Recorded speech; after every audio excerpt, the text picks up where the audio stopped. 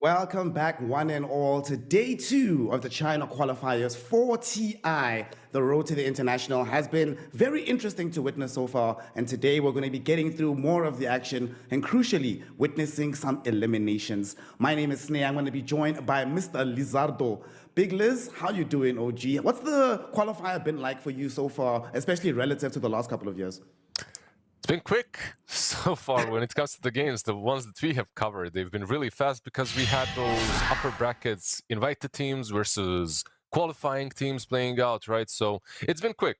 But overall, I feel like I watched some games after that Peacock and Lacoste were casting as well. That they were covering like the Vici gaming game. I watched it. It wasn't really any different for them. So you can see it was literally all O2s or 2-0s in the upper bracket so far. The games have also been kind of interesting when it comes to the meta itself. I feel like the meta is similar, but not exactly the same to what we have in Europe, which is, like, to me at least refreshing because Dota has been converging more and more around Europe and everyone is just doing the same shit, right? Like, I love those 2017, 16, 18 years when literally everyone had their own thing and like it's a clash of ideas once you get to a LAN.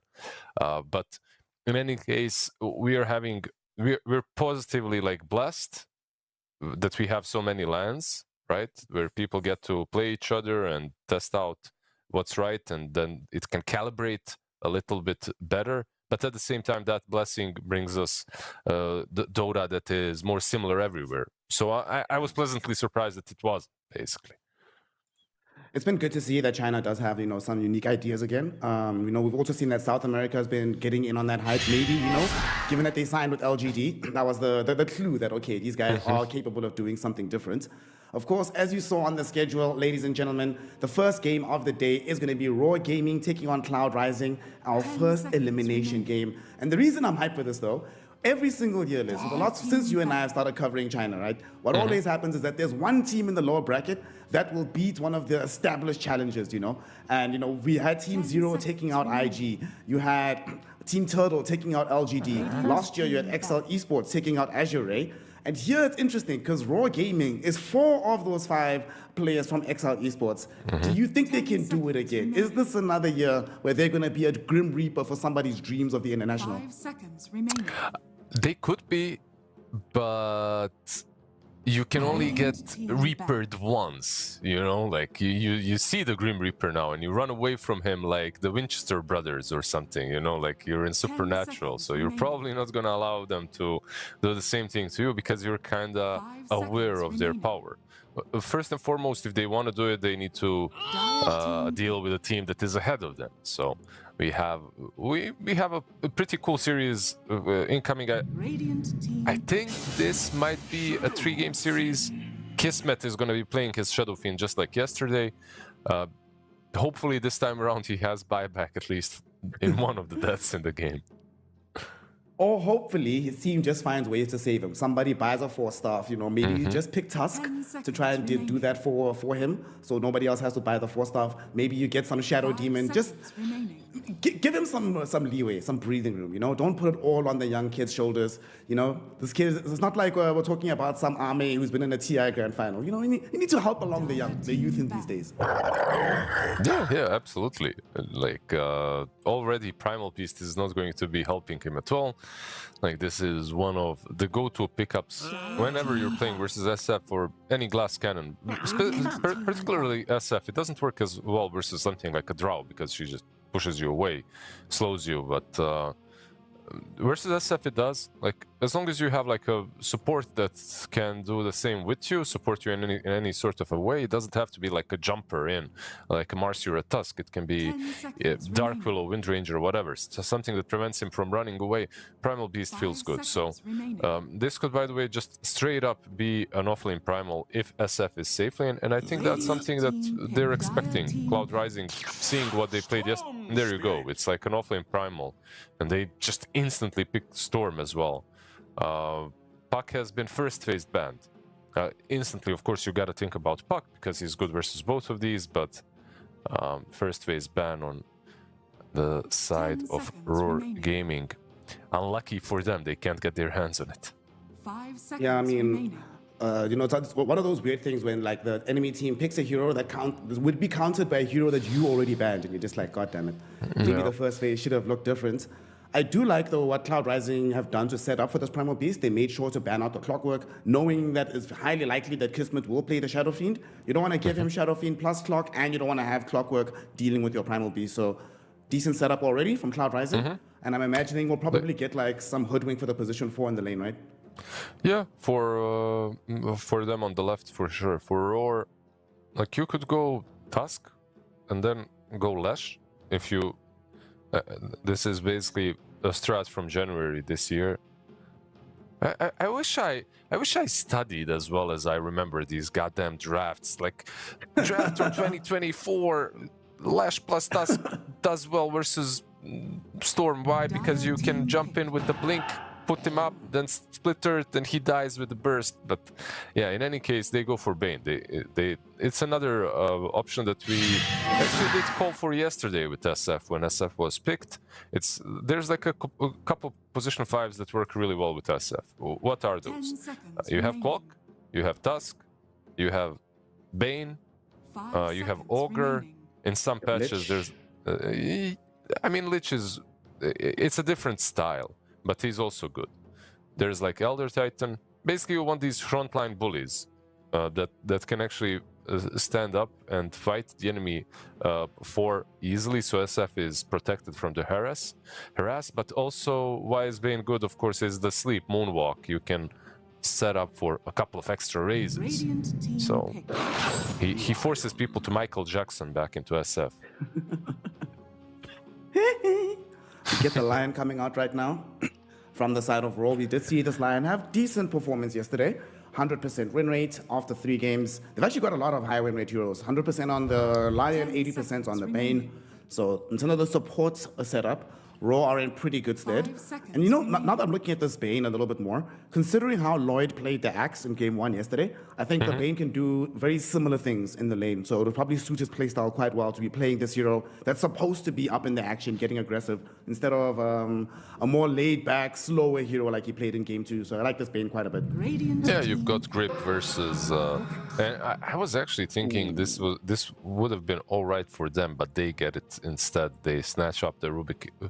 Not the best win rate, by the way, but when it comes to win rates on this day number 2 don't mean squat. Like Bane might be 100%, Lion might be 80%, or vice versa, but Roar Gaming are 0%, and same goes for Cloud Rising. These are both 0%ers here, so we'll see how well they execute with the heroes they have picked. But Rubik, honestly, like when I look at this guy in this game, he looks incredible. Like you can steal grip very easily. Anything from Lion that you steal is good. Whatever is picked mid into a Storm is usually like a Spirit. Like Ember and Puck are banned out, sure, but usually Rubik does well against those two 10 because you have like an seconds instant lift to set things up. Could be something 5 different, seconds remaining. like a Huskar maybe from Roar Gaming. I mean, it's not banned. Viper, Huskar not banned.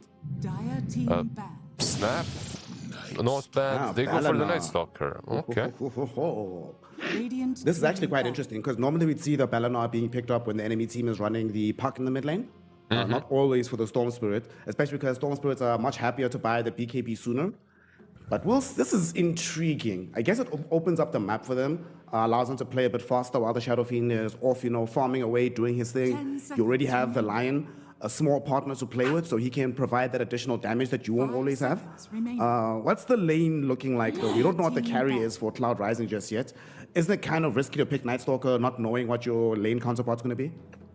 This hero is much stronger than he used to be. I think Night Stalker right now is in a pretty good spot overall, but yes, it is. Like, to answer your question, absolutely. Night Stalker is 10 seconds remaining. a hero that has some problems versus certain carries. Illusion-based carries are good, and there we go. Naga and TB both banned out. high edgy heroes are good, like Troll is good, in the lane itself at least. And if you shut down the Night Stalker completely in the lane, then he doesn't really do a whole lot through the game. So we'll see what they opt to go for. I mean, when you see a Night Stalker as a carry, basically, I don't think that you're too worried about what you're picking. There's just an abundance of choice. So we'll see which one they decide to go for. You're also playing into an SF, so even like a Monkey King comes as an option. Then there's the Huskar ban, and of course the Quap ban that we didn't mention, like really good into Storm, which is probably the reason for Rubik, by the way. Now in hindsight, I should have seen that. Because Rubik versus Quap, you know, you buy Ags on Rubik, you steal Quap's dagger, you become the stronger Quap eventually. It's just obnoxious to play against. Go with the Tiny. Okay. Tiny going to be occupying the mid lane. We've seen very mixed results of the Tiny in mid, and just in general at these qualifiers, only one win out of his first 3 picks. 5 seconds How do you actually feel about it? I guess it is one of these things where you're like, okay, Night Stalker wants to get active really on the second night time, so by that point, Tiny should have the Blink Dagger so that we can both play in tandem, move around the map, create some chaos. You know, now we have a lot of early magic damage, but now you're also dealing with the Necrophos. That's not a fun time, bro. You're Night Stalker. Okay, Lizard, you play all roles, bro. You play all roles. You queue your game. You pick Night Stalker. You see they're going to be playing Necro carry. How do you feel, bro? It's not only Necro, it's like Necro Warlock. Like, get me out of this lane. You don't feel great when it comes to the lane itself, but when it comes to the game, I don't think you should be that sad. Like, they switched things up a little bit, and I really like their switch up. What was the switch up? The switch up was Tiny on the carry and the SF on the mid lane. And I think it's a really pre-planned move, maybe, because yesterday they were only playing Kismet SF, but now SF is mid. What does that mean? That means that you're going to have a magic damage dealing burst hero from the mid lane. Tiny could have done the same, but not to the same extent. And you're playing versus a Necro carry.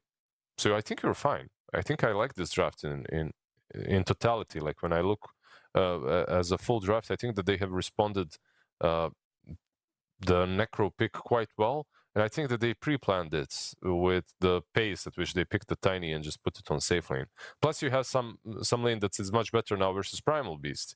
You've got Bane plus Tiny.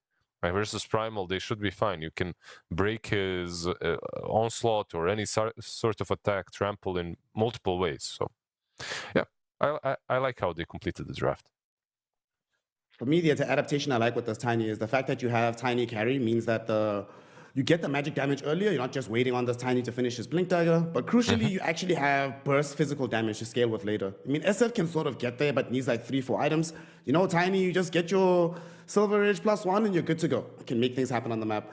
All right, this is going to be interesting to watch. Cloud Rising versus Raw Gaming. One of these squads is going to be eliminated today. The dream of TI will be over, so they need to lock in. They need to make sure that they make as few mistakes as possible, that this is a game that you start the day hot, get that early momentum, you know, maybe build some confidence for yourself, because the games only get harder. This is, ironically enough, the easiest game you're going to be playing the entirety of the TI qualifiers, which, you know, I'm sure mentally it's going to mess with you a little bit when things are going wrong. You're like, damn, guys, it still gets harder than this. What the hell? Yep. Like, you got to keep the proper mental fortitude going into this game. You're on the brink of elimination.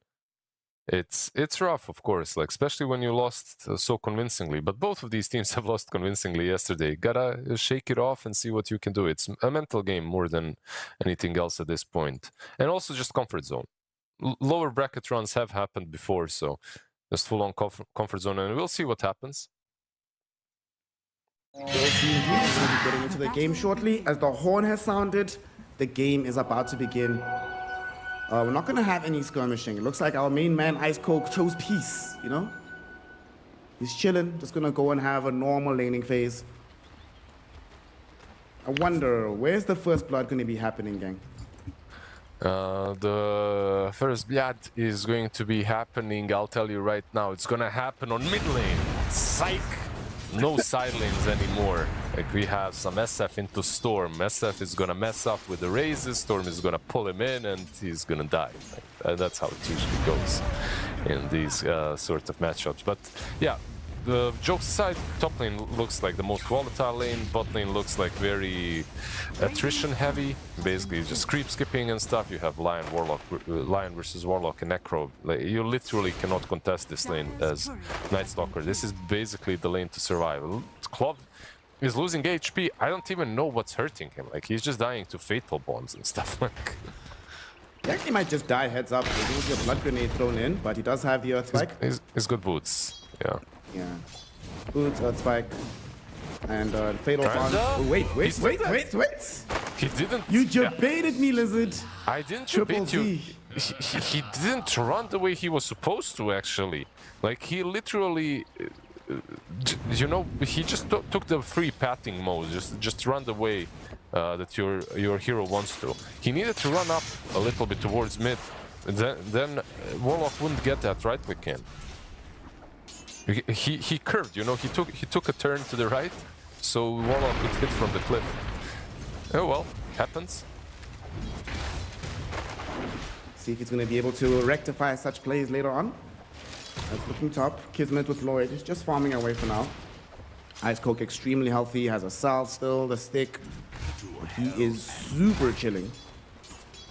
I suppose there is like still like between Lloyd and Sheep, they can still find themselves out of position, but so far so good. They've both been playing this adequately.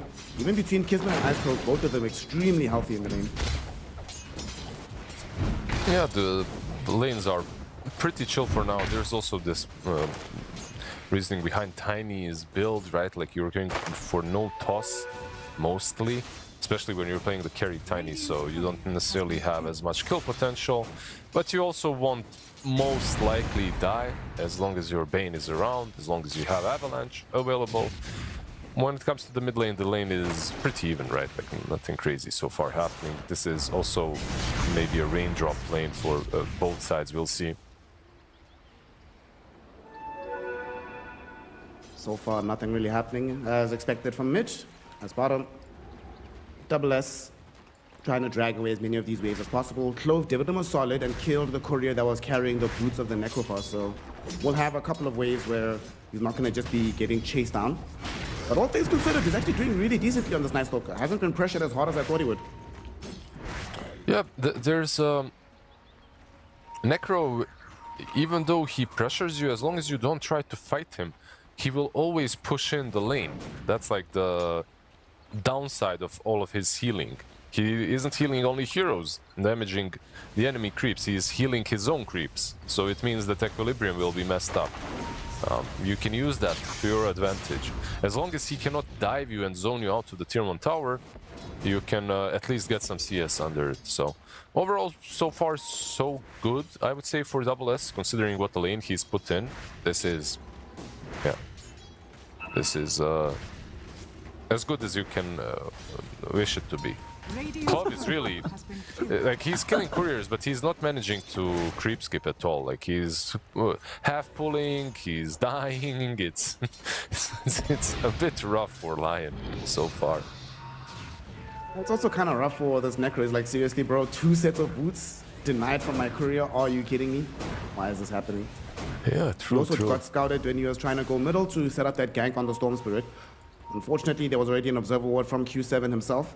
So the Storm should be able to get 6 before he gets ganked. Yeah, Bane being mid is a bit worrying for Kismet on top, though. Like, he is left alone, the tower is being pushed in, but at least Primal doesn't want to make any sort of aggressive moves for now. I'm surprised. Very low.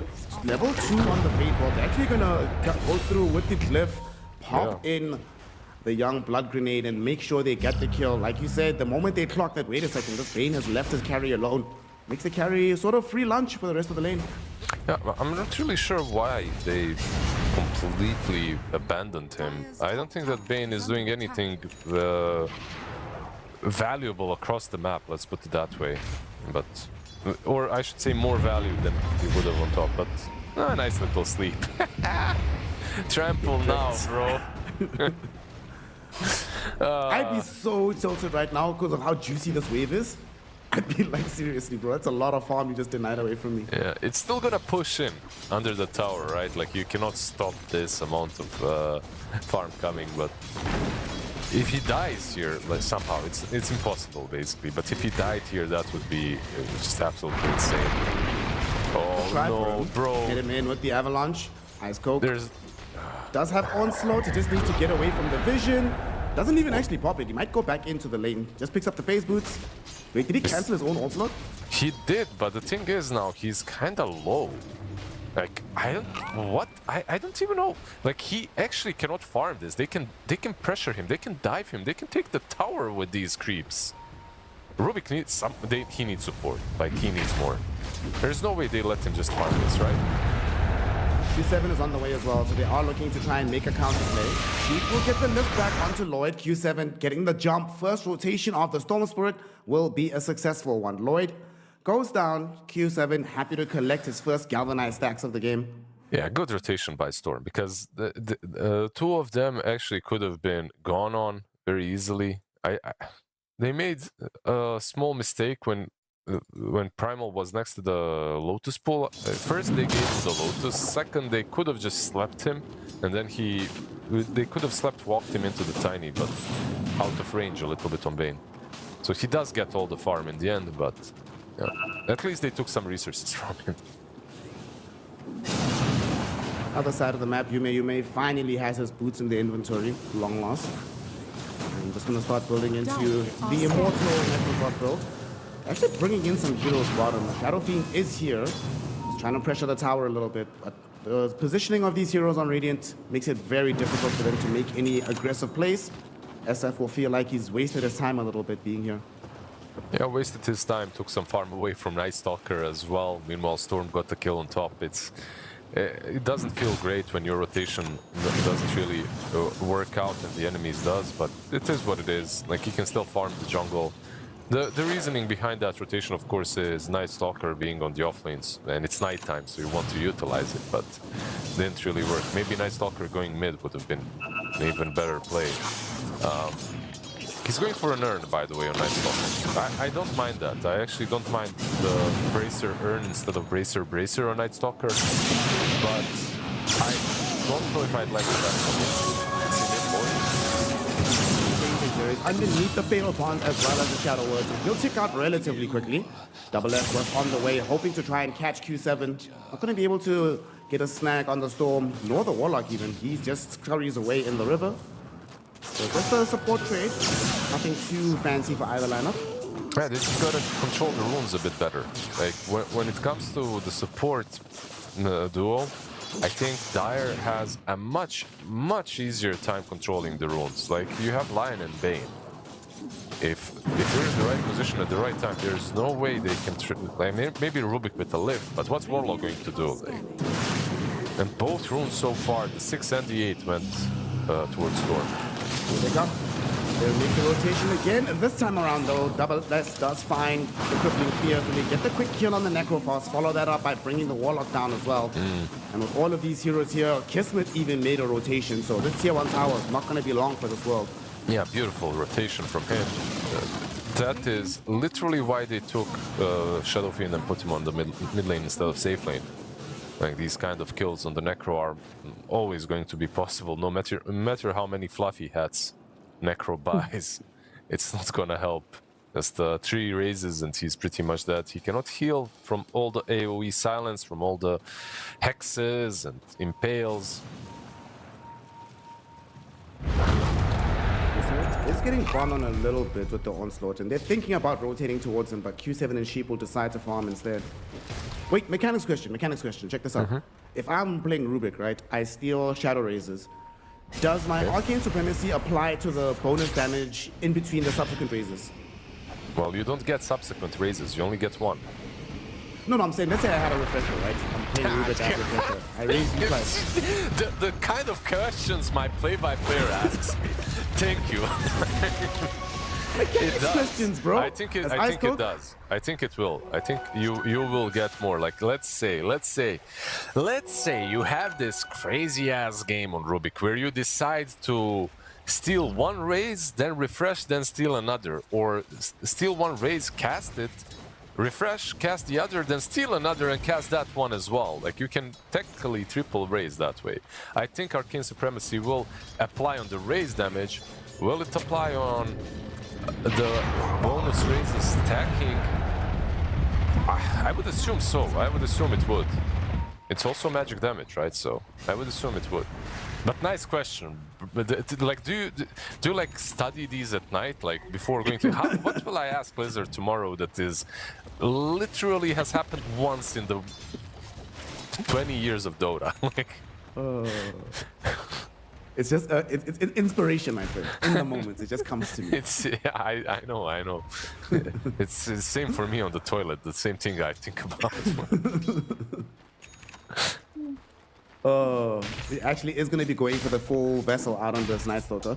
I suppose the temptation is too high. Like, there's a Necro and a Warlock. Like, the temptation not to go vessel would be very difficult to resist. I don't like it still. I think it's a debate. You saw their go on Necro. They managed to kill him. Like, they proved that they can kill him. You cannot kill a Necro when Warlock or Primal are behind him, and that's going to happen very soon now that Warlock is 6. And Vessel, I don't think it will change things. Vessel, when you look at it, is not that bad, you know, like you have Diadem, 1000 gold, but you get a lot of stats mid lane. Yeah, Earthspike misses entirely from Clove, but at least he does have the Finger of Death. That gets thrown out to the Warlock, so ZZZ will die. A stack collected by Clove. Will they try to go deeper for this one? Sheep is sitting in the middle of the wave. Close, trying to close the gap. Not going to get there in time. It's going to be Ice Coke instead, revealing the Blink Dagger. Coming through with the Primal Beast and bursting through the Lion. Sheep, will he be able to set up for more? With the help of Q7, they isolate Lloyd, kill him off, even hit him with the Pulverize for good measure. And now the rest of the side here have to run. Raw Gaming, they need to get out. Kismet will toss back Ice Coke. Nice Avalanche. Just stalling things out. Q7 is out of mana a little bit, but Ice Cold able to chase him. Catches up with the trample. They just need a little bit more slow to close the gap. Sheep is coming through. Yume is here as well. Looking for the Reaper side. Big Earth Spike from Clove into the aggressive usage of the Chaotic Offering. Eventually it succeeds and they bring down the Tiny. What a chase though. This fight started around mid-tier 2 and here we are on the other side of the map where it concludes. Yeah, it was a disaster from the get-go. It was like just doomed because they already went on their first target on Warlock and then they overcommitted under the tier 1 tower. That was never going to happen. The way Lion just runs in, it looked like he has a blink or something, but he doesn't, so it wasn't going to work. At least they forced out the Chaotic Offering. It's like a silver lining for Kismet and the boys, but if you're Radiant, you're really happy with what just happened. Yume didn't get Reaper Sight, unfortunately. He didn't get to use it on anyone, but yeah, he was involved in a couple of kills. He's got his Relic, he's got his Radiance now complete. It's alright, life is good. Just chilling. And the team has just taken away a tier 1 tower in the top lane. The map is opening up somewhat. Q7, so far been the biggest winner in this early game for his team. Hasn't died just yet. Has tons of galvanized stacks. Will move mid to join his team for a smoke as Ice Coke and the boys on another adventure. Lloyd might be the one they catch here. And yeah, he is super dead. Oof, and he gave away Nightmare. There's like a very different playstyle right now that is available for these two teams. On one side, you can literally play whatever and however you want to, because you've got Storm and you've got Primal with the Blink. On the other, you have a Night Stalker that has now completed a Vessel and the mid lane SF. And this is... Now I'm going back to the Vessel point. Why I dislike completing the Vessel. It's too much gold. It slows you down quite a lot. Like, it's good if you can get some pick-offs, sure. But this was given to them. It's really difficult to initiate properly now for them without the Blink. If they had the mid laner that's a Spirit, like an Emperor or something, then sure, but... Let's see. Maybe just Dark Ascension alone and Nighttime will be enough. Could be proven wrong, of course. Wouldn't be the first or the 1000th time. To your point though about this getting the earlier Blink Dagger, I feel like if this Vessel doesn't work, The main problem is that it's going to delay. You're going to need Nullifier at some point in this game on the Night Stalker. And if you just spend your time, you know, with the Vessel not really doing anything, because Blink you can still farm a little bit faster as well, then you'll really feel it in like the later portion of the mid game. Like, damn guys, we need a Nullifier, but Night Stalker is an item behind because he went for the Vessel. It's a really good item, by the way. It's like old school build on Night Stalker. I don't think it's bad. The stats are good. Everything. The build up is nice. Yeah, they just want to deal with the Necro. Basically, is over. This hero forces you to kind of overthink it. We've seen Trellis Crozier yesterday as well a couple of times. Top lane. Ice Cold getting gone on. Should be brought down here. They have enough control for sure. Tried to pulverize like 3 times there. So many interrupts. You know, Nightmare, Hex, Earth Spike, and Avalanche. It's a nightmare for a Primal Beast. And he's going for a BKB, by the way, as well. So it's only going to be the grip that can stop him. And if you use the grip to stop him, Rubik literally all he needs to do is just wait for it to happen. He can snatch it on his own for himself. And grip on Radiant is really good. Like Sheep can use it on the Night Stalker perhaps, you know, and suddenly you don't have to worry about all the AoE silence running you down. Tower is under attack. It's a smoke rotation from Raw Gaming. They're coming through the bottom side. They want to utilize this nighttime. Unfortunately, they've been scouted first. Chaotic Offering dropped down onto the Night Stalker. Not dead just yet, though. They can't get off the Reaper side. Clove is applying all the control towards the Necrophos. That might have just saved the Night Stalker's life. Unfortunately, though, Ice Coke shows up, dives directly on the Night Stalker, and they bring it down. And now there is nothing to stop Q7 from running rampant in this fight. Oh no, maybe there is a big Requiem with the Avalanche toss combination. Gets him down. Beautifully done by this lineup of Raw Gaming. Pulverize gets cancelled out by the toss. Ice Coke forced to flee back, but Clove stops him with the Earth Spike. So they're not going to be able to catch up to the Lion at first. Eventually he will die, but Sheep joins him in the grave. So it's a 2-2 trade in the end, but they get themselves the Storm Spirit. And the fact that they reply to that fight, they got jumped first, but they still walk away victorious in the end. Why, by the way, why did he choose to steal Hex over Grip? Do you know? I don't know. Because he was literally next to the Bane gripping the Storm, and Lion used Hex after the grip, and he chose to steal Hex over the grip. Interesting. I mean, maybe he just didn't see it or something. It can happen. Maybe Bane was behind the tree, or I don't know. In any case, yeah, didn't happen.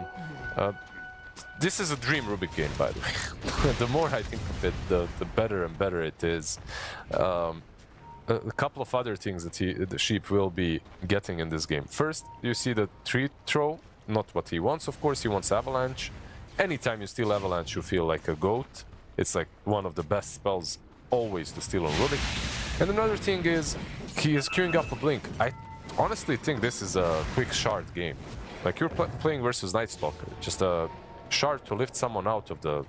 Like, if you manage to lift Necro or Storm out of the Crippling Fear, it's like already game winning.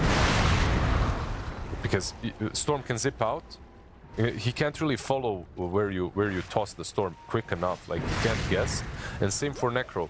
If you lift Necro out of Crippling Fear, all he needs to do is just use Ghost Shroud, and then he can reset. So, we'll see. Like he's listening, he actually queued up the shard while you were speaking, so might choose to go for that first before the Blink Dagger. The side of the map, Lloyd just going to be protecting Butterfly Effect as this SF is farming towards his BKB. Got Blink, Kaya Yasha. Once the BKB arrives, he's going to feel like, guys, I don't want to be farming no more. I want to go farm some heroes. But it seems like they have a similar inclination on the other side. But we're so close to BKB. Q7 must be like, guys, it's too soon. I don't want to take the risk. Just give me 2 minutes, then we can go again. Radiant's top tower is under attack. Yeah, the BKB will be done definitely by the next maybe Tormi fight. So 20-minute mark, the rune. They're really setting up this time around, overcompensating a little bit, but second shield rune that SF gets, a really good rune for him, of course. Already a squishy hero makes him a little bit tankier at least. They've got a lot of good items on Dire, like you've got a Blink Dagger Night Stalker now, so the Vessel basically, the whole talk that I had about it was irrelevant in the end. Nothing really happened. The Vessel wasn't really utilized, but there were no fights to... You could argue maybe that if he had a Blink there would be fights, but it was nighttime. They just weren't able to force anything great. But on the other side, of course, you've got a BKB Blink on Primal Beast now, and it's go time. BKB on Storm that you mentioned will be up in 600 gold, 500-ish. Break the smoke. Try to get away with the Delegate. But that's just doing your job as a support player. Nicely done, Lloyd. Make sure that they can still pick up the Shrine of Wisdom in time. Butterfly Effect will happily grab that, and definitely not worth a 4 or 5 hero rotation just for the Bane kill. Unless they get Torm. The thing is, like, their Tormentor isn't incredible, but it's not bad because they have Necro to heal them all the time. It's just that they don't have a ton of physical damage. So they're actually not going for it. I really think this is a missed opportunity. It's daytime, they won't be contested. Instead, they just go top, they split the map. I guess the fear is that the enemy team still has a tier 1, right? If they had already taken bottom tier 1, I think it's a lot easier to justify. But, Yeah, but when you they just have... but they still have Night Stalker, Shadow Fiend, you know? What if you're all clumped up on the Tommy, he blinks in, massive Requiem, you know? Nah, not gonna happen. I know, I'm joking. I can see your fears, but you killed Bane. BKB Storm. Once he returns to life, he might be able to set up to try and save the Lion, but nope. Storm Spirit just pops the BKB, ready to use the 9-second charge. If they don't get anything more out of this, I feel like that's a very good use of the life of a Lion to take away the 9-second charge on the BKB. Dire are scanning. Back to hell because of a BKB feels bad, man. But it is what it is. Gotta sack himself sometimes. What do you think? Which one of these two teams should have been playing a more active kind of a game right now? It seems like they heard me. Tiny is leading the charge down bottom. They don't have any vision in this area, so it's going to be quite difficult to get the kill that they need. Oh, Q7 just shows randomly. Oh my goodness. The worst part about that is he's actually standing in the safe part next to the tier 2, chilling, trying not to get scouted, but he's like, it's been 15 seconds. They haven't shown yet, guys. It should be fine, right? Nope, it is not. To be fair, just like you said, he was farming from a really good spot. Like, the mistake wasn't there. The mistake was to farm that spot at all, because even though you're farming from a safe spot, the creeps are giving your position away.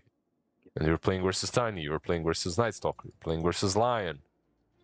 Like, two of those, well, all three of those heroes have AoE stuns, AoE disabled, so they don't really need to know your exact location.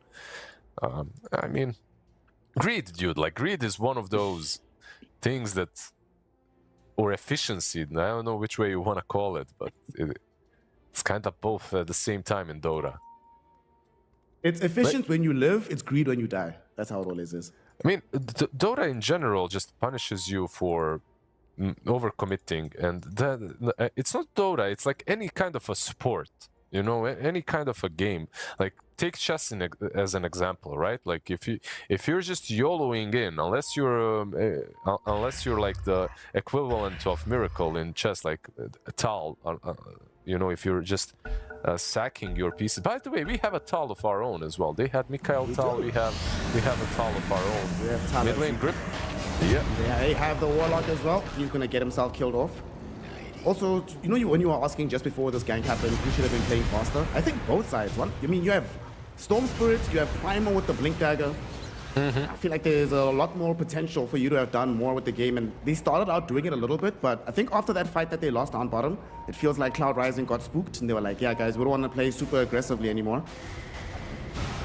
Yeah, I think the BKB timings were a bit weird on Radiant. They had them on Storm, they had them on Primal, but not a single one on Necro, of course, just yet.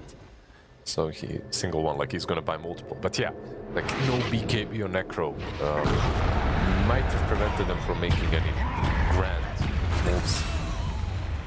Another Glow kill. will just Glow. get picked off quickly by the Twin Gate. Ice Coke is like, thank you very much.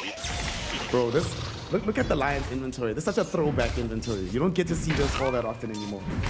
Tranquil Blink Dagger. Just heads up. I gotta admit, whenever I have this kind of an inventory, I feel like I'm back to Herald or something, you know? Like, I quickly buy a couple of branches, wards, dust, something, you know? Just buy anything. You have No. Who'd he sleep? Where is the nightmare ending?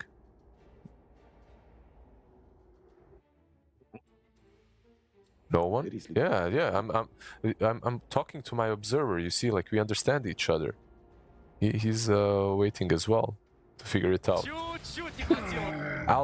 Don't worry, guys. Translator Lizard for Chinese on the case. We got our man on the ground giving us the information and the updates. What are the people saying, Lizard? Give me a sec. Give me a sec. I got it. Camera activated. Okay. It's unsuitable for sleeping too.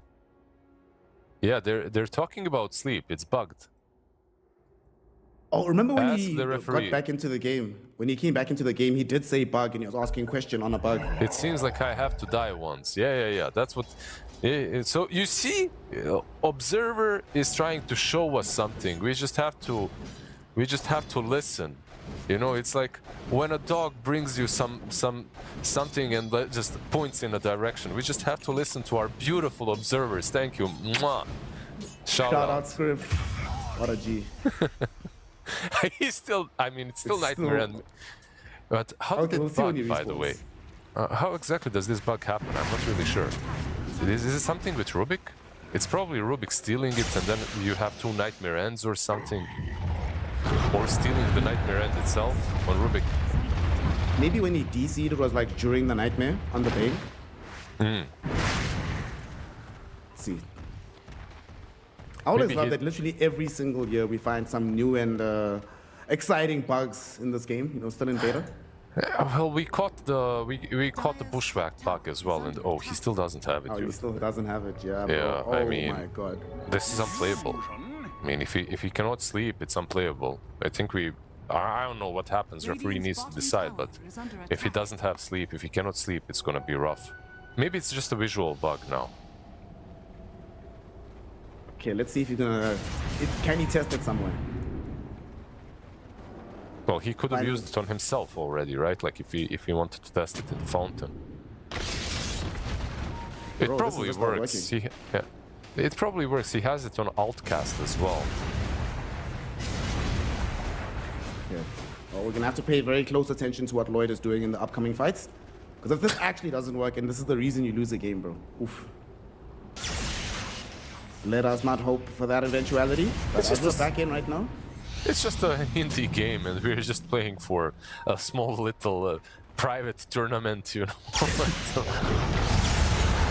Jump in, Q7, pump the BKB with Ice Cold as well. They do channel out the Fiend's Grip on Ice Cold, cancelled out by the chaotic offering of this Warlock. Q7 right on top of him, trying to kill this Bane, but he's still alive in the meantime. Butterfly Effects jumps onto this Necrophos, pops him with the Requiem. Now the rest of the lineup has to run. They're TPing out with Q7. He does manage to escape, but they spent so much time just trying to find and deal with Bane. Nightmare or not, he is creating the nightmares for Cloud Rising. Yeah, they didn't even have to deal with him post-rock. Like, the rock was enough. It's just that there was nothing else to do. Like, after the golem was dropped, Storm was kind of behind enemy lines anyway. And yeah, like you said, it took a lot of time to kill the Bane. Maybe he could have just ignored him. After all, this Bane has no spells. After he uses the grip, he's more or less irrelevant.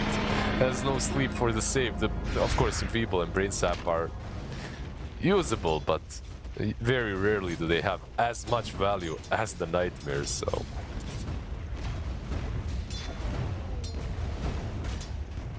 We're seeing more and more the weaknesses of this Necrophos. He doesn't have the BKB in these fights. Q7, he's actually... Night Stalker is still He on actually him. might be dead. Yeah, he doesn't have BKB. Still on cooldown. Kismet's gonna catch up to him. Find him with the Avalanche Toss. Do they have the damage with the Vessel? They do. He goes down, however, Sheep with the Stolen Requiem turns and they use the ultimate from this Necrophos. Get him down. Reaper Cycle, cancel out the Roshan. So there's no Aegis to play around with, but at least Double S will ensure that sheep will pay for his transgressions. Really sick play there from the Rubik, salvaging these moments just a little bit for Cloud Rising. Is under attack. Yeah, well, it's still running around with Nightmare's End. Sounds like a band name, Nightmare End. Nightmare's End.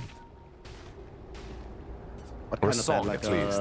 It's some like like a- grunge band? Tower is under attack. I won't call it. It could be grunge. It could be like grunge Christian band. You know, like one of those that play in churches only. Yeah. Some like, who was that band? Some POD or something. It's positive. It's Nightmare End. They just sing about Jesus and stuff. You know, like how life is beautiful. Every bad thing comes to a pass.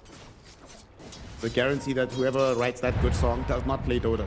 There's no way. You cannot. Yeah, like it disqualifies you from the whole establishment immediately. Okay, so they have one guy with one less spell. They have another guy with only 2 items in his inventory, and they're still winning. By the way, on Dire, they're still doing quite fine. He does have Partisan Brand, and it's Enchanted Greedy plus 100, so Lion eventually will fill up his inventory. Something is flying maybe to him. Got a No? 4-star. Yeah, he just got a 4-star. Oh, nice. And they have a Look him BKB, up. Look at him go. and the BKB on Night Stalker as well, by Is under attack. a lot of big impact items. BKB on Smoke Necro, of action. course. Double S thinking about making the drop. He's gonna go directly on the Storm Spirit, who immediately trigger out the BKB and they turn Chaotic Offering, Fatal Bonds with a huge trample.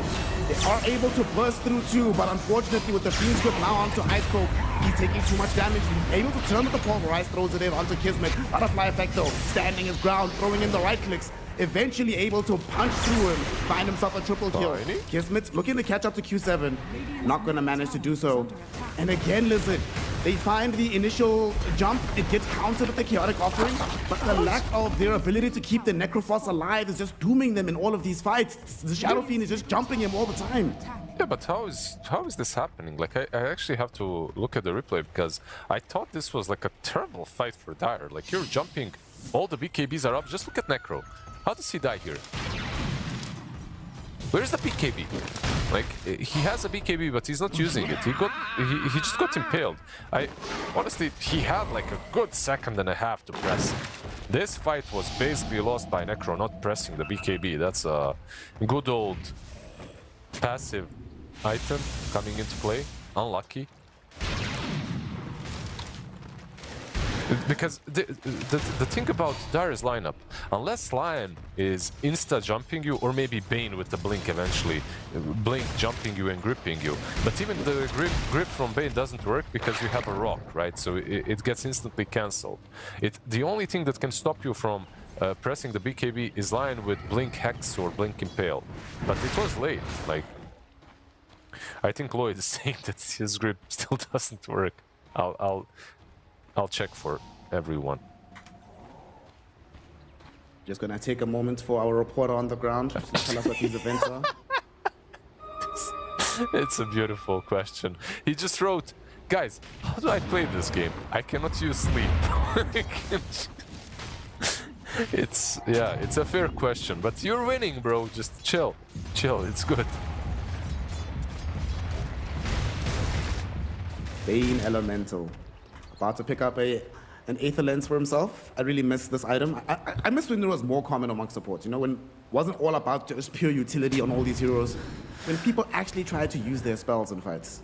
It's a garbage item, unfortunately. It's like good on him and maybe like another hero like Rubik sometimes, but unfortunately Aether Lens is too garbo. I think Aether Lens at least needs some sort of you know, an item that you can build into. What did we have in the past? Like an E-Blade, right? Yeah. You had E-Blade. Maybe they can figure out something with it. I'm not sure what. Krell's Crozier or something. I don't know. Just... It can be part of the build-up of Dagon, actually. Yes. Dagon must require Aether Lens. So it can get Dagon from the trees out of vision. Wonderful. I mean, honestly, Dagon already gives you it gives you the spell range, so cast range. Maybe. Coke getting caught. Gonna get dragged back with the harpoon. Double S is on the way as well to try and catch him off, but he throws back the rock, pops the BKB, stuns everybody, and is gonna be able to TP out to safety.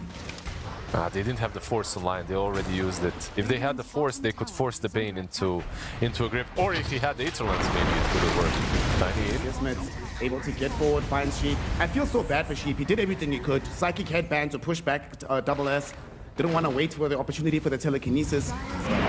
Unfortunately, everybody has blinks on this Dire lineup right now, so easy to catch up to you no matter where you are. Yeah, it's one of those harder games for Rubik, where not only are you playing versus a lot of blinks, they recognize what high value you have, so they're just all jumping you.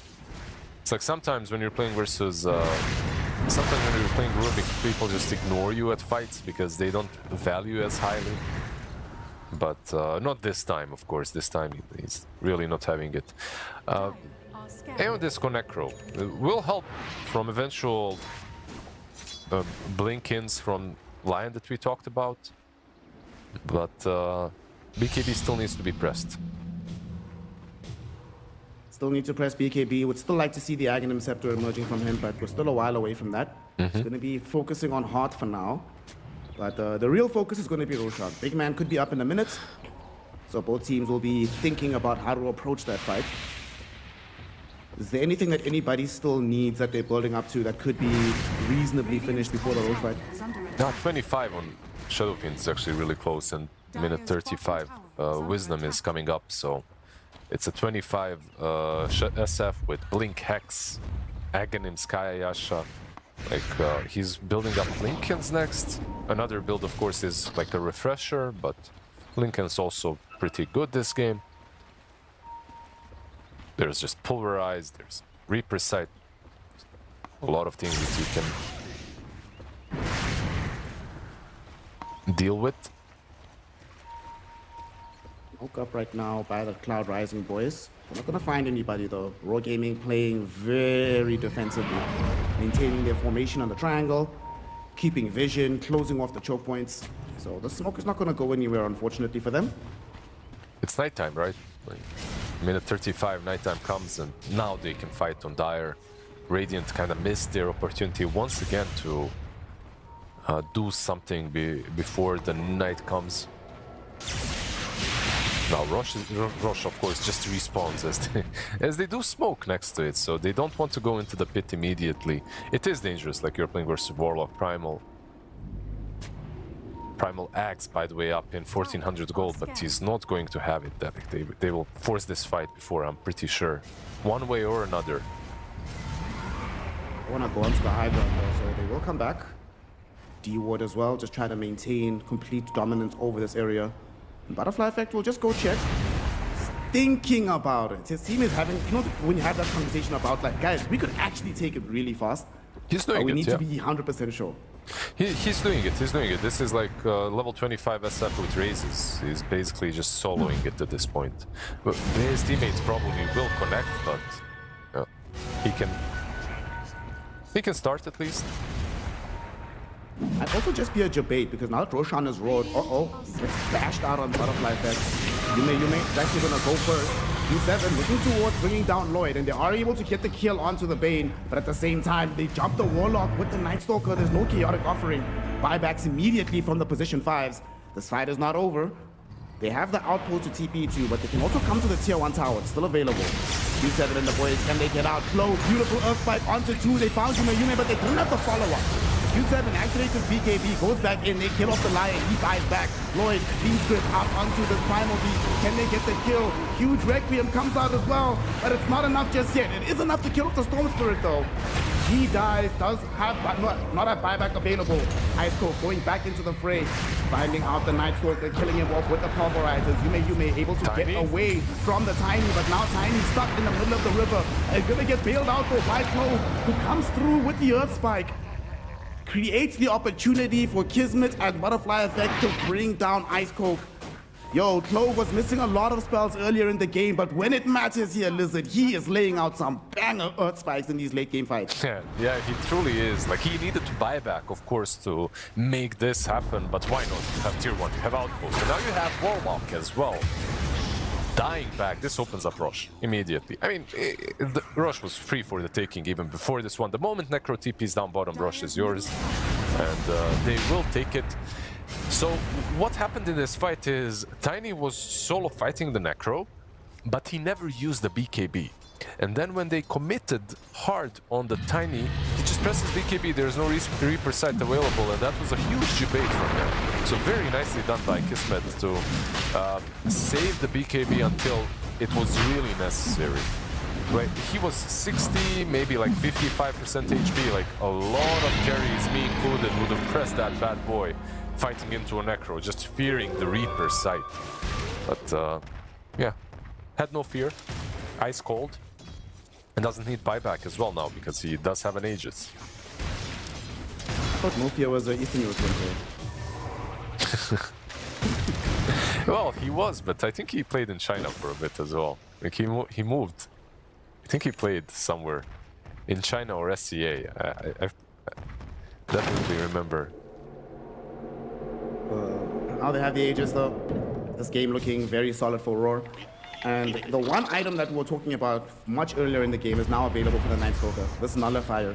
This feels devastating to deal with. When these BKBs are down, Primal Beasts, Necroforce hate operating underneath this Nullifier.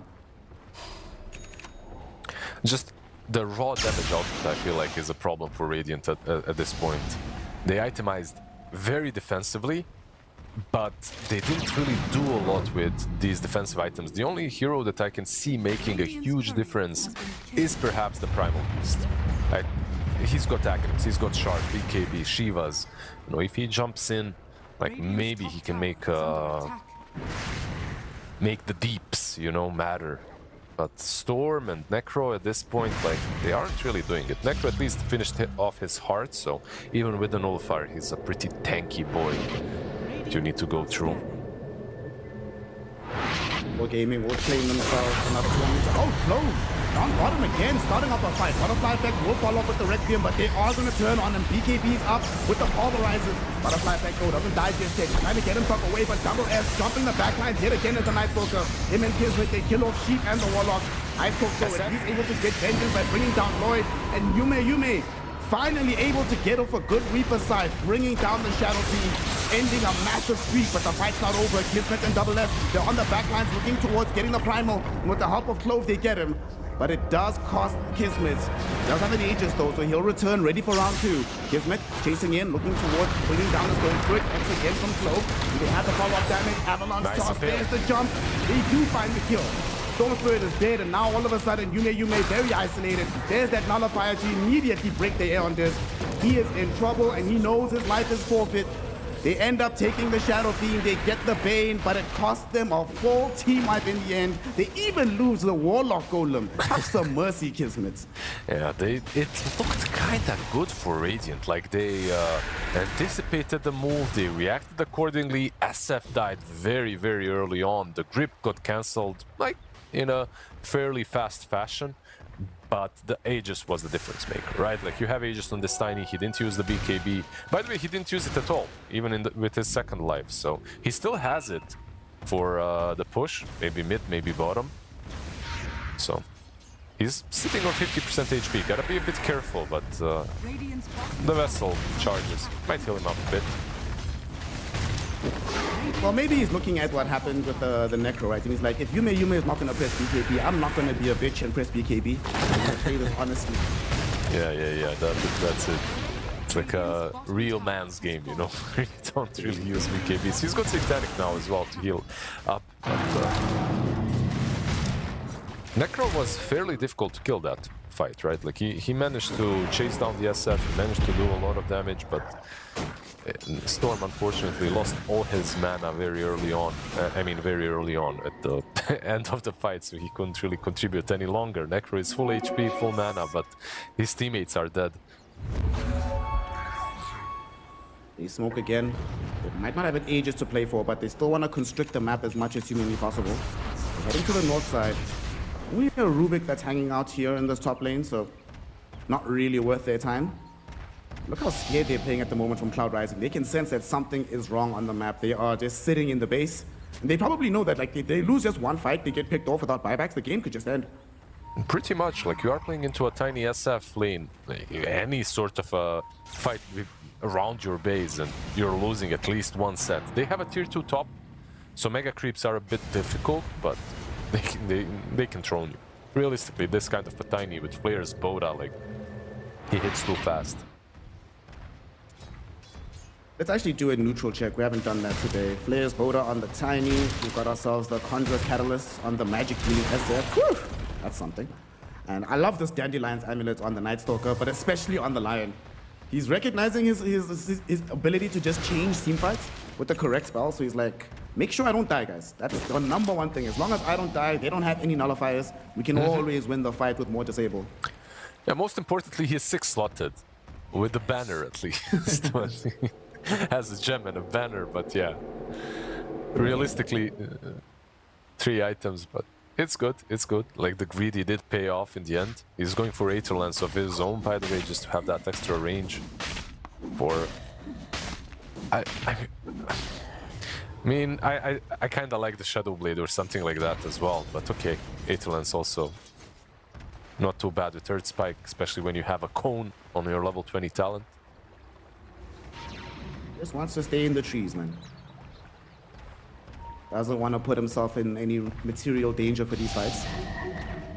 The fight will emerge in about 2 minutes when the Roshan does come up. Cloud Rising know for a fact that if they give up another Aegis, there's almost no way that you win this game, so they have to contest this Rosh. But it's so difficult. You know they'll have the better positioning than you. And you've just seen how tough these fights are. I think right now the biggest problem they're dealing with is that either Warlock or Rubik can never get a fight because SS always finds one of them. So they need a way to be able to protect them both simultaneously, but how do you do that? Well, there's an Aghanims being queued up by the Warlock. I don't know if that helps, but it's something.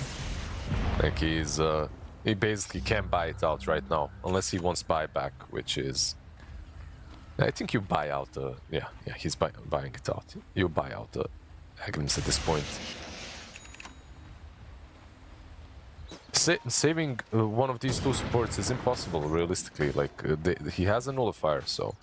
I guess you have lift like, to work against him still, but 4 staffs, Glimmer Capes, these kind of things are just way too easy to nullify off. And a very close game. Even though they have like a 17k lead, I guess Gaben understands that one of the heroes on the dire side has only 3 spells, so he's giving them not as much win rate probability. I even forgot that Lloyd doesn't even have Nightmare. He's literally playing without Nightmare for the last 25 minutes or something. Nightmare and, you know, beta spell being loaded by the Christian boys. Sorry, Lloyd, that you had to test it out here, but what can we do? So they're coming middle now on the side of Raw Gaming, looking for a pick-off that could open up a path to maybe taking some building damage before they make an adventure towards Roche. And Kismet is pushing in this bottom wave. Look how large this wave is. 2 siege wagons coming through, a bunch of range creeps, and they have the banner. They have much better control of their emotions than me. There's no way I wouldn't banner this wave. Look at it. No, they're saving the banner. They're just saving it probably for the Aegis. And they will have to, but yeah, they most likely do not feel very comfortable pushing high ground. And honestly, I wouldn't either. Like, first, they don't see the 18k lead that we see, but at the same time, even if they saw it, I don't think they would have pushed. Like, it's just way too scary. You're playing into Primal, you're playing into Warlock, Necro. Storm next to the fountain, right? Like, that's the scariest part of them all, maybe. Tron is up now, though. He is chilling in the bottom side of the map. He's at home doing his thing. Doesn't want to go to work just yet. Let's see if anybody comes to bother him, knock on the door. We just have control of the area right now. We are getting also close to having the Storm 25. Storm 25 and Aghanims. So, okay, when he gets Ags, bro. Ags plus Conjurer's Catalyst with the 25 talents. Q7's all of a sudden going to start hurting in these fights. No, absolutely. I think overall they were missing quite a bit of damage in some of these fights. So it can help, especially when you're playing versus like a 5k HP Tiny with Satanic. You need to get some extra damage on your side. Luckily, Necro All you need is 2.5k. Oh, Lloyd. Just buy, bro. Just buy. Just buy. Just buy. Good pick off. Double S. Gonna try jump the back man. There he found Q7. At the same time, Double S is focusing on the Warlock. He wants to get him out of the game, and he does manage to do so. Lloyd buys back. They're looking towards Yume. The Aeon just will save him as he flees onto the high ground. Kismet right next to him has already used the BKB, so the Reaper side will connect, and it will bring him down. 100 seconds in the grave, no tiny. Lloyd gets tossed into the fight by Sheep, but he gets off the grip right next to Q7. Immediately gets cancelled though by the onslaught of Ice Coast. Lloyd dying back, and now they stole the grip. It gets thrown onto Double S. Night Stalker cannot escape this fight. He goes down, and while all this was happening, Kismet fought back, but he couldn't rejoin the fight in time. Just a resounding victory for Cloud Rising in that engagement. Yeah, like I said, all you need to do is chew through 2.5k HP of Tiny, and then Reaper sight him, so all this tankiness doesn't really matter. The fight started off kinda weird, like the Bane got immediately initiated on, deleted, by the time he bought back, they reinitiated, and sure you killed the Warlock, but I feel like it was a big debate. Rubik is the one that needs to die. Like when it comes to these supports, Rubik actually does more. Even with the Warlock Golem, even with the Aghanims, I think Rubik stealing grip is game losing, basically. We also can't underestimate just how much work Fate Ball does against the Tiny, given that most of his damage is just like base damage. It helps quite a lot. Like the spell damage mitigation as well, of course, from Fate Ball. But overall, this is, I believe, the first time that I'm seeing grip stolen. And I'm also kind of surprised because it's an easy steal. I guess he had a really rough game when it comes to everyone jumping him. This is the first time where he managed to kind of stay out of sight and just steal the grip the moment it's used. He actually tossed the Bane in as well. So. And then he stole grip. Yeah, just very nicely done. The Aeon Disc, of course, really helping out. They weren't able to kill him off. This fight was basically decided by the Rubik. Like, he's the one that made it work. And he still has grip, by the way. Sheep high key carrying in that fight, doing every possible thing. Shows how much impact you can have as a support when you have more than 3 spells. Unlucky. One hero has now an Aghanim queued up as well, which he will get eventually, and another, so he's gonna have like 6 spells, and on the other side you have a Bane with yeah, just 3. Still Commander net worth lead right now. However, it does not feel nearly as solid as it used to in the game. They're being smoked into. The first time in quite some time we've seen them confidently go onto the other side of the map. Kismet gets scouted out here. Will receive the Lincoln Sphere, drops down the Avalanche as well, able to blink away in time with the Harpoon. Not using the BKB, they get the Hex out onto Yume. They will be chaotic offering drop down. They're looking towards Clove though. Q7, he wants the Lion, wants to try and kill him as soon as possible. Lion, will he die? Not just yet. Requiem comes out, but it's not enough to save him. At the same time though, the Requiem damage did manage to pop through the Necro and the Primal Beast. Both of them have fallen. Necro will return thanks to the Aegis. Q7 kind of look towards Lloyd, but he's very low on HP and mana. He needs to be careful here. Avalanche will come through from Kismet as they find the 2-0 Avalanche. He is down. Double S was chasing down Rubik and killing him. So he is dead too. Now, I've seen this movie before. Yume all alone, at least able to get off the Reaper side onto Clove. But the CD, he knows full well that's not going to work out. They of course can do it. Yeah, are you sure? Can they? Can they?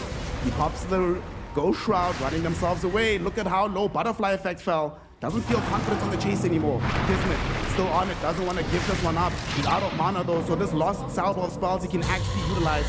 Ghost Shroud with the Shivas to slow him down. He's so damn tanky. Gets pulled back. Do they have the damage? They just need a few more spells and they got it.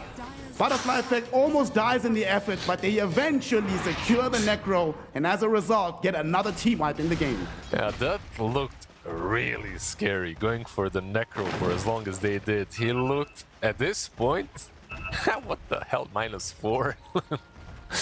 That's a interesting number, but yeah. 15,000 damage in one fight. Yeah.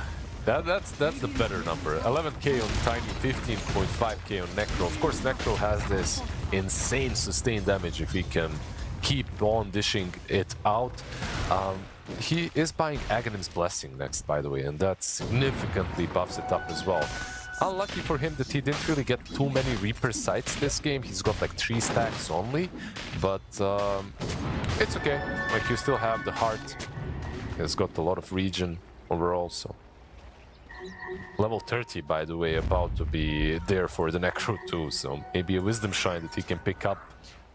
Get that level 30, get that minus 2.5 seconds death pulse, like against Pan, it's a machine gun death pulse. He's probably thinking it's kind of unfortunate he didn't get the bauble.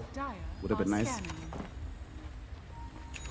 Poor Lloyd. Not only does he play with 3 spells, he's now got the most deaths of all the TI qualifiers, 14. So, having a rough game here. But this Warlock can easily match him though, right? Like double S, if he keeps just focusing on the Warlock, he might be able to get him to 15 in this game. Absolutely. High ground push is still going to be... Look, I think we are getting to our tier 5 items. Why I'm saying, unless something crazy happens on the map, Dire, they just cannot push. Like, the way I'm looking at this draft, you're playing into Storm Necro, we're in for a long one, my friend. Unless some really big mistakes happen. If you play this game properly, pushing high ground for Dire at this point is, even with Age, is difficult. So it's on Radiant to make plays, I feel like. It's hard for Bane, by the way, speaking of his deaths, it's hard for Bane to survive without sleep. Like, it's his best saving tool for himself or for someone else. Another problem that he has by not having sleep is it's one of the best tools that they've got versus Necro's sight. Like, with sleep, you can actually cancel out the damage if you time it correctly. And yeah, you don't have sleep, so you can't use it. It's very sad. Ah, Lloyd. Well, don't worry, my friend. We'll get you a nice tier 5. Maybe that'll make the pain go away. Yeah, maybe a tier 5 that brings back one of the items that you had.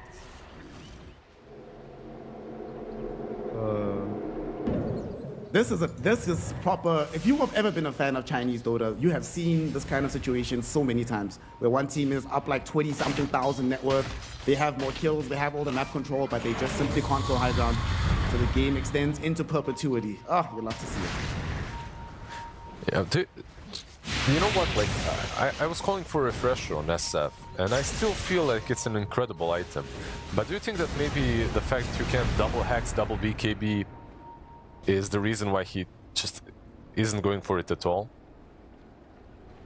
I guess so. Because if you do go for it, you're super reliant on making sure that everything lands perfectly clean with the rest of your spells. But I could still see it, right? Because there have been those moments where they get Yume, and he's far enough away from the Night Filter that the Nullifier is not there. So maybe having that additional fear could actually be useful. Yeah, double Requiem for me still feels game winning maybe, but the inventory that he's got is definitely well itemized. Everything is necessary here, even the travels too, like the mobility, the Lincolns is good. Just so he doesn't have to fear the Necro just constantly using his sight on him every time he drops low. Speaking of Necro, by the way, very close to the Blessing. Buyback status, of course, is what worries him, so he's not buying out just yet. Level 30. Extremely strong. 3.6k HP, and on a Necrophos, that's like 10,000 or something. Pretty much. Plus all the Aghanim Scepter health decay that's gonna increase with his current health region. It's like, what, the extra 60 when heart is kicking, I guess. Maybe even more. Depends on how many Seda stacks he's got. Kismet also going to Ags on the Tiny, so he's going to be getting that tree volley. They have been liking some of that long-range damage if Clove isn't right there on a target to deliver the Finger of Death, so gives him an additional dimension of initiation. He's basically, what else do you buy on Tiny at this point? Like, he's got the Moonshine as well. Aghanim's Blessing is the only thing left. So that makes sense. Yume? He managed to catch Yume randomly in the wave. Clove yet again getting the disable. They have the fuse grip too. Yume has no allies nearby him. They're not even attempting to come and save him. Clove again coming through with a surprise initiation, catches this Necro, and they just kill him off. He's super far from his team. They might be able to force him to buy back. Just a beautiful pick-off. He had a second to use the BKB again, or am I wrong? Like, Aeon Disc got rid of the grip and then he had a second to use the BKB. But he didn't. Maybe he just thought that he cannot survive. Which is pretty fair. I think maybe he could have, but in any case, yeah. The teammates were nowhere near. You gotta force this buyback now. Absolutely. The Roshan banner is dropped. They don't even have Aegis, but who cares? They want to make him buy back. And the thing is, I don't think they even defend bottom. I think if you're Radiant, you just let bottom go. Okay, Storm is in. A lot of damage from the Storm Spirit. My god, pulverized follow-up out onto Kismet with the Reaper side from the buyback of Yume.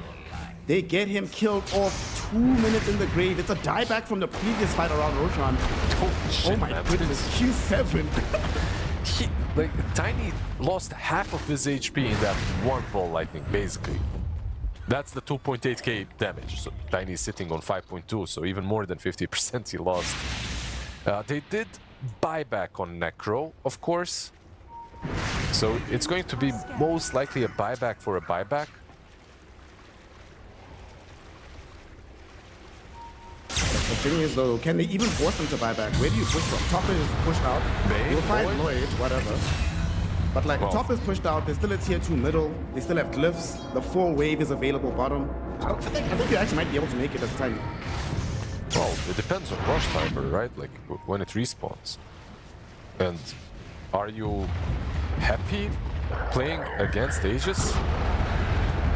I'm not really sure they are. Let's see, 60 seconds on the Tiny. Rush still isn't respawning, so they're kind of lucking out when it comes to the respawn timer, at least. Dire's bottom tower is under attack. Or at least use this time to finally bring down this tier 1 tower bottom. Maybe try to claim this outpost as well.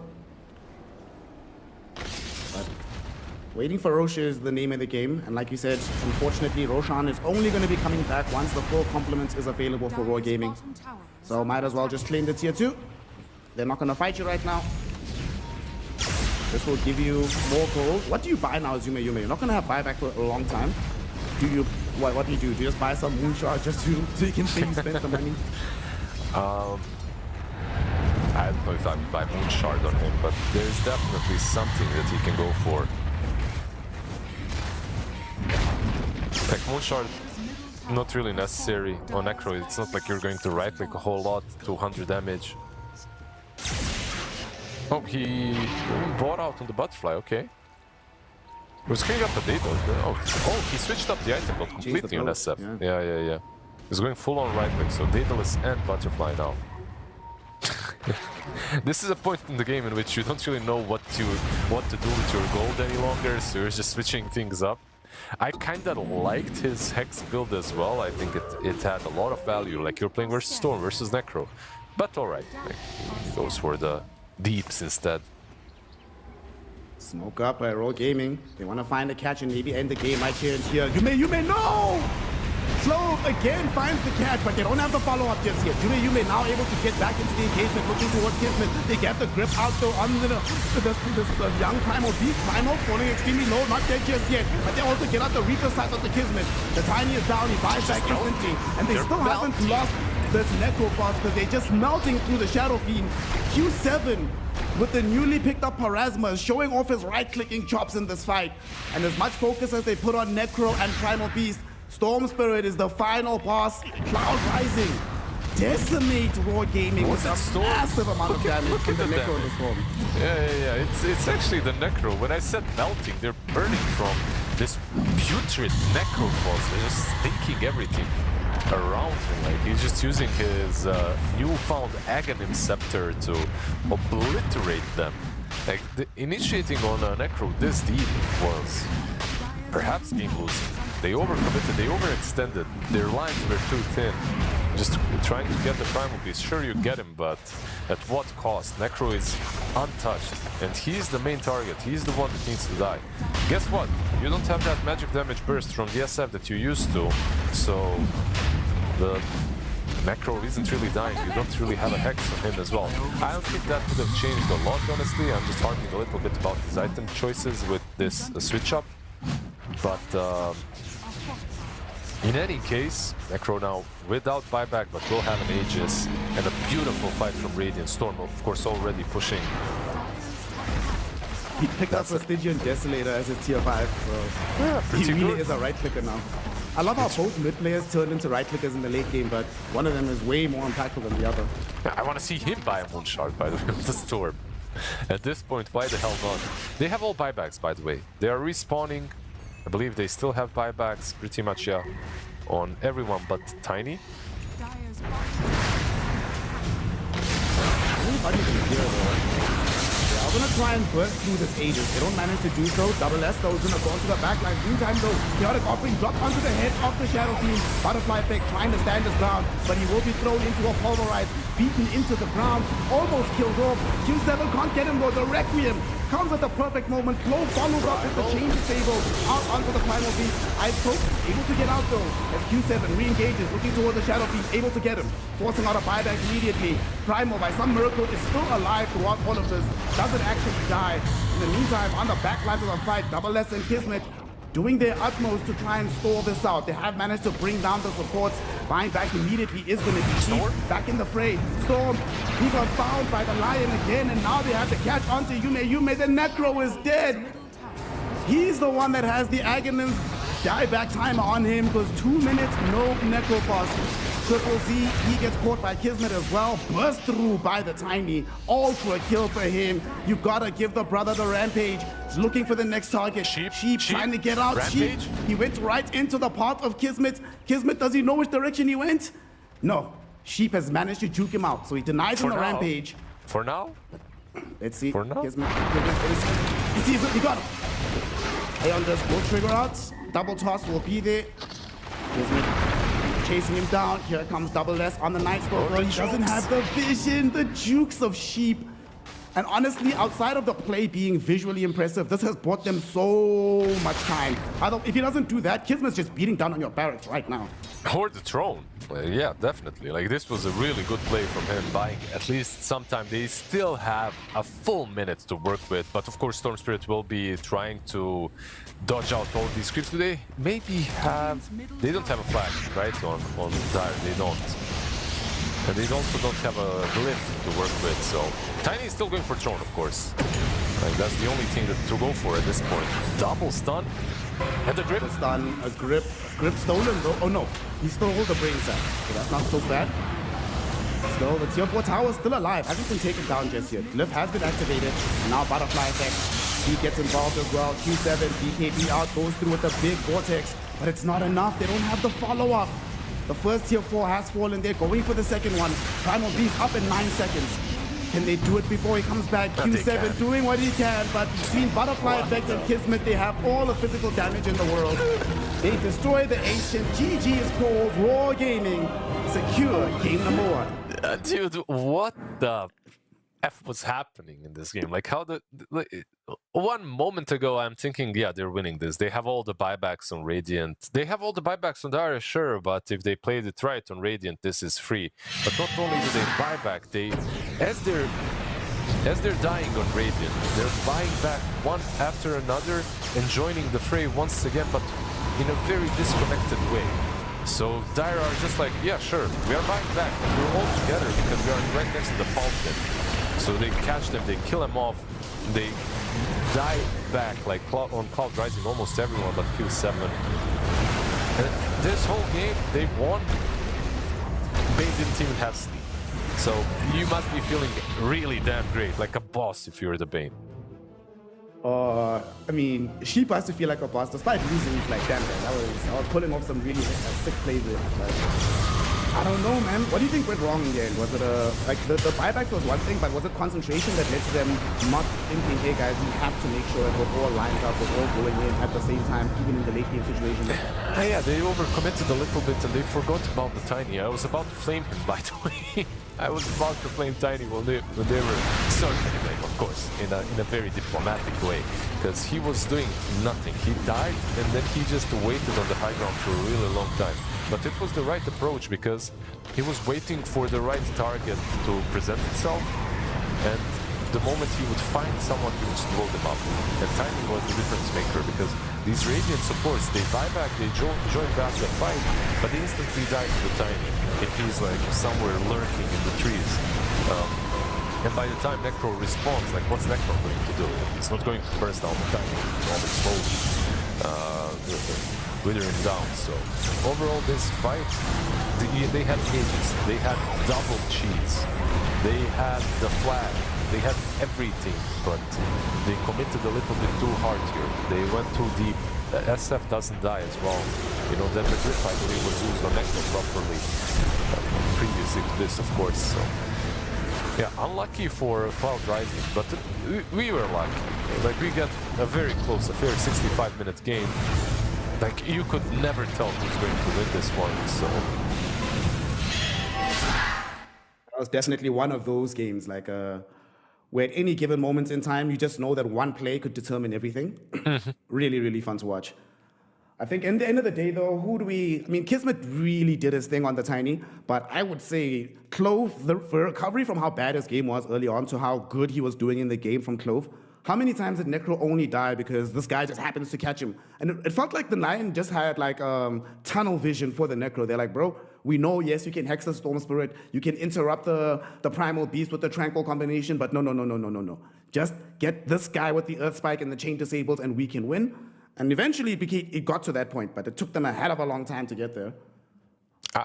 It's a team effort. I feel like when it comes to Roar, this one was a team effort. Both cores really did great. All three cores, like Night Stalker included. I don't think they made an insane amount of mistakes or anything like that. I think Kismet had a pretty solid performance on the Tiny, hiding behind that tree from the Necro, so he doesn't get Reaper sighted, as you can see right there, caught in 4K. But yeah, in general, it wasn't an easy game for them after that one dive next to the outpost of Radiant. My MVP is the Bane. My MVP is the Bane, like, just keeping composure and playing. Like, sure, he died 17 times, but dude, he's literally playing without sleep. Like, he is playing without arguably the spell that you use the most as a Bane. Like, in all the crucial, like, Bane, sure, grip, especially when you get Aghanims, is really good because Ruby can't steal it. Like, it becomes a bit more valuable. But up to that point, it's all about how you use sleep. Like, grip is used once in 2 minutes. Sleep is used like 3 times in a single fight. You know, like the way you dodge spells, the way you set up for things. Like, you can set up for Requiem with sleep as well. But all of that was not possible because he was playing without a spell. Not only did he not have a spell, did you see the 343 GPM? He was playing proper position, 6 Dota. He was out here doing his thing. In the end, though, they do manage to clutch out the W on the side of Raw Gaming. So they'll be going into the second game with a lot of confidence, a lot of wind behind their sails. At the same time, from the side of Cloud Rising, what do you think? What's the pep talk? What do they need to tell themselves before going into game 2? You just wash your face after this kind of a game and you go next. Like, there's no pep talk available after 65 minutes left and right, back and forth kind of a matchup. You wash your face, you go next, maybe brew some coffee, you enjoy Dota. We are about to enjoy more of this TI qualification Dota as we're going to head into game 2 now between Raw Gaming and Cloud Rising. We're taking a small break, so do what Lizard just says. Go get some coffee for yourself as well, a nice warm beverage if it's winter where you are, and then join us for game 2 of Cloud Rising versus Raw Gaming. The human body was built to move. Not trapped at a desk in one singular posture for 12 hours a day. It's time your chair evolved. This is Secret Lab Titan Evo. Ergonomically engineered for you. Gamers, hybrid workers, artists. Backing your every move.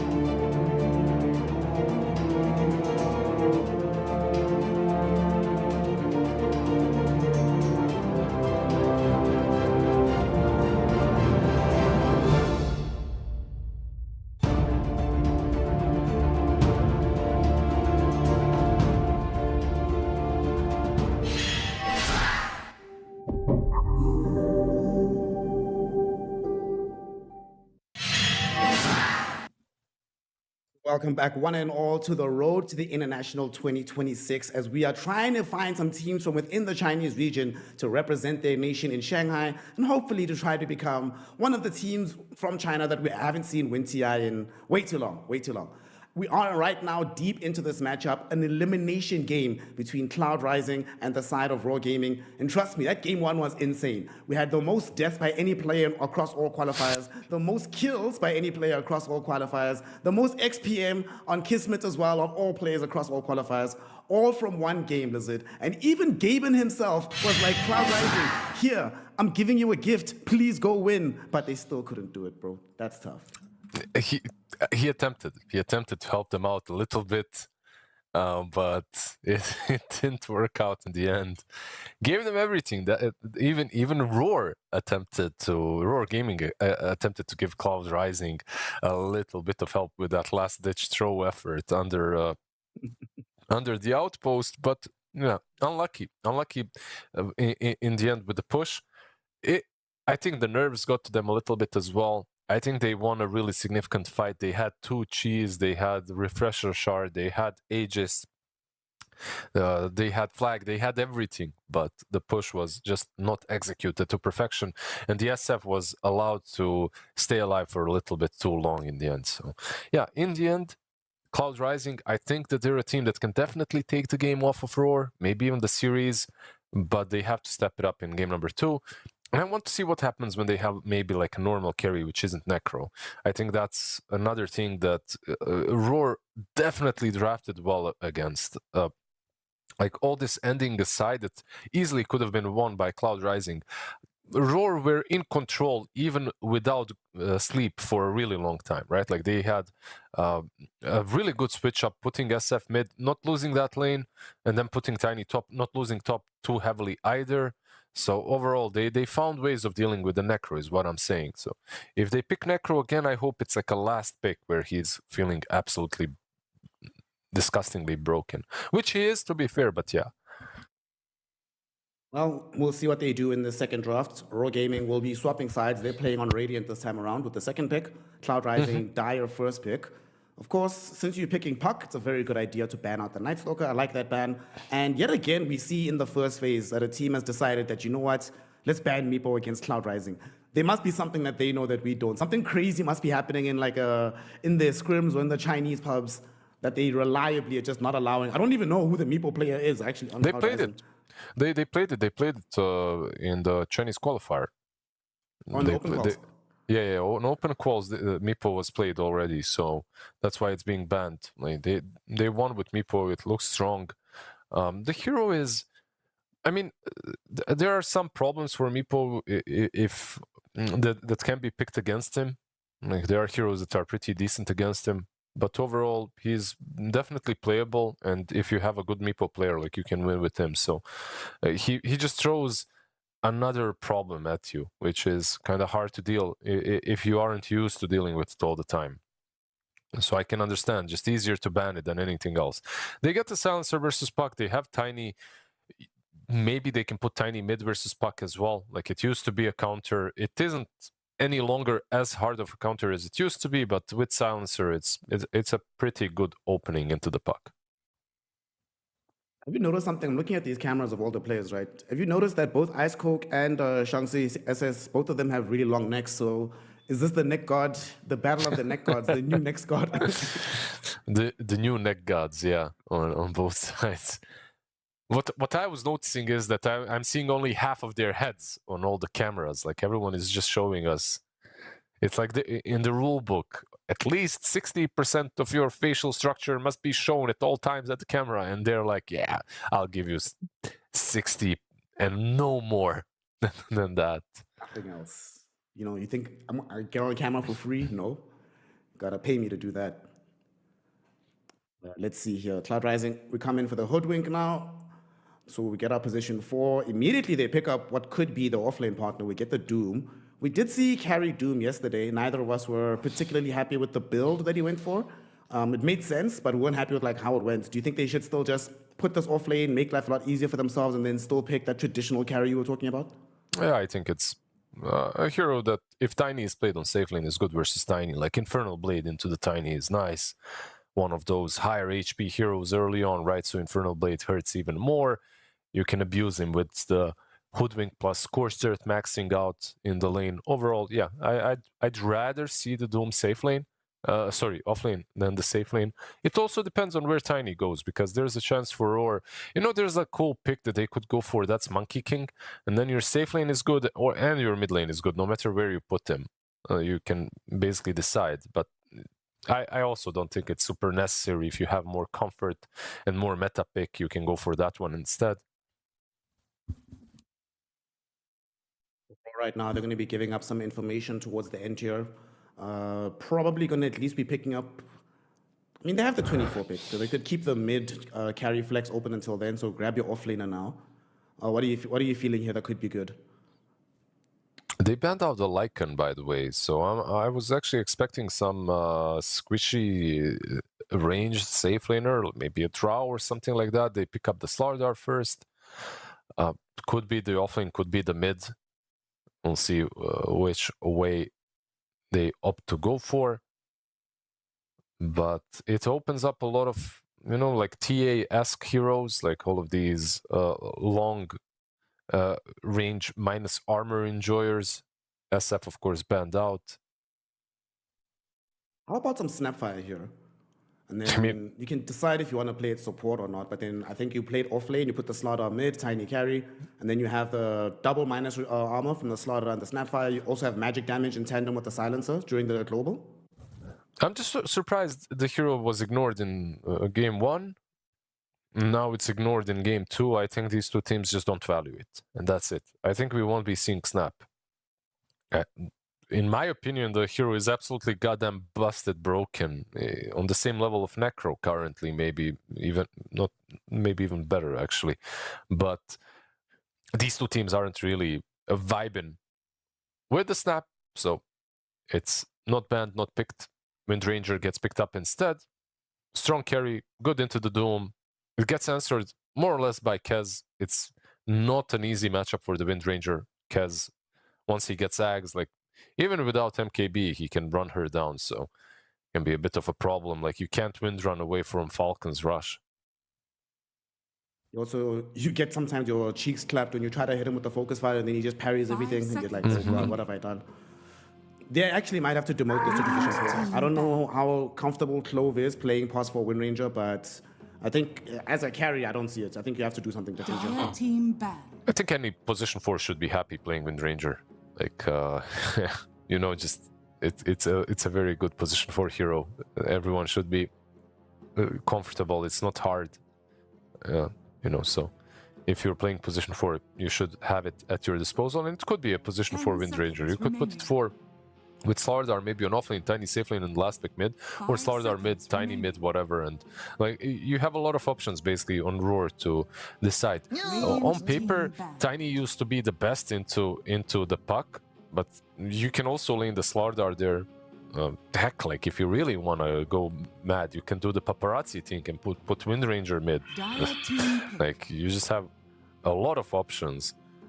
On the other side, you don't. On the other side, on Cloud Rising, you can only pick a support here. Like, Doom has been played as 4, but yeah, let's not talk about what's not going to happen. They need a 5. They need something to lane against. Who is the question? You know who you're laning with. It's going to be the Kez, so you can maybe just focus on that instead. How about we hedge our bets so that no matter if it's Slaughter or if it's going to be some other kind of offlaner, we pick up the Lich, try to protect the Kez. It's good. Lich, oh, she's gone. Okay, never mind. I think Lich is, of the heroes that are remaining, feels the best one to play with the Kez. Yeah, like, you gotta think about it in a way that you're playing versus Silencer as well. One of the reasons why they banned out Lycan. Silencer does nothing against the beasts. Like, in my opinion, Ench is still an amazing hero.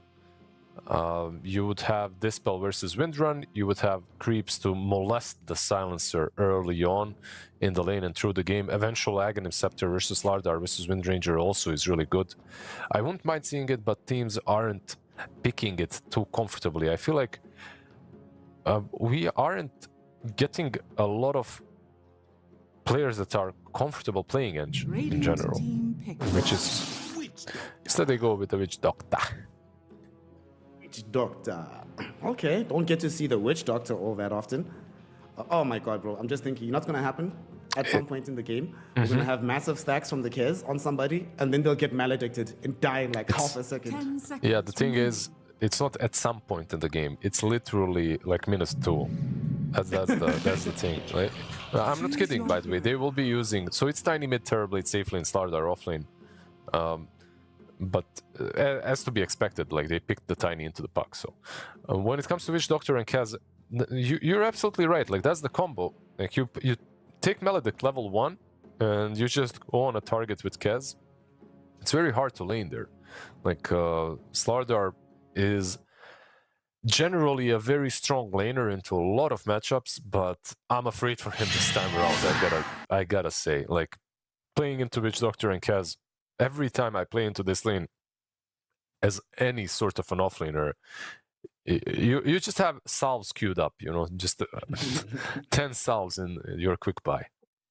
It's hard. You end up buying off-lane tranquil boots. You're like, guys, I didn't have an option. I needed to do it for the sustain. How do we feel about this here Terrorblade, though, coming through at the very end? I do think it does have the potential to uber carry very late. It can scale very well, you know, and I think it does one of the things that I like to see teams do against Kez, where you can kill everybody else around him and then still be able to put in damage on top of him. You're not like stuck on one spot. It's not like just some chrono, but after the chrono's over, we don't have options. Does he have enough sustain and presence from the rest of his team to allow him to take some of these longer fights that might emerge later in the game?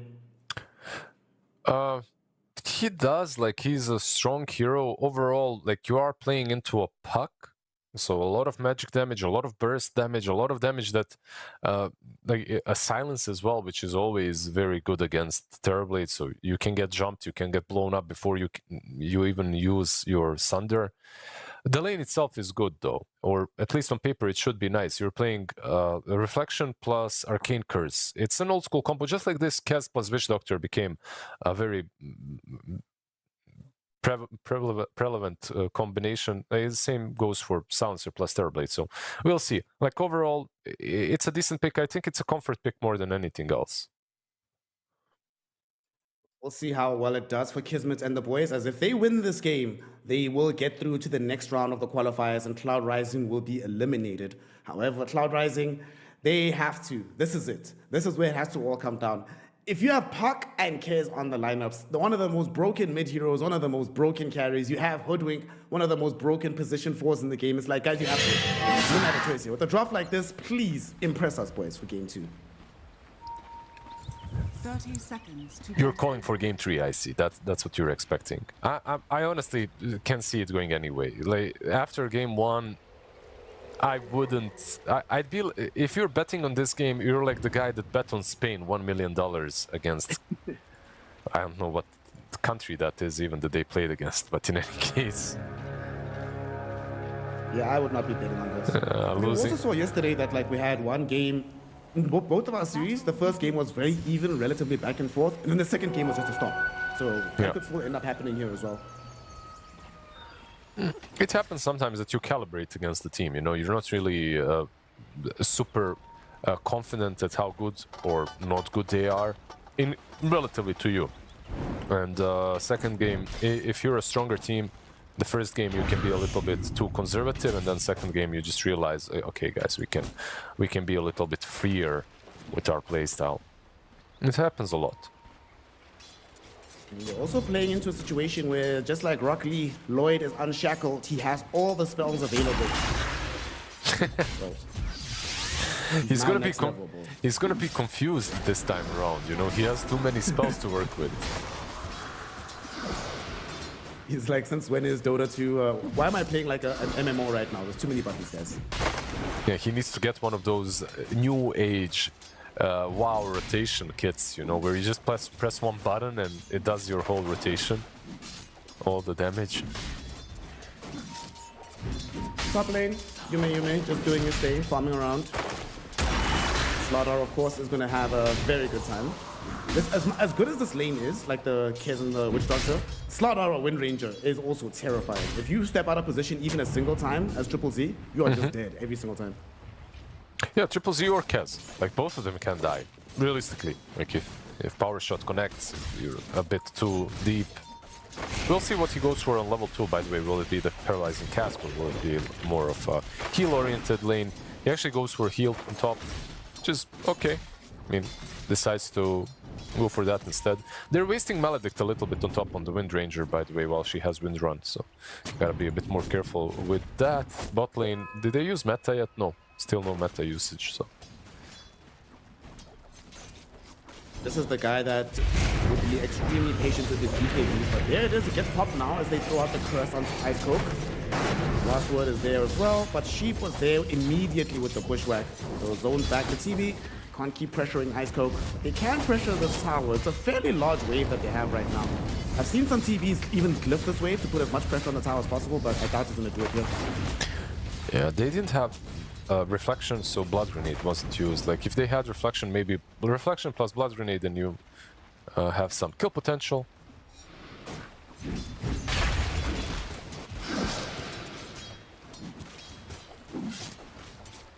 We have to take at least one look at the boring lane. So what's happening mid?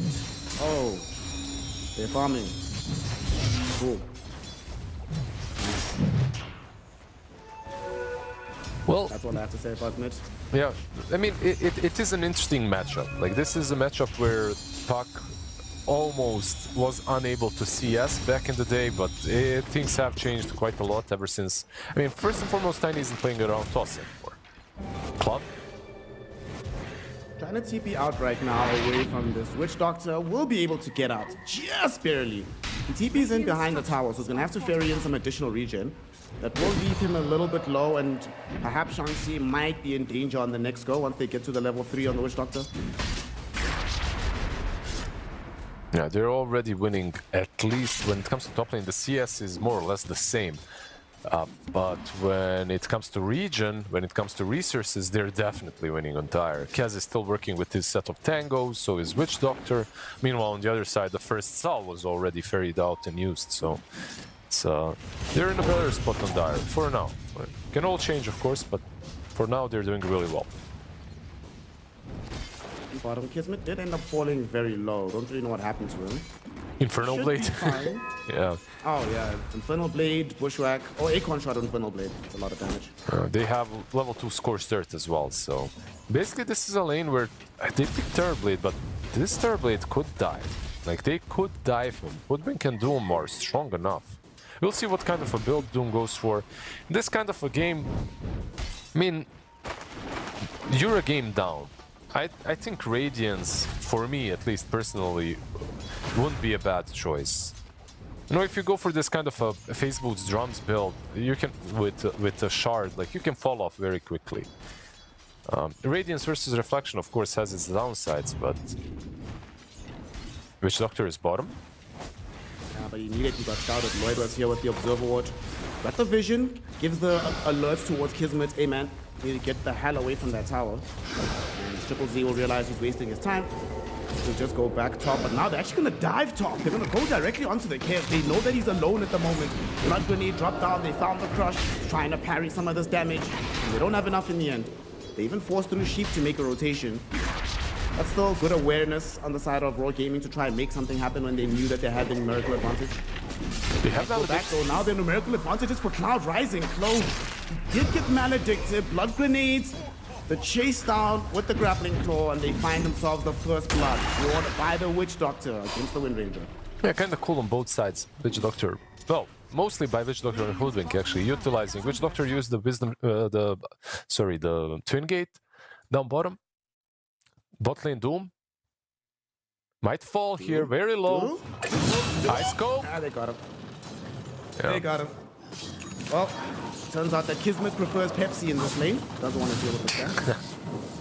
It does look like a Pepsi commercial kind of a hero, by the way.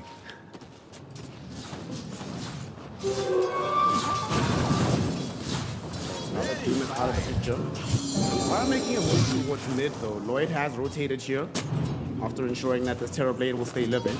Q7 forced to jump back, does have Triple Z next to him with the heal, so the Voodoo Restoration ensures that the Puck A-OK.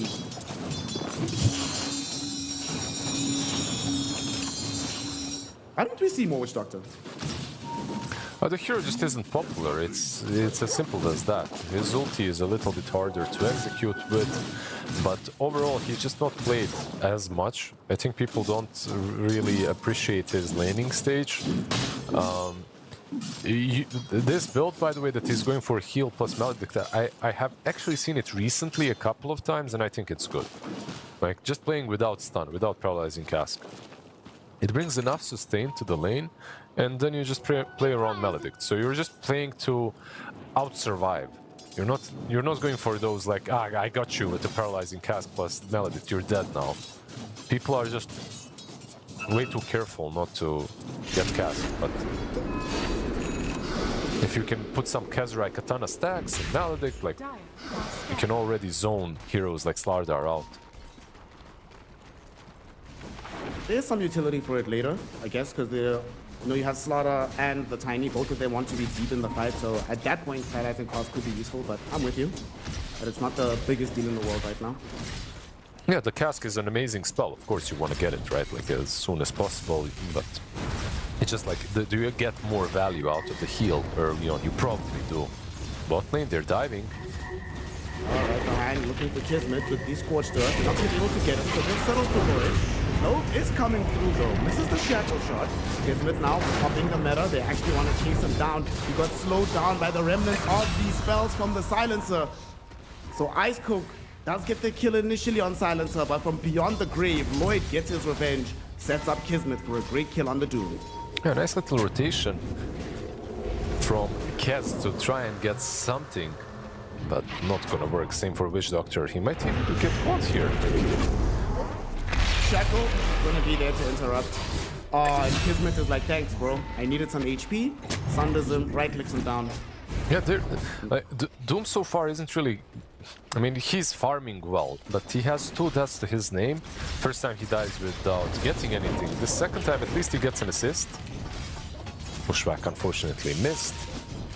I think they're doing really well down bottom, by the way. On Radiant, that is. I think this lane could have been a lot better for Doom plus Hoodwink if they connected all their spells properly.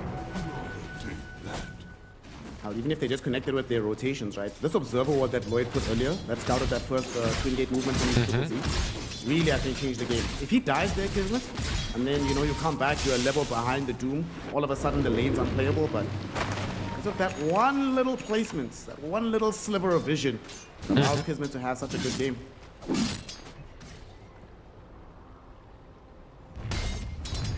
Echo Saber Tiny, by the way. He's not going for Blink. I have seen it a couple of times from the mid lane, going for this kind of a build. Like, you're basically playing mid, but it feels like more or less you're playing a carry. Eventually, like an Aghanim Scepter or something. We'll see if he goes Echo into Blink or Echo into Harpoon. Both are decent options. I would like to see a Blink eventually, though. You gotta find a way to play this game. I guess you do have Slardar, so eventually he will have the Blink. I suppose as well, you also don't want to fall into that trap of when the Slardar is moving around, all you have is Blink, you don't provide that much damage additionally. So, want to make sure that he can still scale. Yume. He's chilling, gets Corrosive Haze, but got the Voodoo Restoration right next to him, so he should be fine. Terrorblade, though. They're gonna smoke towards him with the puck as well. You wanna find Kismet. He's in the jungle. Puck sees him, and they get the silences out. There's gonna be the King Coil. Sheep doesn't have the level 6, but he got off the Sunder. The Waning Rift did not come out from Q7. So easy. I guess maybe they thought they wouldn't have the damage anyway. So no point committing. Pretty much. And Sheep, unfortunately, is the one that pays for the soul. Butterfly Effect able to find him in the jungle and put an end to the squirrel shenanigans. Yeah, very smart ult Sunder instantly from Terrorblade. Because if they hit him a couple of extra times, then they can kill him in the silence. But if you instantly silence and then continue hitting him, then he just sunders you on like 10 HP and he solos one of the 2 heroes that went. So they were basically stuck. They didn't have a way of killing him without level 6 on Hoodwink. Which was, by the way, not too far away. So maybe just let Sheep get his 6 sharpshooter and then you can always kill the Terrorblade. Like, he's such an easy kill with a sharpshooter. lane. The Terrorblade will make his twin gate move. Wants to come in quick as the tier 1 tower, remove it away from this Kiss. Pop the meta, but they are responding here from Cloud Rising, bringing in multiple heroes to the top side. Clove will scout some of them in the river, give his team the info that, hey guys, expect a fight here. It's not going to be an easy push. Yeah, they're rotating everyone but Doom.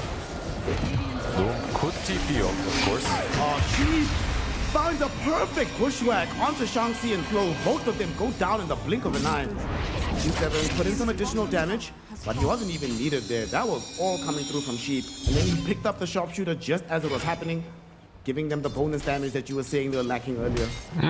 And Ice Coke just chilling down bottom, taking your tower at the same time. And this going for the Radiance that we mentioned earlier. By the way, I really like this from him.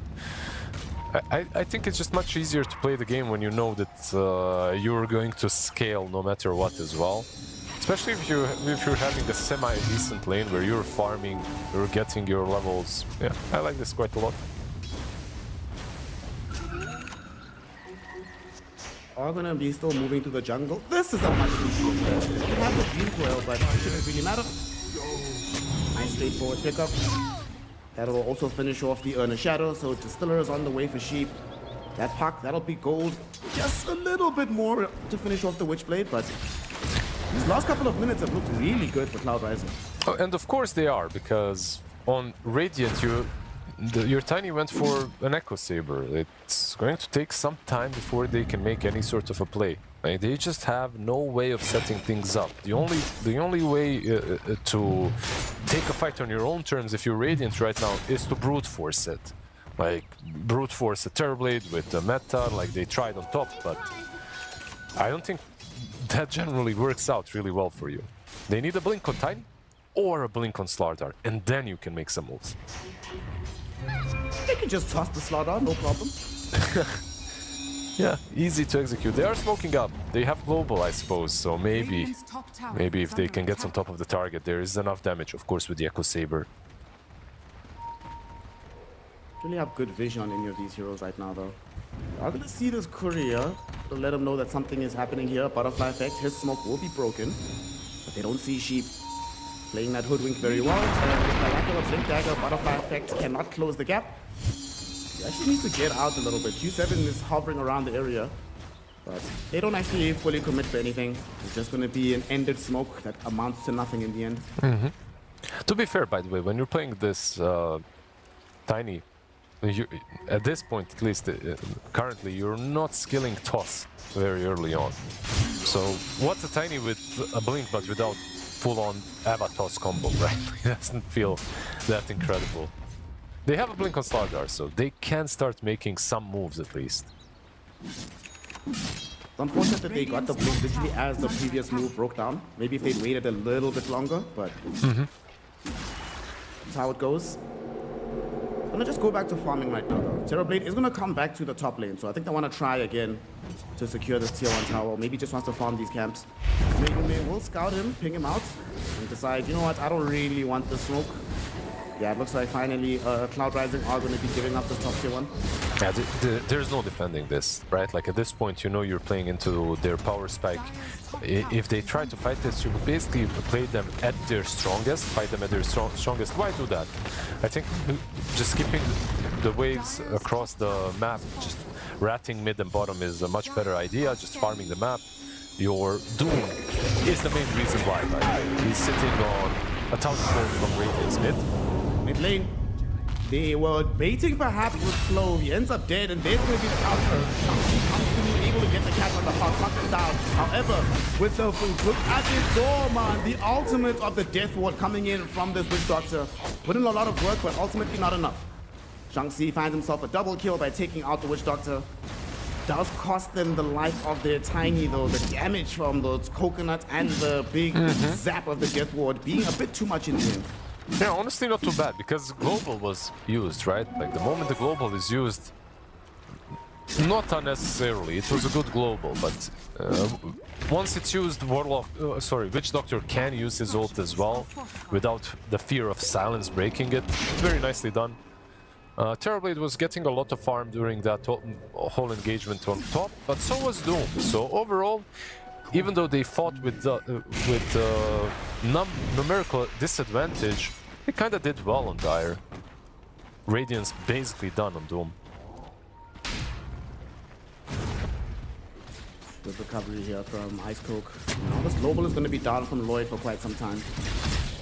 We'll see if they want to do anything in this time period. The Puck did die before being able to use out the Dream Coil. They still do have some of their control spells, but I guess for the Puck, the most important thing is getting Blink Dagger first. Then we'll see if they want to try and force a move. Radiant are scanning.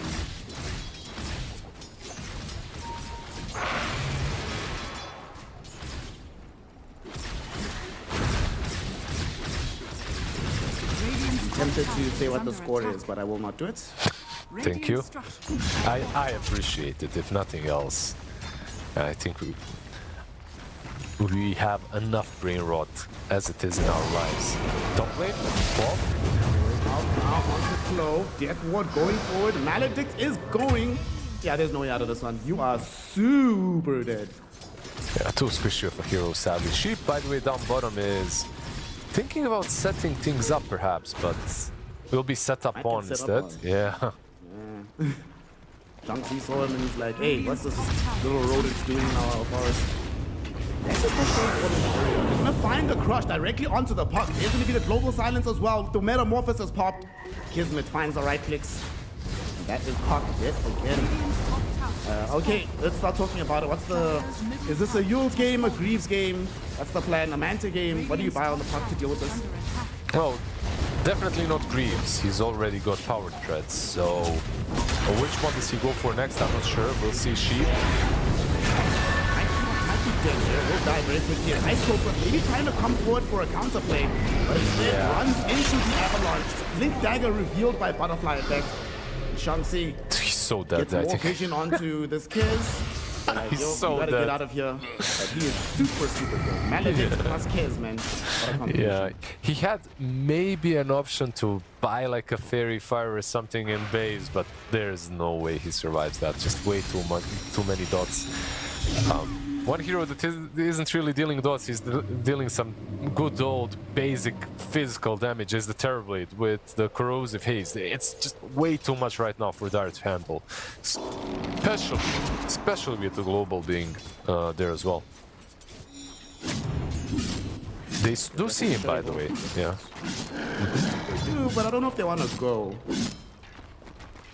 But to be fair, he's all alone at the moment. Nobody's nearby him. And he'll realize this too, immediately goes towards the Twin Gate like, hey guys, actually, didn't we kill Yume in the previous game in this exact location when he was farming alone? You know what? Let me not do that. Yeah. It's just Terrorblade things, right? Like you can push out much easier than most carries.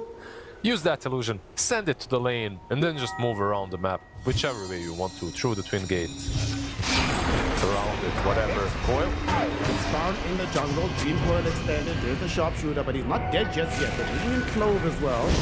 Clove, they want to just stop Ice Coke from connecting to the rest of the fight. So throw out the Doom. Kismet thought about the Sunder, but he's like, you know what, you're on your own in the end. And now because of that, he gets caught with the pushback. Here comes Yume. Looking towards Kismet. He still has the Sunder available, but he has no chance to use it. He dies too quickly. Passes? Terribly down for the count. Now Shanxi yet again running headlong into the Death Ward. Yume pop the Raptidons for good measure. With a double kill for Ice Coke. 3 heroes brought down. This is just one of those moments where Cloud Rising must feel like, damn guys, thank you for gifting us this fight. It looked like a pretty weak Doom, right? Like Doom usage on a position 4 Windranger, but it was good enough. Like you kill off the 4 and then you continue the chase. Pushback was really nice, catching the Terrorblade as they were trying to retreat. So nicely done by Sheep once again. Prevents them from disengaging completely, and then the Slardar death was just maybe a little bit save your body syndrome kicking in. Butterfly, by the way, queued up by the Terrorblade. That's the next item he will be getting. He just has to somehow save the Manta for the silence so he can Sunder after. And that was maybe one mistake that he did in that last engagement. He used the Manta way too soon and then he couldn't Sunder. Radiant are scanning. Smoked up right now from Cloud Rising. They're heading to the bottom side of the map. They had an observer ward that caught slight vision on Clove earlier. But they'll just show on the wave. They don't want to settle for the Clove kill, and they're not even going to get that one. In fact, Clove and the boys, they're going to want to turn this around. They smoke themselves. Going towards the Tommy. So we could have a fight into a Tormentor take, breaking out on the bottom lane here. Radiant takes it way too quickly with Corrosive Haze, so they're just setting up around to perhaps try and defend it. Dire. They got the kiss. Global silence will be there. He does manage to Manta through it though. Get out the Raptor dance, putting in the pressure onto Butterfly Effect. Another two-hero bushwhack. Beautifully done by Sheep. The coconut bouncing between them as well. Butterfly Effect cannot get out of here. Lloyd will die to the Death Ward. And now Ice Coach comes across with Kismet and Chauncey. Needs a bit of help though. Chauncey will be the one left behind. And he gets eviscerated. Eating way too much damage from the Kez on the Doom. But he created enough space for Terrorblade to escape. So that'll be the only silver lining for their fight. They made the initiation, they made the jump, but they just did not have enough to punch through the Kez. So they turn around and get almost completely wiped in that moment. Yeah, just a beautiful Manta usage. And now they're kind of even, the two cores, right? Terrorblade was more or less taking advantage. Like he was getting ahead, but now they're basically on the same farm, and this of course benefits Kez more than it benefits Terrorblade. Terrorblade with illusions should be farming a little bit faster across the map. Kez is more kill-oriented, so Manta, Maid Slayer, and Butterfly will be the build for Yume. The greed was maybe to go for the Kez. I think maybe that's a bit greedy for Radiant. If you go for anyone else, you're getting that kill. You go on Puck, you go on Doom, any of the supports, of course, you're 100% killing them in global. But if you go on the Kez, chances are he Mantas off and just survives. Speaking of that Manta, I like the decision he made to get the Manta early. You know, skipping the Desolator that we normally see as the part of the build-up on the Kez. Realizing that I need survivability more than anything, so Maid Slayer Manta straight into the Butterfly. This is more... Nothing to say, Terrorblade is not going to buy NKB. It's unlikely to happen on Butterfly Effect either until much later in the game, so this Butterfly will be very useful for quite some time. Yeah, this is more of a mid-lane Kez build, right? Like with the very early Manta. So, just a little bit of a hybrid build from Yume. Of course, Manta isn't really that strange from safe lane Kez either, but in any case, very good purchase this game. If you're Radiant though, like you can still have a good game, but you need to find different targets, not the Kez immediately. And those different targets that probably are Doom and Puck, but those different targets are also getting some different items now. You have a BKB on Doom. Of course, Puck eventually will have his as well, 1,000 gold away from the BKB. So won't be that easy to kill anyone in the global. Looking good right now. There were several moments in the previous game where it was looking good as well. It's not over till it's over. Tiny will pick up a BKB of his own. Slaughter also building towards a BKB, still a ways away from having it. The only one that's going to be skipping it is Kismet, playing on this TV, just going as usual on these TVs, raw in onto the stats as his tool of survivability.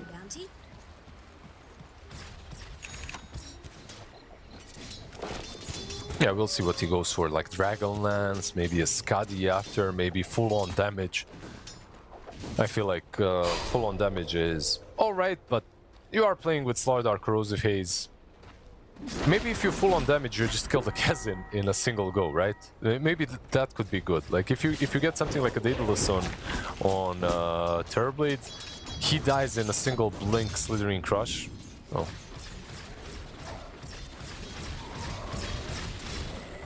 Also are building carry style into Butterfly Effect. I think what happened at the end of game 1 has affected him. He looked at his itemization and he's like, boys, I'm a carry now. This mid-nonsense, no, me, I want to farm, I want to scale. So he might also have the option after the Silver Edge to go into the business. Even like Aghanim and Scepter. Like I could see some Ags afterwards so that they also have that layer of additional damage from afar. So an SF flaps his wings in one game and Tiny becomes a carry from the mid lane in another. I see. Dire's top tower is under The attack. true butterfly effect. SF effect.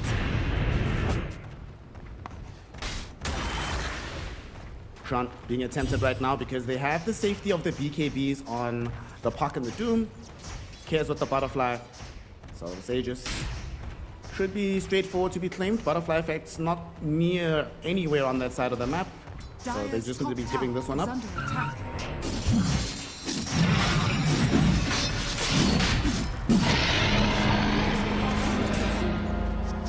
They just on the Kez. He doesn't need the BKB since he does have the secondary life.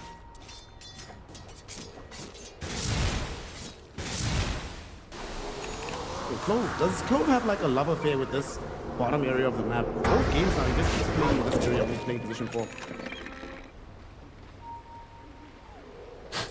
It's his playstyle, you know, just feels comfortable there. It's his comfort zone. I mean, overall, as a position 4, Dire's top tower there's a is lot under of different attack. things that you can do on the map right now in the current state of the game. In this one as well, Hoodwink and Wind Ranger are very mobile, so they can play behind enemy lines. Or on the enemy lines like this. Gonna get doomed though. Oh, meta as well. Kismet? Kismet? Okay, was thinking about maybe trying to help the Wind Ranger out, but now being chased down by the Kez. But the Kez might have gone a bit too far forward here. Now he's waiting for the chance to jump in. They go. They're not going to be able to take away even the first life. There's the global silence. It comes out. The life is being taken. He finally dies, but so does the Terrorblade. Unfortunately, though, the Puck not going to be able to celebrate the victory. Dies immediately afterwards. But as Yume returns, they find the grab onto Shang-Chi. The Slaughter will die as well. So you do get the Aegis, but it costs you 3 heroes. But I guess you get the bonus kill of a Puck. Percentage of worth on that play? I would say very low. Like, they utilized the Aegis the way they wanted to. They got 2 core kills out of it. Sure, you lose the Puck, but overall I think this is good for Dire. It was a weird fight to take on Radiant. I think the reason they took it was once again the Doom that got used, right? Doom gets used on the Wind Ranger, and because of that they're thinking, okay, maybe now we can take a fight with without the Doom and with the Global. They could have if the Sunder was a bit better, but I think the Sunder is what made it look pretty bad in the end. Like, if you manage to use the Sunder on a target that is a bit higher HP, you heal up on the Terrorblade, maybe you can fight a little bit more, you know, and maybe your Slardar, because of that, can contribute. He's freer to hit. He Sundered and gained like 10% HP, so he just dies after. Very recent proof of concept. If possible, we can actually kill both of their cores in the fight. Just need to execute better next time around. Yeah. Proof of Witch Doctor is proving to also be a real problem. This Death Ward is a problem. Like, his positioning has been quite good to be able to get it off with max channel almost. Yeah, and he doesn't have any of the spells that, any of the items, sorry, that make it easier. You know, sometimes a Witch Doctor itemizes for it. You get a Glimmer, or you get a Nature Lance, or a Blink, something. Well, he has basically nothing to make it a lot easier. Now he has a Ghost, and of course he does have a Shard, which does help. Like, just having Voodoo Switcheroo if you get gone on. Like, this is one of the best shards, in my opinion, in the game. Just makes Witch Doctor so much easier and better to play. I know Witch Doctor isn't very popular, but not because of the shard. Q7? They catch Q7! They don't even need the global for that one. It's straight up dying. Hyperfocus is gonna come looking for revenge. Oh, beautiful Shadow Shot to prevent the Doom from coming out. That will enable everybody else from Raw Gaming to back away. Close call in that moment, but very nice grab onto the puck. Even BKB. Like, he actually used his BKB puck. He still dies. Meanwhile, Terrorblade is just split pushing top lane. Might have split pushed a bit too far though. Let's have the Slaughter nearby who might actually bail him out of this one. He'll be able to get a grab out onto Yume, and they don't even need it. After the Manta, he knows that, okay, I don't want to overextend either, so they just go back. He's got that Aghanim's, of course, on Kez now, going for the MKB next. Let's see, he has MKB and Satanic completed. Sorry, queued up. I think MKB is the better option here. Like, you are playing into a Butterfly Terrorblade. There's a lot of AoE damage that Kez can dish out and a lot of right clicks, so eventually, like, even without the MKB, you can take down the TB, but I think MKB just makes it a lot easier and more straightforward. You can also punish Clove a little bit more while he's doing his split push shenanigans, hiding in the trees. Kismet did go for the full Hurricane Pike there. So Hurricane Pike has a Gunpowder Gauntlet as the neutral item, Butterfly Manta. Just the crazy thing about sometimes these games is you'll see a hero be like, man, that guy is so farmed. But then you see his counterpart and also be like, oh my god, that guy is also so farmed.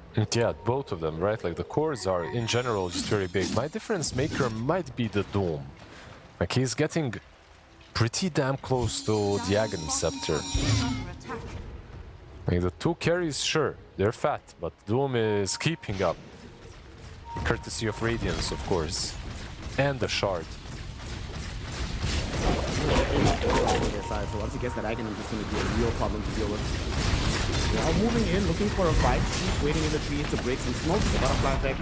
With the help of the illusions of Kismet, they do go through and take the tier 2 tower.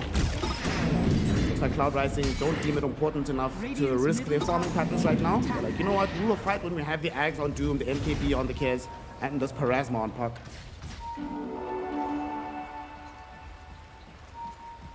They're TPing in with the Doom on the enemy outpost even, so this is an interesting smoke, you know, TP to the outpost and smoke right under their tier 2.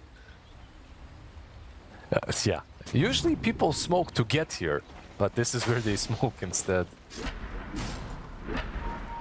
Yume really wanted to reveal the MKB on the Terrorblade there, but Kismet will play with heads up movement. Surely doesn't get caught. What's the loot there, tier 2? How much you can do about this? Are fortified.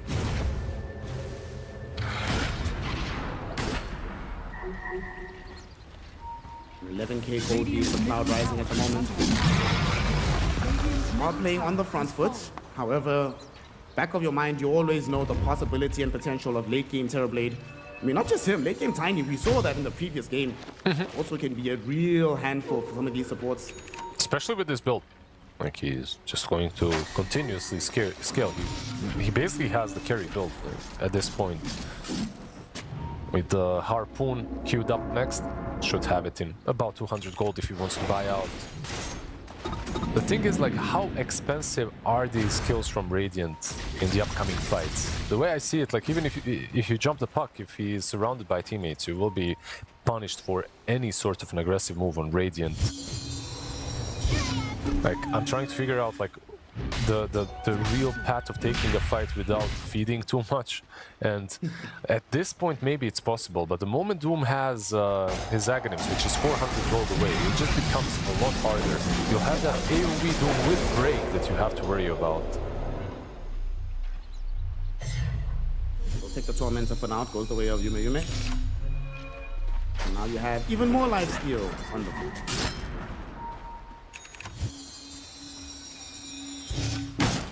Also now with the Octave. Okay, they changed his mind from finishing the Parasma once a greater spell damage in the fight. I feel like there's not really much more you need to wait for, right? You can just go now. The Aghanims just got delivered. Like, what's really stopping you from making a big move?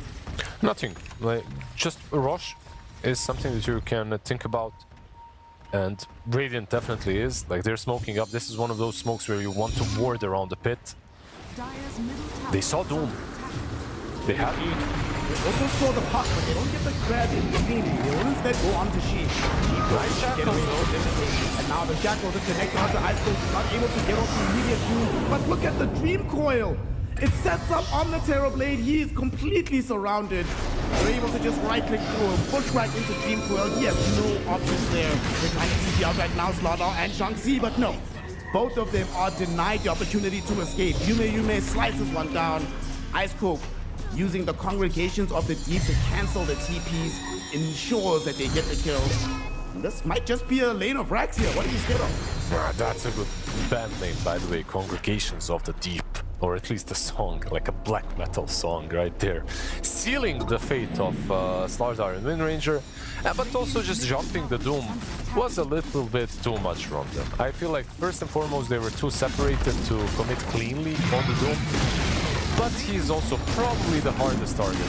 Kez, Doom, definitely not easy to take down. I can see the appeal, of course, like you would like to jump the guy that has the biggest impact spell in the game, which is Doom, right? But Puck, however, would be probably the best one to eliminate first. Instead, he eliminated them with the Dream Coil. Just perfect silence and Dream Coil on the Terrorblade. What can they do here now that the Terrorblade has returned? They've already given up a side in the middle. Just see them try to take the tier 3 and retreat, but toss back, butterfly effect, throws back, Yume, but there's the Doom from Ice Cold rushing forward, and as soon as he goes in, as soon as he dies, even with his BKB, he could not survive, and now Terrorblade has also been caught, Raptor Dash is coming out, the Thunder, not gonna be good enough, gets blocked by the Lotus Orb, so he ends up dead, a double for Yume, GG gets called. We are going to the first game 3 of the China qualifiers here, listen. The side of Cloud Rising has finally done it. Yeah, and it's a very well-deserved game 3. I feel like they were pissed after losing game number 1, and in what fashion they lost it. So it was a major throw in the end. This time around, they didn't give any breathing room to any throws. Like Puck died a couple of times on the mid lane, sure, like he ends the game 4-4-14, but it didn't really matter because they were scaling way too well on all their cores. Kaz 908, Ice Coke 4-3-10, sure, but he went for a greedy build. He went for the shard and the radiance, so eventually this hero is just going to outscale everything that Roar have got. And Roar, in comparison to game number 1, really weren't taking good fights, like the target choosing and the jumping, and even in this fight, like Silencer literally next to the Tiny eating that cask, jumping the Taz Manta. Like this fight here, I think lost them the game, or at least was the most crucial fight of the game. Like up to that fight, they were in a good spot, but in that fight they jumped Yume, who has a Manta, and they waste global on him. If they jump anyone else, like if they find a better engagement, it's a completely different story. They can probably take a favorable engagement, but that one just ruined them. Yeah, that fight would have also been the only death that Yume would have suffered in this game, and perhaps he suffered more down the stretch, but him getting out of that, I think the acceleration, because you mentioned it at the time, right, that beforehand Terrorblade was far ahead of him in terms of net worth. Right after that critical fight, they're even. And if you're even against Kez, you're losing the game, because against Kez, what are you supposed to do?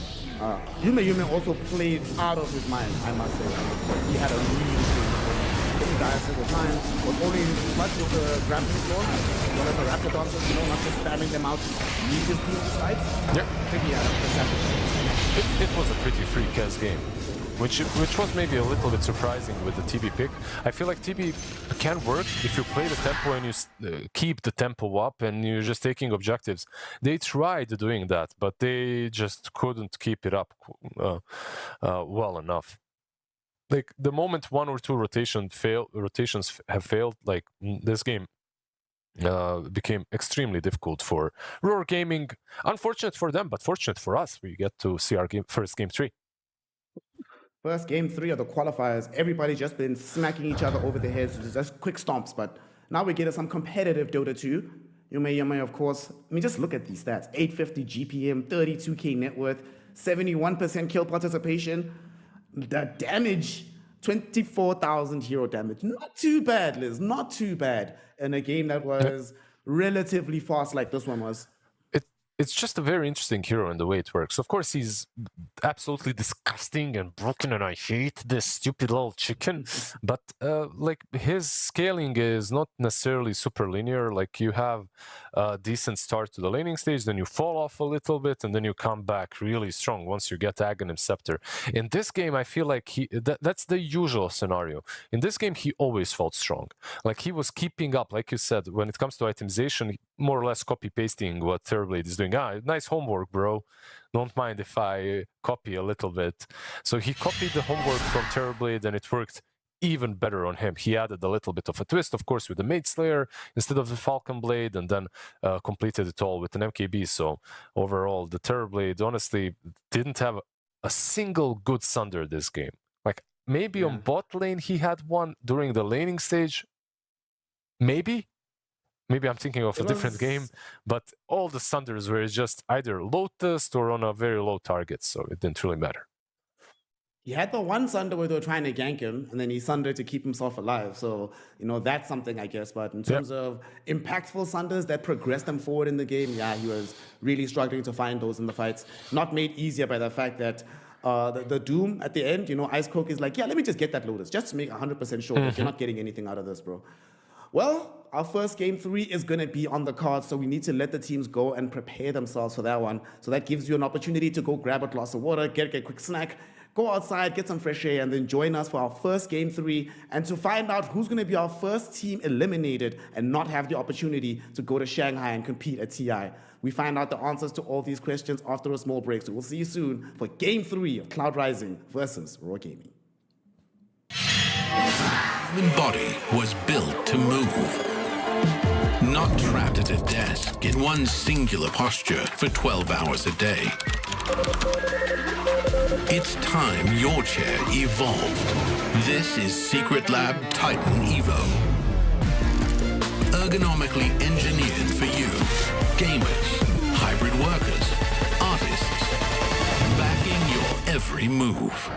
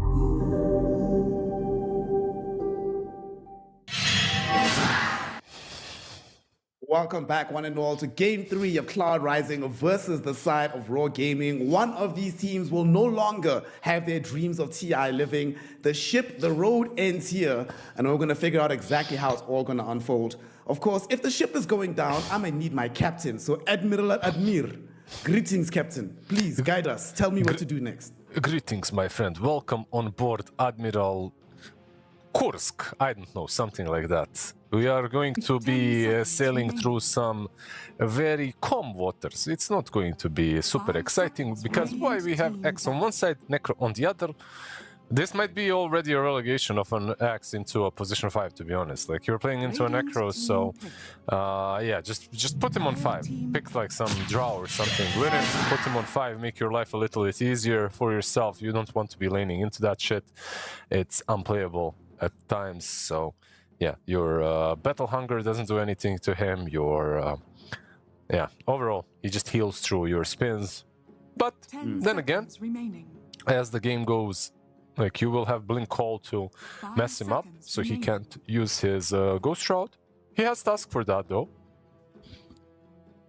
I have an interesting stat for you, or some interesting stats about Lloyd when he was playing on that axe. So hit me. Across all the games in the qualifiers, the most observer wards placed, the most sentries placed, and the most obs wards destroyed, all of them came from Lloyd on his position 5 axe. Yeah, because you have to overcompensate. You're playing axe. And also, of course, you're going to be destroying things. Look at how muscular that big boy is. Of course, you're going to be destroying. Like, you're not going to be supporting heroes with an axe. Like, that's not what he does. He goes and he just cleaves through wards and stuff. Like, hits some creeps. To be fair, he went, if I remember correctly, he went Solar, Force Staff, and Blink after. Maybe Solar was not there. I'm sure he had a Force, but it worked. Like, it worked really well. Like, he had a pretty good impact on the axe. They didn't win, but he played well. See what is really going to be for him, as right now for Aurora, they've already snagged themselves the techies after Cloud Rising grabbed the Tusk in the second phase. We haven't actually seen as much techies as I thought we would. We've seen them banned here and there, but so far in the close qualifiers hasn't really been a priority pick for anybody, which is weird given how absurdly strong he's seen for the last couple of months. Yeah, he was banned a few times. I think last game as well, maybe even the first game of the series. Not sure about the second one, but I think he was banned today too. Like, I think the hero is still very strong. He's really strong versus Tusk because of Disarm. Like, you just play around your second spell, Taser, which is something that you usually do. But yeah, in general, I think I'm on an insane win rate with techies recently. No surprise, everyone is. Whoever plays techies is in a good spot. But another power of this hero, of course, it's not only the Disarm, it's the Dispel, right? Like, you can play it versus Necrophos. So they go with Muerta, one of those heroes that literally just solos Necro at any given point in the game. You can't Ghost Shroud. Muerta just pops her ult and blows you apart. So yeah, a bit of a difficult matchup for Necro when it comes to carry matchups, at least. 10 seconds remaining. Seen as much meta as I'd like, saw a bit of meta 5 yesterday. seconds remaining. Looking forward to see what's going to be the lane partner. If it is indeed the Axe position 5, I want to see how that lane plays out. I can imagine there's some decent interplay between Deadshot and Call in the lane, but we'll see, because they're going to keep their secrets for the last phase. For now, they'll come out with the Ember, as they did see Storm Spirit coming in from Cloud Rising. Q7, of course, had that crazy game 1 on the Storm. Despite the fact that they lost, late game, he was a monster on the Zero. Yeah, for Roar, one thing that I'm seeing is maybe there's a little bit too much burden and too much of a load on Muerta, and I'd like to see it alleviated a little bit. So if the axe is a 5, I'd like to see something that helps her out a little bit, because right now, what does she need to do? She needs to silence the Tusk, silence and kill the Necro. She needs to silence the Storm, or maybe dish out the damage taken down. And also, she's the only hero that deals with the egg, really. So she needs to deal with that too. Maybe a support or an offlane that that can help out with at least one of these things would be nice. So they have options. Put Axe 5 and pick something on offlane that helps out with one of the things, or put Axe offlane and get another hero that helps out a little bit. By the way, what happened to good old Skyrat Mage? Like, like maybe not in this game is he amazing, but overall, like Axe is being played a lot. Sky Axe is such a brain dead but good combo that you can play at most drafts. The silence, of course, the longest, lasting silence in the whole game. Yeah, point and click. For me, honestly, I'm with you that I feel like Sky should be played more. I've seen it in a couple of my games here and there, but whenever you're playing into Skyrath Mage and you haven't played into it in a while, then you lose and you're like, damn, this hero's actually pretty decent. Like, why is no one else rocking this? But I guess he's one of these heroes that can fall prey to having a terrible laning phase. And then when you're super under level on Skyrath Mage, you feel like you're not really doing anything, like you're tickling the enemy team. They just pick up some pipe, you know. By the time you start to feel impactful, they already have all the items that deal with you directly. Yeah, both teams, by the way, expecting an offlane. I'll throw this out there. I know it's not like super popular, but like when you see a Muerta, offlane Phoenix is not the worst thing out there. Like if you have supports that can alleviate the catch and the stuns and the front line, then offlane Phoenix into Muerta actually could do quite a lot with an early Shiva's early vessel. You jump her, you bait out her ulti with one of the debuffs, you use the other. Both teams though just focusing on offlaners. It's a tide for Roar. I guess, you know, this does give you a lot more team fight and control. We'll get the Anchor, which can be decent against the Storm Spirit. You may now It's fine. your heroes. And then Primal Beast will come in for Cloud Rising. Okay. Just a much better lane versus Necro. You get a better lane into him, you also get Ravage to blow him up. It's basically, you make sure that you can blink in, Ravage, and Necro dies. Especially with Muerta. To be frank, like this Necro dies even with a like Techie's blast off. Like all you need is 2 seconds. And the thing is, like Ghost Shroud, once again I reiterate, does not save you in this game because you are playing versus Muerta.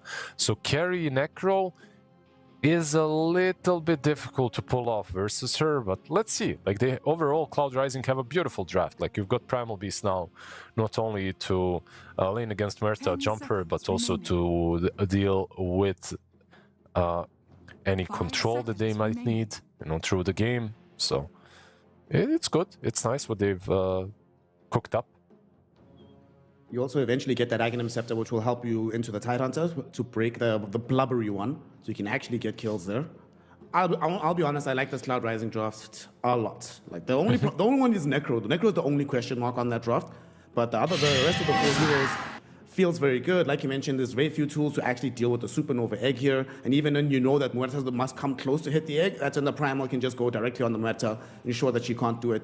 So what do you think here? Who's going home? Cloud Rising, they need a miraculous comeback for game 2. Roar almost through game 1. So what are we talking about for game 3? Roar, the way they got into the tournament is the way they might get out, and that's with the position 5 axe. I like what Cloud Rising have drafted, but at the same time, I have to admit, Necro into Muerta in a deciding game to me feels very tilt heavy of a pick. Let's put it that way. Like 1 or 2 deaths on the Necro, and it could be one of those super tilt heavy games. This feels like a very good Muerta game, like a very good one. The silence works extremely well against most of these heroes, and you're literally the best carry to pick into the Necro. So let's see. Okay. Sounds like you are going to be backing Muerta for Raw Gaming. For me, the Necro was a big question mark, but Q7 impressed me too much. Let's go Q7. Q7 Storm Spirit, you gotta do it, my friend. Channel your inner... Who's the best Chinese Storm player? Let's see. We can channel a Nothing to Say. That's fine, yeah. Channel your inner Nothing to Say, bro. Show me something special. Not too bad as well when it comes to Storm. XM pretty good. XM pretty good. Some Somnus, you know. By the way, you know how I know it's definitely TI season? When there's a draft happening, and day 1, I'm like, yo, somebody needs to pick Drow. And then day 2, you're like, guys, where's the core Phoenix? Every single time. Yeah, Earthshaker, by the way, as well. Did get buffed, by the way, but at least in the Chinese region isn't being picked quite a lot. It's a very... where am I going with this? Why am I saying very? It's a very decent hero. let's put it that way. He's okay now. He's a very TI-esque hero. There we go. I'm sure nothing to say will play Shaker at TI. That's so every single year. This game, because everybody knows the stakes. This always happens when we get to the game 3, right? Where nobody actually wants to do that big skirmish for a bounty anymore. Everyone's just like, bro, take what you need. But as I say that, look at top. They're looking for a pincer move maybe onto Kismet. Just force him away from the bounty. So Ice Cold able to pick it up, make it a 3-1 start for Cloud Rising. Yeah, we'll see what they do with the wave. Will they go for the trample full wave kill or just the range kill? Looks like they will go just for the range kill. Yeah. He has no boots on Primal, so probably wasn't even able to get the full wave. The only way would be with ice shards, but then you're committing a little bit too much. Axe is bot, by the way. Do they want to try and get a quick kill here? They have an observer ward, so they know that the techies is here. There's going to be the jump. Blast off onto Yume. They try to surround him. Lloyd is here with the Battle Hunger. Do they have enough damage? They do not. Instead, it goes the other direction. They end up losing the techies. And now with Sheep showing up with the snowball, he saves Yume. Lloyd realizing that this was all a big mistake, all a big misunderstanding, boys.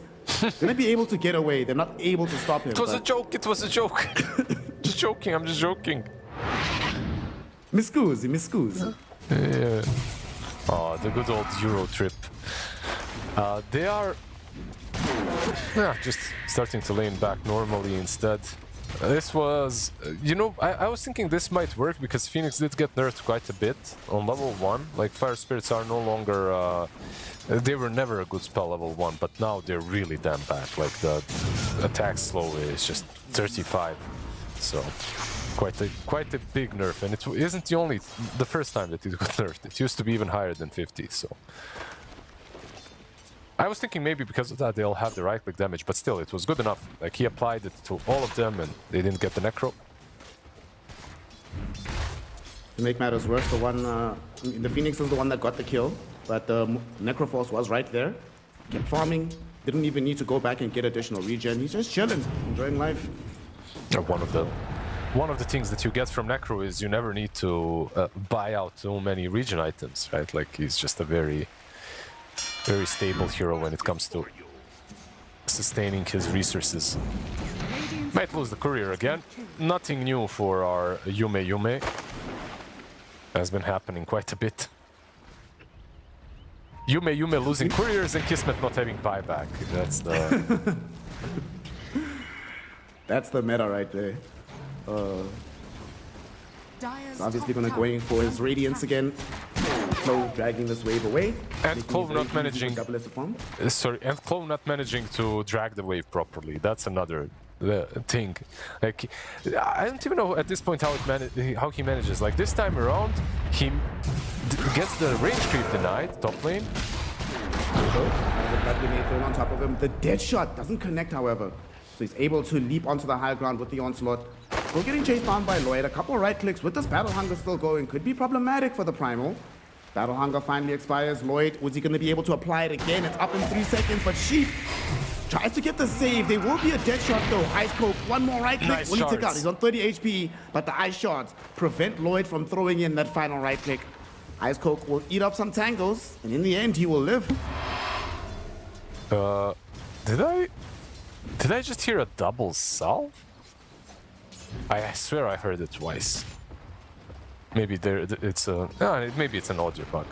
In any case, yeah. Like he lives, he survives, very nicely done by Tusk. Like he attempted to snowball dodge the death shot as well. Didn't really manage, but ice shards were on point, so. So that's 2 cores that have been saved by a rotation coming through from Sheep. It's what you want to see from your Tusk player. He'll get zoned back slightly with the Battle Hunger, but he's made space for Ice Coke. He's still just playing in behind the wave. A little flyby by the Phoenix.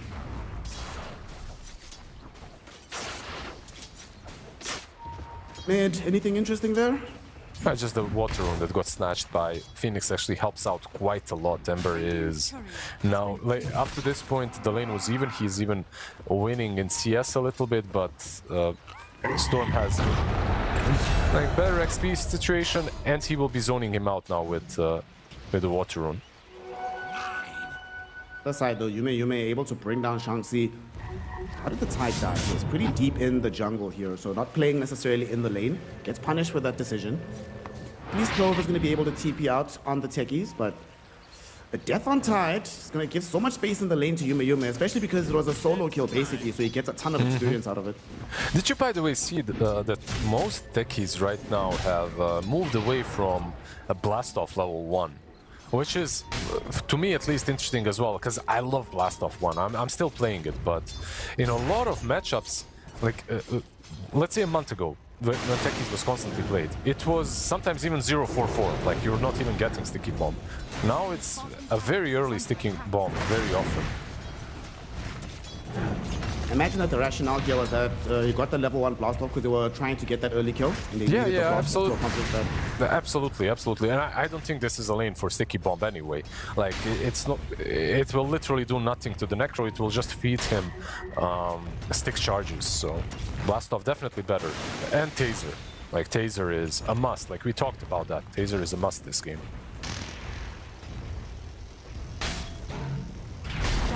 See now close. Gets surrounded by 3 of the Radiant Shields. We'll be able to blast off away into the triangle, but they chase him with the snowball.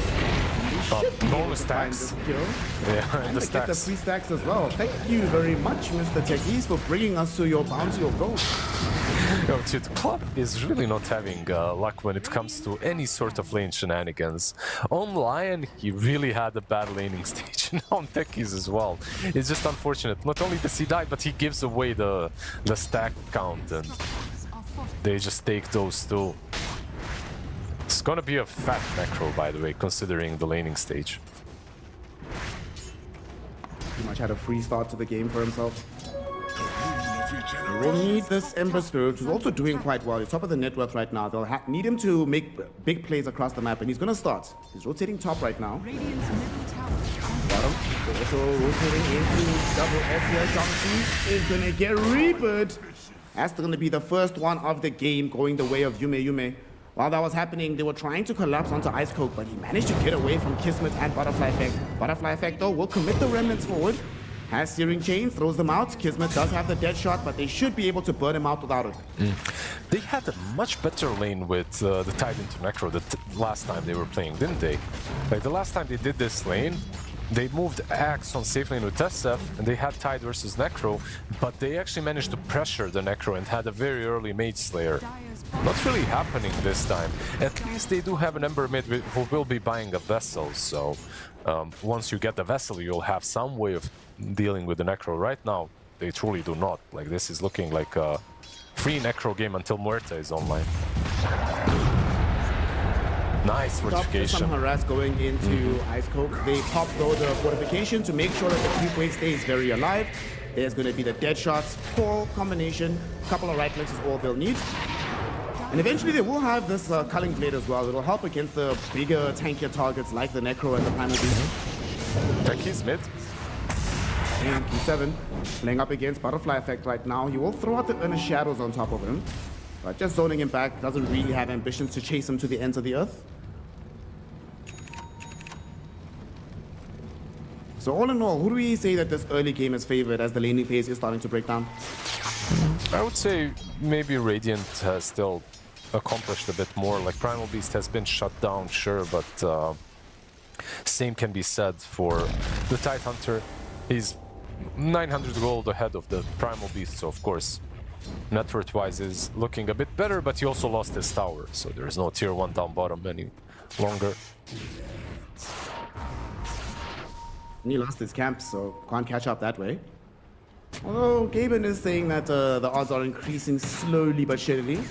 Still about 60-40 though in favor of the Radiant lineup, so if nothing were to change, Cloud Rising could just continue to ride this wave of momentum. I don't know if I agree completely. Let's see, Muerta is rotating bottom. This is the first Muerta versus Necro fight. Ravage thrown out. There's gonna be the usage of the ultimate from the Muerta. They can't get the kill just yet. Reaper Sight was about to come out. But thankfully for the Muerta, it does not. Literally, if he had a few more charges on the magic wand, he actually gets off the Reaper Sight and maybe even lives. Yeah. You know, I gotta say, maybe a little bit satisfied that it didn't go through, because if it did, we'd see a stomp. Like this game, this move for Dire had to work. Like if you lose this move, suddenly there's a full Radiance up on Necro in the next 2 minutes. You lost your carry that rotates and Ravage. Like it just had to work. It just had to work to at least take down the Necro. Radiant's middle tower is under Sometimes attack. you gotta make big risks to get big rewards. Butterfly effects. Has a safety remnant, so he's chilling. He's fine.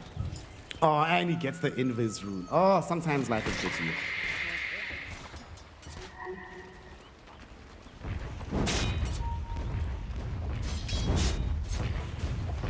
Looks like we're gonna be having, after the Spirit Vessel arrives, looks like Storm is going for the straight up Greaves on the other side, so not gonna be. There's been such a lot of builds in the last year on the Storm Spirit. I kind of like that there's players have the ability to express or just choose exactly what they believe is actually needed for the game, not just a cookie cutter build. Why the Greaves this game though? What do you think? For the chains, right? I think the chains, yeah. Yeah, that's the only thing that you have to worry about, basically.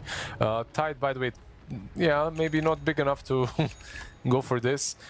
He needed techies, I think. Taser on him, maybe some blast off, and then they can take it together, but techies wanted the lane XP instead. A little bit unfortunate. He's wasting a lot of his time on Tidehunter. Just going back to the fountain without dying and going back in, it's already annoying just to reset the mana. Now he uses TP as well, so if something happens on top lane, he cannot really connect. These creeps are just life stealing too much. He's like, man, this is gonna take forever, guys. Yeah, Techies is on the way. Like, all right, bro, I see you're struggling. Let me help you out. Yeah, By the time he arrives, it's already over. Let me help you out, steal some of that experience that you worked for 2 minutes now. And Ember as well. Let's go, let's go. Let's steal all the big camps of XP. I hate when this happens. Don't worry, bro, I'm just passing. I want to smoke here, right next to you. Necro, they have a vessel. Indeed, they have vessels here, but they do have the Supernova ready to go. They pop it, but look at the damage from the blast off. Ravage will connect as well. He has no way out of that one. The Supernova egg was too far away to dissuade these heroes from continuing the jump. Necrophos dead for the second time this game. Yeah, he was absolutely dead even without the Ravage, by the way. That one was maybe an overcommitment because of the mines. Like, they had proximity mines and Necro was in Ghost Shrouds. So, like, there is no way to... I mean, even without it, he has very bad attack speed and attack animation, so he cannot really kill them. In any case, good kill. Opening up the next tower for Dire. Or I should say the first tower, if they can get it. Because Necro is actually TPing in. Top tower is under attack. But everybody wants to try to add TPs to the bottom lane. And immediately as they arrive, Raw Gaming is like, actually, we want none of this. We've already used our Ravage. It's not available for us. Yeah, you might not have Supernova, but we don't want to take the chance of getting Reaper Scythe. So rather, let's just let this one go. Might even have to let the tier 1 tower top go as well. They're going to rotate through the Twin Gate for this one. And with the Primal Beast already being in position, yeah, I think you just have to sack this tower, go farm the jungle.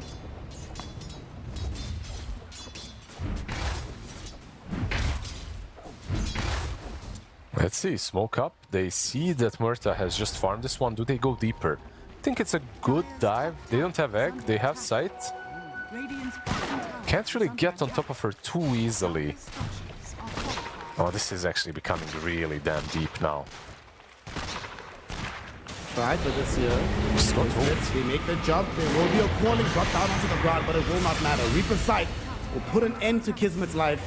Yume has nothing to fear from Lloyd. It's only a position 5 axe. Has fallen. It was deep, it was time consuming, but in the end they are rewarded. And they're gonna pick up the bonus onto axe as well. Okay. Dire's top tower is under attack. No, not too bad, not too bad. Like, they make a couple of really nice pickoffs, like you said, with the Necro, with the Storm, some galvanized stacks, and also Reaper side stack, if I'm correct, right? So they get the second sight. Oh, Roshan.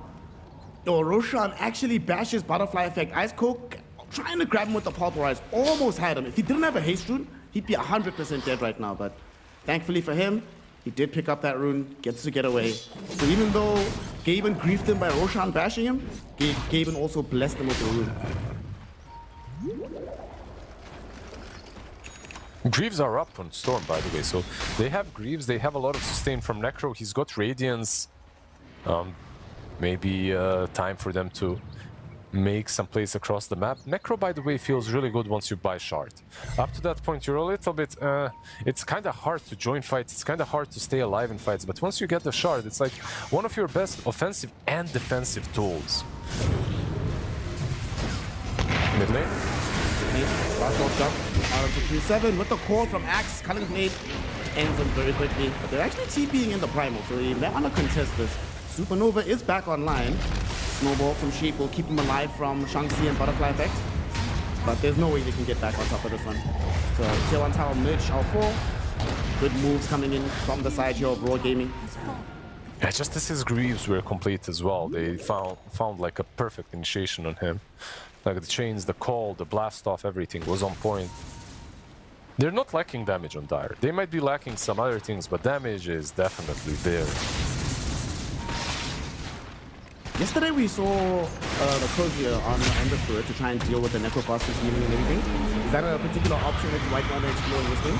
Hold on, Let's talk about it in a second. Goes into the Ghost Shroud, Reaper side, not enough damage, but you still end up losing the Melector. Supernova is now used up. And there's the Dragon from Q7, able to find and kill both the supports. They catch up to the Tide Hunter as well. He is going to lose his life. Double kill for Q7 in the end. 4 heroes brought down. And yeah, you don't get the Reaper side kill, but if you'll trade it happily for a team fight win of that magnitude. No, this was just perfect of a fight for them. Murta dropped down a little bit too low before she was able to take down Necro, so lost way too much HP, and they found the right angle to get on top of Kismet. Very important that the Sheep can use the Snowball and all of his spells, of course, as well, to prevent some of the damage from kicking through on the Necro. It feels kind of weird the way in game 2 and in this one, when they start falling back, like they always hold hands. It's very easy for Radiant to dish out all of the AoE damage as well.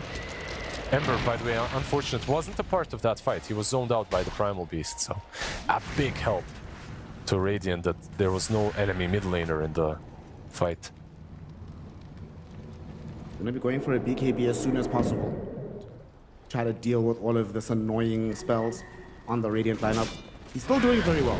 Top of the net worth, only being surpassed by the Necrophos. And he has that Dormant Curio. I'm curious to see how long he'll commit to keeping this. Yeah, if you find something good on level 2, you can already switch it up. Like, there you go, he gets the mana drought. This mana drought that he picked up isn't necessarily always about just Dormant Curio. I think it's one of those items that you really want anyway. If you feel that you're lacking mana, a little bit of resources, you just take it. It's not like you took Dormant Curio to take this, but it is what it is. You need resources. Good late. Jump happens out onto this Ember Spirit. Can they kill him? No. Almost falls, but he does manage to survive. Close though, might not be so lucky. Getting jumped on by Q7, but with the TP in from the Tide Hunter underneath the Tier 1 tower, they don't really want to keep pursuing this fight. Ravage up in 3 seconds. Ember Spirit will live, and all of that just comes to nothing. Yeah, they went on him while the Flame Guard was up. They couldn't deal with it, and the Storm connected a little bit too late, I've gotta admit so. They don't get the Ember kill, and they open up the map. There's no Reaper sight now. So maybe there's a play that can be made. Keep in mind that Mate Slayer, of course, is done, and Pipe will be next on Tide Hunter, so a lot of damage mitigation from them coming up. They find the Necro. Can they kill him in time? They actually can! Yeah. The damage from Clove, good God. Unable to even pop his magic wand during the Ghost Shroud. He needs either Wraps or Manta or something to deal with the chains. Lotus. Whatever. He needs a defensive item. Like Necro, at this point, there's just so many different ways that you can kill him. Like, you can kill him with Solo Muerta. You can kill him with Timber plus Techies. You can kill him with Tax plus Techies. You can kill him with Tide plus Techies. Basically, Techies plus 1 is almost a certain kill on Necro at any point. Until he gets a defensive item, so... Gotta get something. Has queued up the Manta into BKB, so that's going to be the option, the route that he's going to choose to take. Radiant's middle tower is under Man, attack. it would be nice if he had a little bit more of that defensiveness now. However, with all of this time being spent on that side of the map, Kismet has been farming. He's now gotten himself to number 2 on the net worth. Looking very solid on the Muerta. And if it's even, whoever even carried a carry on farm, and my carry is the counter to yours, I'm very happy about life.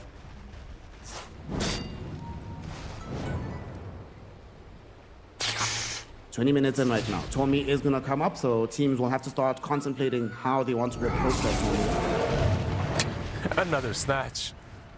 He's been flyby stealing these runes quite a few times in Phoenix. Out of seconds. A good pick off. It's good pick off because this is basically where you want to be as techies at minute 20 or maybe a little bit earlier to set up mines around the Tormentor so that it's not taken that easily, especially around the Twin Gate. The amount of times that I see solo kills by techies on Twin Gate is... it's way too high. There's way too many deaths that happen even in pro games to the mined up Twin Gate. To be fair, that area of the map we spoke about in the previous game, that's where Pro just likes to play anyway. Yeah, This is his spot. it's his home, it's his house, yeah. Bot lane, Bottom lane, Muerta. he found the Muerta. Can he actually kill her though? No, not just yet, but with the Reaper side they can. Man, he's- Yume showing up to finalize the death of the Muerta. Mid lane. By the way, Muerta is making this Necro look like the Muerta counter pick, not the other way around. He is just... I feel like 2 out of 3 Reaper sites were on her, giving him the stacks, and one of them was also used on her, but it didn't kill her. Has to be a bit more careful with his positioning. That was literally asking to die on bot lane. He was showing himself in vision for a little bit too long. Yume already has as many Reaper stacks now that he did towards the end of the game last time. And the last time he played it, the game was 65 minutes, so that tells a lot. They have a pipe, by the way, on Tide, so you've got the pipe and the Mage Slayer. A lot of damage mitigation if they decide to play together on Dire. Okay, now that you have drums already on Lloyd, is it Solar Crest time when you start thinking about getting that blink so you have that one extra piece of control? I would like to see a blink on him. Let's see how the game goes. I'd like to see a blink. Glimmer, by the way, not too bad on both sides this game. Like a lot of magic damage, so a Glimmer on them or a Glimmer on Radiant. I'd like to see it. It's actually techies that's buying 4-staff Glimmers, so... because of that, Axe can probably go for a blink. Radiant are scanning. Zeus ult? Zeus? Dire's structures are fortified. Dire's middle tower is under attack. I wonder what, like, in a year, how strong Tormentors will be. Because I think they've had, like, some of the most power creep throughout the entire game. Like, next year, it's going to be like fighting a mini Roche. It's gonna be a mini god, not mini Roche. Dire's middle tower is under attack. Or maybe it'll actually be Roche, and then, you know, Roche's big brother will take over the main spot. There is a mini Roche hidden inside of the Tormentor. Dire's top tower Or it's your ex, well, whatever way you want to look at it. If it's that, no one will ever take the Tormentor, bro. Yeah. I don't want to take that fight.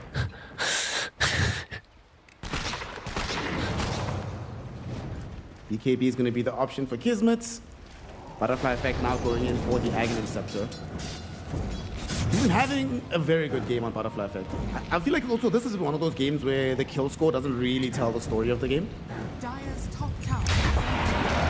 Yeah, 103.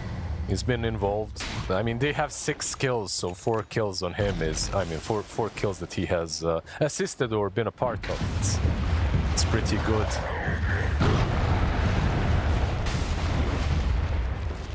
Ice Cold going for the Aghanim, so they'll have the break into the Tidehunter. Proven himself extremely difficult to bring down. Also just chilling.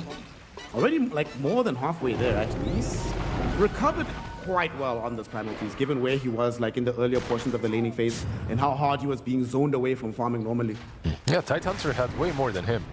So, Ice Coke is doing fine. He will have his Aghanim Scepter, of course, as well very soon.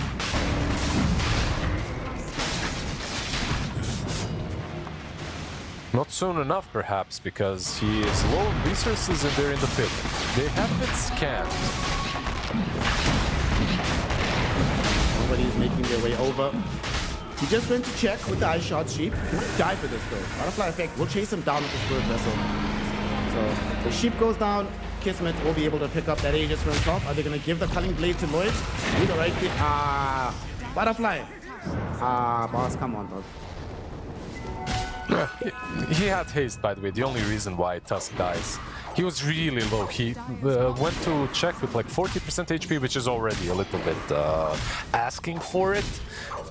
But if Ember didn't have haste, he probably lives. Unlucky.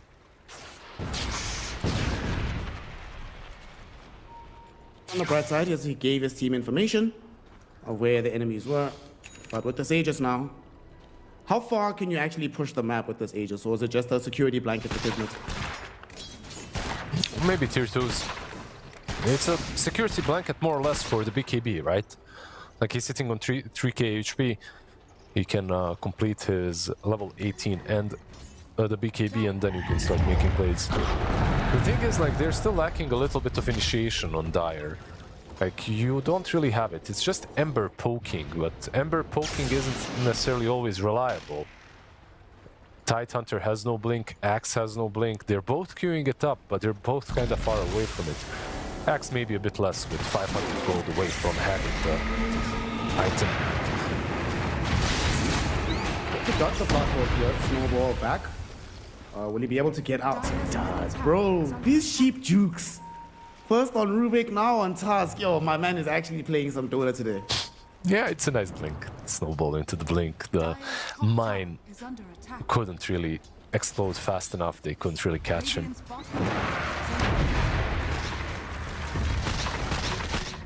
Kismet though will now be seizing upon the tier 2 bottom mid lane. They're actually going to go directly onto Butterfly's deck. He's dead. Reaper Sight is going to take him down. And guess who set up that play, Lizard? It's Mr. Sheep with this Blink Dagger, opening up some space for his team. Yeah, it's just another good play from him. And another overzealous attempt from the core of Dire. Like, previously it was Murta down bottom that died like this. Now it's Ember mid. Ember, of course, it's his job to play this role. It's a hero that is, on paper, extremely difficult to take down with the amount of control that they have on Radiant, but they have enough. Like, you have Primal with Blink, you have Tusk with Blink. They already have enough. What's the big Blink check on Dire, though? Axe basically has it. Yeah. Tidehunter still 1,000 gold-ish away, 800 gold for now away from the Blink. Still needs a bit of time. Bright side, they did finish the BKB on Muerta, so we'll definitely be ready to fight with her on the next go. Top lane, Primal. It's cold. That's the reveal of the Blink Dagger from the Axe. He does manage to pop off the BKB though before it happens, so he can get off the onslaught.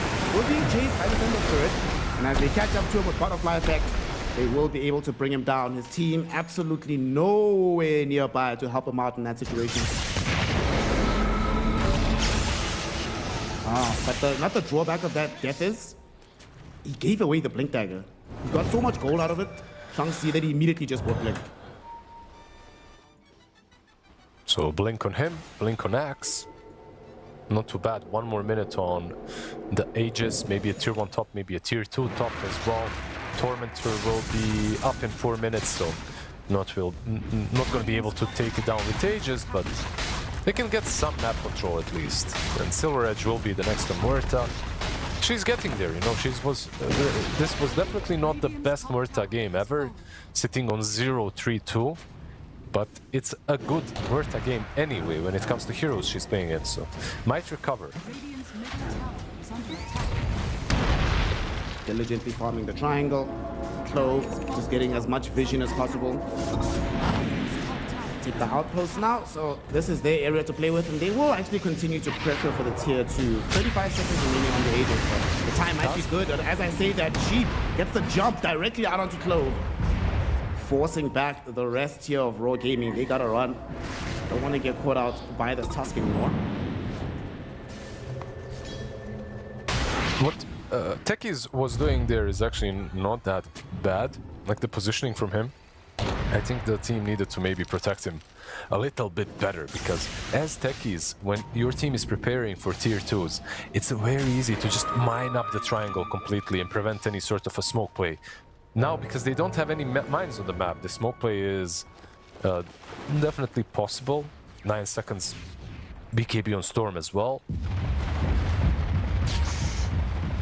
Played this very well on the side of Raw Gaming. They realized the exact same thing that you were talking about, and the entire team is just sitting underneath their own observer wards. Now they'll smoke themselves, actually. They might re-engage this fight. Shanxi, can you find the Ravage? Ravage is gonna not come out just yet. He's been held in place. Pulverizer's gonna be there. The Ravage still not coming out. The Reaper Sight was thrown in onto the Tidehunter, forcing him back from the fray.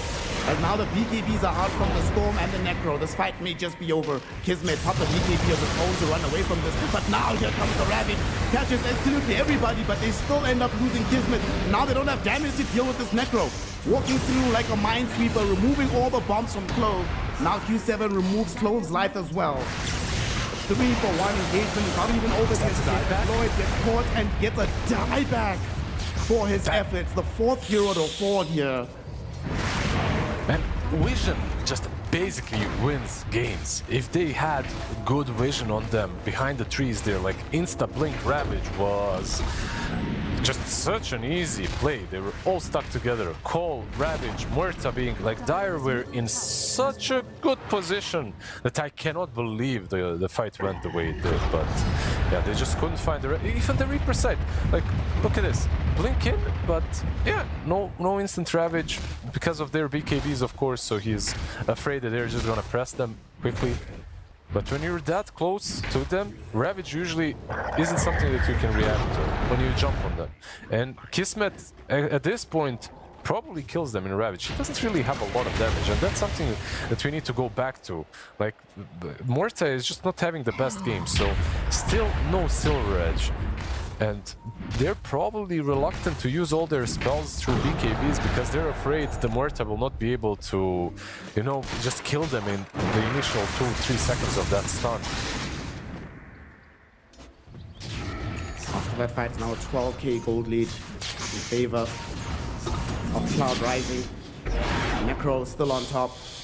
Yume didn't get a Reaper this charge in that fight, but did get enough gold to pretty much finish off the heart of Tarask, so he is crazy tanky now. Yeah, he used the sight on like 90% HP Tidehunter with the pipe activated, so it was a little bit interesting of a sight, but it did prevent the Ravage for a little while longer, I guess. So Ice Coke, I love how quick he was on the Pulverize. He's like, wait a second. This is a Tidehunter? Bro, let me just R him. And even if you get the Dispel, at that point you already know, yeah, everyone's BKB. The fight's over, guys. You gotta run. Shiva's now up on Ice Coke as well, so even more presence in the middle of these fights as he's running through with the onslaught. Yeah, they're smoked up again. Definitely ready to take another fight. Witchblade will be done soon on Storm. Just needs the Orb of Venom. Oh, again, their high ground push. Overall objective taking on Radiant is kind of garbled, right? Like, you have Necro and Storm as your position 1 and 2, and your offlane is a Primal. Like, you just don't take objectives. How about if we made Trample work on buildings, double damage? Sure. Just give him a built-in BKB as well at that point. It's not like... make him bigger, actually. Make this Primal Beast so that you cannot hit any creeps in the lane. His innate is the Giant's Ring. That's the main reason for the fight. Like, how stupid of a hero this is when you need to activate a Dota Lab thing so that you can last it in the lane versus a good Primal Beast. Like, you literally cannot last it against it unless you have it. Top lane? Top lane, Primal Beast will find the Ember Spirit. Override will come out. And Ember gets caught out. Q7 surprised them out of nowhere. You had no Lincolns, no way out of this one. They do end up losing their Necrophos though, because they find him alone in the river. As they're dealing with the Ember Spirit, they get a much bigger grab. And they end out having a Necro dead for 80 seconds. That's a very useful sliver of time for the lineup right now. They used Ravage, they used Pierce the Veil. Of course, Pierce the Veil nowhere nearly as long of a cooldown as Ravage. Something of value that they did get, of course, was the Necro kill. Like, any sort of a trade, I feel like it's actually good for Dire. As long as they're trading, as long as this Murta is scaling, we're in for a long game again, basically, is what I'm seeing here. Radiant, even though they're ahead, they just can't close. Yeah. Their objective abilities, how we even saw just now when they were trying to deal with that Tormentor, just how difficult it seemed for them. So high ground will be difficult to break, not impossible, but they'll have to win a few fights beforehand. 14k net worth lead right now, but Dota Plus says that the probability is increasing for the Dire lineup. So for Raw Gaming, they are thinking to themselves, guys, let's just go late tier 5 neutral items, get a Stygian Desolator on Kismet, then we can win the game.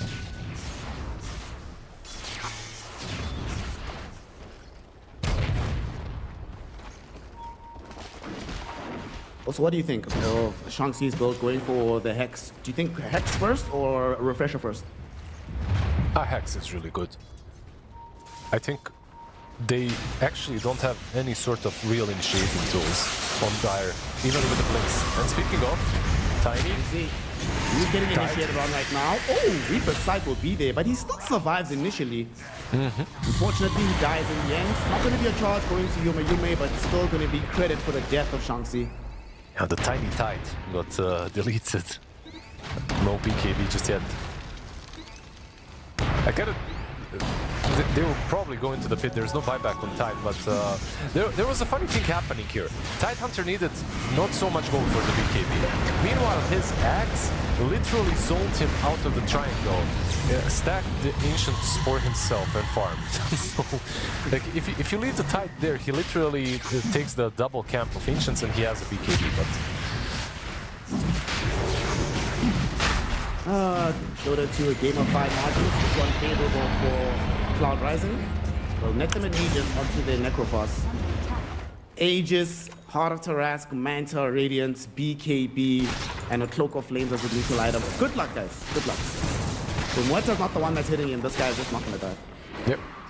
The thing is, at any given point in this game, if Muerta is hitting him, he will be falling. So has to be still very careful on the Necro.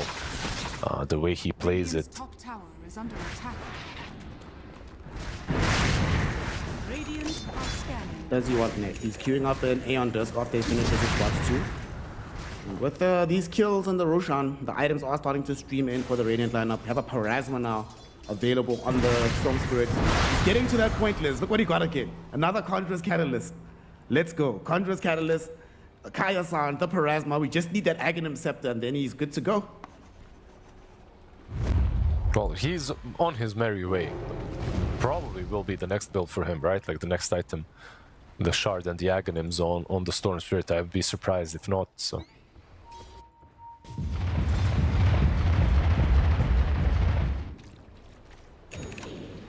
I have a smoke on a couple of heroes. They were hunting in the Dire jungle, but they were scouted out by a couple of these mines on the ground. Goddamn techies. So this move will not succeed. Everybody is getting back into a safe place on the Dire lineup. Yeah, another thing that good old techies does, of course, is high ground defense, is any sort of area defense. And they know where Murta is, but I don't know if they can get there really easily before she just farms out and goes away. So has a crit queued up, by the way. What does she replace? She has the crit, like, flying out her mom? Mom, I don't think you really need the mom anymore. I feel like, yeah, I think you'll be fine without it. I think the boots right now are more important than the mom. She's not replacing either. It's the Chrysalis that's just going to be chilling in the backpack.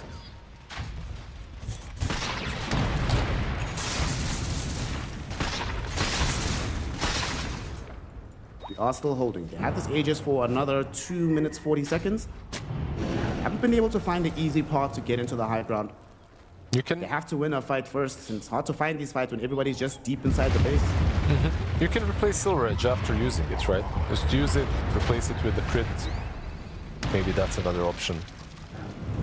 Depending on how he wants to play. Never mind, Maelstrom was just sold, so... not gonna go for Mjolnir, instead goes for the crit. So there's a good part of this and a bad part. Okay, the good part is a lot more damage dished out into everyone. The bad part of having the crit instead of Maelstrom is not as much attack speed. Muerta. Oh, also gonna get jumped on Muerta. Will she die here? She will. Reaper's Sight takes her away 90 seconds. There was a Ravage to try and create some space, but it doesn't do enough because these BKBs are just allowing Q7 to pierce the backlines, help bring down these supports. Two buybacks immediately from the supports. Yeah, 2 buybacks, but you still don't have to back if you're Radiant. You basically have everything. Your resources are up, you have the egg, Pulverize will be up. It's a very low cooldown spell. Storm is healing up as well. This could be a side at least. 60 seconds. They push very badly. That's still the case, but slow and steady, I guess. Maybe a Meteor Hammer or someone. Buy a Lightstone, double your damage output on the towers. Oh, they also found Butterfly Effect. They can't kill him though. Double S able to bail him out of trouble, but maybe puts himself in trouble at the same time. Gets jumped upon by Ice. Gets killed off. Also does not have buyback. So this could be more than one side here, despite how slowly they push. Let's see. 30 seconds for Muerta. Let's see if they can take a side in 30 seconds. He's trying. This Necro, this Primal Beast, they're trying. They're not really succeeding right now. Top lane. At least take one side, guys. One full side is all I want. At least. They'll get it. Okay. So when they come back with the tide, they still won't have Ravage for a while. So they have a lot of time here. Mid lane will be the first set to fall. Top finally will follow. There's 2 sides at the moment and still 30 seconds no tide. So maybe you try pressure the tier 3 as well. Yeah, Aegis is gone in 20. So basically Aegis is gone almost at the same time the tide will be up. It's a very good timing for Dire to strike back. They just have to hold. Have to hold for a little while longer. 15 seconds. Jump in. Oh no, Ice Cold. He found Kismet again. He does manage to get off the BKB though. Pierce the Veil will come out, but he has no HP remaining. Reaper's Side puts him in the grave for another 90 seconds. GG gets called. Cloud Rising have done it. They eliminate Raw Gaming from the TI qualifiers, keep their own hopes and dreams alive, and try to make sure that the Cloud Rising name will stand strong. What a recovery though, how badly game 1 went.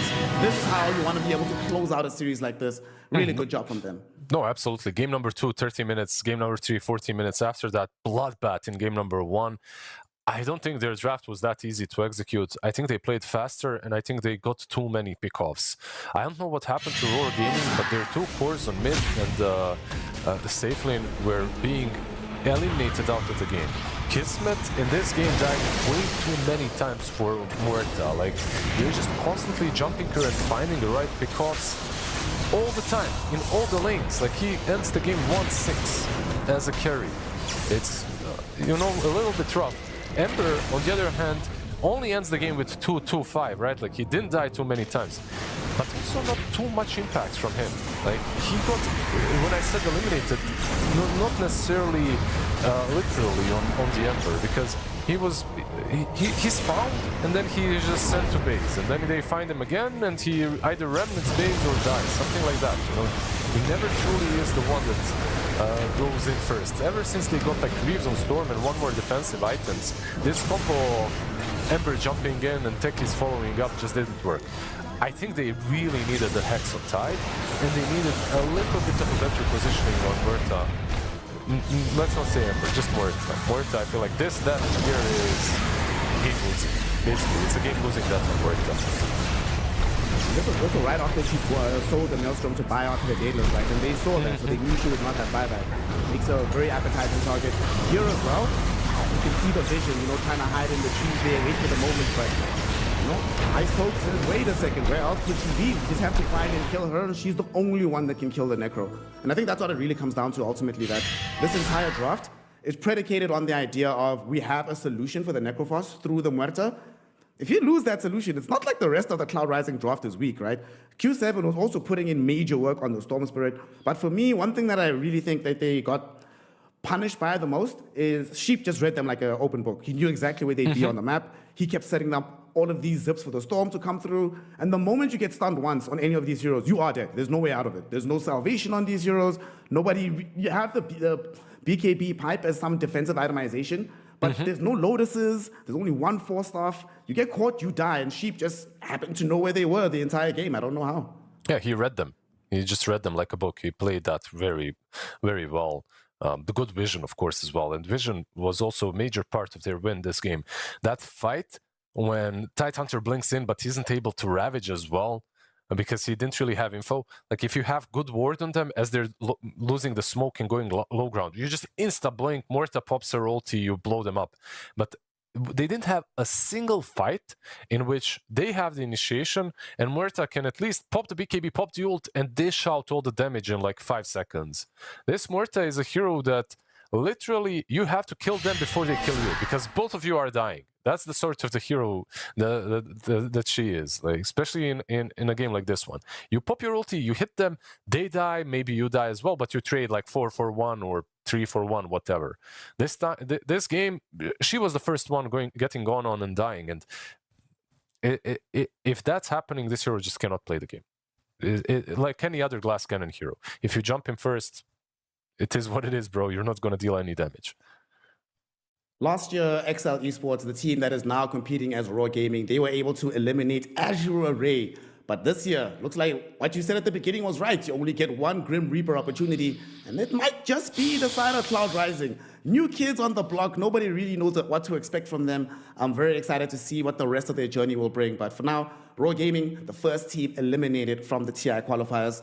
Unfortunately, not the last, as we still have another elimination game to get to. So for the next one, we have Game Master taking on the side of Grey Track. One of them will be joining the side of Raw Gaming on the sidelines, having to spectate the rest of the qualifiers. And we're going to find out which team that will be after a small break. So go get a snack and join us for Grey Track taking on Game Master in the TI qualifiers.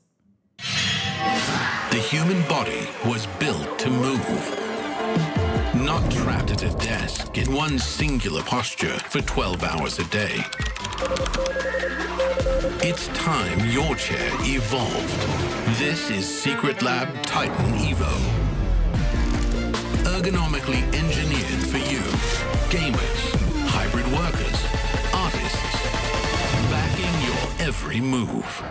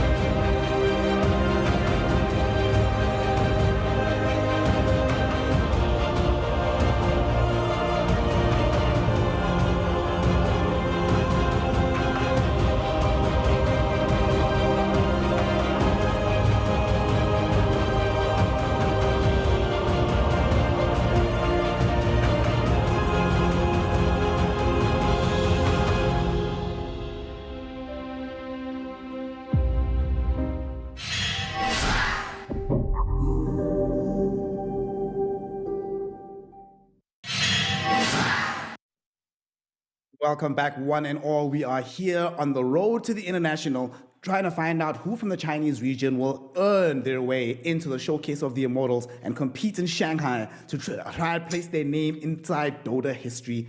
My name's Snare. I'm with Lizard once again.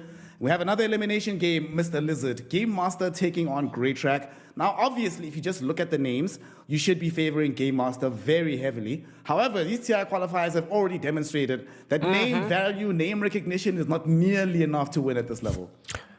Yes, as I take off my glasses to sound more dramatic, it's not only these TI qualifiers, but the open qualifiers have proven that the boys of Grey Track can do it. Like, these two teams have actually played against each other a week ago or something, 4 days ago. Yeah. And they did lose. They did lose one game. They dropped one game to Grey Track. Let's see if something similar can happen here. You have 9 class, you have K class. On the other side, you have the carry of Grey Track rocking the name Satanic. They're trying to recreate a full Perivision team here in the series. If your team has been going around winning everything for a while, wouldn't be a bad idea to try and replicate the performances. Looking at these drafts, though, Grey Track playing on the dire side with the first pick, Game Master, Radiant second pick. And we just saw their Clockwork 0% win rates. 2 games only, not that many games, but what do you think of opening your draft with the first pick Clockwork here as in a response to the what do you see on the other side? The hero is still just absolutely busted. I think Clockwork is one of those broken supports. So, like, yeah, he's definitely a first phase material. Like, if you are picking something first phase, might as well be Clock.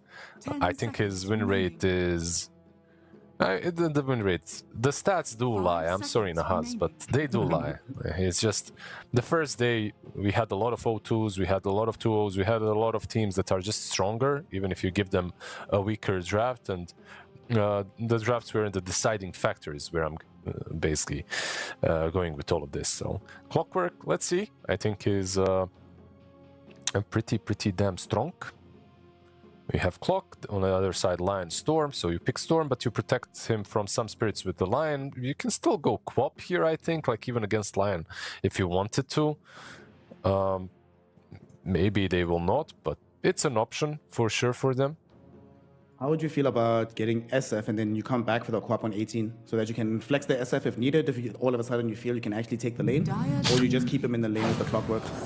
Dude, they have Satanic, sorry. And they have also Rico Baby. It's not Nico Baby, it's Rico Baby on their side. So interesting. Raincloud, by the way, of course, his competitive is still Raincloud, but in-game is Satanic. But they're gonna go with Dawn. They're not gonna listen to either one of us. No SF, no Quap. They go with the Dawn. SF is something that I like, but picking Dawn, the kind of preemptive measure, maybe preemptive measure versus the SF, because you already get a hero that can pretty much dominate him in the lane with a strong support, and Shadow Shaman or Clockwork can help out. So you snatch that, but SF still in the pool, kind of broken, kind of strong. Gotta admit, definitely a hero that both of these teams should look out for. 5 seconds. Grey Track right now on the bright side, even though Shadow Shaman is much worse at Lion in terms of most aspects of the game. One thing he does give you is some way to push down towers, some way to actually siege buildings. They didn't really have that beforehand, especially with the Dawn playing far away from everybody else. So. But now the Dawn is going to be addressed by Game Master with them picking up the Winter Wyvern. This is a tough way to play as Dawnbreaker. Like, it basically becomes like a shell game, sort of like when you have these Enigma versus Ruby games, right? Whoever presses R first loses. Yeah, pretty much. It's not an easy lane for Dawn at all. Not the lane, the game itself, sorry. Like, the lane itself is much stronger for Wyvern now, as the hero has been buffed up quite a bit by being able to reapply the Arctic Burn, of course. But not only because of that, overall Wyvern feels good now. Reapplying the Arctic Burn, Cold Embrace is stronger, you don't have to play around Splinter Blast any longer, and your Eldritch, or whatever the book is called, the Worm book is pretty good and can be abused. I don't see it abused a lot. There's like a Radiant couple of team players that back. are spamming Wyvern in pubs, playing her as a core position. They're not super high rank, they're not super low rank. They're like 12, 13k team back. MMR, which is still pretty decent, considering they're only playing Wyvern. They're abusing it in a way that they use the book after buying a lot of int items, and then they sell the int items. But in any case, just let's see. So far, they get the 10 DP. seconds DP remaining. in a good game feels absolutely busted. I 5 feel like seconds there's like a pub build with Meteor Hammer that is really dumb but works. There's a pub build oriented around the silence as well that works. Like 4 seconds cooldown silence. It's just like at some point it feels like very hard to play against, no matter what you are. Support, carry, mid. If you don't have a BKB, even if you use a Lotus, bam, you're silenced again. Oh, can be a bit annoying. One thing I always like with Dawnbreaker when I see it in a draft is the hero that you want to be flying onto should be somebody that doesn't die immediately, can stand their ground a little bit, you know, sort of like rebalance the fight. And probably Death Prophet is at the top of the list of heroes that can do that for 10 you. seconds remaining. Absolutely. She's not 5 easily blown seconds up, even though remaining. she's playing into Lion, into Storm, you know, like there are some heroes that really have a lot of burst damage right now. On side of Game Master, it still shouldn't be enough burst damage. So overall, like you said, Dawnbreaker should be able to answer. The problem, of course, still remains with the Wyvern. Like you answer it the Dawn, you get ulted with the Wyvern, the game is hard. You want to cry. You're hitting your own teammate, or the teammate is hitting you. Okay, the solution is Yule Scepter. You buy Yules on Dawn, right? And then the 10 moment you seconds come down with the Solar Guardian, you immediately Yules. There we go. This is the way out of the 5 problem. seconds remaining. And then the Winter Wyvern just waits for the Yules to finish and Rs me anyway. And then I feel like an idiot for wasting the gold. Yeah, it doesn't really help too much. Let's see what's going to round out the drafts here. Great track. We need a carry hero to be played by Raincloud. That SF is still available. Wind Ranger not so great into the Kez. Faceless Void is still around. But then, you know, you introduce a lot of problems for yourself. You won't have a lot of movements from your carry hero in the mid game. What are you feeling here? Radiant team pick. Let's see what they feel like. There you go. Like you said, like we opened up with the talk with, the hero was still in the pool, the hero is still strong, so they go with it. They also snatched the Dawnbreaker away from them very early on to have that not necessarily a snatch pick, just a cover pick, right? Like you get the Dawn, it's a bit easier to pick the SF. Even though SF can do all right into Dawn, it's usually not the easiest a lane for him. So they have to find something different on offlane, maybe a Primal. Primal into Clockto is garbage, so maybe not Primal.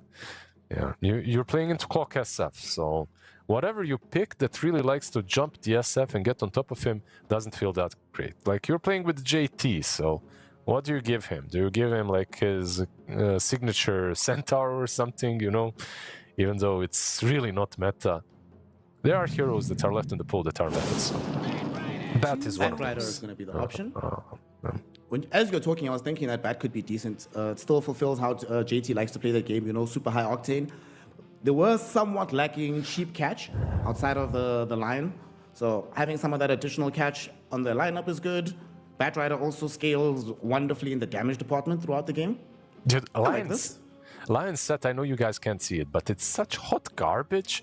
It's like he has a lot of shiny items, but it's like, you know, that over-leveled guy in a MMO that has a different pieces of different sets. It looks so silly, but yeah, he's rocking some swag is what I'm saying. When it comes to the swag in this game, I feel like Great Track have got it when it comes to the draft. I think their draft is actually a little bit stronger. I think they answered what Game Master have got quite nicely. Death Prophet isn't necessarily answered too well, even though there's some burst damage. For me, this game comes down to JT and how well he does. It's not about Moon, the CEO Moon. It's about JT, I think, because let's see how he does in the lane. He doesn't have an easiest lane either. Like he's playing into a Clockwork SF. It could work, but also if you lose too much mana to the cogs, you know, he spams you with Clockwork. Clockwork just protects SF too well versus a lot of heroes.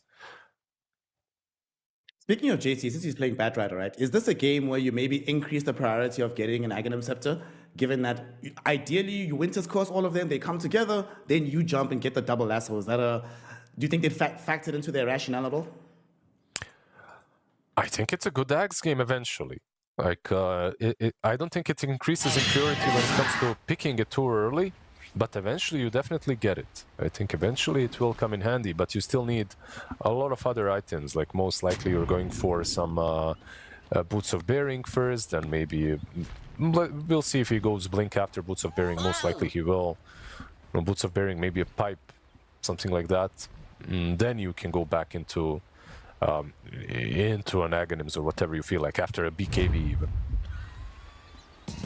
We just gotten an update. Look, some words have been said by TK, so we need our man on the ground to do the translation. Just a second, I'm contacting my resident Chinese roommate to translate this for you. No problem, TK just said, let's see. Come on, translate, bro. I learned by watching your videos. Oh, nice. There you go. Oh, that's such a wholesome way to start a game. Shout out to them too. TK also, did you see him on camera? He's very good looking. He's gorgeous. They all are. They all are. These guys can be models as well, besides playing Dota. But let's see. When it comes to bounty runes, 2 for 2. They came to the mid lane. They took some photos, just like true influencers models would do. They didn't really fight. Took some selfies, went back home. Makes sense. Death Prophet. Okay, is there any potential for anything interesting happening in this lane? She's strong.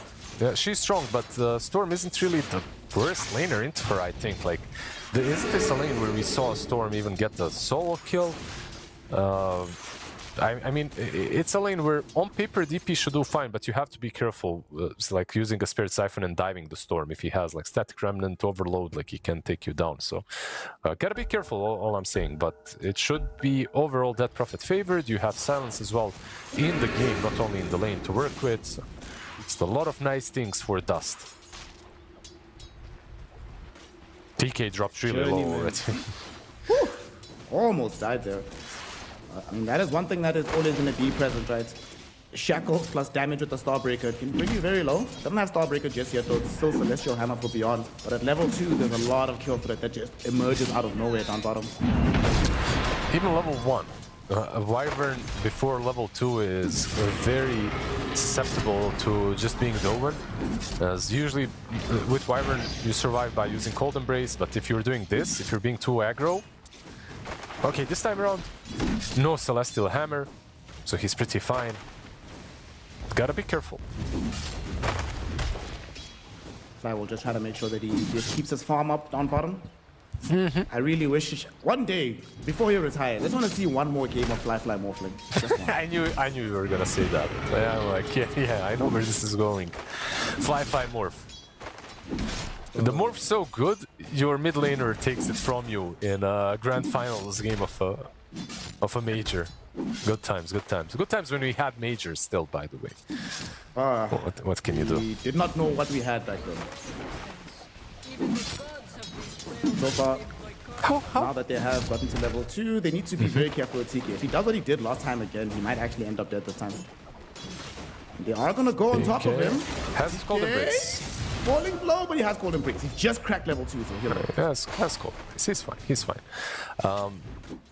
How difficult would it be to resurrect the DPC circuit, at least with the majors, you know, give us some actual majors, so that it is a little easier to, for us viewers, not necessarily the players kind of know the points for TI and stuff, but they can somewhat gauge them, but it would be nice, you know.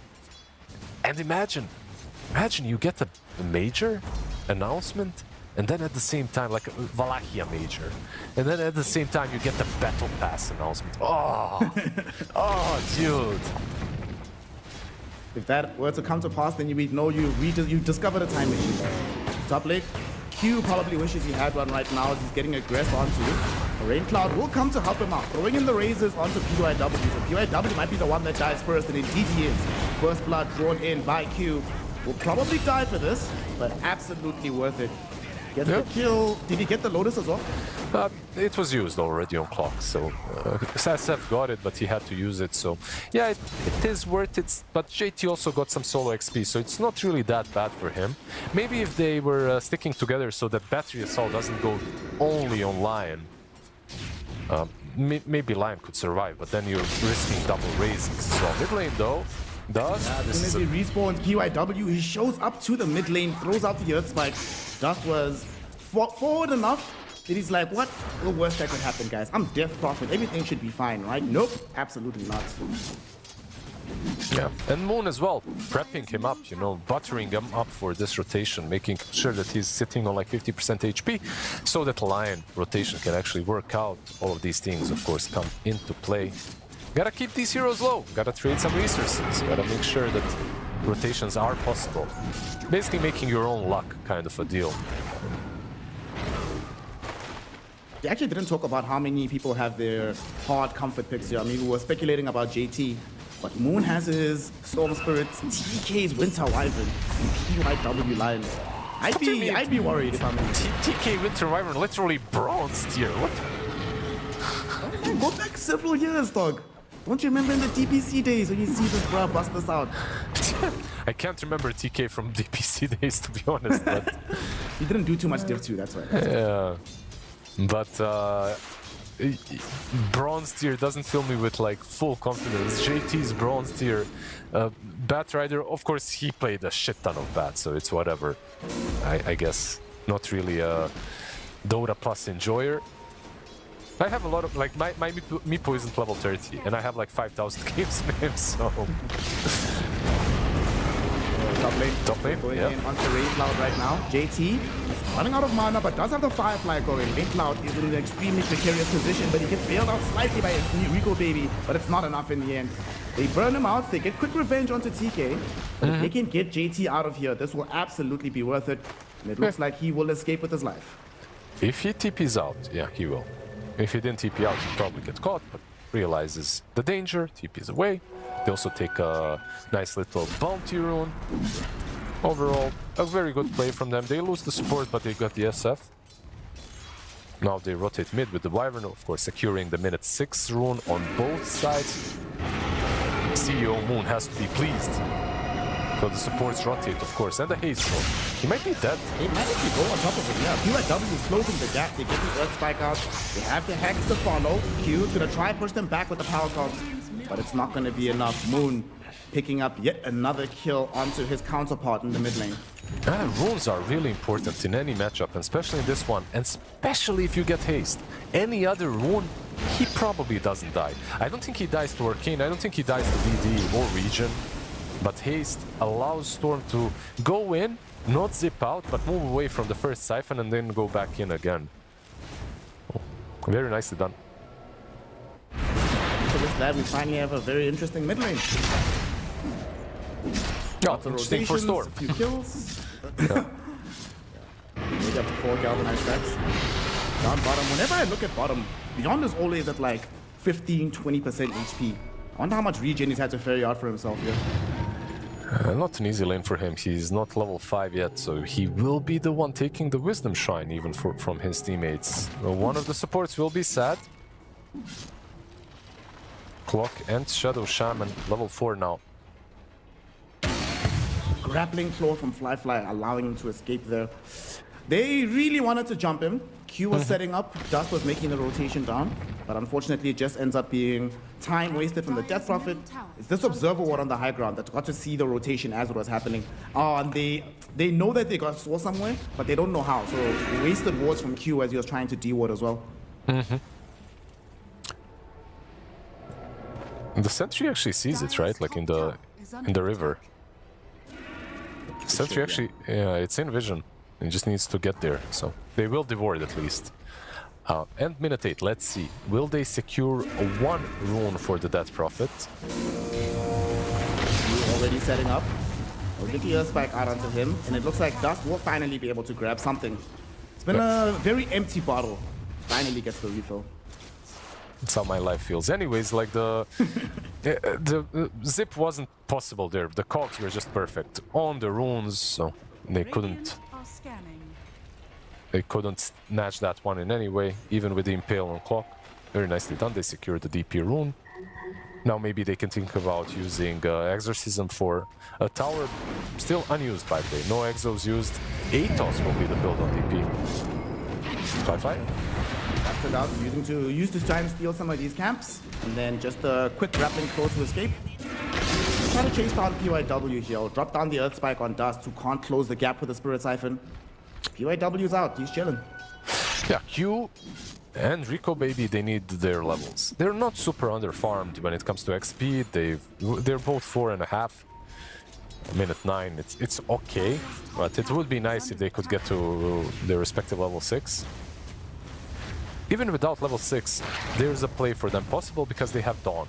So whoever you go on with like Hex plus Shackles, Dawn can follow up through with the Solar Guardian. JT would be a fantastic pick-off. You have the level 6 now for that Solar Guardian, so the play is possible. In the meantime though, seems like they've halted some of the aggression that they were showing, and they've dipped back into safer parts of the map to farm. The side of Game Master here. That's excellent. However, that will lead to them having their tower pressured in the top lane, as the first exorcism will now be used. Dire's middle tower. If you're Radiant, you're happy with this. Like, you're not connecting, you're not committing, you're not fighting. Maybe you can go on Beyond down bottom instead. Would be a massive kill. Actually what they're doing. Beyond, getting gone on, gonna lose his life here. They actually smoked with 2 heroes from mid, but turns out it wasn't completely unnecessary.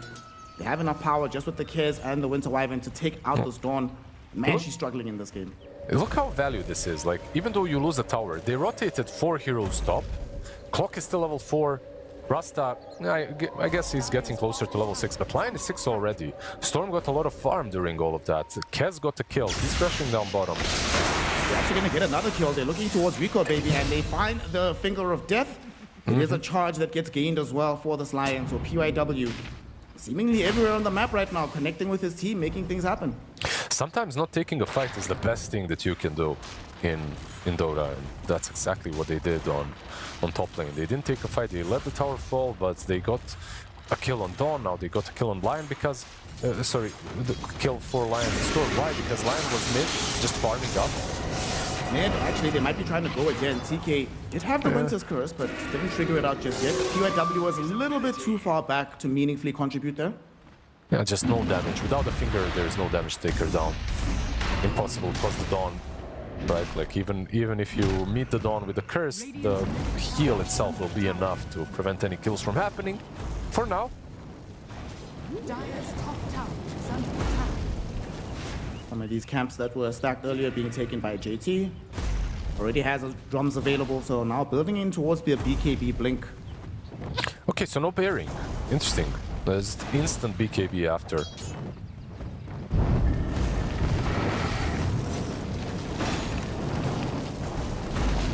Finally some boots for Beyond, but again he's down to 25% HP, he has to go back to base. I wonder why no bearing. I really like the build still. Even with the nerf to Boots of Bearing, I think the item is pretty legit on Bat. I guess he wants to get a much faster BKB. He's farming quite a lot and quite well.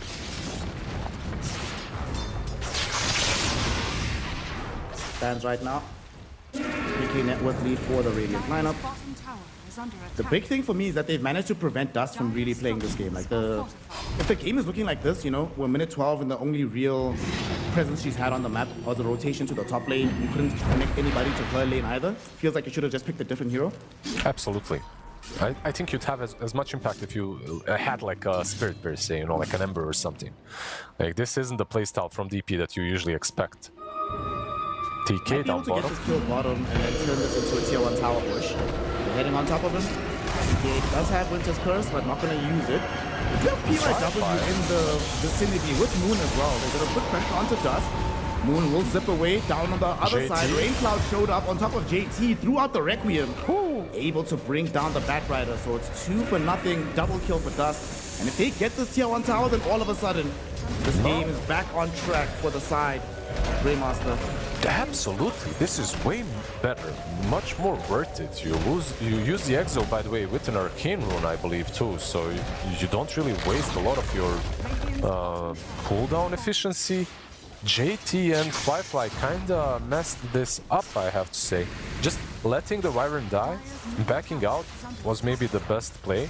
Or silencing the Shadow Shaman so maybe a Winter's Curse come, and then SF is isolated. But if you don't prevent the shackles from happening in the silence, then this fight is just impossible. But then again, there was a silence from Death Prophet too, so even if you stop the shackles, Wyvern is just dead. Like, you cannot fight that. This play is coming in right now from Greyjack. We'll see what they do when the next Ghosts are up, and it's only 30 seconds. Like you said, it's an Arcane Rune, enabling Dust to play a bit faster. However, it does seem like maybe Game Master might want to do something top themselves. They don't really have any vision, and there's actually nobody to even catch in this area. The entirety of Greytrack is playing on the eastern part of the map. Dire are scanning.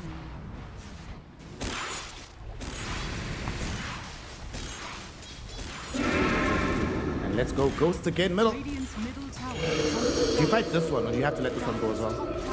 I think you let this one go, it's too late already. The tower is half HP, you're pressuring top, you used Firefly. If you had some resources, maybe. But they're just not set up to that fit. There's an Atos, by the way, now on DP. Like, how strange is it that one single fight really changes the momentum of the game? And you didn't even lose a lot, you just lost the Bat and the Wyvern down bottom.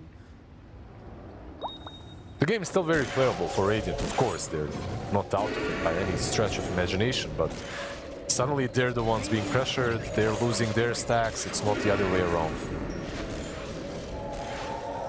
Are going to be stealing these stacks with the remnants of these Ghosts.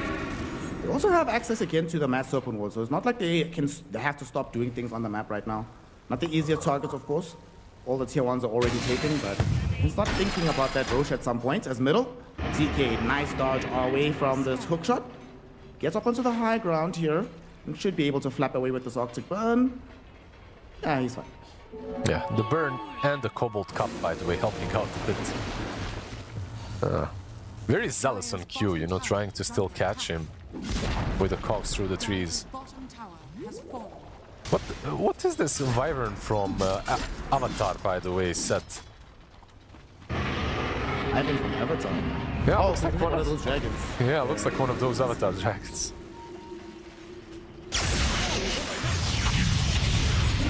Atos, mid. Vatos, silence, but Q not close enough to trap him within the power call. So now Moon, really confident, might try to jump back, but jumps into a Hex. Doesn't get the full shackle combination though. Winter's Curse cancels it out. In fact, the Shadow Fiend is gonna right click and kill the Winter Wyvern. JT finding the lasso out onto Beyond. His Fly unleashes the Raptor dance. Beyond is gonna end up falling. Moon is ensuring that Rain Cloud can't do anything either.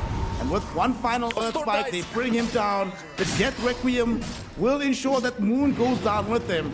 But at the end of the day, it's a small price to pay. It's a team wipe win for Game Master here at 16 minutes. I guess they got what they came for in the end. They do kill the Storm, but this is definitely not worth it. And the fight was...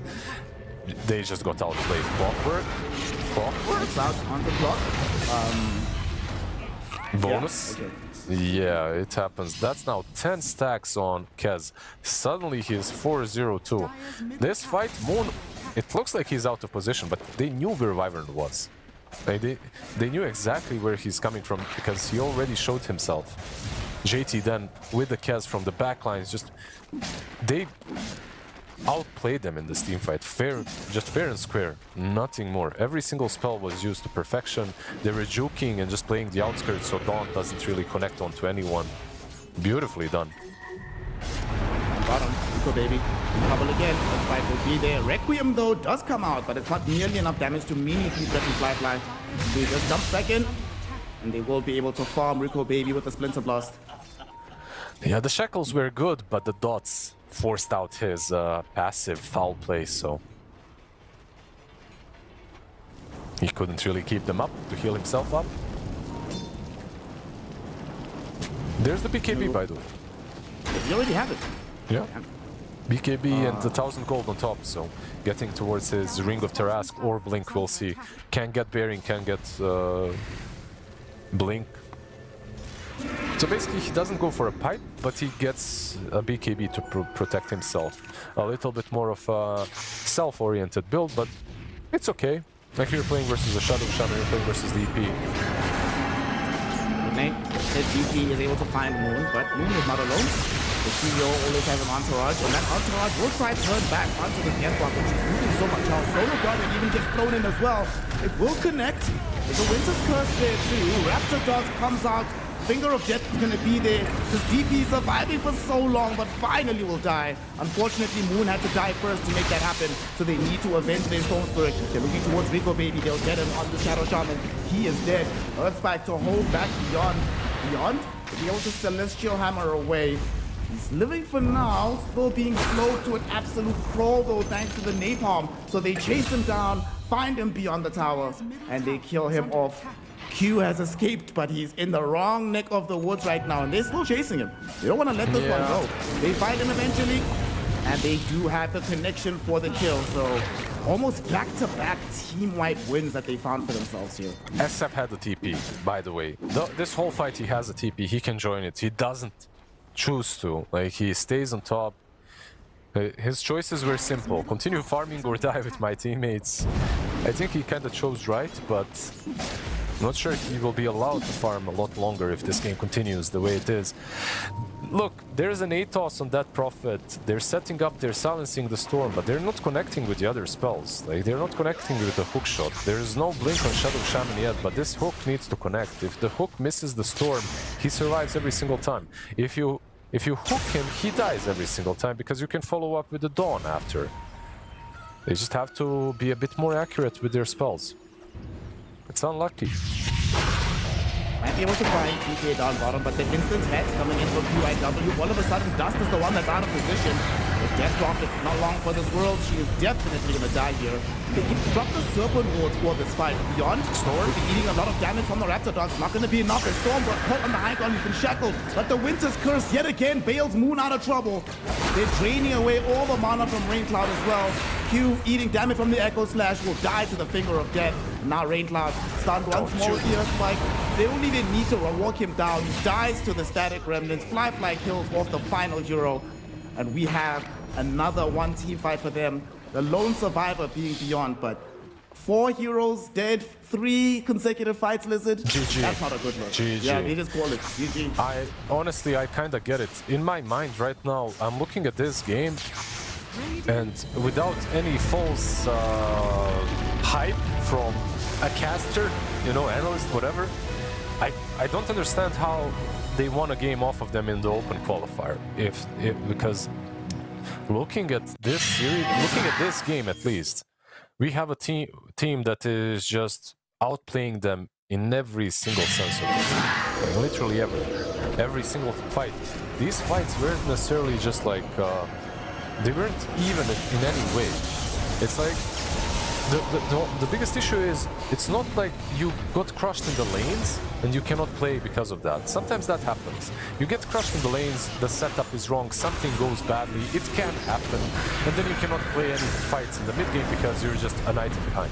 This wasn't the case. Like, they were actually an item ahead, or at least even, but they were being outplayed, just literally outskilled in 2-3 of these fights. You know, 3 out of 3 basically big fights they lost.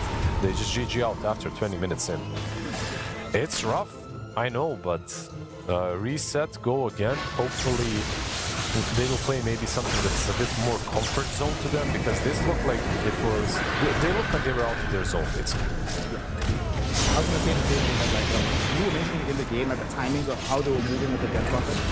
It didn't feel like it aligned with how she wants to be playing the game. So probably was one of those things where Dust was like, hey guys, I'm really good at Death Prophet, we need a hero, but maybe the team is not that skilled at playing around the hero. So one thing that you mentioned as well, that they just really struggled with connecting. They'd had the initial jump, the initial setup, it looks good, but where is everybody else? Where are the spells coming from?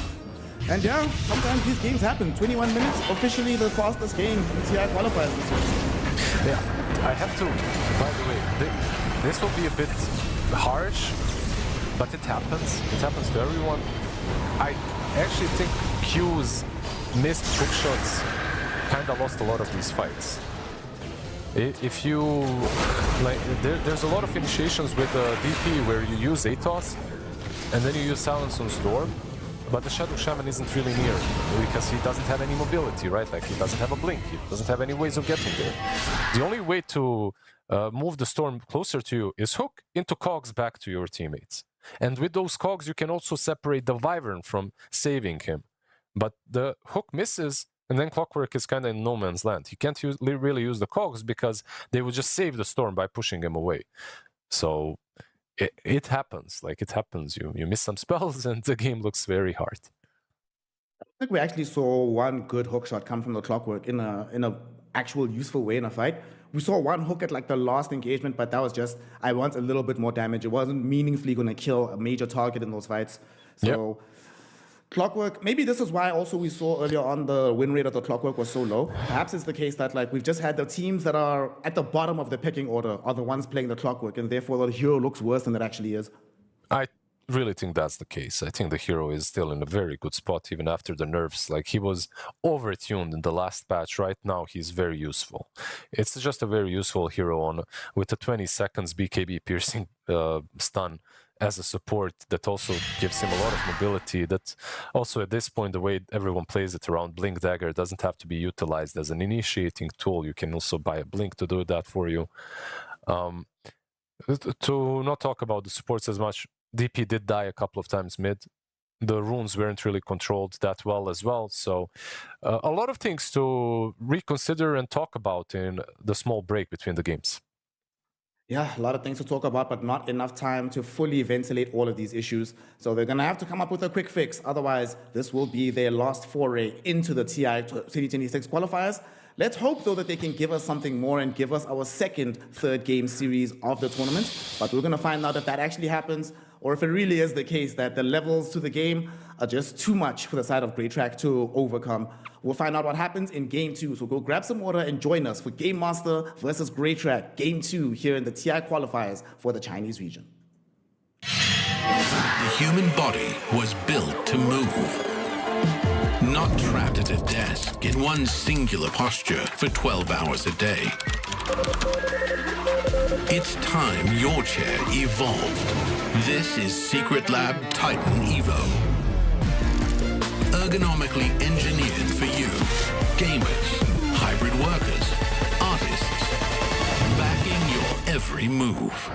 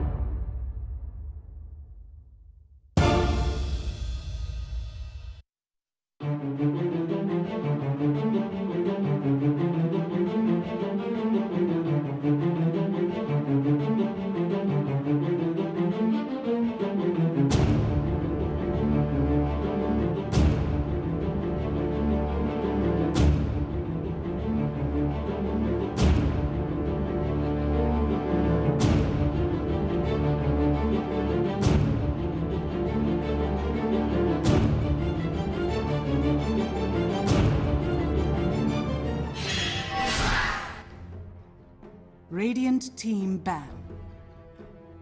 Dire team ban. Welcome back, one and all, to Game 2 of Great Track versus Game Master here in the qualifiers for TI from the China region. And I know, Admiral Admir, that I said, you need to give us, you need to direct us in the waters. Hey, but right now, bro, it looks like Great Track is riding the Titanic. It is tough out here. What do you need to do for Game 2 if you're in? I was in the YouTube chat and I saw that people were flaming each other, like arguing whether it's a drafting problem or not, if the draft was the real issue or not. But honestly, I don't think it's the draft. I think the draft was playable. It was more about the way it was played. So how to fix a problem that is mostly due to your own mistakes and playstyle, I don't know. I don't think that's fixable between two games. But what you can do is you can get yourself something that you're more comfortable on, even if it doesn't look as stable and as meta. I think you can get heroes that you feel a little bit more that you have more expertise on. I know this feels like bashing them and trash talking, but it didn't look great. Like the game number one, I feel like first they didn't feel comfortable playing into Wyvern, so that's something that maybe they can consider banning or picking up if they will be playing a similar draft. I think Dawnbreaker got completely isolated in the lane, but also post lane, because she's playing into the Wyvern. So the Dawnbreaker ults never really connected. All that aside, I don't think it was on her. I don't think it was on that lane. I think it was more about not being able to kill the Storm, even though you itemized for him. Like, they itemized into the Atos on Death Prophet. They had a clockwork with a hook, and they still weren't really able to kill the Storm. By the way, that's a sick-ass tiny wallpaper or canvas behind PYW. It's massive as well. That is pretty pogo online. Whoever had to paint that would have taken forever. seconds But whew, remaining. that is... Well, to be fair, remember when he came up, he used to play a lot of tiny position 4. 5 seconds So that was remaining. probably the inspiration for that particular piece of art. Is that like a small, tiny having Aghanims dreaming of a big-ass tiny? That's what I'm gonna be when I grow up. Yes. Level 1 versus level 25. Yeah, pretty much. But same thing, by the way. Clockwork on one side, and we have Lion on the other. You know, Lion is still 100% win rate at the tournament. So, and it's PYW Lion. So, should we just wrap it up? GG. Good job, bro. Thanks for coming. Actually, you know what? Whenever PYW was meta, Lion Radiant and Shadow team Shamans back. were also meta, and maybe like a Weaver support, you know? Like I remember my introduction to Radiant PYW team basically came with these two heroes, Lion and Weaver. You know, he was just absolutely dominating plebs 10 years ago almost at this point. Not really 10, but you know, like not too long ago with the Lion, with the Weaver. He's really strong, and he knows the heroes, he knows 10 their seconds limits. remaining. And even that TP mid, you know, after dying top, TP's mid gets the 5 DP. seconds remaining. Only on level 2. I think that's what separates a player that really knows the hero inside out and its limits from someone that just casually plays it. It's like when I see someone with level 2 Phoenix TPing mid and getting a kill with a dive under a tier 1 tower. You know, you obviously know that you're weak, but you have some ability, you have some ways of catching a target if it's low enough. So let's see what they combo up with the Lion. Right now we don't really have a lot of info. Shadowfiend is still left in the pool. Kez is banned out this time around, so SF Clock again, definitely an option. Almost certain, I think. Especially with the Dawnbreaker ban, right? That makes it the most likely thing that they're gonna put the SF in their side. I'm surprised that China is... yeah, we get the Snap. That's the incredible hero. I was surprised that Snap wasn't picked at all. And another hero that I'm surprised isn't seeing any light of day in this Chinese qualifier is the Drow Ranger. Like, we don't see Drow banned or 10 picked, seconds and we remaining. don't see Snap. Like, maybe it's the teams that we've been remaining. covering as well. Vici Gaming, you know, these kind of guys, maybe they will pick up the more meta guys. But even in the games that I watched from them, I didn't really see them. It seems like it's either the Drow is banned first phase or completely ignored in the region, and Snapfire has been completely ignored most of the games that we've seen, which has been very strange, but Game Master are going to deploy it here for us. JT, not necessarily well known and well regarded for playing this hero, so do you think it should still be off lane? Should it be mid perhaps here? Mid or off, both are very doable. Like you can take one or the other. It's kind of annoying to play Snap into Clock, like Cogs, Hookshot, you know, a lot of ways of dealing with Mortimer's Kisses or just dealing with the Cookie. Like, you can't really comfortably jump out of the Cogs, you can't really jump in as well, so just super annoying. Clock with 0% win rate. I'm afraid we will see this thing continue being 0% if we have a similar game to game number 1. We'll go with the Ember. I like this a lot more. As much as, you know, Dust, we're talking about comfort picks, right? For Dust, Death Prophet is like maybe his ultimate comfort pick of all time. However, the way that the game was unfolding and the way that I'm seeing the other players around him play, I think Ember, much better here. So even if the lane might not be as good, he ended up losing the lane anyway, right? Because of those deaths that he had to suffer from the rotations. So it's like, okay, play a hero that at least if you get to a certain point, regardless of how the lane went, you can still have impact in the game. What do you have to ban now? Like, this 10 could seconds easily remaining. be a JT Largo, but it could also be like some crazy 5 Largo or a 5 4 seconds Largo with remaining. Snap off lane, Snap mid lane. And for Great Track, I think their last 2 bans have to be very careful. Like, they have to think very carefully before banning because they don't have the ultimate last pick. And SF, Snap, and Largo are very versatile. Like, when it comes to lanes where they go, like, I was telling you yesterday that Largo actually can do very well against Ember mid too, because of the Q. I like like whoever is drafting, like, good job. Like, I really like it from Great Track. Beyond is the captain. Probably he's the one doing the majority of the work as well. This is a fantastic Viper pick. Will they win or lose? I don't know. But why is it good? 10 seconds remaining. If you didn't pick Viper, you would have to ban Viper and Huskar. By picking Viper, you're basically saying, yeah, sure, pick Huskar, we have Viper. Who cares if Ember gets wrecked? We have built-in break, or we can put Ember somewhere else and Viper mid, and then your Huskar is not going to have a game. So basically, by picking Viper, you're making sure that Ember has a good time. The only question is, like, where do you put the Viper now? Like, how do you lane with him? Is this like a carry Viper? Because it looks like a carry Viper to me with Ember being mid, or maybe some offlane Viper, but offlane Viper into SF doesn't feel like a incredible offlane pick. I think what you do is that you change it around, right? You still play it offlane, but you lane the Clockwork with the Viper. I think that's what you should do no matter what. You lane Clockwork with Viper, Clockwork protects the Viper, allows him to actually have a lane. And then, you know, if you feel like you need more damage at the end, that's what you do on the 23. If not, then you put the Viper safe lane. As long as Viper and Clockwork play together, that's all I really care about. Yeah, I can see that. I can see that happening. 10 seconds it's okay. remaining. Like, safe or off. 5 with a seconds Clockwork. remaining. And you can pick something different. SF still versatile. Could also be that they lane the Ember safe, and then they put the Viper mid. Now you're cooking too much. Radiant team. You have to overdo it every time. Like, you cook, and then you burn your dish. Oh no. It has been done before. Like, Ember safe lane has been done, but I don't think it's that good. I think this hero needs XP more than anything else. Like, he scales with farm, but he scales more from levels. You need 6 ASAP so you can make moves on the map. They go with the... Look, this draft from theirs is definitely something that you can play very well with. Like, you have now Prophet as well. You have a lot of global potential. You have some good things. Like, they cooked. Like, this is good.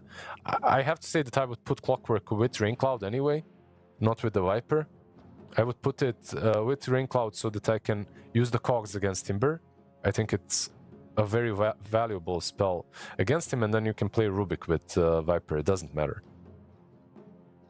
Raincloud on the Nature's Prophet, the 24 pick in the game will be the Timber, which they are going to be putting into the offlane here. Game Master have a lot of damage though. Like mid-game damage is kind of absurd. Lion damage, Snapfire, Shadow Fiend, and the Timber Saw, and then having Largo there for the sustain. So kind of feel like when I'm looking at the draft, what I want from Grey Track is for them to accelerate the game, right? Don't be in a drawn position in the mid game. I want to see Raincloud making that 4-minute TP as soon as humanly possible, you know, so you can add pressure to the Shadow Fiend lane. I want to see Beyond actually playing aggro, not just sitting back and being like, guys, we'll farm for later. And Dust needs to make those early rotations connect. It can't be like in the previous game where the first 2 rotations don't connect. Even if you get the third one and it's great, the pace you need to set for Grey Track, I think, is very high to win this game. No, absolutely. I don't think that it's even on Dust. Like, he can be the one making plays, and he will be because he's Ember, but it's actually on Raincloud. Like, it's you have a safe lane Nature's Prophet. So if Viper gets gone on down on the bot lane, he can TP in, he can make a difference. I just wish that they don't overcommit on the Timber top. I think that's like a big bait. If you overcommit on the Timber, on JT, I think he gets a bit too much out of any trade that happens on top lane. You have what it takes to deal with the Timber through the game, so you don't really have to address him in the laning stage. Like, when you look at this draft from Grey Track, you have Viper, you have the Ember Spirit with maybe a Vessel, even Rubik stealing Chakram or whirling that, you have Cogs, you have Battery Assault. Like, this isn't... They insta-locked the Timber. It's really good versus Prophet, but it doesn't strike me like the freest Timber game. Maybe I'm wrong, we'll see. In any case, I really like what they have drafted, but to win a game, I think they need to play better as well. It's not only about the draft. Well, this might be the last opportunity that they have here in the qualifiers. Grey Track are 1 game down, backs against the wall. If this game doesn't go well, the journey towards CI ends here and now. But if it does, it's still not over just yet. Still got to go through the Game 3 gauntlet. And who knows what can happen in a Game 3 in an elimination series. So let us get into it. Let's see what's going to happen here. Beyond on the Viper, Dust on the Ember Spirit. But this Raincloud Nature's Prophet, this is what we need from you. Like I was saying, bro, 4 minutes. 4 minutes is the latest. 6 minutes. If he doesn't TP before 6 minutes, okay, fine, that's acceptable. But at least 1 by that moment in time has to happen. Yeah, 2 heroes basically on a very high rank. 3, Clock, Ember, and Prophet. Let's see what they can do. I'm expecting some sort of early rotations from the Prophet. Top lane is most likely make it or break it lane for Grey Track. Like, you're playing Viper into what, SF Largo? this is a lane that can go really well or really badly for you. There's just huge volatility involved in that lane. You have Catchilik versus Viper, but at the same time, it doesn't really matter. He can reapply the poison attack very quickly. So it's going to be an interesting one. Updates from the ground. Updates from the ground. We need to send out our correspondents to find out what the players are saying, what's happening with them. He's slacking this time around. Like he's not around. Let me see if I can find him. Yeah, they were basically saying, "Are we gonna play again?" And they said yes. That's all. Yeah. If my That's Google so Translate, anticlimactic. if my Google Translate is good. That's so anticlimactic. I was hoping for, game one started with some nice wholesomeness. I was hoping for a little bit of flame before this game, but what can you do? Maybe it was one of those like, should we play a game? Maybe it wasn't really wholesome. Yeah, you're trapped, having to play 10 games of Bane without Nightmare. That's the real soul trap. 30 Smoke up. Game Master, they do not connect here, but they'll eventually have their smokes break against each other. I feel like Well, maybe hoping to find somebody, but it's fine. do you think that you would cry a bit more if I was Bane in a TI qualifying game and I literally cannot use a spell because of a bug? I think I would be crying a bit harder. Oh, absolutely. He was a real man for just playing through it and winning in the end. Yeah, winning in the end. Begins. That's Shout how out much to Lloyd. supports matter. It's like, yeah, imagine Shadow Fiend couldn't use razors. What would the win percentage of that game be? On bottom. TK just putting in some harass out onto Rain Cloud, saying, "What's up, OG?" Gonna force What? him to have to use some of his regen, ferry in some extra tangles. What did he dispel? The catch What? it. Yeah. He dispelled something off of the Prophet because he got health regen. Can you dispel the movement speed in the river? That is a very good question. Q just walked into the lane and threw his blood grenade on his own Prophet.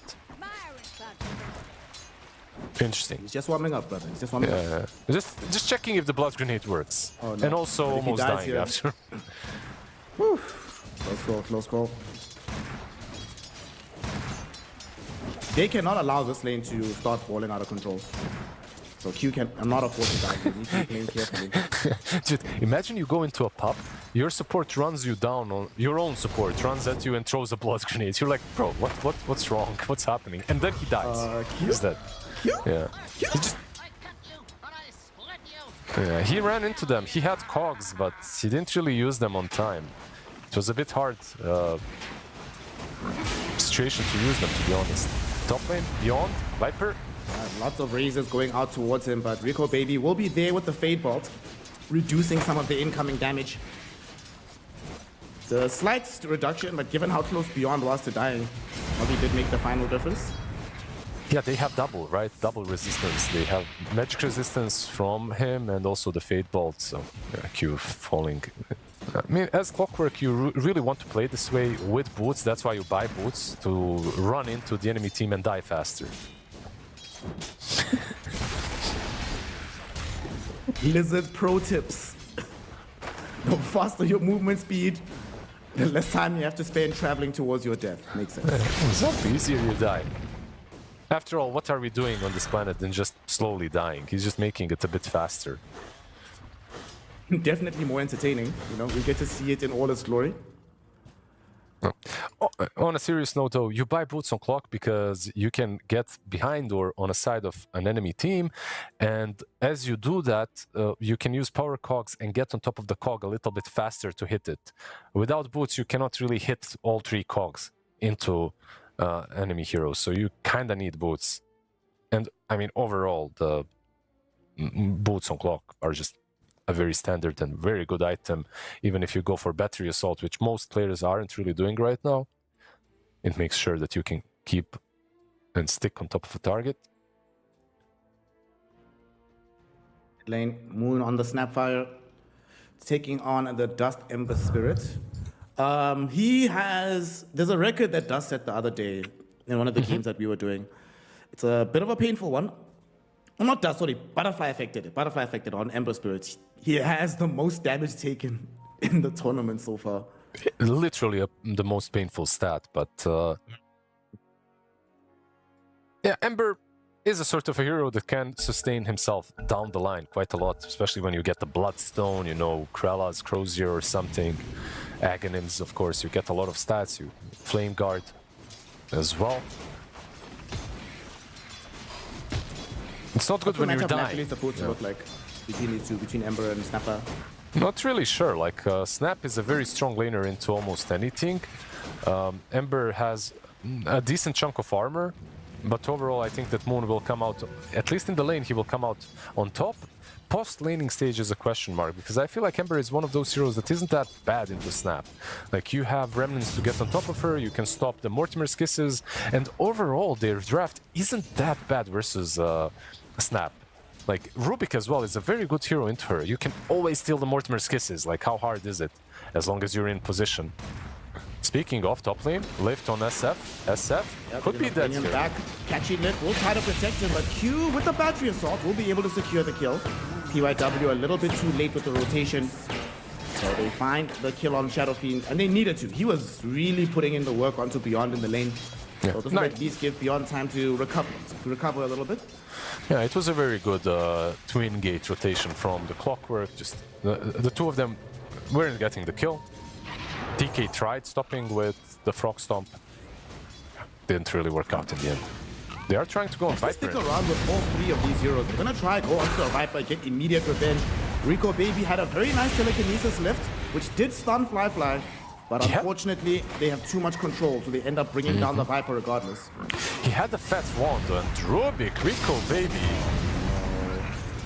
Yeah, they aren't really paying attention to the level 2 catchy lick. Like, you have a pretty decent range on it, 265, you know, it's...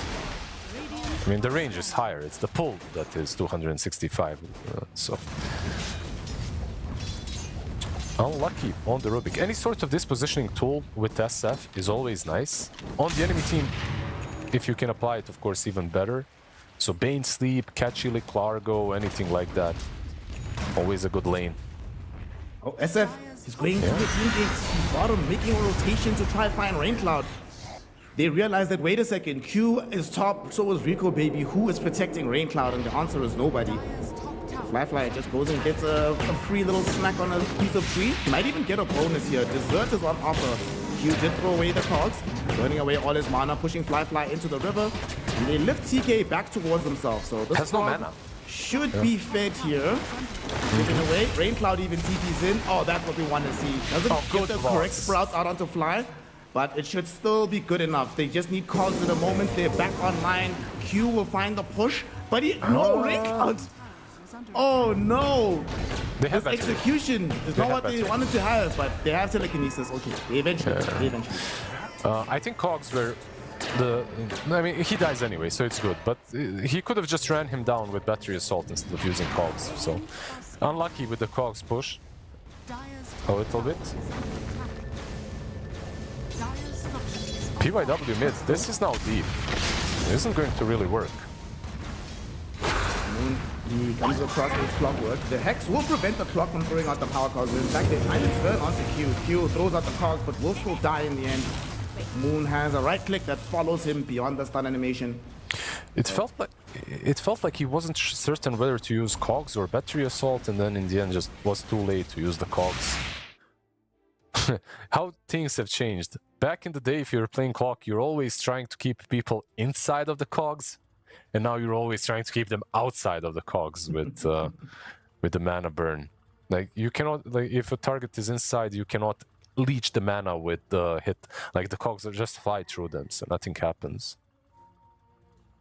I mean, when they removed expanded armature, it's like when you downsize your house, you have to remove how many people can live inside it at once. Expanded armature was, I mean, yeah, an interesting one. There's a way to abuse Clockwork, by the way, a small little tip when you're playing against him. Like, when you see, if he traps you inside the cogs, If he's trying to hit the cogs onto someone, just follow him. And as he steps on the cogs, he basically makes a path for you. You can just run over. If you just move click on him really quickly, you can get out. Okay. Lizard's pro tips. Any MMR gained or lost is at the discretion of the user. It helps, you know. Might not win you the games. Mortius Kisses, first one used. So baby gonna be the first one to suffer the love of the animal. Morty gets burnt away by Moon, who also spent some time taking some of the jungle farm. Beyond also gonna get zoned back quite a bit. He is gonna be safer now that he knows that the kisses are down. It's gonna be harder for them to kill him, but they might still try if he steps out of line. He needs to be very careful here. The thing is, like, already this Viper, now with the death, even more so. Let's see, maybe they can get the counter kill.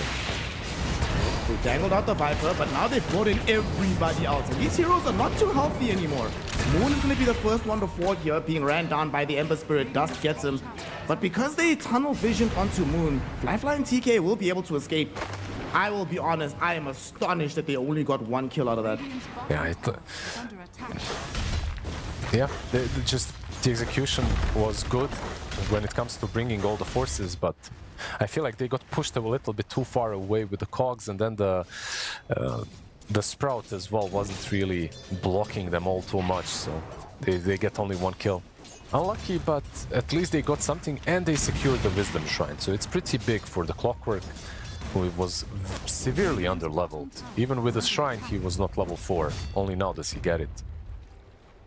The one drawback, though, is that attention that Nature's Prophet had to pay on that side of the map means that he had to vacate bottom. So JT will just happily take away the tier 1 tower. And this Timber, you know, we were talking about how they shouldn't shut down the Viper as Lion. Should die here. Okay, let's spike on the 2. UIW gets pushed out of the cogs, but eventually does burn out. I am worried about how much farm JT's getting. Like, this is... You know, Timbers that normally have these kind of starts tend not to lose their games. Yes, I understand there is a break on the other side of the Viper, but might not matter that much if Timber gets sufficiently large. Yeah, I wholeheartedly agree. Top lane, once again. Surrounded by Dust on the gang, they are going to bring JT in. So the first rotation from Timber. Too late to save the Largo, but perhaps just in time to find some retribution here. As Morty's Kisses will fly out. PYW getting 2 heroes inside the Earth Spike. They kill off Q. TP out from Dust. Beyond gets left behind. PYW, nice no TP. Spells remaining. Yeah. So he's going to be able to TP to safety. Yeah, just very good TP from the Viper, saving his life. He's not going Mate Slayer, unfortunately, I think, but maybe... No, Ember isn't buying it either. He's going for Earn Vessel. I was thinking Mate Slayer was pretty sick this game versus all of these heroes. Vessel is alright too. You're playing into a Timber. I think they need both. It's like a very standard item on Viper mid lane. Getting the jump out onto Moon. Rain Cloud was there with the TPs. Nice sprouts to lock Moon in place. He does still manage to get out. And now with the SF showing up, they actually just blow up Rico, baby. They still haven't lost the Snapfire. So all of a sudden, Dust is the one that's in danger. Can he get out of here? Moon hits him with the Scatter Blast. Just a couple more clicks. They find the Fire Snap Cookie. One more right click. And it's a double kill for Flyfly. I feel like that move right there sort of encapsulated what this series has been like for them. It can look good for 1 second, but then 5 seconds later it just turns into an absolute disaster. Yeah, and they brought so many heroes as well, right? Like the Prophet once again TPing in, but not getting the kill, unfortunately. Snap, like, as I said, in the lane she's fine, but Ember has high mobility, and any high mobility hero is decent versus Snap. Like, you can get on top of her, you control her. Now, Largo making a difference, though. Gotta admit, this support position 5 Largo is doing some God's work with Lick's nice light into Rune Snatch. That was sick. That's quite nice. We'll see if he can do anything with it at this point, because he is having the urn delivered right now, I believe. Shiver me timbers, 10 minutes in, Ember with an urn. Not really it's really something that you'd be super afraid of. At least he has more than 10 CS, brother. That's the important part. True. No, he had some crucial rotations, of course. I want to see more. I want to see them continuously play an active game. They have a Viper, Prophet, Ember. They're really strong right now. It doesn't get much better than this. Farm is still going the way of Game Master, but great track. Do manage to at least steal Catchy Lick. That's a legit spell to actually have in this game. A lot of legit spells to steal. Like whatever you steal from Largo, it's good. Frog Stomp or Catchy Lick. Catchy Lick actually amazing on Rubik. From Lion, whatever you steal, you're probably feeling great. TK might end up dying here. We'll scout out these heroes on the high ground. Q will just block off the path of movement with the power cogs. Moon, feeling a bit threatened, will throw out the Morty's Kisses. Almost just kills Rico, baby. Nice little full belly from the Catchy Lick, getting rid of the slow from Mortimer's Kisses and also healing himself on Rubik. Top lane though. Okay, jump in. Fly is going to be able to help get the kill out here. He can't stop it. PYW has gone to Q. He just has to retreat. We also had that was the first Wrath of Nature of the game, right? Mid lane, Moon? I think so. Cloud, after helping with the Wrath of Nature kill, he TP'd onto Moon. Let's find the Sprouts as well. Lick there will be out from TK, but Dust waited for the Catchy Lick first before getting the Searing Chains. Unfortunately, TK starts strumming his song, and Moon will regen up, and now they have to run as JT has made his way into the fight. Fire Snap Cookie out onto the Timber with the Scatter Blast, burst through Q. Rico baby dies on the sidelines as Fly showed up too. And again, bro, it looks good for a moment. And then all of a sudden, we should never have even launched our PCs today. This is a terrible idea. Yeah, it looked good. Snap baited them in. He was low, right? Like he's really low, and they also have Sprout. They're TPing in with Rain Cloud, but still not enough oomph, not enough damage. They still don't have level 6 either on Clockwork, so no hookshot to maybe follow through and give them that extra damage, extra mobility, extra catch. First time, by the way, the Timber really makes something happen. Like the last time he TPs, he didn't really contribute a whole lot, but this time around, he gets them a kill. He has Kaya Sanj now as well. Stop network. Of course, he's been left alone completely, uncontested. Are going to be smoking top. Fly waiting with PYW. Beyond would be out of position here. Don't go in the lane, my friend. These creeps aren't worth it. Sticking in the jungle right now, and they don't have an Observer Ward in the vicinity, so for the moment he's playing safe. He's waiting for the wave. He's not really playing safe. He will show himself. There you go. Don't do it. Oh no, no, Beyond.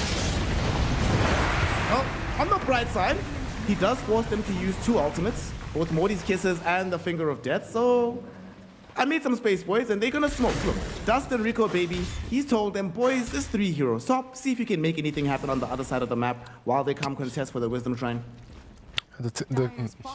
Let's see. JT, he will not contest it, it seems like. But I don't know if it's because he thinks he cannot or... Yeah, now he knows. The Remnant just went over his face, so he knows that they took it. Honestly, I think if he goes in to the Wisdom Shrine, there is nothing that Ember and Ruby can do to him. Like, he literally solos both of them and the Prophet if he maybe thinks of TPing in, so... To kill the Timber, the 2 crucial heroes on their side are actually Clock and Viper. Like, Clock can bring the control, the mana burn, and Viper can dish out all the damage and the break, so... They need those 2.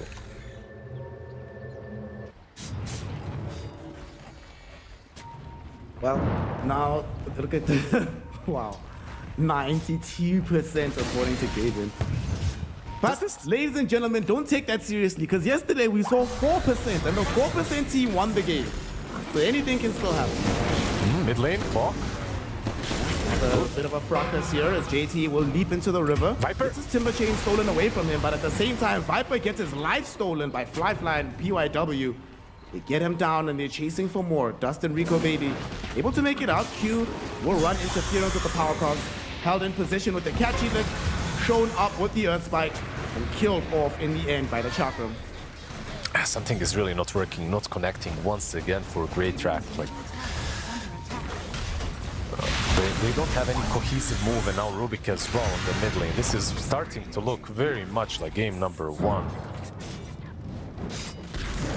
Yeah, it feels bad, you know, it's a TI qualifying series. You want to see a team be competitive. And I think it's more painful if it's a, some invited team that ends up floundering in the qualifiers, it is what it is. But if it's a team that got through open qualifiers, actually competed to be here, and then this happens, it's genuinely heartbreaking. Yeah. Well, it's not heartbreaking for JT. He's feeling really great. Almost 10k net worth, 16 minutes in. He's got the Blink Dagger flying out. He's going for Shiva's BKB next. Just really feeling it. And so far, I gotta say from Moon, sometimes I see games where Snap is just constantly soloing Hero, especially once she gets the shot. So far, he's been doing fine. Shot, hold on. You finally connected the hook shot. Yep. First one of the series that we see will net them a kill. Radiant's middle tower is under attack. Dire's middle tower is under attack. But you were gonna complain about Moon Snapfire. What's up, OG? What's the problem? No, I wasn't really complaining. It's like they found a way of not necessarily shutting him down, but he's not setting up the tempo himself. Like the tempo is being set on him. The thing is, like the tempo that's being set on him isn't that bad for him because he's never dying. He died once. And he did get the ATOS, by the way. This is something that we saw from the offlane Snap yesterday. The build might have changed overall for everyone. I'm not sure if this is what's popular right now in the last couple of days, because maybe 5-6 days ago it wasn't really ATOS, it was Kaya Yasha with the travels and the shard. And then you decide. What Moon decides to do. He's gonna TP bottom. There's a fight breaking out here. Dust. Rico Baby will come across Fly. Fly does not have a BKB, so he's not immortal. You have to be careful with his positioning, even though TK is in behind. JT and the boys, they found Q, and they just eviscerate the Clockwork. Good God, less than half a second he stayed alive there. Yeah, they're still chasing. Now they have, of course, Crow Genius on level 2. A lot of damage from Snap, and he's itching to use his ult because of the Arcane Rune. Like, it was activated, so he just has to find the right angle. Is under attack. Radiant are scanning. Okay, network lead now at minute 18. They're gonna be able to take the tier 2 tower, back off, create some space around the Tormentor, take that as well. Then just go claim the Roche, but they're TPing in with some heroes, so they might try to actually defend this. Q's the one that comes out first, and he immediately gets blown up.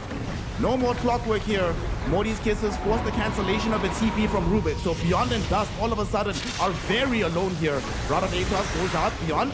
He's actually going to be able to draw JT towards him, who gets broken, but there's just not enough follow-up damage. Prophet is here. UIW will die to Rain Cloud, so that's going to be something with the help of Dust.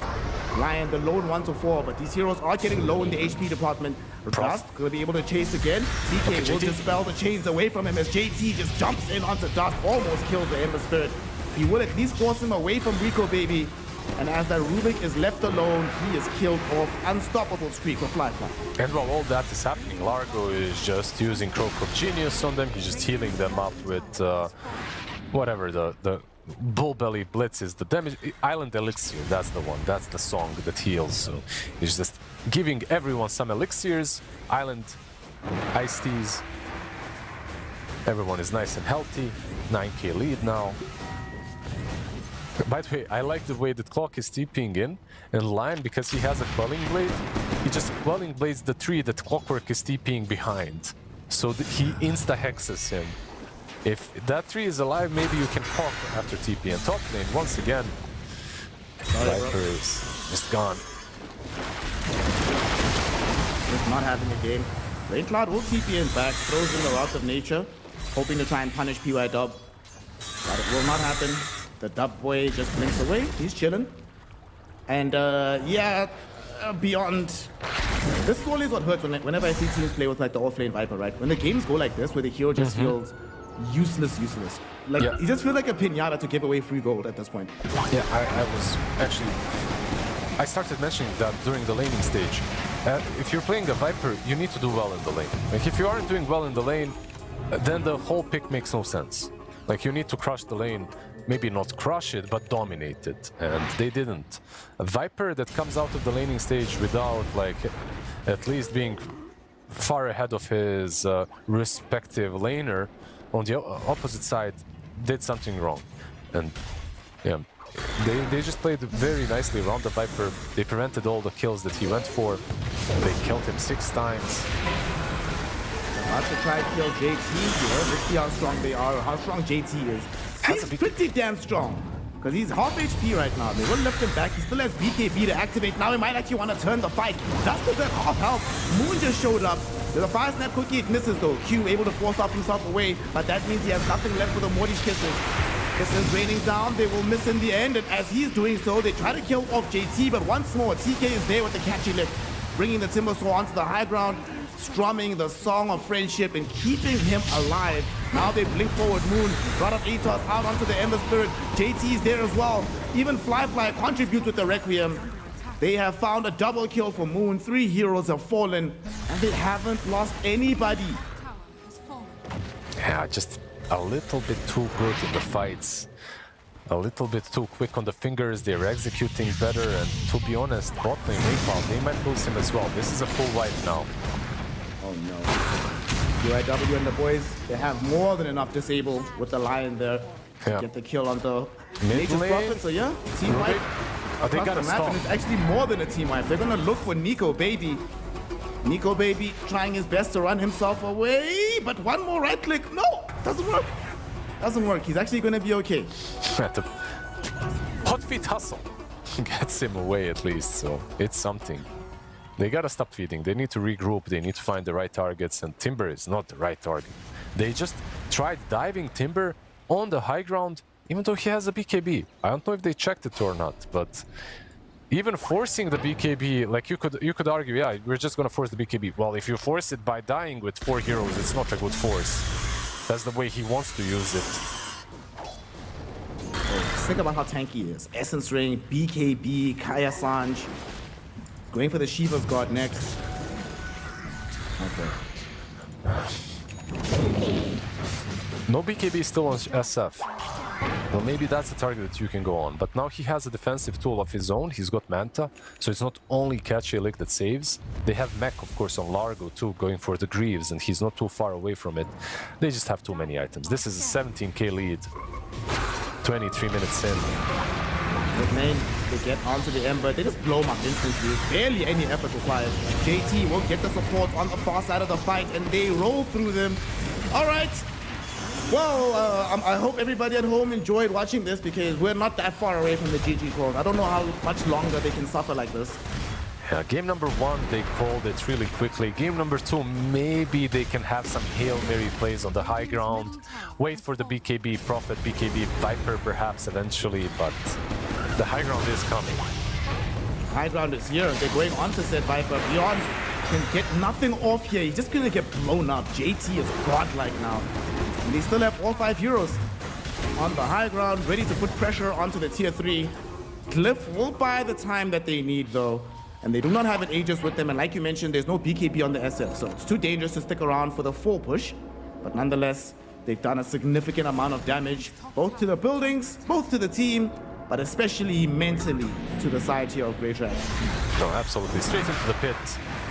Timber can just tank this up. Illusions as well.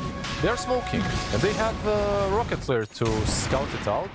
Maybe they can find some angle to snatch Rosh or fight. Snapfire's not here, so they could maybe do this. Viper's about to TP in onto the outpost.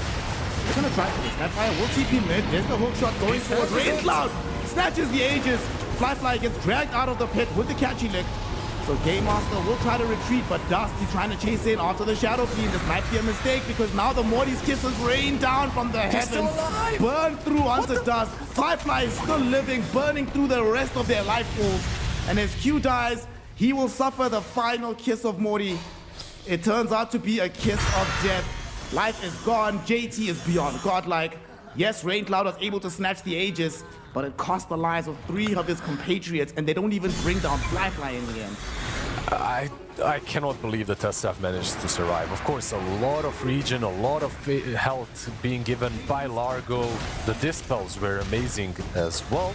They Manta for 1 debuff dispel, and then they catch Lick another. He survives. He has Mask of Madness as well to heal up a little bit, but it was illegal. It was absolutely illegal that SF survives through all of that. Yo, I want to see a replay of how low he actually got. Of course, the game might end before the replay does, though.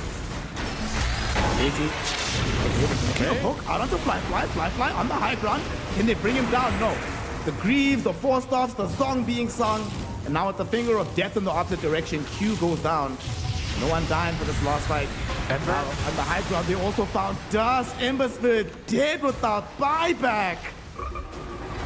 It's 40 seconds. You don't have to be too dramatic. He'll be up very soon. It's not 120 dieback. Tier 3 still getting seized upon. And despite how close they've come to killing Fly, they're just too much to stay right now. JT though. Okay. Oh, BKB. Okay. What's the BKB TP out? So that's going to signal an end to the aggression. Game Master are going to try and leave. There's no hook shot to worry about, so they'll be safe on the retreat.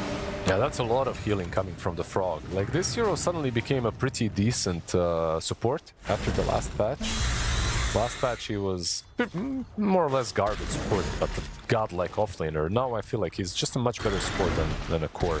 In any case, another good fight for Game Master, and another unfortunate, by the way, play from them. They had a good hook on SF on the low ground, but they didn't instantly cog him. I think Clockwork even four-stabs him behind so that he can cog instantly, but he doesn't cog instantly. I feel like if he cogged there, SF would have died, because it was such a good play. Like, cog into four-staff, could have been a kill on the SF.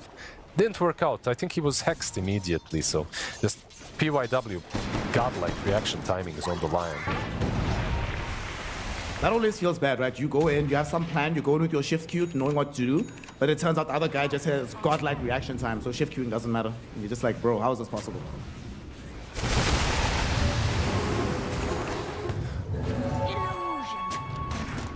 Shiva's Guard now picked up by the Timber, and it's been a while since we've seen a new big ticket item on Radiant side. You know that they still have this BKB, Hurricane Pike, Mjolnir on the Nature's Prophet. You know, like Viper. How long has Viper been building this one BKB for? Yeah, for quite some time. The whole game, basically. Like, he went for Pike immediately, and it's been a BKB journey ever since. It's a long journey. What can you do? He's an adventurer, but... Prophet? Cloud might be sent on an adventure he doesn't want. He was about to have the adventure in the sky. Is it still gonna happen? The kisses not gonna connect, barely able to scramble into the fountain. Raincloud, that would have been a close one. Still had the agent to protect himself, but still, it's about morale at this point. I'm surprised they used so many things, considering that he has Aegis anyway. Like, just going on the Prophet doesn't really feel that impactful at this point, but okay. They wanted to get that quick kill. Aegis will be reclaimed very soon anyway, 45 seconds left on it, so you can find the fight if you want to anyway. They're smoking up. Smoked up. UIW broke the smoke on Dust. He's gonna get himself caught with the rocket flare.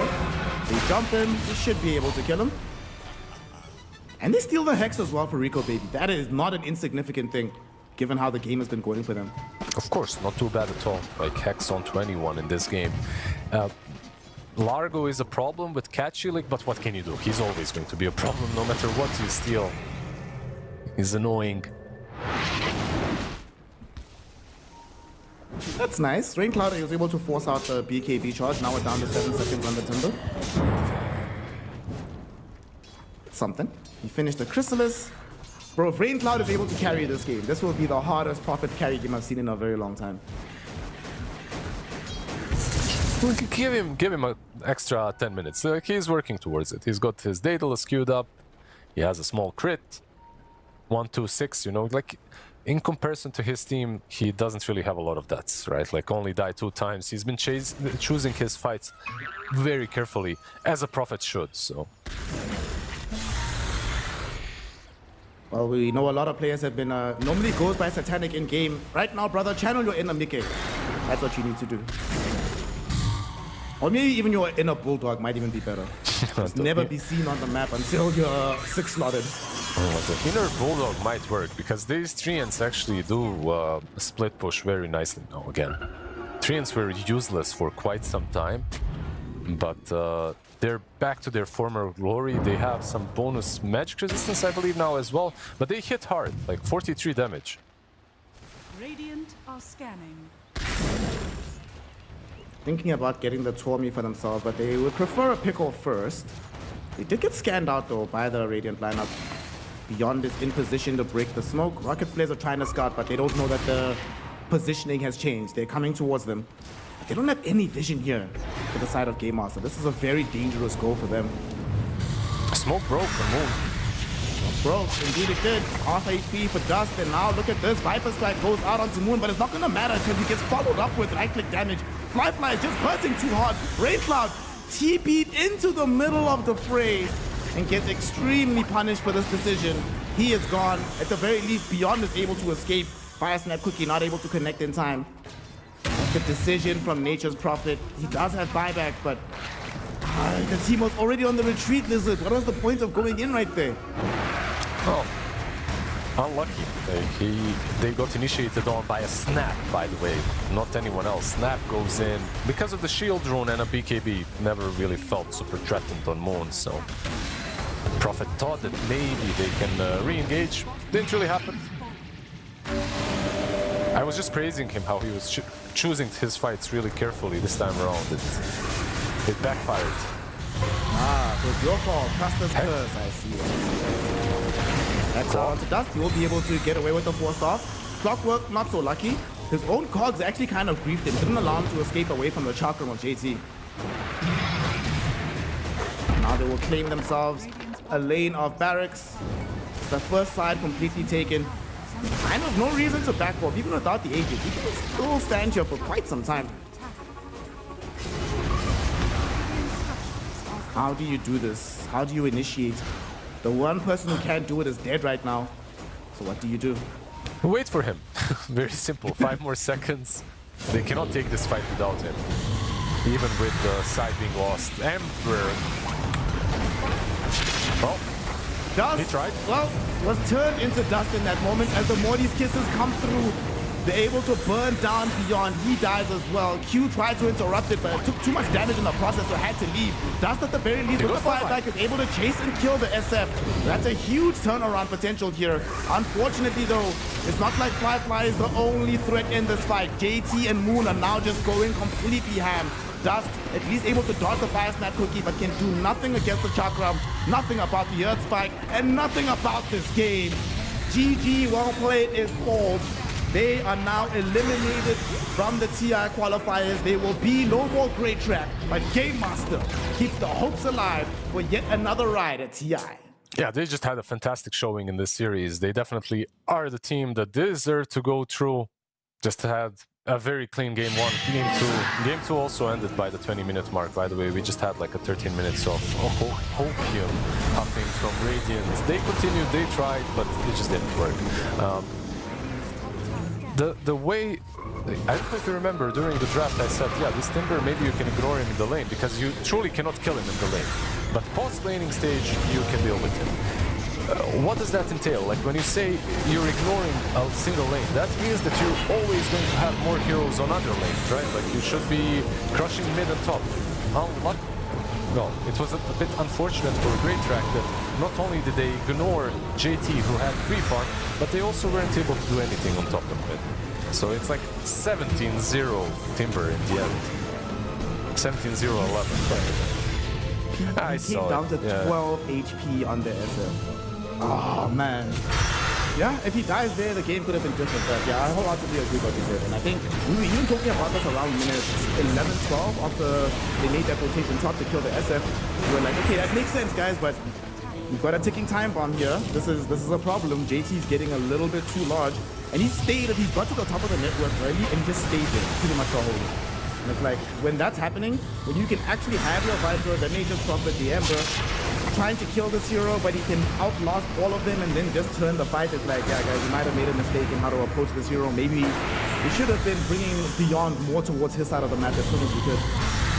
Yeah, the game was broken on top. Like just the Viper not having, the best of times is game ruining for a lot of drafts. Like it's a hero that can kind of recover in the recent patches more than before, but it's still not a hero that really enjoys that kind of a game. The recovery game is not for him. Yeah, just the global potential from the Prophet and the mobility from the Ember should have given them a little bit more in the early game. When you don't get that, this is a very difficult draft to execute. Even though like they were getting outplayed, they were still holding high ground and stuff, but it was not good enough. Yeah. Game Master today just a little bit stronger, or maybe a bit more than a little bit.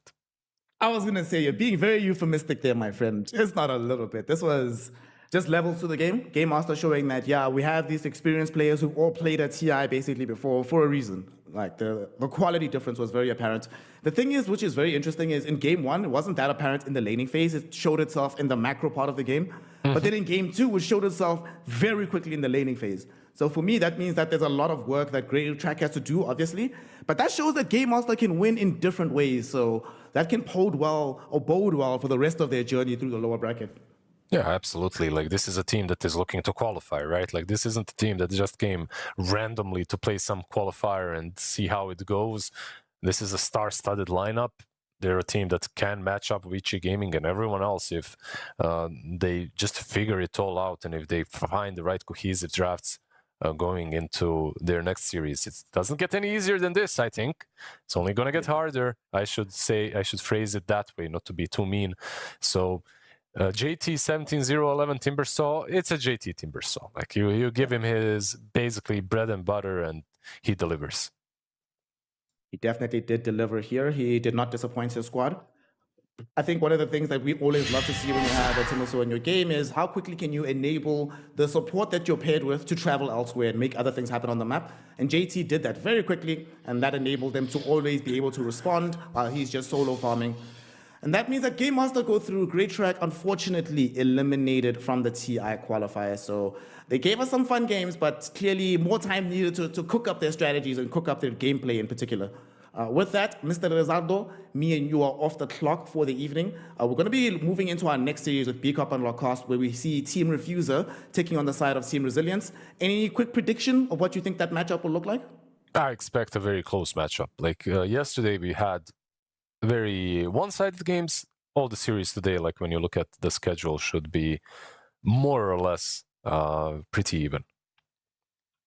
Well, the first series we had today delivered us our first 3-game series, so let us hope that one of the 2 remainers will be able to do the same for us. Until then, go grab a quick drink, go grab some sunlight outside, maybe touch some grass, and prepare yourself mentally, prepare yourself for entertainment, because we are going to have a banger of a matchup. So we'll see you soon to continue the TI qualifiers. Team Refuser, Team Resilience, we'll see who is truly the best in the business here in China. The human body was built to move, not trapped at a desk in one singular posture for 12 hours a day. It's time your chair evolved. This is Secret Lab Titan Evo.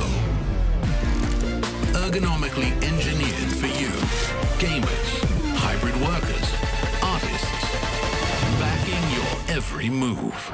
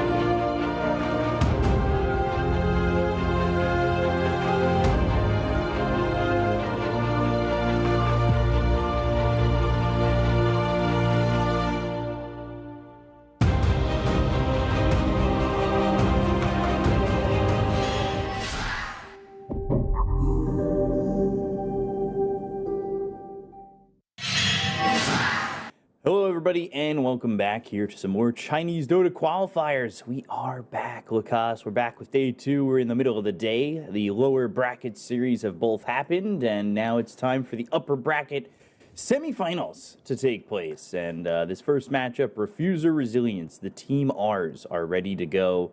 And a stacked 2 teams here of players that have been here for quite some time. I would say Resilience is a little bit of the newcomers, but not really newcomers at this point in their lives. But Refuser, definitely the older gentleman when it comes to veterans. Yeah, the guys are old. This is retirement home. Coming back, Yang, Paparazzi, Monet as well. Paparazzi's the big one. I was always a big fan of this guy, but, you know, he took the retirement money. He retired in 2023, and he was gone for like more than 2 years, and now he's kind of back, but not really. We'll have to see. Not sure what's going on with him. A lot of the times in the Chinese qualifiers, a lot of these guys, they come back briefly. Maybe they would take it more seriously if they managed to qualify for TI, but Paparazzi throughout his career, this guy was a menace. Always considered to be one of the best mid laners in the world for a good reason.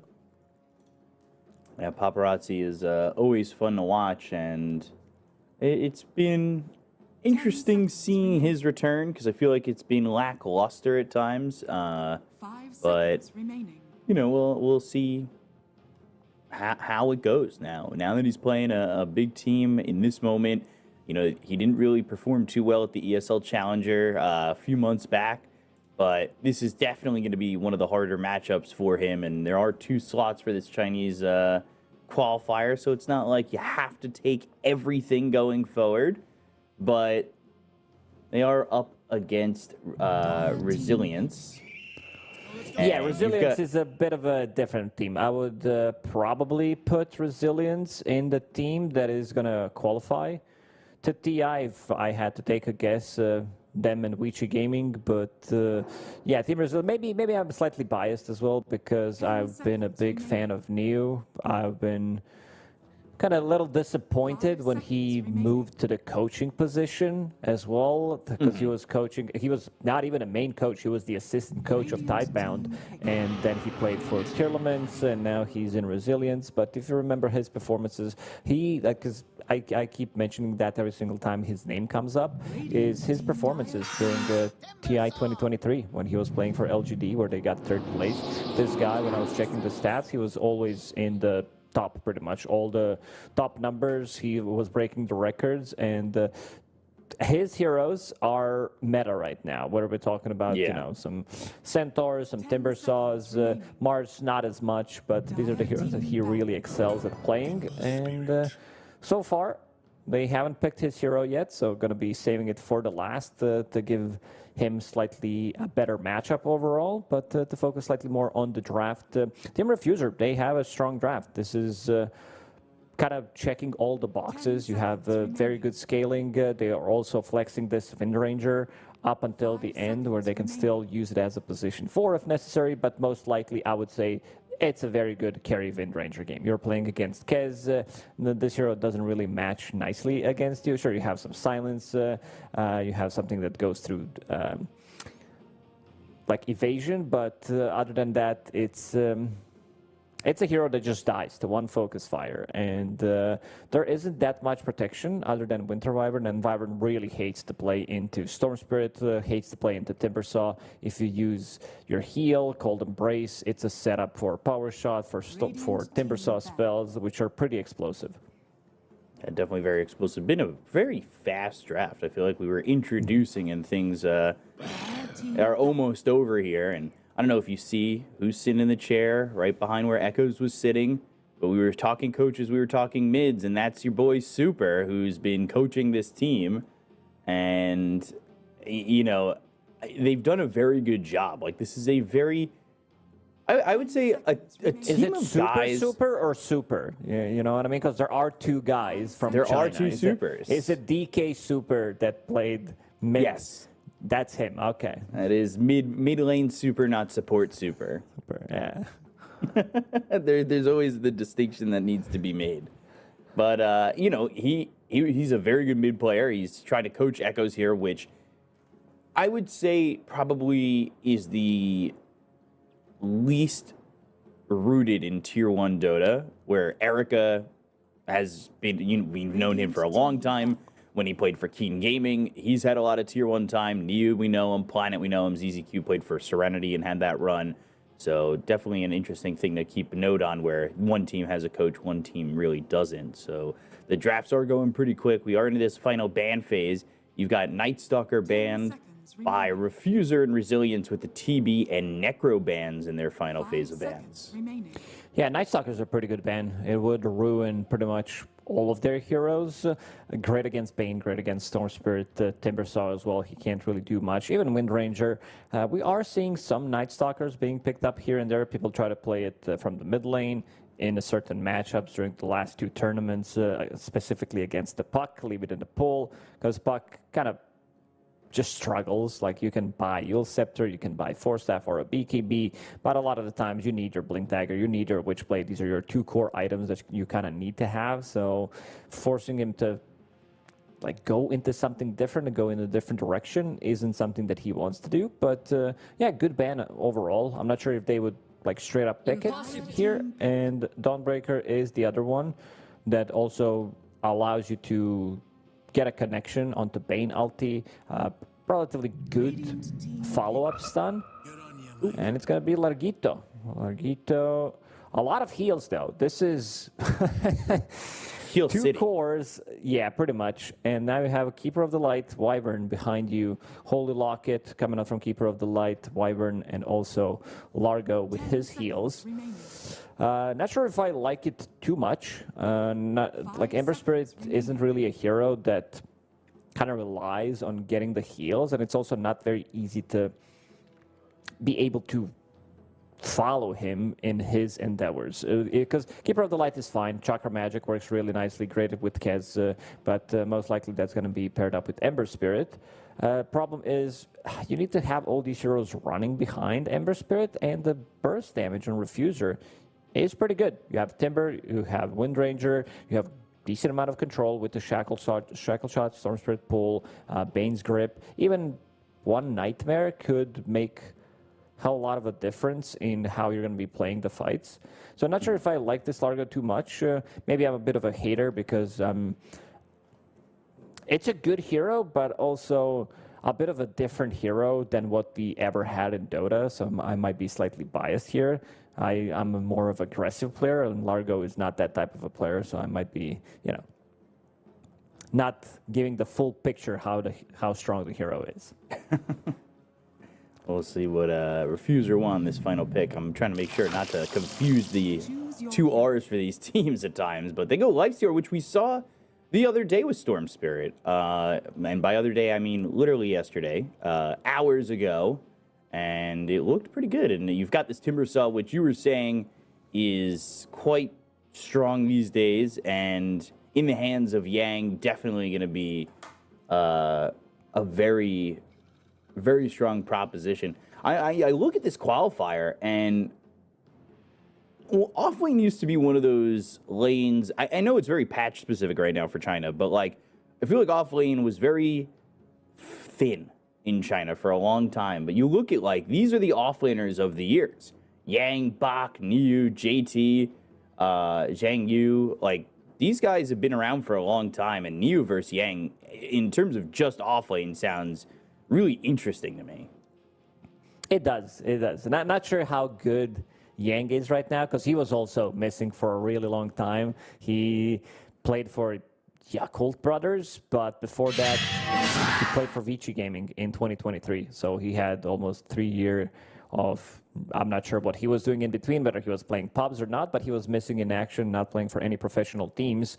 Mm-hmm. So I want to see how good he's going to be. Is it going to be Dead Yang strat again, or if he's going to go in a different direction? But looking at both these drafts, I I kind of like this life stealer, like overall, because sure you're playing into Wyvern, but you still have Radiance, and also you have the Infest Bomb, which is going to be very good for fighting these heroes in the backlines. Coddle and Winter Wyvern, they really hate to play into these heroes, but I'm also looking at the damage for Team Resilience.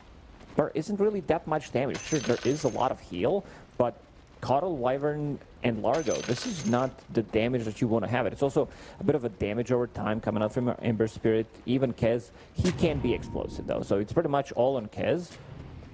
But I'm a little worried. Like, sure, you have an insane amount of heal, but who's going to be dealing the damage? Maybe they think they can out-sustain them with all of these 3 heroes having the insane amount of heals. Polison, he's in trouble.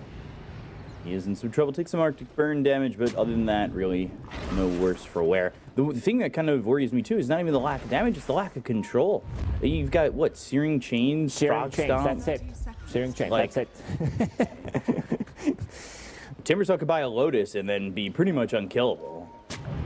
Yeah, they do have, like, it's also Storm Spirit. You have Life Stealer.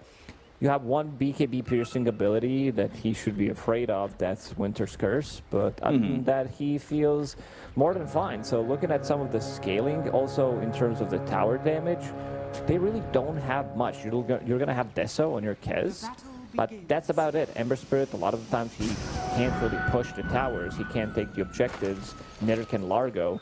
So I want to see the approach. It's an interesting draft. I think during last Dream League, it was Paravision who were kind of abusing the heal mechanics, having 2, sometimes even 3 healers in the team. Most of the time it was 2, but their drafts were much more cohesive. Like, you didn't lack any of these stuns that they don't have. Like, it's just going to be Searing Chains. So yeah, I want to see how that's going to be played out.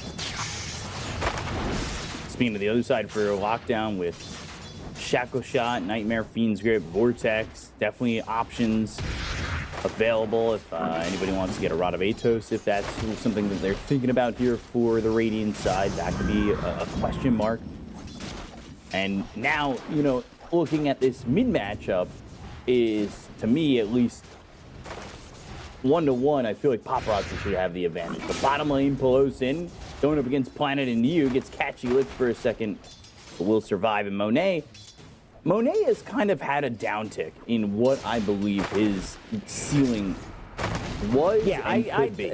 Yeah, I thought that Monet is going to have like an insane... He still had a good career. Like, it's not like he had bad results or anything, because in like tier 1 tournaments, he still did good. Like, he got second place back in 2022 at ESL 1 Malaysia. He got third place at the International with LGD Forever Young. He got fourth place with Aster. So the results were there, but I also thought that, you know, he's going to be getting some big dubs in the tournament, but never really happened.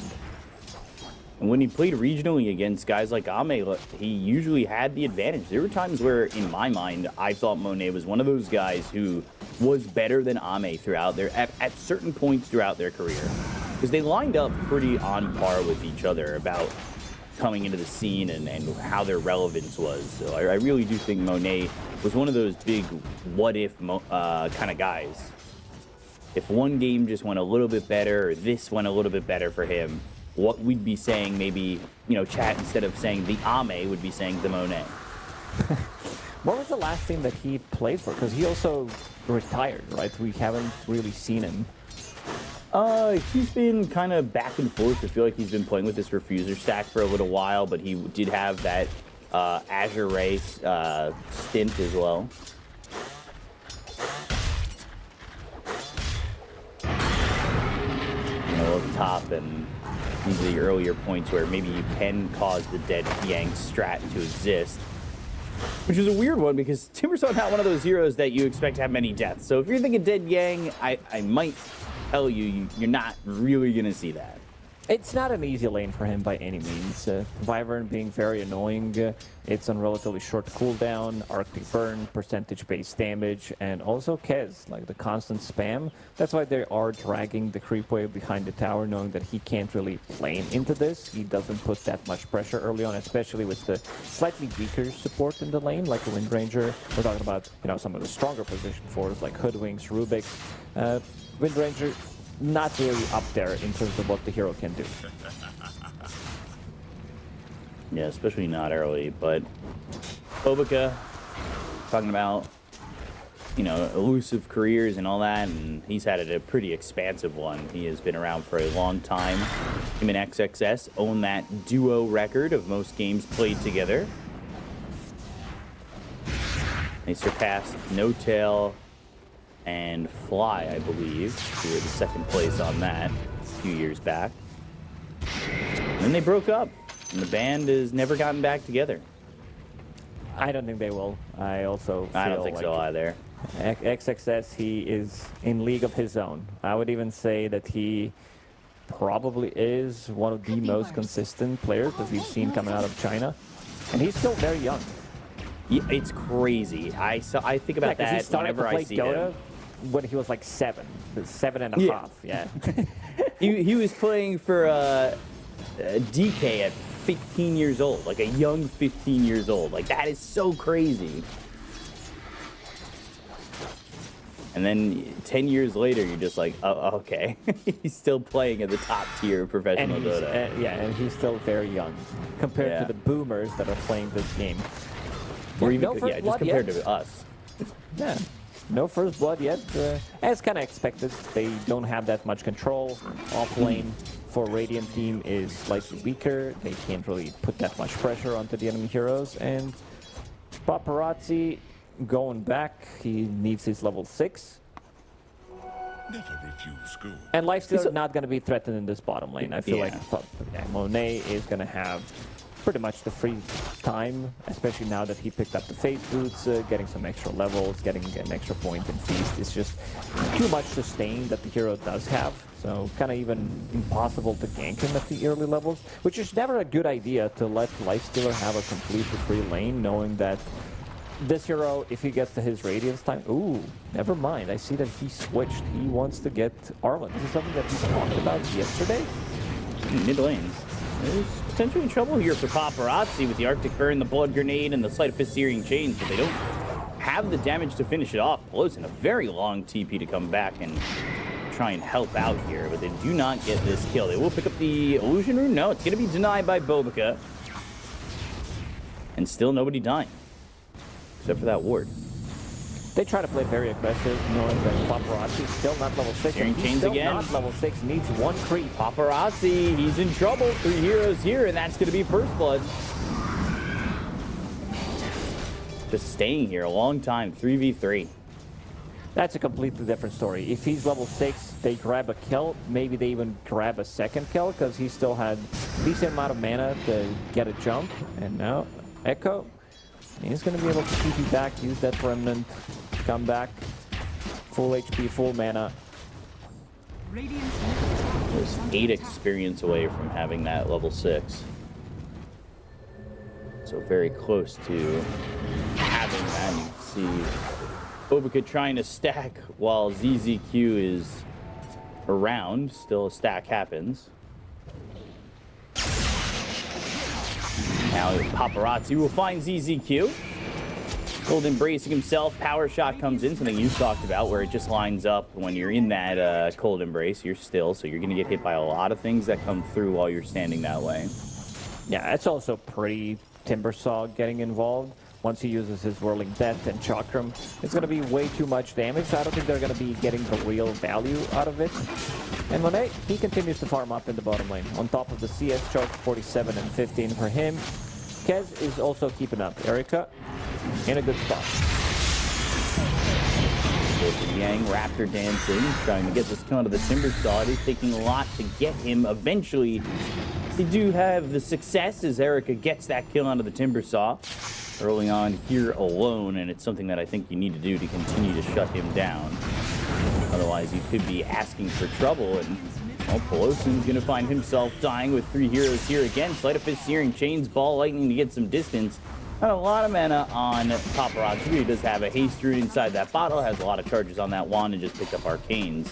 So mana not a problem for him if he did need to get out. Resilience bringing in numbers. Niu understanding that he can't really pressure Lifestealer in this lane, so he leaves. He's playing for the runes and also playing with the rest of the team. I mean, there's going to be a timing where you will have Croak of Genius, you will have Chakra Magic on your Ember and on your Kez. So the damage and the lower cooldowns is going to be pretty nuts. It's an insane combo that we usually don't see. We don't see the combination between 3 of the heroes. A lot of the times you would see maybe Storm with just Largo, but throw in Keeper of the Light into the mix, and it kind of sounds scary in some mid and late game fights. Also really glad that Monet's changing his item build. I was talking about the Radiance timing, and I saw that he had Armlet in his inventory. It's a very good Armlet game, knowing that they don't really have the explosive damage, so you will get a lot of value getting it on and off multiple times in a fight, but Radiance is your farming tool. Yeah, and we see Radiance and Armlet all the time. We saw yesterday with the Lifestealer. Look, by the way, I just want to mention really quick, look at the wording here from Dire. The 4 obs that have come across the river and go across the Radiant End, it's really good for them. I want to see them use this vision to try and make something happen. Connect 4. They can see pretty much everything behind the tower, this triangle area, so they can play very aggressive. They only see 1 stack in the triangle at the moment, and Boboka is going to go and try to get some more for Yang so that he can make a comeback. A big one could be used for Storm Spirit, but the Ancients, this is pretty much for Timbersaw to farm. Rune spawning in a second. It's going to be amplified damage for Echo. Running down, look for Pelosi, Sleight of Fist, Searing Chains with the Frog Stomp. You just need a catchy lick, but Niu pulled off the Nightmare, and Echoes eventually, he'll have Sleight and Searing Chains again. And that's exactly what will happen as they get the kill into Pelosi. ZCQ's going to die to Boboka at the same time while they'll go and chase for that kill. That happened over mid with the help of Paparazzi. Oof, Bane's really struggling. Polison, level 4, 10 minutes in. Hard lane to kill. You're playing with Lifestealer, you're not going to be getting many kills, especially because you're playing against double heal. Like, in the lane, it's very annoying for Bane. But also needs to find some XP on the map right now.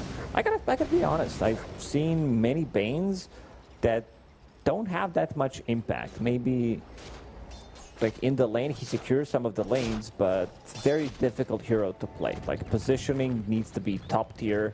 So you can use your ulti, you need to be in the right part of the map at the right moment to make sure you get potentially a Nightmare save off. And he's quite low and also out of mana. Mage Slayer already done on Erica. Yeah, he's top of the net worth on this Kez.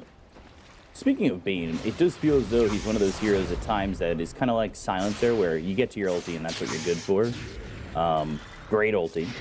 Don't want to take anything away from that, but maybe you're, like you said, your laning experience isn't going to be exactly amazing, and he has to get to 6 as quickly as he can. It looks as though it might end up being a timing where he ends up getting it from the 14-minute shrine as they're going for Boboka, who try to win run away and get out of harm's way. But with 3 heroes here from the side of Resilience, that's just not going to happen.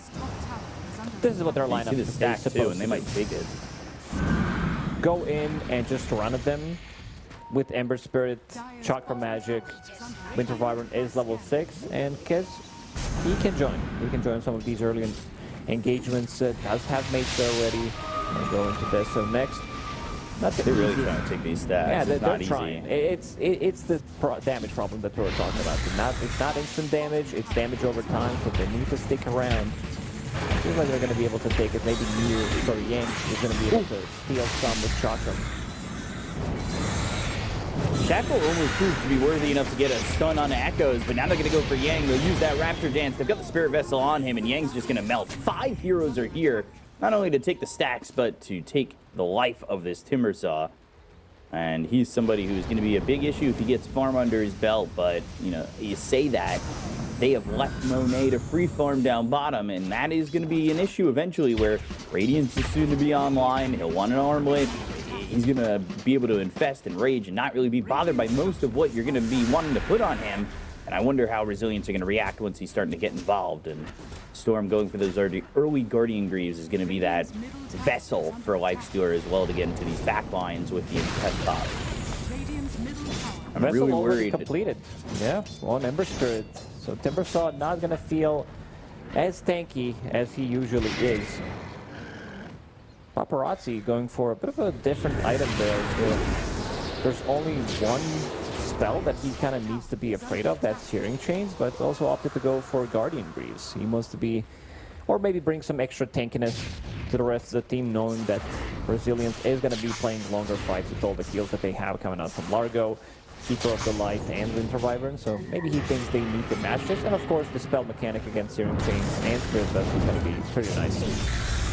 Set up his Searing Chains again, and Timber is in trouble once more, but they needed 5 last time.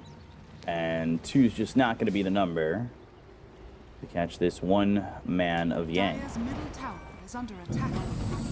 Radiant's top tower I haven't spoken about it yet, but Bobica, he's picked up the Oblivion Staff. He's going for an Orchid. You know, it's just typical Bobica. You don't really know what he's going to get, but you know it's going to be greedy. It always is. I mean, I can't really blame him. It's very good against finding the battle lines. You can pair up with the Storm Spirit and go for a kill. Back in the days, Storm Spirits, they were picking up Orchid as their first item. I think I saw something very similar from the off lane. I think it was DM who picked up Orchid, and then he just followed his Storm Spirit. Team's grip. And they were getting the kills all across the map. That's a big kill. And Monet is going to be the one getting it, getting that Radiance, getting involved immediately. Radiant are scanning. It's the impact we were talking about Bane, right? Like, you're not really having that much of a oomph, as you like to say yesterday, but it is Bane, once he has that 6, able to just kind of accommodate and be there for the ult. Rage early, Nightmare comes through onto Echoes, but that's going to be pulled off via the Coddle. Set up a Searing Chains out onto Pelosin, and Pelosin, he will die, but he will keep the Lifestealer active, keep him going, and Monet is able to escape. 4 heroes that have made their way over bottom. Monet still needs to be afraid. Like, you can see that he's holding on to Rage, knowing that they can't really stun lock him from 100 to 0. But at the later stages of the game, once they have Chakra Magic maxed out, then it's going to be soon, reducing the cooldown by 6 seconds. Your Sleight of Fist as well on a shorter cooldown. You will have Sleight of Fist Searing Chains combo after his Rage is out. After it's off, if you don't get away, he could definitely chase. Paparazzi, Guardian Greaves, getting him out of trouble. 8 Searing Chains and Catchy Lick at about the same time. Bottom tower has fallen. Top tier 1 getting damaged. Bobica still working on this Orchid. He's trying to put as much damage as he can, especially with this catapult, to secure this tower. It's been about a 1,000 to 2,000 net worth lead for Resilience the entire time. Paparazzi is going to do some damage into that as he gets a couple of bounty runes, but Bobica having to deal with Erica coming over and using that Raven's Veil. Yang gets bashed up trying to Timber Chain away, and now he's in trouble. Spirit Vessel on him, and it is the dead Yang strat. But Timber might feel a little bit tankier, but the Spirit Vessel has done everything it's needed to do to really shut down this Timber, who continues to struggle. Yeah, we really haven't seen him deal damage, be oppressive in the lane. I had my doubts towards Yang, how he's going to perform in this series so far. Hasn't been involved. He's 0-3-0. His damage is probably as low as Bane's damage. And now you can feel the struggles coming out. It's pretty much 2 heroes that they have that can punch back. That's going to be Lifestealer and Storm. Echo's going to continue chasing. Poloson also not having that great of a game. And maybe we could check the damage numbers, because I'm really worried about Timbersaw's damage output so far. Yeah, it's not been good, and he's going to be finishing off this Kai Assange and then be wanting to get that BKB, and that's where he'll feel most effective, is when he gets that BKB. But the more and more they keep the pressure on him, the more and more they shut him down, it's going to be tougher. And you can see these damage numbers. I mean, there's a big difference team-wise, but Timbersaw... Still the highest damage number in the team. I mean, I guess it's just Timbersaw. Like, he goes in, uses 2 spells twice, and that's 2-3k damage instantly. Exactly. lightning away. Spirit Vessel on Paparazzi. It's a But he's question gonna of... give me heart attack, I gotta say, with his item build. First he queues up Armlet, then goes for Radiance, which is the correct choice. Then after Radiance, he has Manta Style in his quick buy. I'm like, there's no way that he's gonna skip Armlet in this game. Like, this is probably the best Armlet game that you can have. So he did pick it up, and now Aghanim Scepter is more than fine. Like, this is the type of a fight that they need.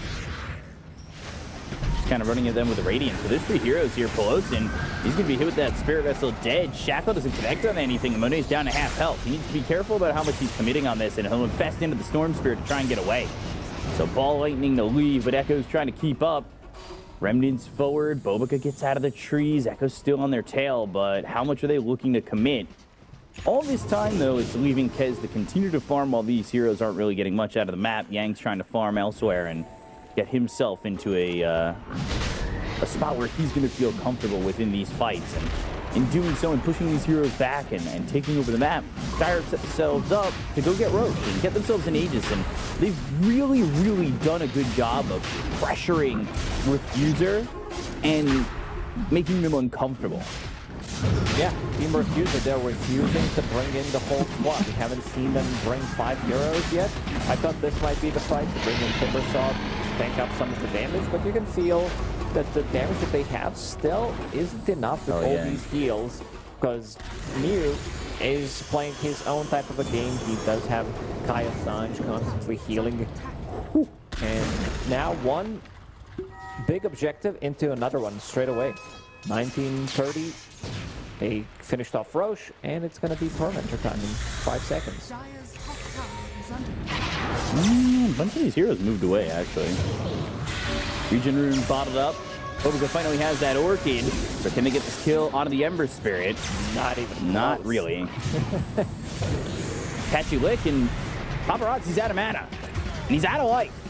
Echoes gets this kill. They went for this Ember, and instead they lose their Storm. This feels like a lineup that is just not excelling the way that they should. Nightmare onto the Kez, but it doesn't matter. Pelosin's dead, and Bobica gets a shackle, a fortunate shackle that allows him to get all the way back to base. They're looking for an Illuminate. Chase. They won't get him.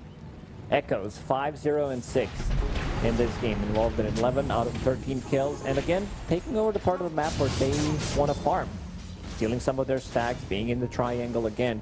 This was the 1-2 combo that we talked about, the Storm Spirit with the Orchid, follow-up from his position 4, who rushed it 20 minutes in. It was supposed to get you the kills, because right now with this type of a build with Guardian Greaves, it's not like you have insane amount of damage. This is not Witchblade rush on Storm Spirit, so you're still lacking some, and there is insane amount of heal coming out from Team Resilience. Let's see if they're going to be able to find something. Problem is this Kez is also popping off. Deso, Aghanim Scepter, Mace there, 20 minutes in, holding on to the Aegis. They really haven't done a good job of getting any of these kills. They only have 3, so it's just like not been good for Refuser overall. And now it's time to go for this Tormentor. Thought they might go through the Twin Gate, try and chase these supports. But instead it will be a shard for the Winter Wyvern. Cold Embrace gets that much stronger. Dire's top tower is under attack. And he took that extra level in the Arctic Burn, by the way. Yeah, you either take Arctic Burn or you take Cold Embrace. Most of the time it is Arctic Burn. It just feels nicer having that extra bit of a slow.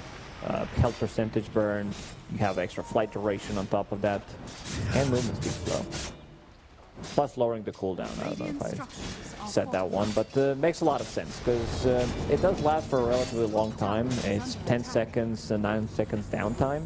And now they're fully ready to go. This is going to be the fight if Radiant manages to get the fight back. If not, they could potentially crumble, because with the Deso, you have the tower damage, and now they're sieging the tier 2, holding on to that Aegis for another minute and a half. Insane amount of sustain.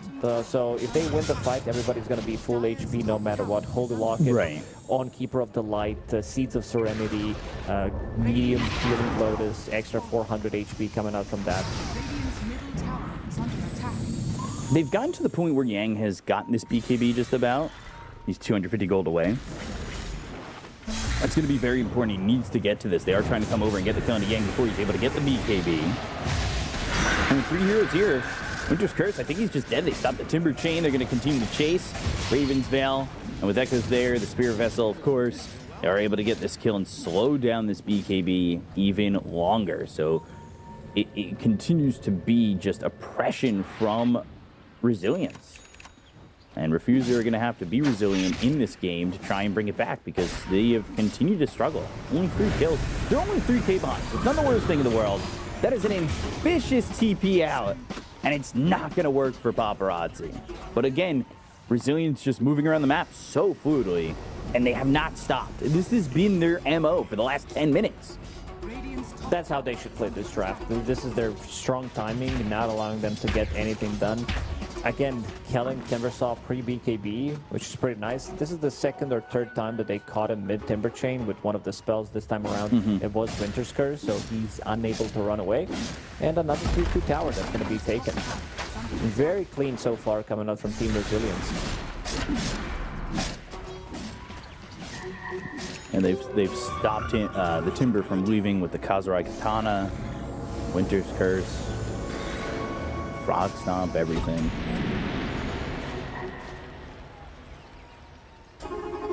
Can they hold here for Refuser?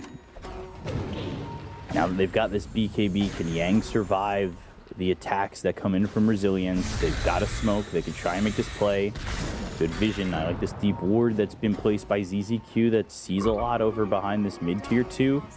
They aren't completely together at the moment. They are smoked up away, and that's that obs that sees Yang. So Sleight of Fist Searing Chains to start.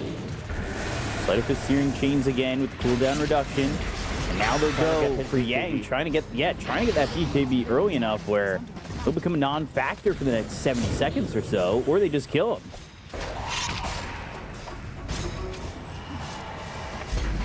This Chakra Magic combo with this Ember is so frustrating. It is. You also have... Ooh, there goes Timber. And BKB's going to be popped by Erico, going to the Raptor Dance, trying to get a kill here on a Yang, who pops his own BKB. Winter's Curse is going to lock up 2, but the Raid is used by Monet. Trying to get a kill here on a Planet. The chase is on, the kill is there. They get the Kata, the look over at ZZQ, but they're going to get a kill on a Pelosi. So they lose that Bane, and Echoes, kind of in no man's land, but has a Remnant. There's the Ball Lightning, trying to catch up with Echoes.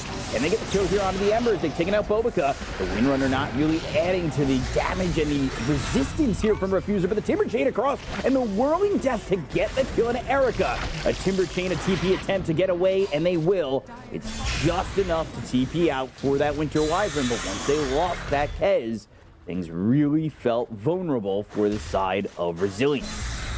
Yeah, finally they get involved. The full squad. Yang getting some extra damage in. Finally, he gets involved. And also lifestealing. Again, he doesn't need to be threatened.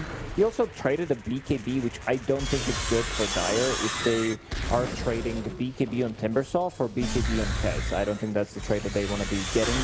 And the fight was also split. I think Kez needs to be able to kill some of these heroes, potentially find Bane in the back lines. Windranger might not be the easiest hero to kill unless you can get off the silence, but...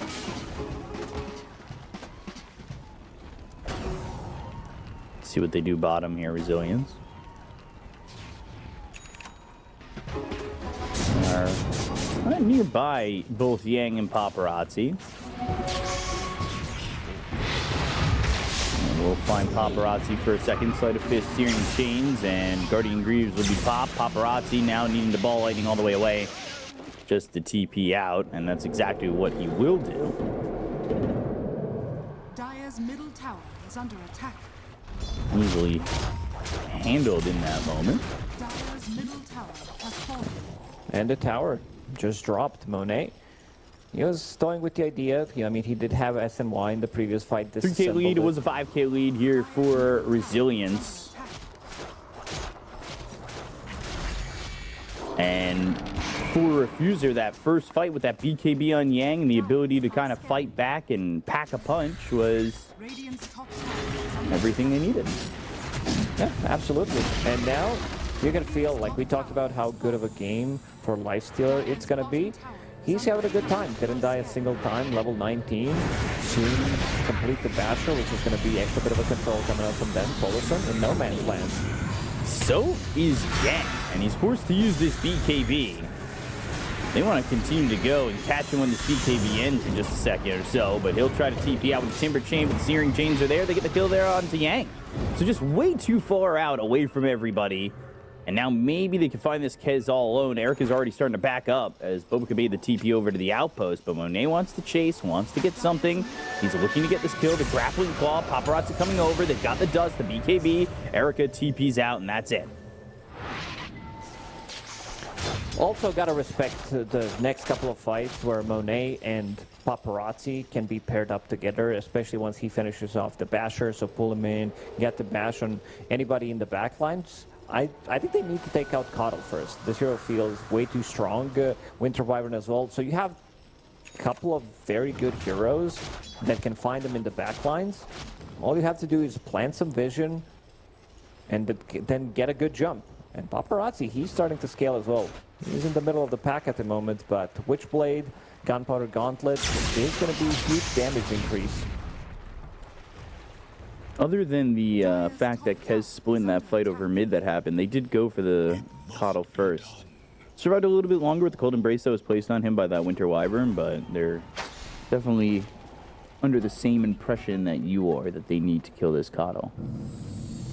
It's too many things that the Coddle does. It's too much healing.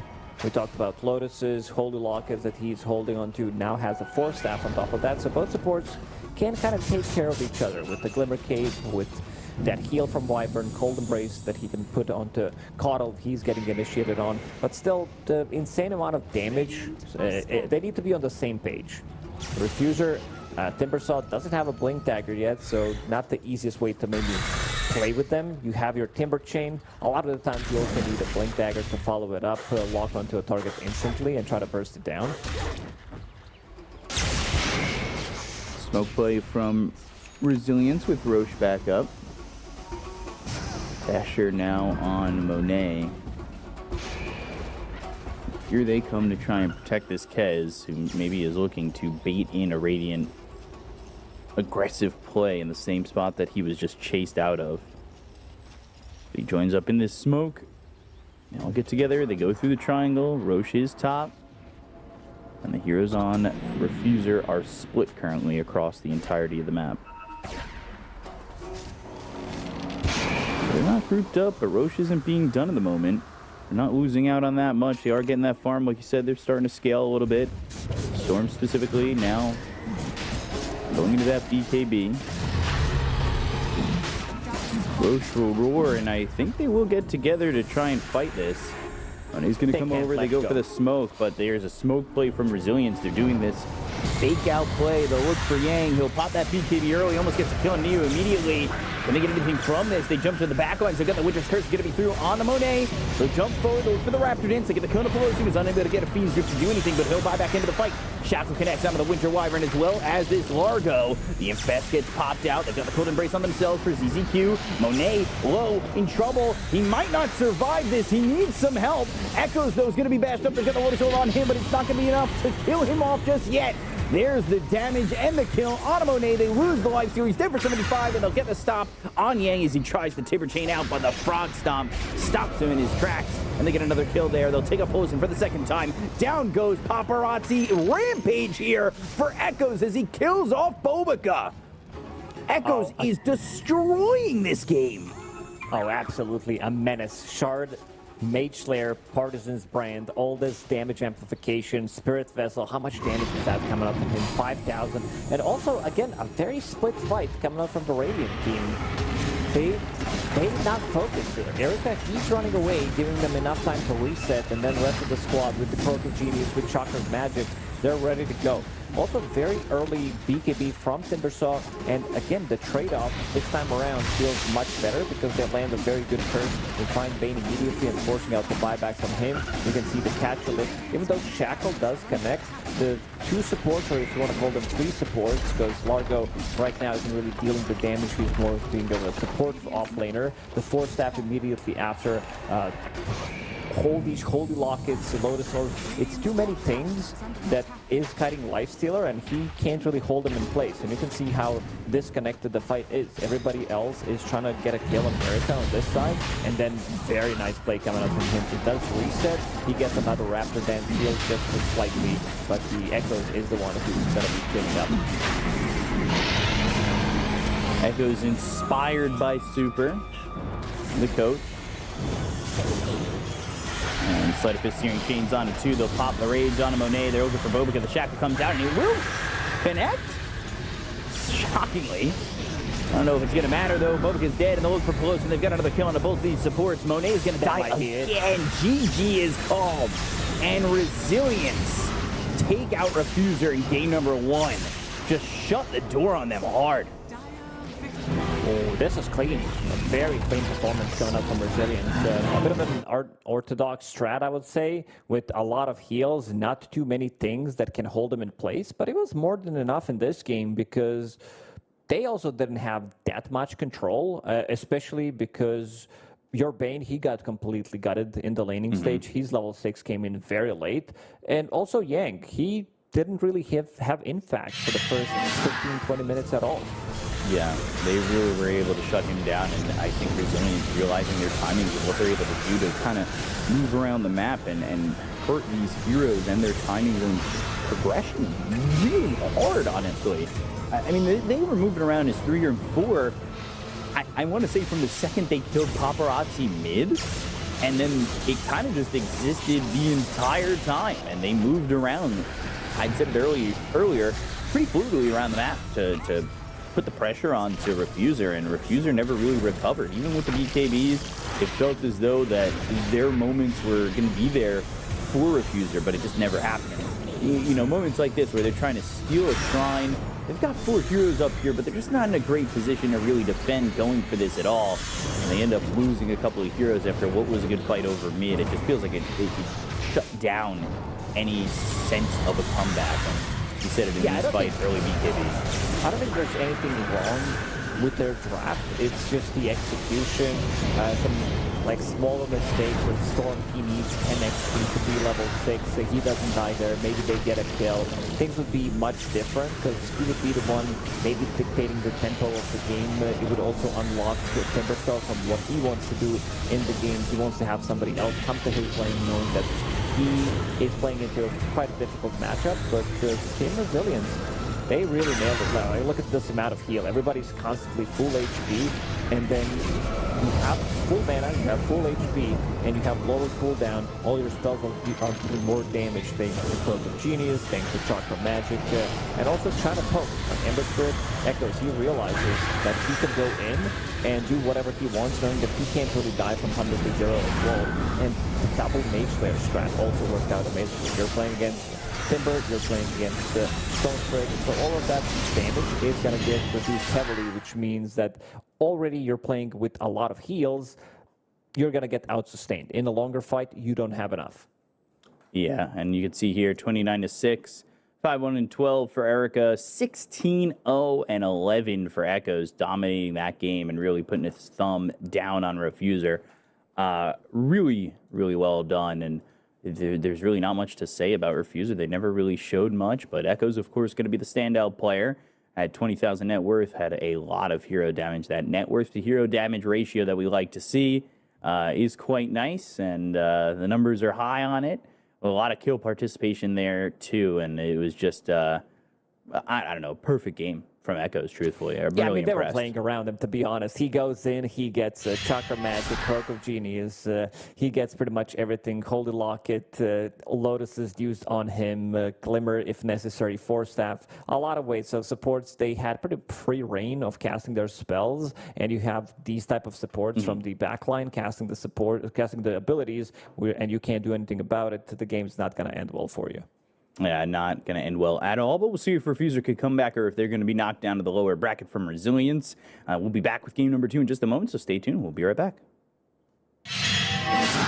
The human body was built to move, not trapped at a desk in one singular posture for 12 hours a day.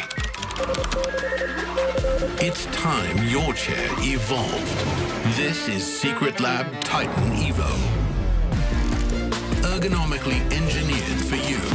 Gamers, hybrid workers, artists.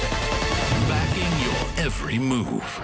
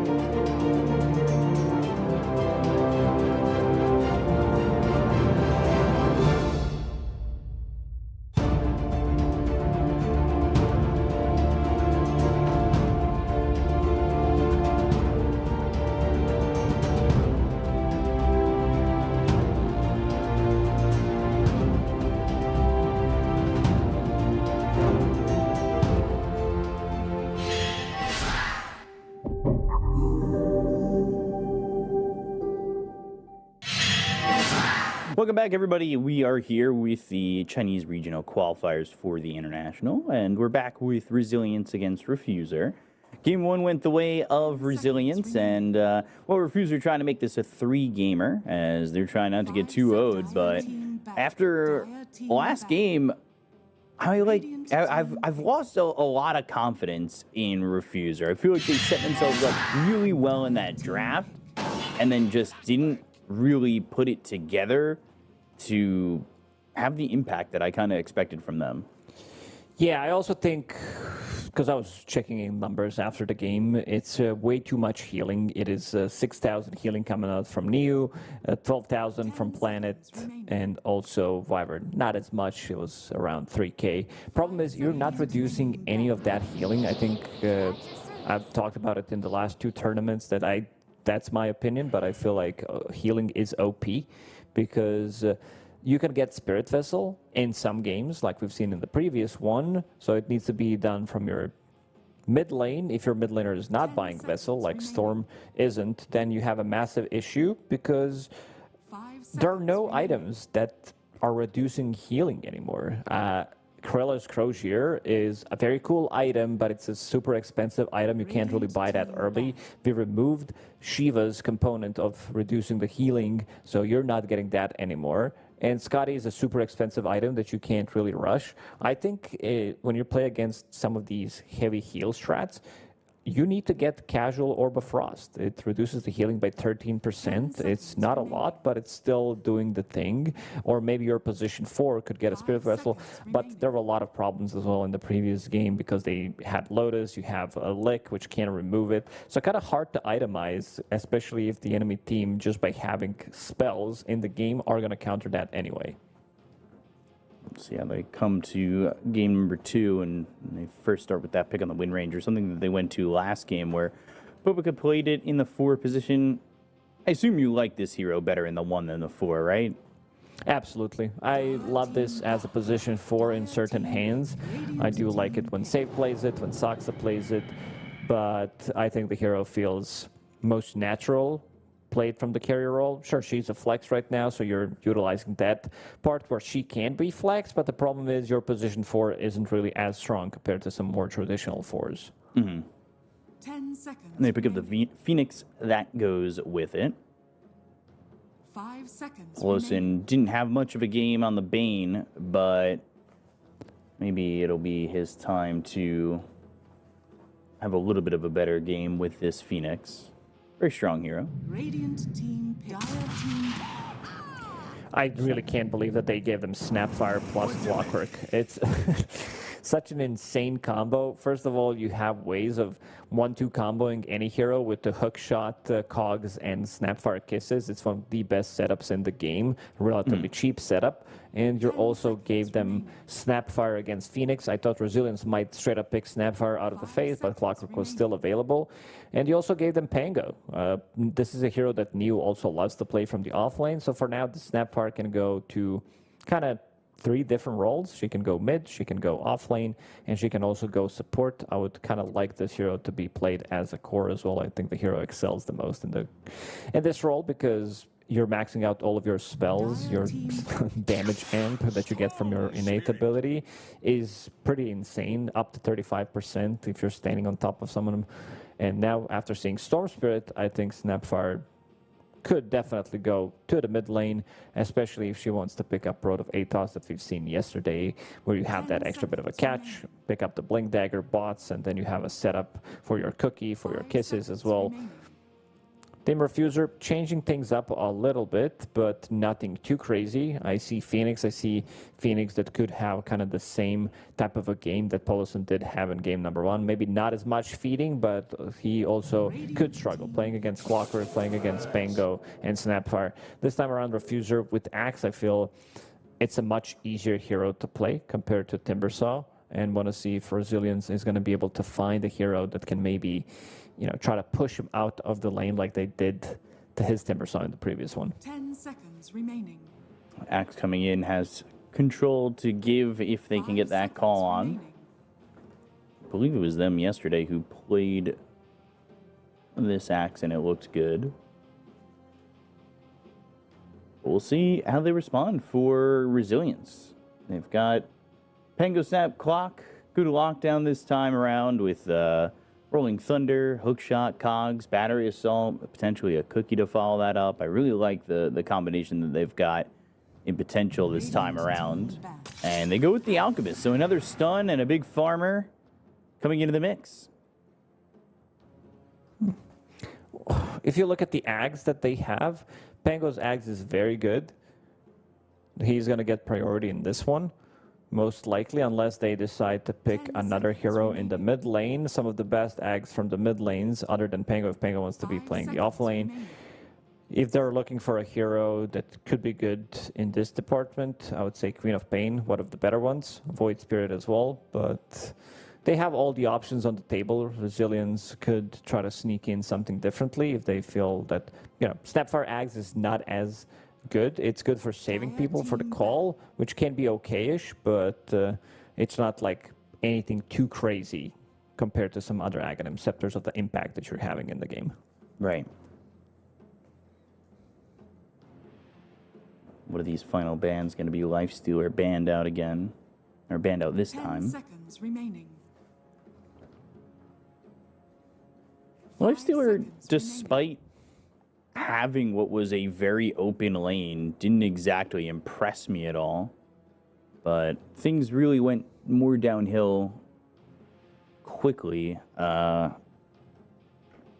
as we saw the pressure just being put on by resilience. And I kind of see that, they do have a lineup that could potentially do that again, especially if the lanes go well enough.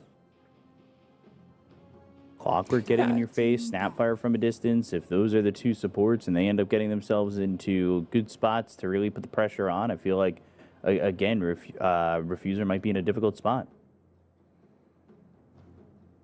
I wouldn't even blame Lifestealer for what happened. He had a good lane. He got the most out of the lane, farmed nicely, itemized well.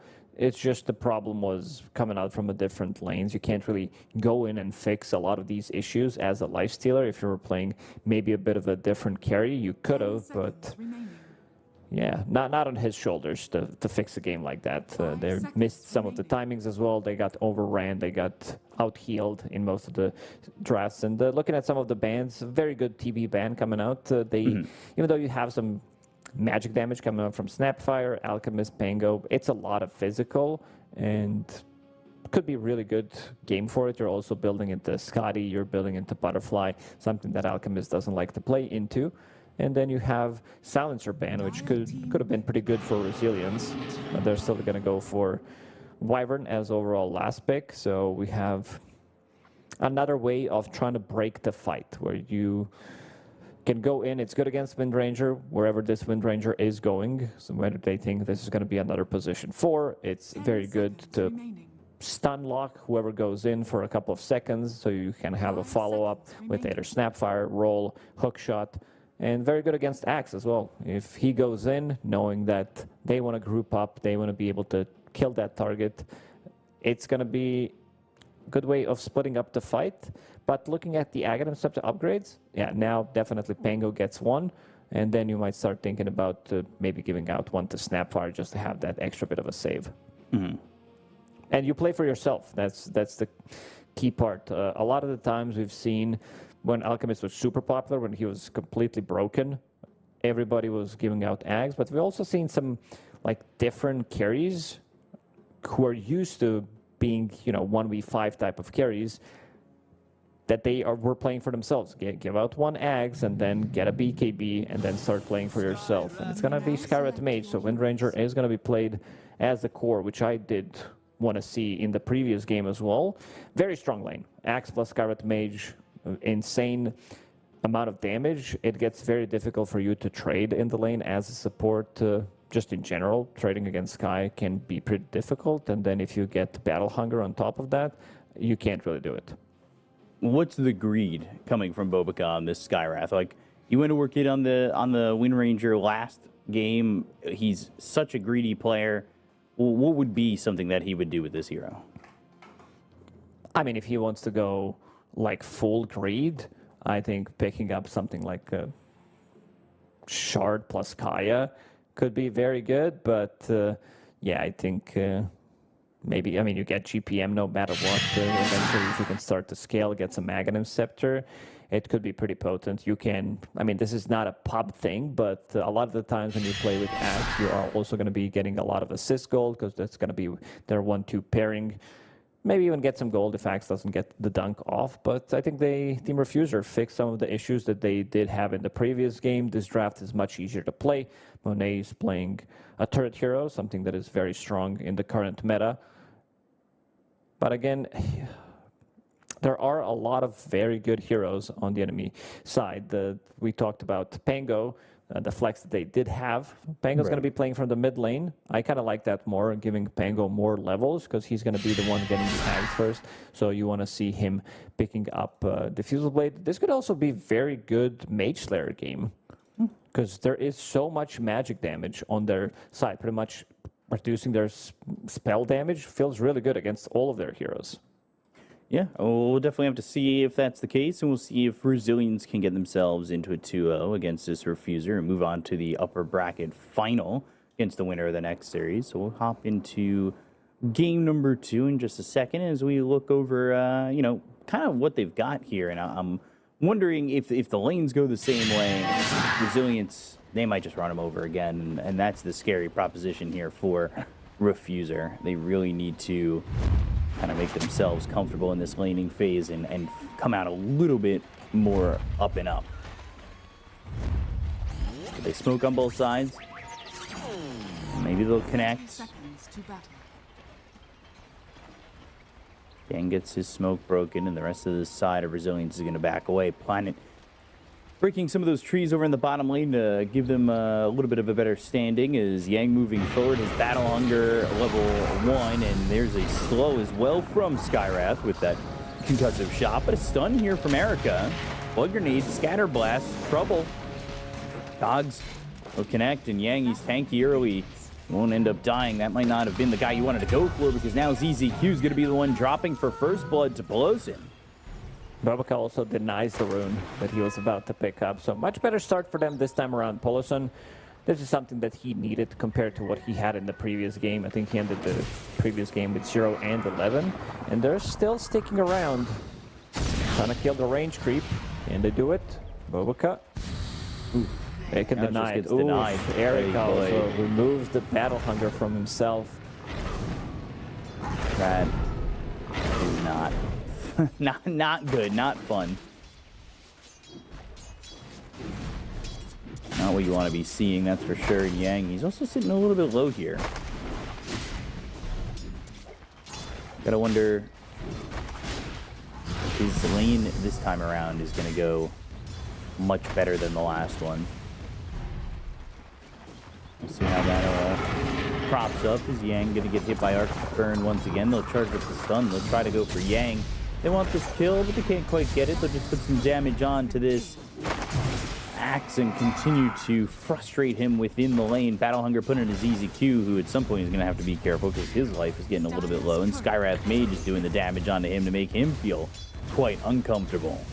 All they have to do is get level 2. Then you're going to be more than fine. Cold Embrace, it is 160 heal. Plus percentage of your max HP, 2.25 at level 1. So extra bit of a heal, around 200-ish in the laning stage on a relatively short cooldown, 24 seconds. So they're going to be fine. This is why they picked the hero as well, to try to out-sustain the damage that they were pumping in. And so far, so good. Alchemist, he has good amount of denies, doesn't have that much CS.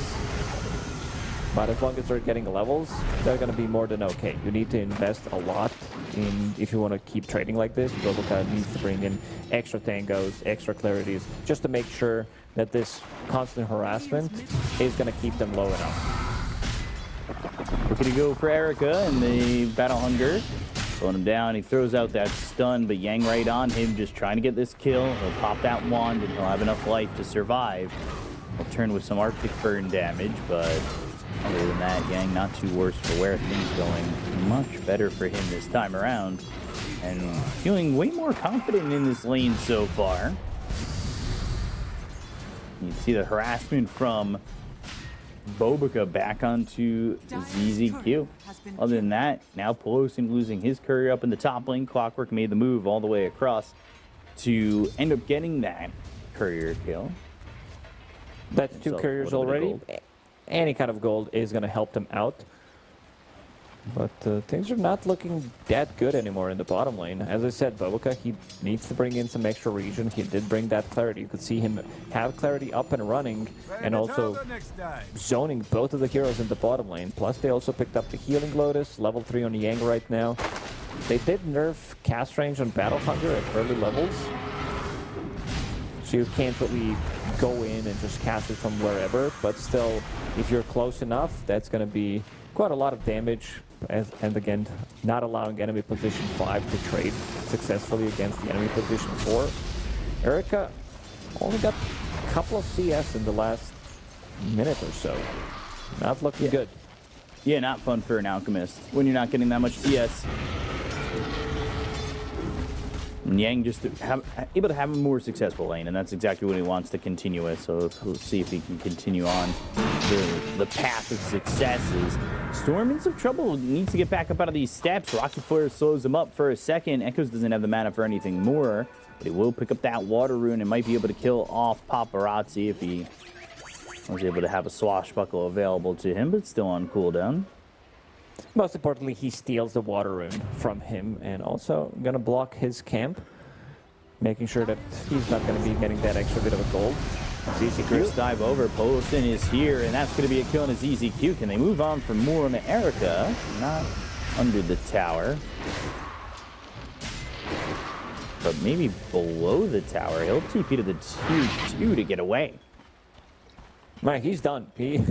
He's mentally checked out from this lane. It's way too much harassment coming out from one hero, and they just brought 1 extra on top of that. So they need to be able to fix this lane. They might need to make Planet, make a rotation to the bottom lane. He is only level 2 at the moment, so right now he's stacking in the triangle potentially for his Alchemist. Neo getting some decent levels. I could also see Neo making a rotation to the bottom lane once he hits that level 6, because this bottom lane needs fixing.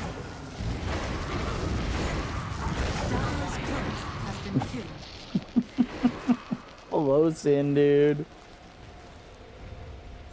Pelosin went back to the top lane. Courier followed bottom and then was going to go through the Twin Gate and got killed again. All those items still on the Courier. I think third time it's going to be good. He was the one who got first blood and didn't bring any items. 5 minutes. That's actually massive. This is report worthy. If you put this as a case, you might actually find people who are going to think he's guilty of it, because you didn't bring anything. Like, you got 300 plus gold for the first blood and you haven't utilized it yet correctly. Highest net worth support. And he's got 2 fairy fires, a branch, and 4 tangos in his inventory. ZZQ getting a little bit of a taste of that. Alchemist stunning himself and continuing to just farm, getting the golems. That's the best you can get here for now. There's the Tranquils finally coming through for Pelosin, but they're on the Courier, so now it's upgraded boots. ZZQ getting run at by Bobica over behind this tier 1 tower. He has 1,200 gold coming on the Courier, which is still not flying.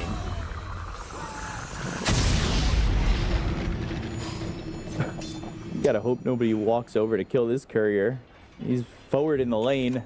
Just go back to your Courier, get your items. He doesn't even need those items anymore. He doesn't need 2 Clarities, Healing Salve, and the Mango. Look, he can't even have them. His inventory is full. His Healing Salve still on the Courier. He's gonna eat the Mango just to open up a slot. Oh my god. And the Courier still has the salve. You gotta bring the Courier back. Professional e-athletes, bring back the Courier. He's letting it go all the way back to base. He needs a salve later. Salve later. He's got Tranquils now. He doesn't even need the salve. He's happy. Call. Kisses. Yang in some trouble and will die here to Niu. And Swashbuckle Shield Crash Bobica, he might be next on the list. Lane was going so well, and now, well, it's not. They managed to salvage it. They killed him twice, getting some extra bit of XP on Alchemist, and as soon as he hits level 6, he has pretty much infinite regen. ZZQ did manage to do a very good job in the lane. Cold Embrace, he did die twice, but Erika didn't die a single time, and now he's gonna be on top of the network. Yang, level 6, but still getting harassed quite a lot in this bottom lane. Yeah, the rotation over from Niu, just helping out a lot and slowing down this this axe. Yeah, as you said, as soon as he hits that level 6, I expect Niu to come back to that lane and make a rotation, make sure something happens. Paparazzi, he's been pretty silent in this mid lane. Pango is popping off, and he's going to be the one getting the first Aghanim Scepter, so that's going to be pretty massive. Farming the stacks on top of that, on top of the net worth.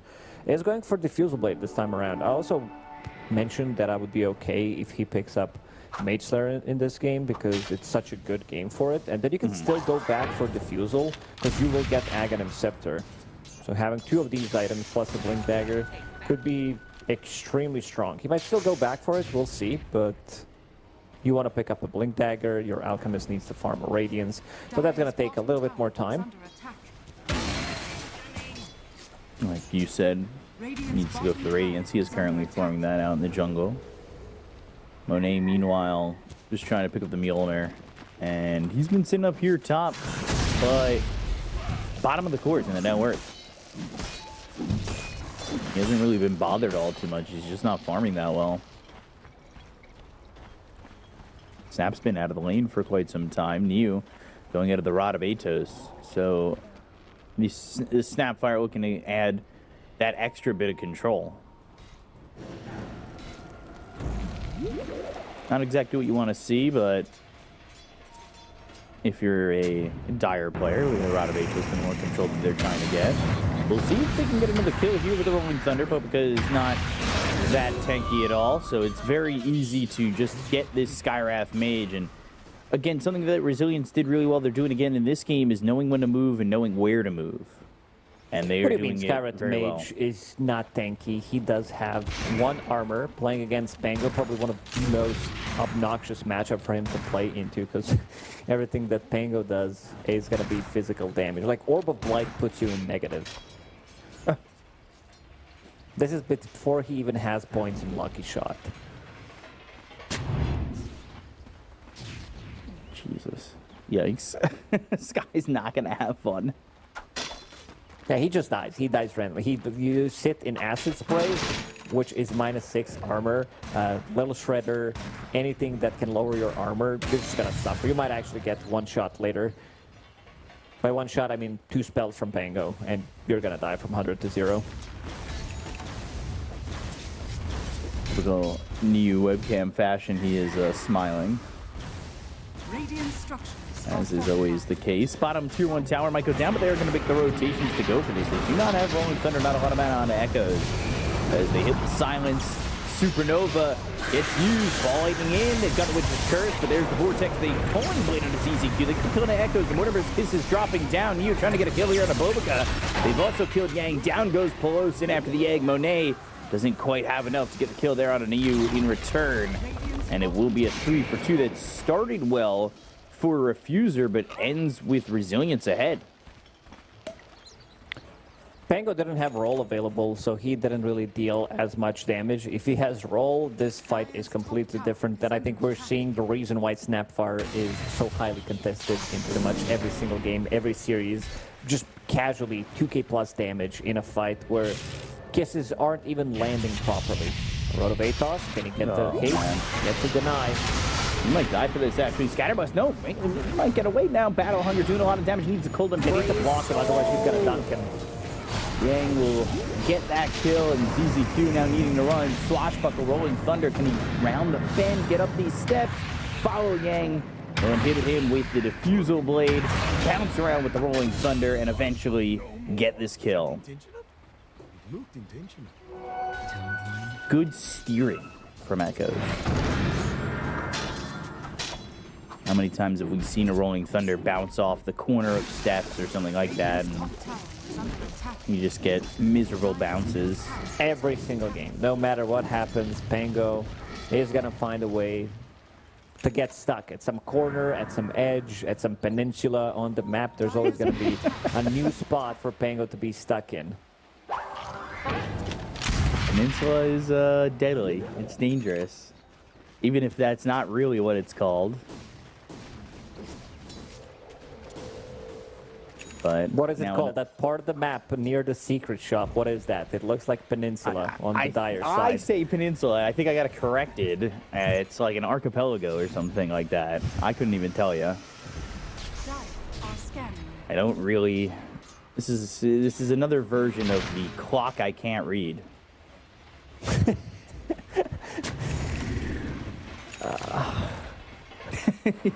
that was a laugh of what? How stupid I am. 'Cause it felt like enjoyment in that laugh. No, I was just thinking the conversation so many times where you try to guess correctly, and it took you a couple of years. And after they changed the clock, how it worked, you finally got it. I And they think. made it easier to read. They made it digital. Hook shot connects. Ooh, and crosses off Paparazzi. Not gonna matter. Bobica trying to hide within Roche. Roche kicks him out, or really a cog kicks him out, and ZZQ gets the kill on a Bobica. It was not an easy clock. It haunts me in my nightmares. Dire's middle tower is under attack. Well, You this have to almost buy has yourself a digital watch. a digital Roche watch. It was specific for one thing, and all it did was read Roche timing. I had no use after that. Radiant's finished off for the Alchemist. And going to get some very big cash. He's got the stone feather satchel on him. Very good item, underrated item, because as an offlaner, I love to pick it up. So whether you need extra bit of armor when you're tanking, or if you need to have extra bit of move speed, it feels really nice when you're farming, when you're moving between the camps. It feels really good, just as a farming tool as well.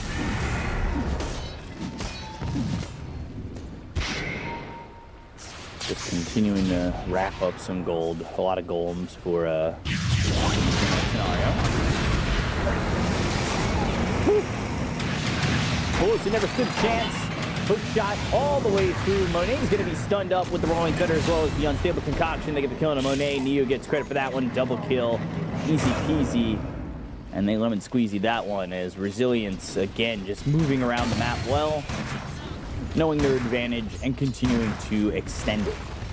Dire's top tower is They under need to use attack. X. He has Blink Dagger on the courier right now, which Scarlet make. They need to be able to grab some kills. This Rod of Atos, the combination between two of them is just too deadly. Burning the mana, making sure you have enough damage. That's only with 2 points and Lucky Shot.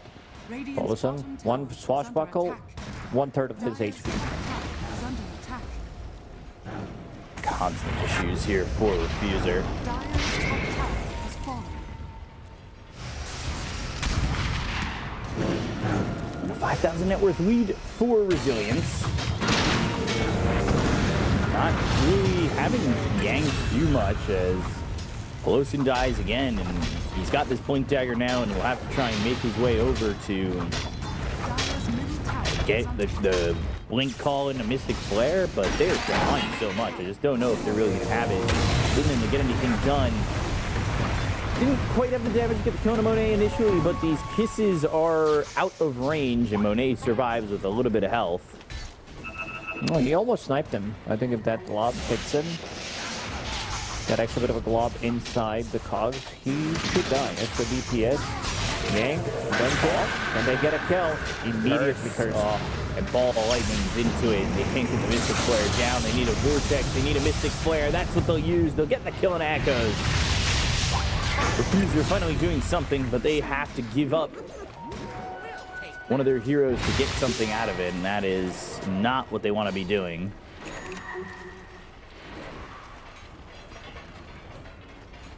They're having a very good read what needs to be done. Like right now, they're playing 4v5 pretty much. Alchemist farming his first Aghanim Scepter. That's going to go in the pockets of Echoes, so he's going to be much more happy about the next fight, burning the mana, having that shield crash. It's just obnoxious spell to play against. He needs to use the courier though. I hope his courier doesn't die. That would be such a massive delay. Courier's dying, not wanting to see that. And Ags given to the Pango. Radiant's top tower is under attack. Dire's bottom tower There's is that under upgraded attack. shield crash now and sits top of the net worth by a lot. Hook shot missing this time from Planet.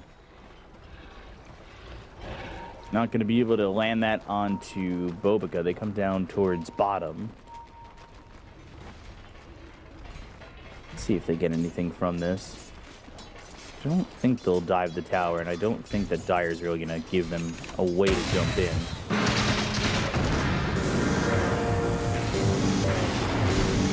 By the way, Lacoste, I know you love when I mention all this stuff. Absolutely. Yang He's has gonna- Trail of the Burning Doom on his axe. It's Very on his, important. Yeah. on his axe, so that's why he's Yeah, on that's fire. why he was doing. Yeah, that's why he was doing so good in that game number 1. He was on Yes. fire, 0, 4, and 0. Well, he played a different hero last game. He's not on fire last game. Now he's on fire. Now he's gonna be good. 2, 3, and 4. Radiant's top tower is under attack. Look at They that. should know something is up. Them using scan and also pretty much everybody missing from the map. Monet still wants his BKB. Echoes. He's ready to go in. Catch the out. Jump in, blink, call, miss the flare down, and there's the kill with Culling Blade. Erica dead. Rolling Thunder comes out. Pelosin forced to Supernova, but they've got ways to handle that very easily. Cogs in the rod, hit with Bobica, ending up dead to Niu. He's got a double kill. Looking for the Instant blink curse. call, but another Winter's Curse that locks in 2. Echoes, Shield Crash, Calm, next. Mortimer's Kisses flying in onto Yang. He'll burn out. Niu, he's got a triple kill, wants more, but can't find Paparazzi. He's able to ball lightning and TP out. Been very impressed by CCQ, what he's able to do in these fights, keeping the distance and having Glimmer Kit, like not going for anything super crazy, not going for Blink Dagger, instead opting to go for a bit of a defensive item for himself if necessary, if he's the one getting jumped by Stone Spirit, Gradient, blocking some of the damage from Skywrath Mage. Sure, you get the kill on Erica instantly, but other than that, they're very ready to go. And this Supernova, it wasn't even a mediocre Nova, it's like really bad Nova.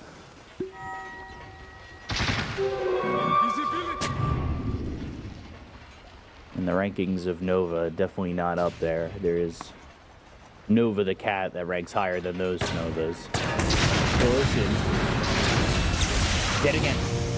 Similar to last game, he is struggling. Hook shot. Ooh, Paparazzi. Has the mana to ball lightning out again.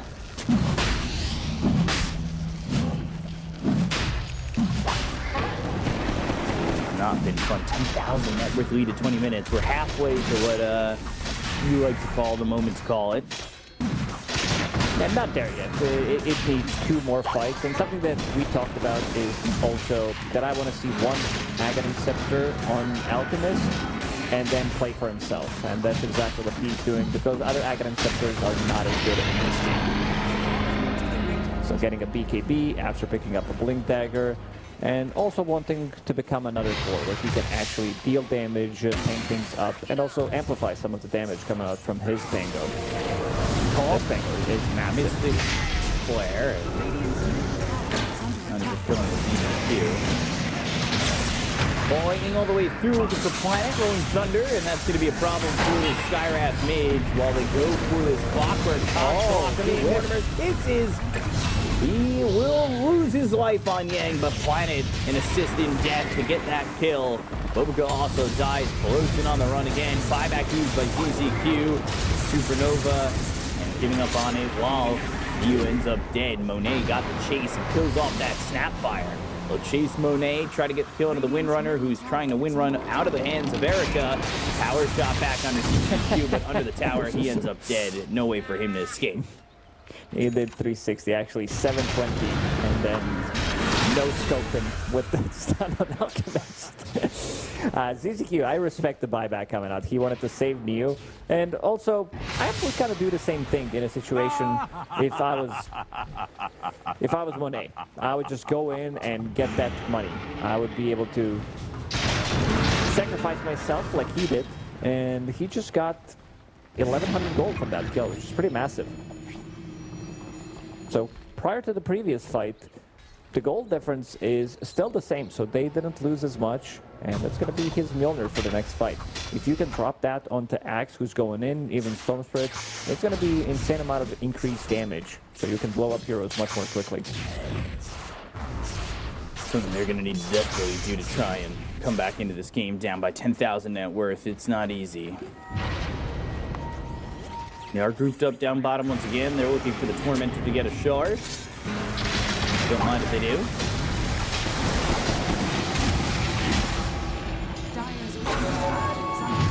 ZZQ getting the shard again. He's got this force staff. Finished off that Blink Dagger, finished off that Essence Distiller. He wants Yules, so he wants to survive when he ends up getting into those hookshot call scenarios with the Mortimer's Kisses. No, Distiller is very good. If you drop it on the ground, you could potentially cancel the Blink Dagger on Axe if you saw maybe a glimpse where he's coming from. Very underrated item as well. Tower is under attack. Even though it's like considered to be very strong, I still feel I would want to see this item in every single game, considering how good it is. Echoes another kill on a Bobica. That is his 8th death. Talked about how I felt like Pelosi was dying all the time, but it's actually Bobica has been dying quite a bit. Push again! Oh, God! Planet! Making sure they get that kill on the Storm Spirit. Beautifully executed.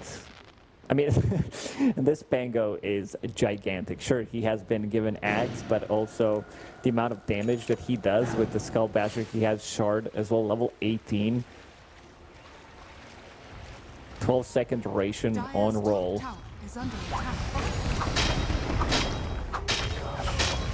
This has been impressive from Resilience up to this point. There's a 2-2 tower looking like it's dead while Pelosin is gone. Once more caught, this time in no man's land.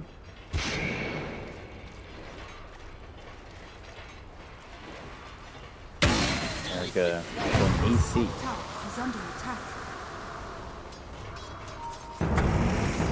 Alright, has another hook shot. You gotta be careful about where you stand. If you're in any area of his space, he will make sure to lock you down and get the kill.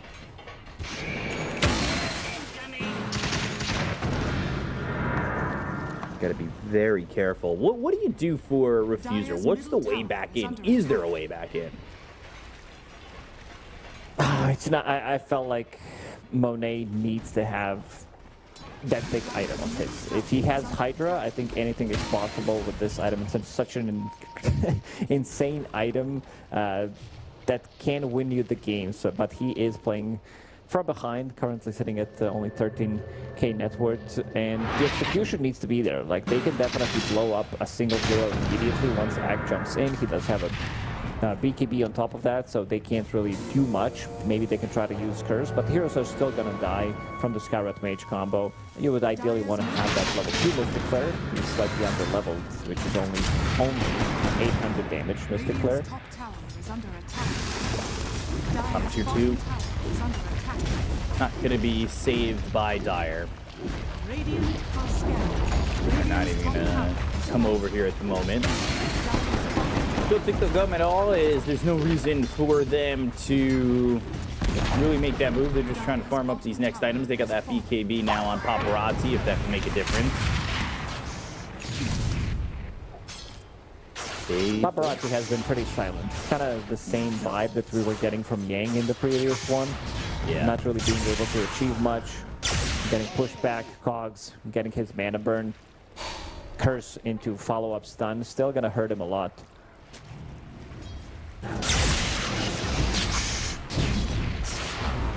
Erica closing in on this AC. You talked about how his play has been really good from this Winter Wyvern. See if he can help him again. Winter's Curse. Getting into the blade nail, almost killed himself, but Eric is able to survive. They go to the hook shot, they get the kill on a Pelosi, and now Yang. Does he have any response for this? No. Mortimer's Kiss is flying in. He's forced to pop that BKB. They get the kill on Eric, and they finally get this one. Paparazzi with the BKB of his own. So he's able to accomplish that, but Niu gets the kill on Monet. They take out Bobica. They'll look over at Paparazzi. They'll get themselves a fourth.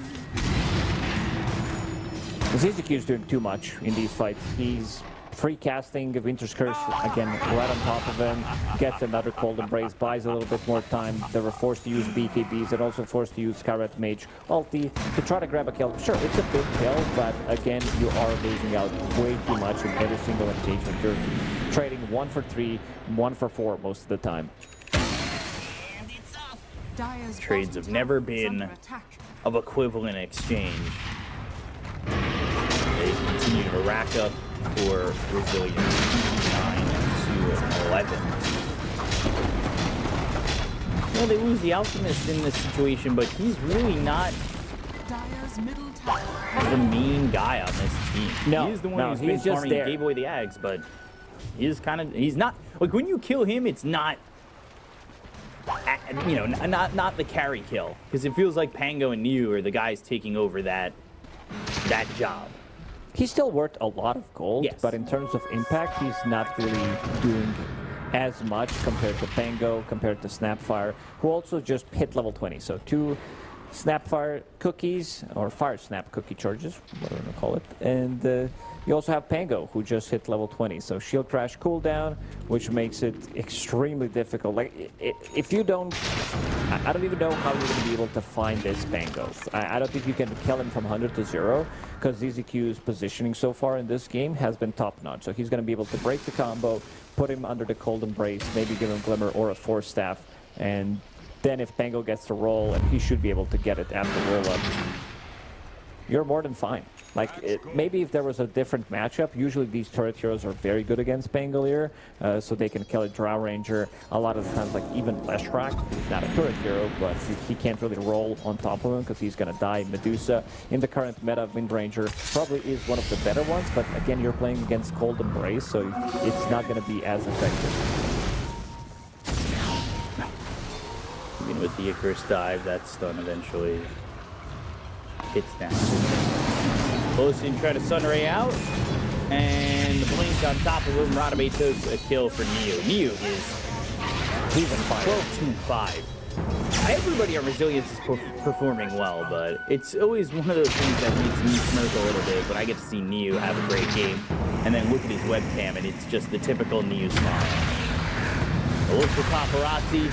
Stun, BKB, Ball Lightning, not a lot of distance. He doesn't have a lot of mana. Could have get a bash? Yes, this. he Yes, they can.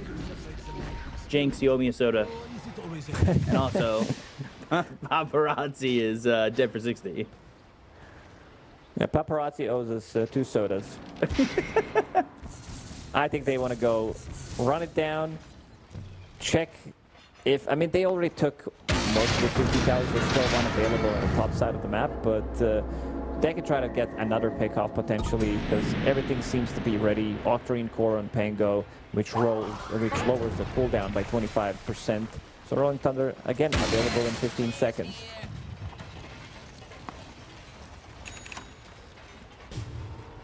Now smoked up. They have no storm. Not really sure what the idea is. The Monet smoke's gonna break. It's gonna win run at these heroes, who will disengage, but they do have Planet looking and missing. But late call, that connects. Monet pops BKB. They've got the Mystic Flare down, which is cursed a little bit late. With Kona both it ends up being a trade 1-for-1 so far, but Monet needs to run without the BKB. They'll focus their attention on Supernova. They get the kill. They pop the egg. They take out Monet. Oh, dearie me. That is not good. You saw Monet. He tried to use Focus Fire on the Pango. Didn't even lose 500 HP in that engagement. He just keeps rolling, gets the bash, drive-by shooting, gets another bash, another swashbuckle, and they might just call this game. Yeah, we've seen it so many times so far in the qualifiers where they feel like, oh, this game's over. A lot of times, maybe I would play another fight, maybe another one afterwards if that next fight goes in a good direction. But we've seen some like really premature GGs. And not holding out as much. They go over to the high ground, maybe they're hoping for one more hold. Dire's middle I think the Ame started a new trend. Everybody's trying to compete who's going to call earliest GG. are scanned. Yeah, well, if you type in the Ame in the chat, you can see that in action. It's one of those emotes, man. It's just, I feel so bad.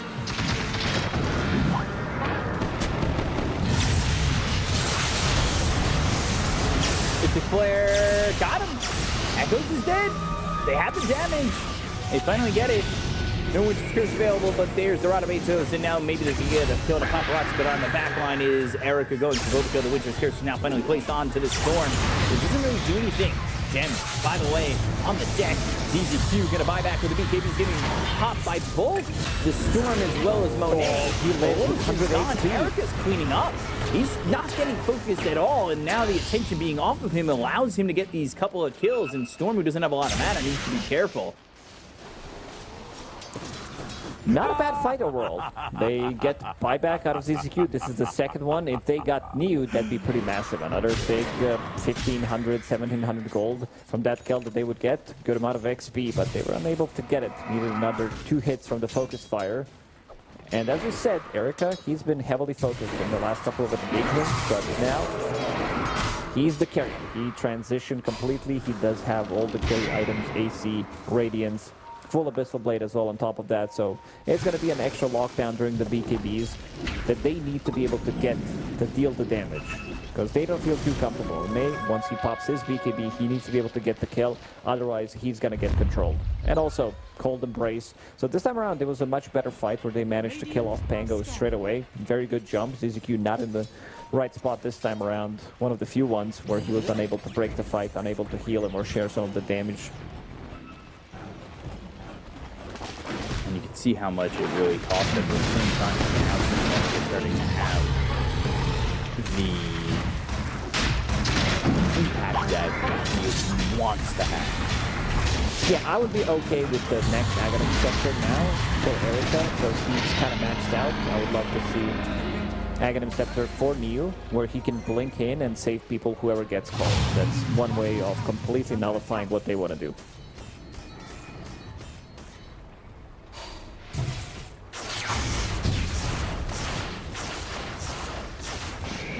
Paparazzi. He's got a decent amount of gold. It's just the impact has been so minimal. Gotta be perfect from this user to really just kind of get this one back in any way. Dire's top tower is under attack. Dire's top tower Echoes. has fallen. Up top, taking a tower and maybe putting the pressure onto the top lane to send these heroes to go back. Radiant's bottom tower is under attack. They start to retreat, they do start to TP. There's that banner and might force the hand to the Dire side and take a fight that they might not be too comfortable with, but it will have to happen.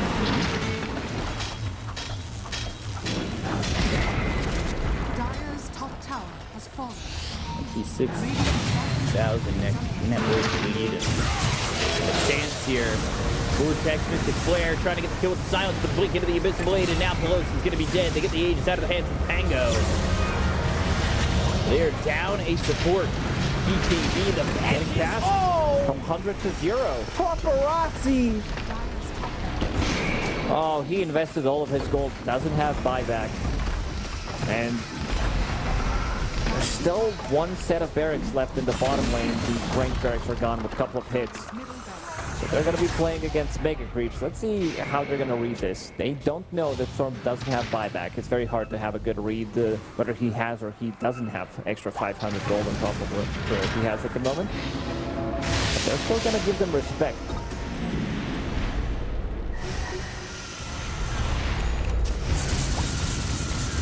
Hydra's Breath for the Windrunner. Anything is possible.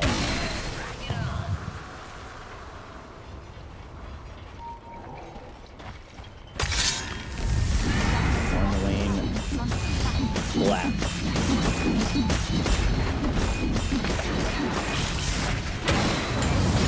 This again, jump in looking for Yang. Supernova very far back. Yang's surviving a lot of this, but the Witcher's Curse comes through and they get the kill on the Yang. Supernova pops, hook shot lands on a Monet. He's going to be in a lot of trouble to Cookie, and that's going to be what could be a kill on a Monet, taking him out. No buyback. He bought the Hydra's breath. Pelosin is gone, and just Builder goes around as they call GG, and that will be a 2-0 for the side of Resilience as they move on to the upper bracket final and just one series away from getting themselves TI. Yeah, this one wasn't really as close. It was just a lot. Like, they put a lot of pressure early on onto the Alchemist, but this is Alchemist we're talking about, so no matter what happens, he's going to be able to get his gold. And also Mew made a rotation, Echoes made a rotation, so they fixed that lane almost immediately. Alchemist had still pretty good timing on that Radiance. It was 14 minutes, and then in the next minute, or two or 3 minutes, he managed to farm massive stack in the triangle, got Aghanim Scepter for his Fango, who completely popped off. I think that Echoes, in general, I've been very impressed so far from the games that I've seen him play. Yeah, I've been really impressed, and I feel like in terms of name brand value, he's definitely not up there when you look at guys like Paparazzi and XM who are a part of this qualifier, as well as like Setsu, but he's certainly been one of the most impressive guys who's been playing the qualifier so far. His mid has been impeccable, and he's done a really good job. I think he's taken a lot of pressure off of Erica, which, honest, I think about Erica's career has not really been the case on the teams that he's been a part of, where he's had that mid that can pull all the attention away from him.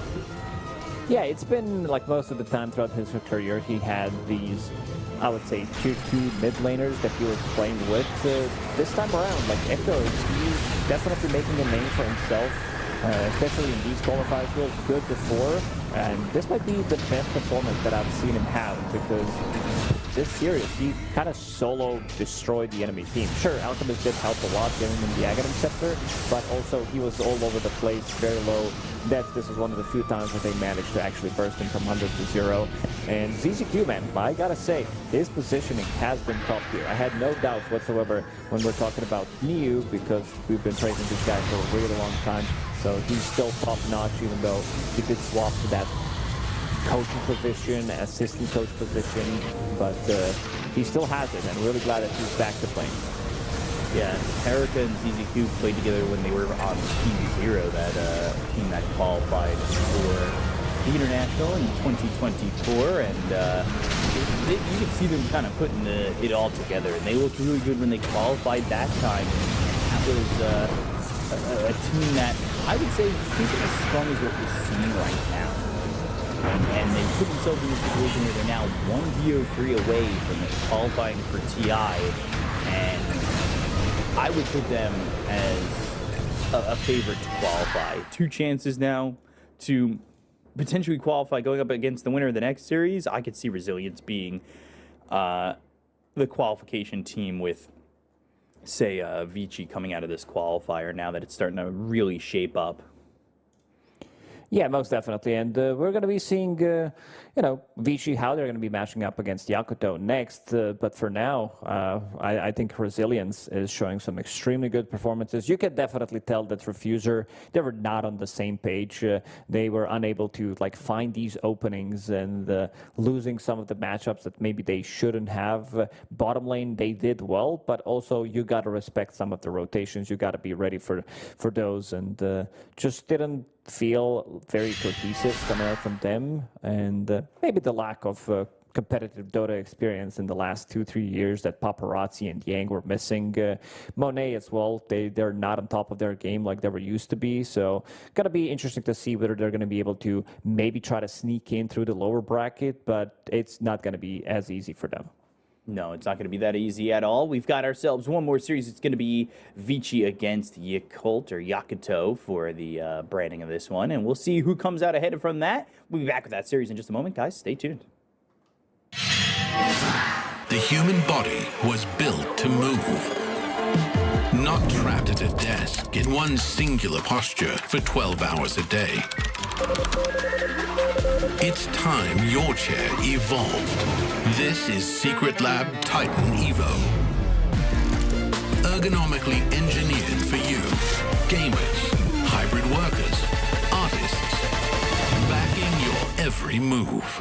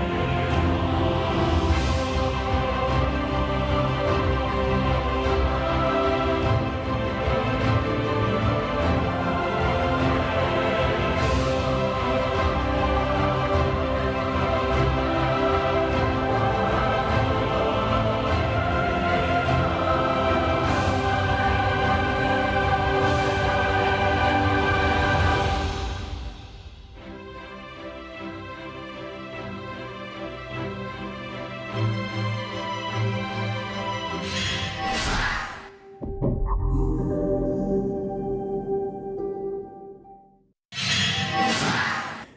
everybody, and welcome back here to the Chinese regional qualifiers for the International. Yes, that is capital THE International.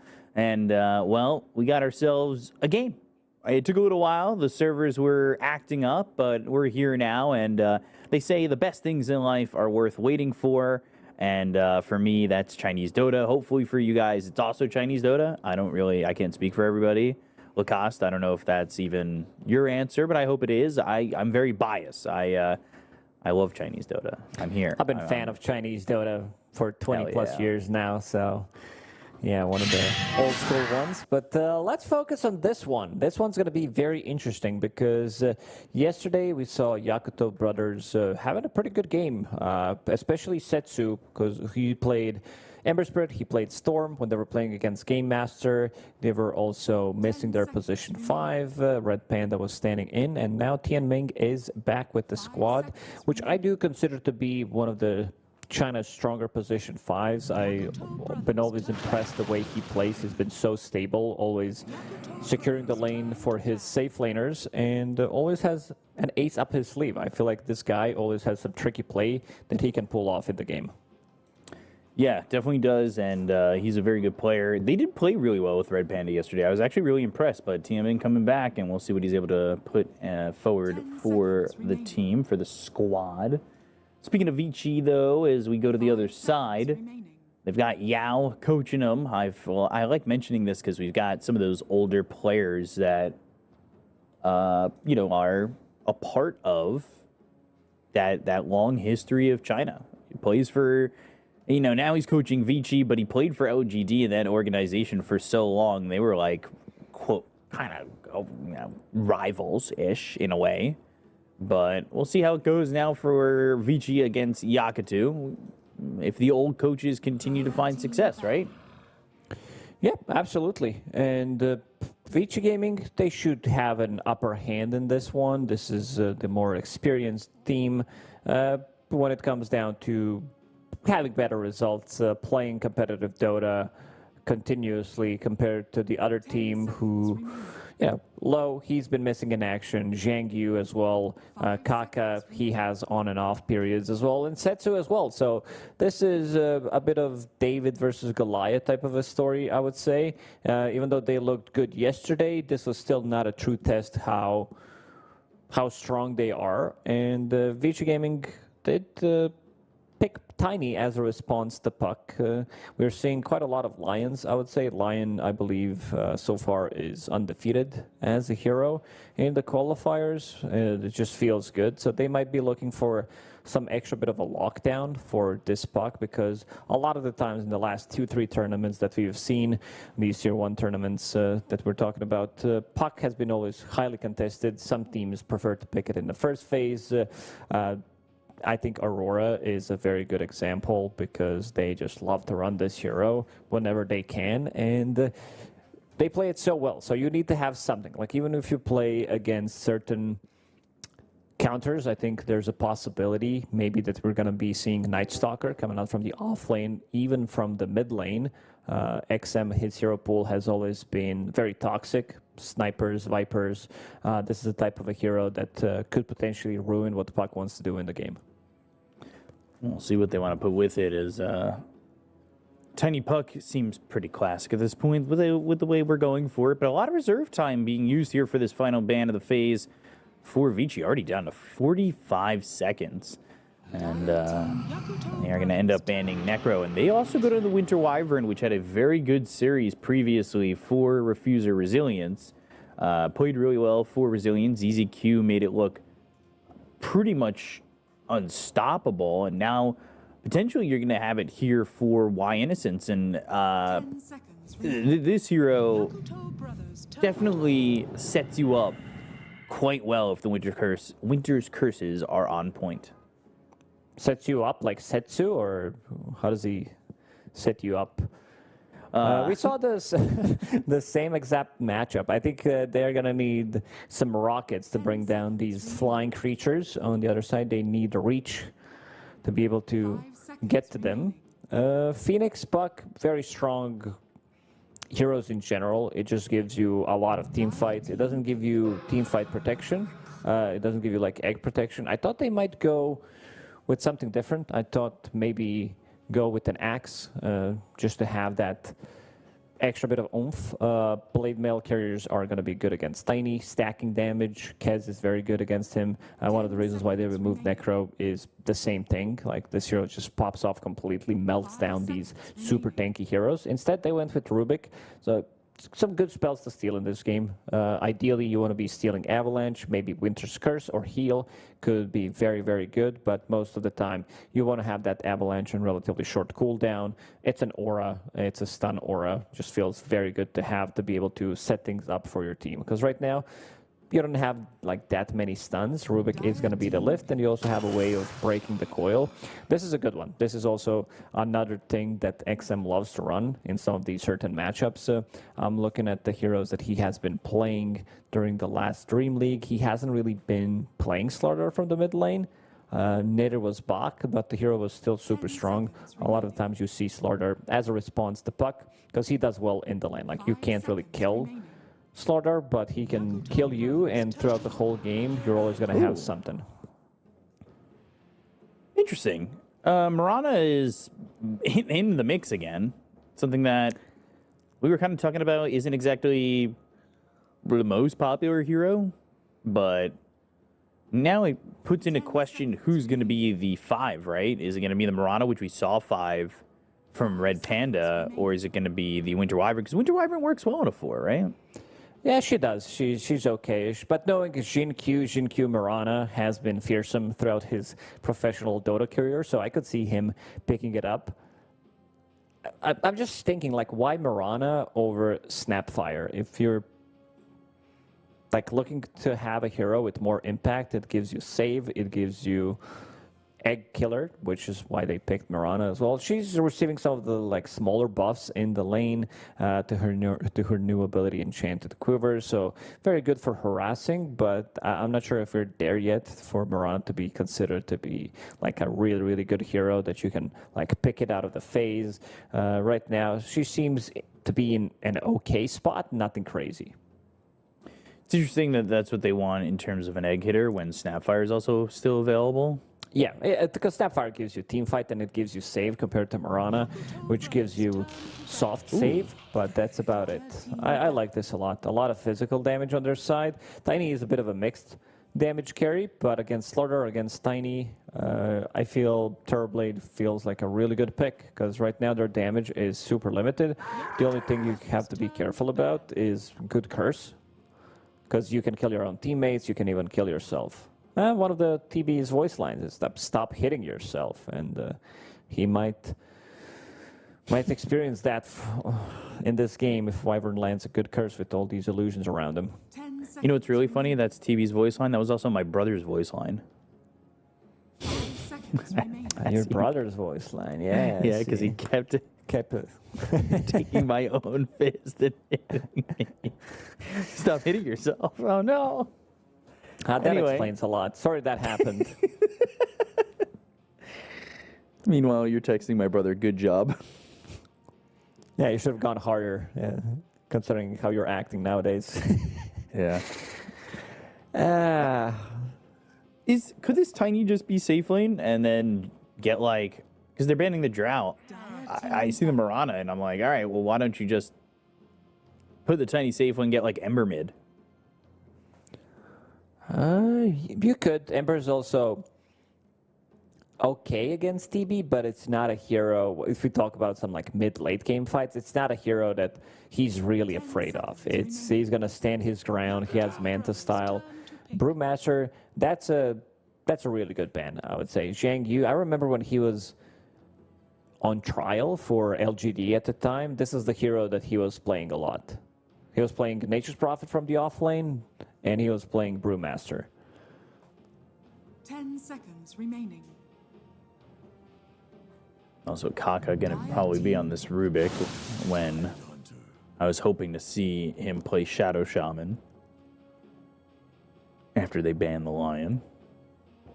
And they finish this off with Tidehunter. Very strong team. I feel like this is like tanky enough to kind of withstand what they've got going for them on Vici. Obviously, there's going to be that minus armor from Corrosive It's Haze. Viper, probably. No. And okay. Darkseer. I thought it was going to Whoa. be straight up Viper. Because they would have something to kill the Tidehunter. It's good in the lane against Puck. But instead, they go for Darkseer. And Shinryu is going to be playing that Mirana. So they thought Terrorblade needs to be countered in this game rather than countering the Tidehunter. And they feel like they have enough with Tiny from the carrier role, who is going to be building at the Silver Edge eventually, so you can still kill it. Darkseer, I'm kind of hyped about seeing this hero because this hero, we see it from time to time, most of the time as a response to Terrorblade. Things change. You don't necessarily need to have your position 4 Tiny back when he was good at position 4, Tusk, Earth Spirit, these type of heroes. Nowadays, you can still lane with a range hero, and the hero is going to do well. This is just a bit surprising because, you know, the Darkseer is Bach's worst offlaner. In terms of win rate? Yeah, it's still a good win rate. It's 51%. But when you compare it to like Beastmaster and Centaur and the heroes higher than that, it's Slardar at 65, Sand King at 65, Beastmaster at 65, Centaur at 60. And then even below that is like Brewmaster at 57, Batrider at 66. I think you should go through all of the heroes, like just read the whole list. I've got the whole list up in front of me. We're going to go really low when he played Wind Ranger back in 2018. 87.5% win rate. Very, very good. Only 8 games. So, yeah, no, I can go lower. Actually, 100% win rate with Morphling, 2 games. But in all seriousness, I like what Yakutou have in terms of a draft. I'm a little worried for Vici if their damage doesn't pan out, but I've also liked this safe lane Tiny. So I am kind of caught between loving both teams and calling this just a 50-50. Yeah, I think both teams got what they wanted. Mirana is going to be the question mark for me, how much he's going to be able to get out of the lane, because this hero really isn't the strongest laner by any means. She deals bonus magical damage with Celestial Quiver, so that's nice against Terrorblade. So I want to see how much that's going to be effective in the laning stage with the right clicks and everything.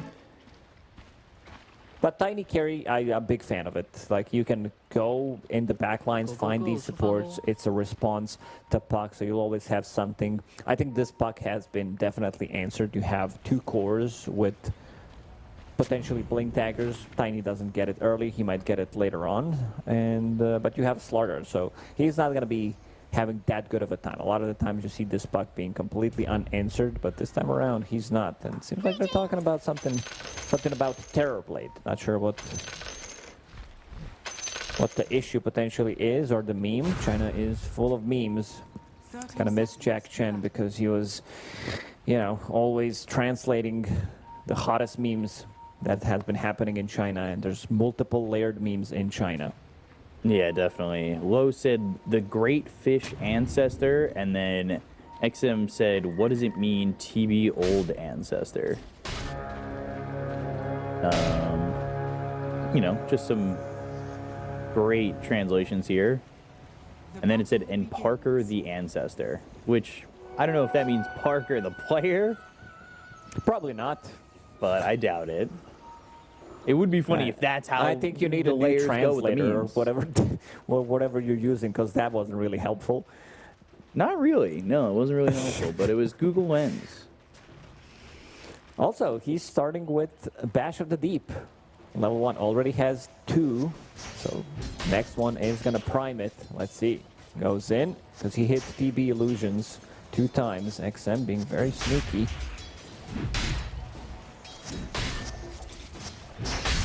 Just trying to wait for them to make a move on trying to hit either of these. But XM up against Setsu. This is a kind of a classic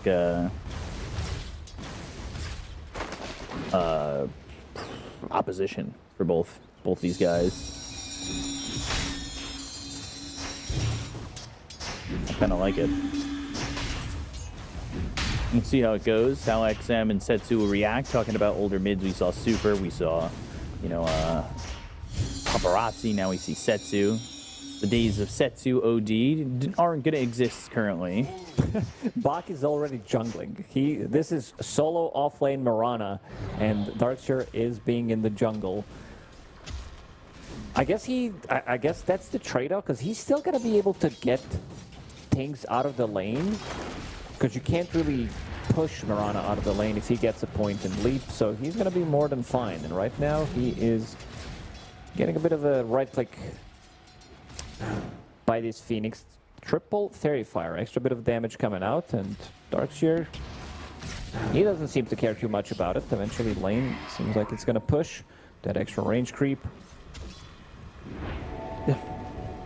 Okay, interesting choice. Jinkyu, he's the one who kind of likes to be in a situation where he can get farm ever since he was like playing this greedy position 4. He's getting the items. Yesterday when he was playing, he got Orchid on Nature's Prophet, and Tianming, he knows something is up. He comes over and throws a blood grenade initially on a bot. Icarus dive to try and stay with him. Mirana's not going to get back in time, and Bach's going to die for first blood. And we talked about how Red Panda played well with this team yesterday, but Tianming slots right on in. Kaka giving the tip. Fast to tip, fast to call GG. That's what I like about that guy.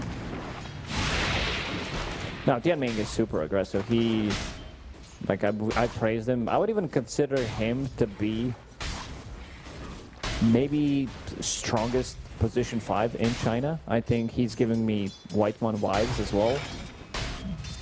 When Whitemon is like, Whitemon has been good for such a long time, coming out from Southeast Asia, and Tianming is kind of doing the same thing. Yeah, Tianming said Lo said you were probably in there for the last 2 minutes being a passerby. That was that long line we just saw. And now, gotta be careful making the aggressive Icarus dive. Starstorm down. Jinkyu gets the kill, and if Tianming's gonna be all chatting, you gotta expect that there's gonna be some all chatting coming back from the side of Vici. A good thing for him compared to the previous Phoenix performance that we've seen is his courier didn't die 2 times in a row after getting first blood. He does have boots of speed available. He's actually going to go over mid, and XM is in the river. He should be okay. Gets back across. Blood Grenade even committed on this. So Tianming just playing really aggressive and has Setsu. They might even go get this kill. They go into the tier 1 tower. They're looking towards the tier 2. They're also bringing over Kaka to try and help out. Wise going to TP in, give him extra bit of a heal. So that should give them extra bit of a help that they needed in the mid lane. I don't think they can play as aggressive. Puck is still level 5. And this also leaves Turblade alone in the bottom lane. You can see Jinkyu giving him the right clicks, using that Celestial Quiver.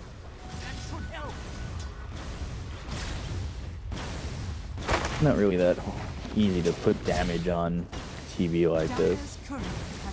But Bach's gonna go behind the tower. He's got level 2 in the Ion Shell. He'll surge away, pulling this creep wave across, but is he gonna bring it all the way down and through as Phoenix is on his tail?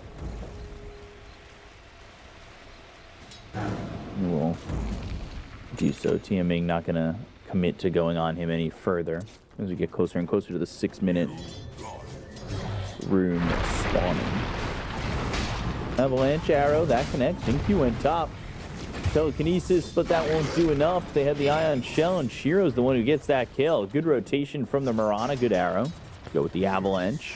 Usually you see like the combo that we were talking about with these position 4s that can rotate, TP rotate to the side lane, use the Twin Gate while still having Ion Shell. Mirana, she doesn't really get to that. Maybe you can like leap in right on top of him and then follow him, but it's not your Earth Spirit, it's not your Tusk.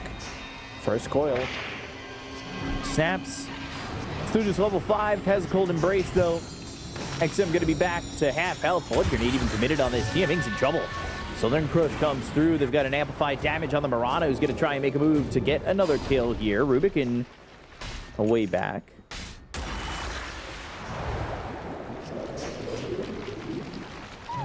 (3-1) in favor of Vici, doing a pretty good job so far of countering the plays that Yakutou are looking to really make happen.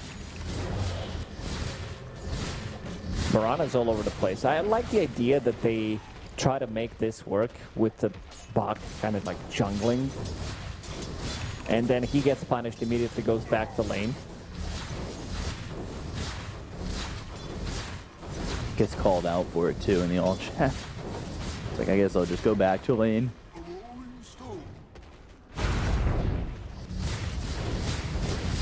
Why not? Bottom lane, TB, Metamorphosis used, and just putting the hurt on some creeps.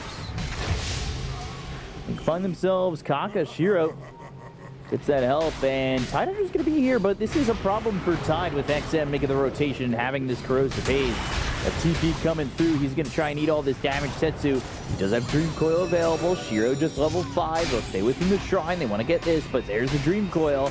Cold Embrace keeps him healed up. They'll look for another Anchor Smash. Does some decent damage, but the Avalanche, the toss again, the Fable through Shiro getting low. Haze finally dies, and now Shiro dead, and XM will control the shrine for the moment to kick out Kaka, and gets it to finally go. Setsu will chase Innocence, who does have himself the Cold Embrace. XM doesn't have a lot of mana left, and they will not chase onto Setsu, but at the end of the day, they do get a kill onto Shiro. They lose their Tide Hunter and their shrine. XM used Corrosive Haze like 5 or 6 times in the previous fight. It feels like he just keeps spamming it, making sure that he has complete vision of Setsu. Had to reuse it on Tide Hunter multiple times because he cracked it off. Keep that armor down. They got both shrines, so the supports are going to feel pretty happy. Jinkyu already level 5, and Winter Wyvern as well, so they're going to be hitting that 6, while Rubik is level 3. Yeah, Rubik's going to suffer. Shrines nowadays, it's still a pretty big deal if you can steal it, but it's not as bad as it was before. Yeah, give him that treatment, keep him at level 3. Kaka straight up not having a good time in this one. And doesn't seem like it's going to get easier. Kaka getting that itch. That itch to call GG, you know? Oh, yeah. There's a tide in the game. It could You happen. never know. Could be, you know, sometimes it's been in the throes of a tentacle up from a Ravage, but this could be just from a toss from a Tiny, and mid-air might just call it. Obviously, I'm being a bit facetious, as Bach gonna die into the Metamorphosis combo with that Dream Coil. They have more than enough damage to get the kill. He's gone into the Helm of the Dominator build for this Darkseer. Dropped down wall on that, but really didn't accomplish much with it.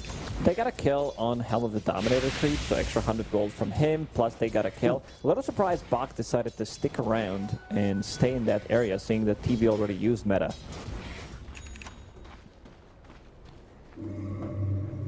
Dire's bottom tower is under attack. See what they do the next few minutes. Winter Wyvern 005. A good stat line for any support, by the way. 2 CS in 10 minutes. That's my good support. You just watch. Jimmy tossed up into the air and is level 5, but trying to fight back on Shiro. Icarus dive. Does escape. The handles of this Tiny. Kaka now feeling the despair of losing a courier and losing that urn. That's quite annoying for him. They have level 6, so they've got Moonlight Shadow access if they want to make an aggressive move, maybe go deep into the jungle to find this Terrorblade. Bach going to use this dominated creep to scout while he is pushing this wave. Kaka going to Fade Bolt. He's really looking for that level 6, and there's the Moonlight Shadow as they start to come through into Kaka. Not really much you can do about this except for the TP, and he will end up dead.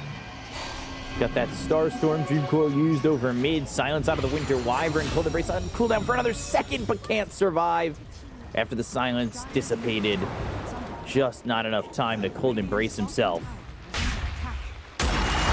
XM going to try and get this kill onto the Phoenix, and with the help of the avalanche toss from Shiro, there is that kill on a TMing, and they get the Phoenix again. Shiro's very active. This is the second time that he went into the enemy triangle and tried to find something. I guess he was checking the stacks so he can kill the camp, not non-ancient camp. Right now there are some stacks in the triangle as well, but the other camp has been blocked by a sentry ward. And also after getting that kill, they managed to get the tower in the bottom lane. So Doc, he should be pretty happy about this. He is level 9 already.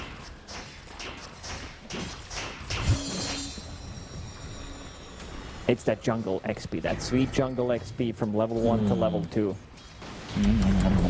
Delicious. I love some jungle XP, especially for the first few minutes of the game. Corrosive Haze makes you second guess whether or not you can come over. Tidehunter gonna take some stacks, by the way. Happy to do so. As he will now surpass XM on the net worth, who, despite moving around and getting a couple of kills and grabbing that shrine, isn't exactly happy in a happy spot in the net worth. Lowest core. As long as you can get to your blink dagger timing and be active on the map and then pick up your shard afterwards, he's going to be a-okay.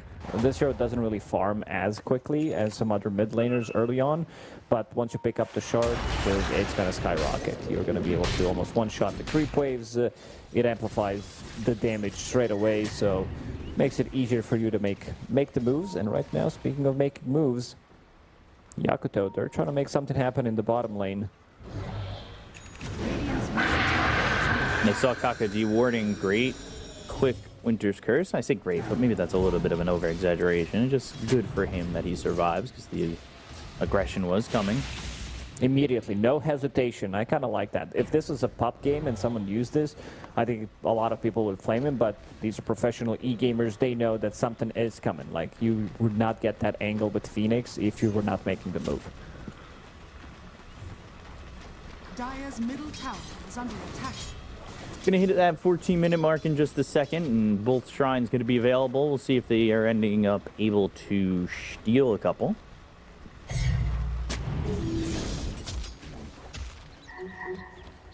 Taking a look at the items there, is Tidehunter is going for that early Aghanim Scepter.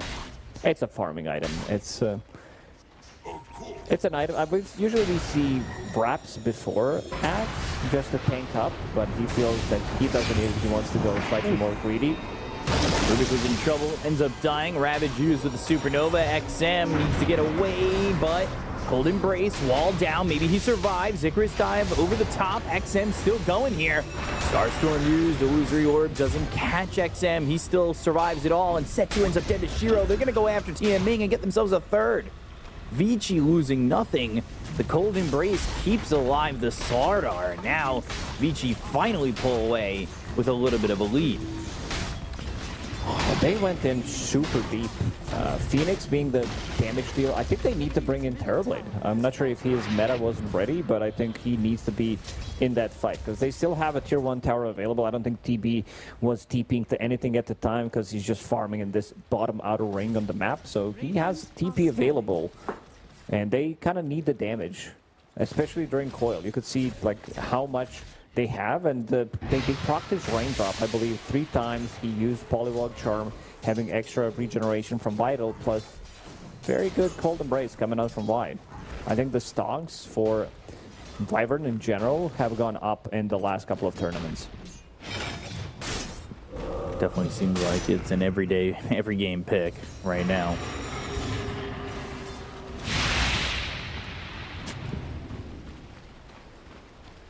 Shrines were 1 apiece. Kaka got 1, Bach got 1. Bach almost has himself Crimson. He's been down here pretty often, not really moving away. Dream Coil Shiro. And Shiro's in pretty far. A lot of heroes here. XM trying to help out. He's got a blink, goes into the backline, looks for Kaka. But now there are a lot of heroes looking to get the life of XM, and they are going to do exactly that. He was hoping to get back into that camp and maybe stay invis, but that sentry was placed well enough where he ends up dead. Not a good trade. The neutral creep also killed Kaka. Shiro, he is tanky. He has status resistance from his insurmountable, slow resistance on top of that, and is very tanky. Like his strength gain is a 4.2 per level, which makes him extremely tanky, but also not on the same page. He was trying to peek what has been happening in the triangle for like third or fourth time so far, but they need to bring in numbers. They need to bring more heroes. Jin Q, very nice pullback with Tornado. Or Hurricane.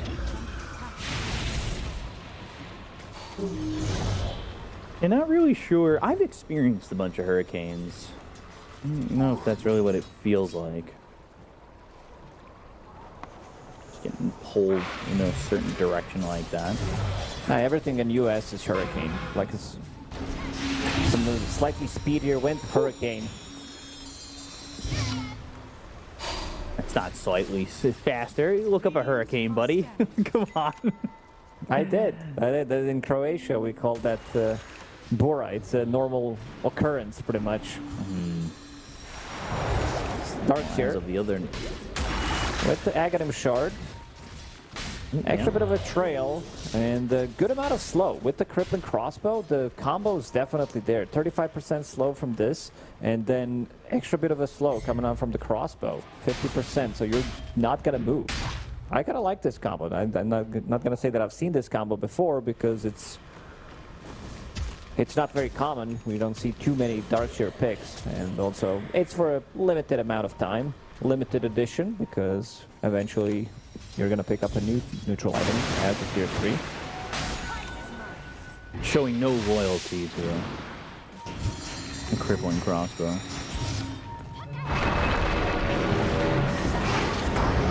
Avalanche toss, set 2. Ranges around, Dreamcoil on 2, Supernova, Winter's Curse, Ravage connect, Shield's gonna die. He's got the Spirit Vessel on him, XM's next on the list. They use everything, but it's gonna work out real well for them to do so. That Ravage Supernova Coil combo makes it so hard for these heroes on the side of Vici to get away. When they're caught in that combo, it ends up that they just die. 2 cores down. This is pretty massive for them. I mean, they have the good combo. As we've seen it for the second time, Supernova with Ravage. And this time around, they bring PD. This is something that he needed to bring in the previous fight as well, but seems like Low, he feels much more comfortable after he picked up that Manta style, so he has his way of dispelling some more annoying things, especially Corrosive Haze, and just creating more illusions, meaning more damage during coil. They're in a pretty good spot right now. Yeah, really happy with what they're doing, and every time their ults are off cooldown, they could be making a move with the combinations that they have. XM still sitting way behind on the net worth when it comes to cores, and he needs to try and recover. But Slardar isn't one of those heroes that does that exactly too well. And XM, just a blink to his name currently with that shard, and wants a BKB. But his impact has been pretty minimal 2, 2, and 3, all things said and done. I did a good job trying to put pressure onto that 7-minute rune. Kind of active as well. There were a lot of kills in the top lane. So he's part of half of the kills at the moment. Needs that BKB, needs that extra bit of a protection. They have no abilities that goes through debuff immunity. Problem with Slardar, if you're showing on the lanes, it also means you're not ganking. So a lot of the times you are farming only the jungle, which does put a pressure onto the enemy, meaning that you might be missing, you might be making a move. And speaking of making a moves, this is going to be the easy target. That's something we haven't talked about. The carry-to-carry matchup, if you're playing Tiny against DB, it's never going to be in your favor as Tiny, but at least you have Corrosive Haze, so that's going to be a pretty good way of amping that damage that Tiny is going to be dealing. It's just about Tiny being in the right position. He has to commit in, and if there's a counterplay that works out well, it means you can just go back to that combo, right? Oil combo with the Supernova and the Ravage. Yeah, they need BKBs. That's why Shiro is picking one up. Darkseer is going for a Blink Dagger. Crimson Guard trying to tank up. It's all about survivability. If they pull off the combo and use meta and they don't get a kill, maybe a buyback or two from the supports on Vici Gaming, I would say the fights are still in their favor. Their team fight isn't really as strong compared to the other side, but it's not a joke either. They can play longer fights because they can reset multiple times with Tiny, with Slardar as well. And also something to point out, maybe I'll hold that thought for now. Bach coil used again. Bach in some trouble. They're trying to use that Moonlight Shadow. Vacuum in a wall on 3, but dies immediately after. Nice try, nice try. He tried to go for it, but to point out, Tiny, he only put 1 point in Avalanche because duration is still the same. Your radius is slightly smaller. He is playing against Rubik, and we talked during the draft that this is the best spell that you can give to Rubik, and he doesn't want to give him a spell because you're still going to be stunning people for the same duration, and kind of feels nice. Nice way of thinking. We're going back to old days when Earthshaker, and then you as a Morphling in the Morphling matchup, you did not want to give him more than 1 point in Enchant Totem as a core, as a support. Have to be careful about what you're giving up to the Rubik. Currently has Ion Shell. That'll help him get some farm, and you can see Kaka, who's got himself 6,000 gold. This is Sans the Shard from like a Tormentor or something like that. So he's just farming really well. Whereas I believe Mirana was the one who received the Shard from the Tormentor. So this is Kaka getting a good amount out of the map. And also went for Spirit Vessel, reducing some of that healing coming out from Vibrant, plus also dealing insane amount of damage to these super tanky cores when they're full HP against Tiny, against Slardar.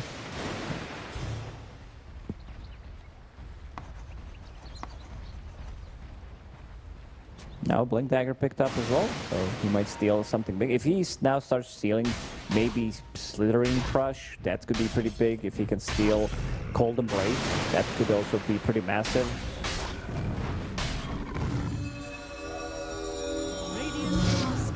Very even game. This is the first even game that we've seen so far in the qualifiers. 25 minutes in. Kind of hard to tell in which direction it's going to go. I think next fight's going to be very good direction. Who's going to take it? Probably going to take Roshan afterwards. Two big items coming out now for Vici Gaming. Blink Dagger on Y, BKB just finished on Shiro, and they're waiting for XN to pick up his BKB, and then they're going to be ready to go.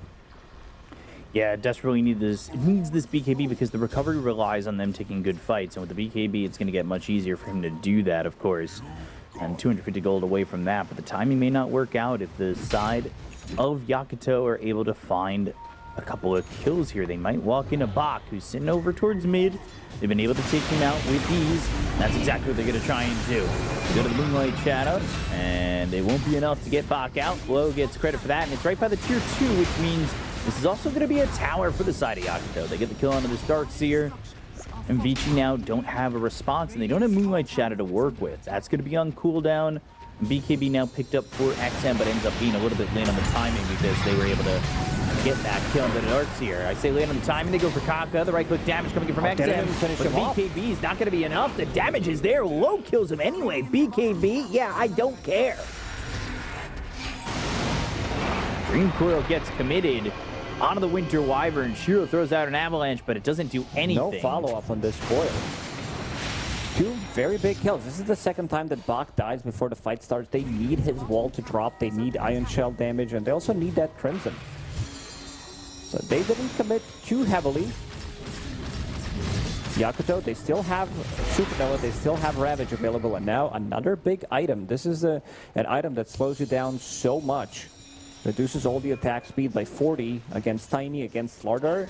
It's going to be pretty big. And also, like we've seen these supports carrying the team so far today with Winter Vibrant performances. Phoenix in this one, he can keep the distance and use the Sunray. Yeah, Mink, solo curse on him. Not a good curse. Phoenix dove all the way out and back And I think they kind of got baited by how low he was to turn around and go for this kill. They use a curse. They don't end up losing anybody, so it's not like it's punished by Yakutou on a Vici. But at the same time, the curse just not really having any benefit. No, they're struggling. They're struggling to find the opening right now. Everybody's super tanky. You can't really kill Terrorblade from 100 to 0. That's not going to happen. And also, Puck, they gave Gem to Puck, who's holding the Aeon Disc. I think the combination between these two items is super powerful, knowing that Slaughter and Tiny, they want to go in and they want to kill your supports. And if you see Tiny, who does have Shadowblade / Silver Edge, that's not going to happen. If they can keep the formation, if they can play around play around Puck, play around this Tide Hunter, they're still in a very good spot. He could be available for him. Need to pop it. Yeah, forced to use it to Dream Coil, or get away from the Dream Coil. And now the Moonlight Shadow, they're on the run. Problem is, XM now without the BKB is super vulnerable. Even with BKB, he got ripped apart. And TP from Bach all the way over. These Gushes continue to just pressure Vici away from this tower and away from the team.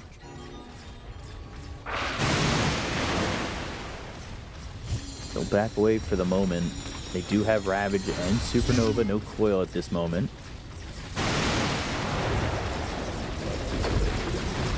They'll just try to grab this tower. I also think it's time for Tiny to start getting his Avalanche. We're past that point where you can't really give it away anymore because the damage is more like early-oriented spell, but you might need that damage to be able to kill the heroes, especially the supports. Right now they're sitting at 1600-ish HP. 1-2 combo. Once you pick up your next item, it should be enough to kill them. Double hit from the Echo Saber Avatos combo into another hit.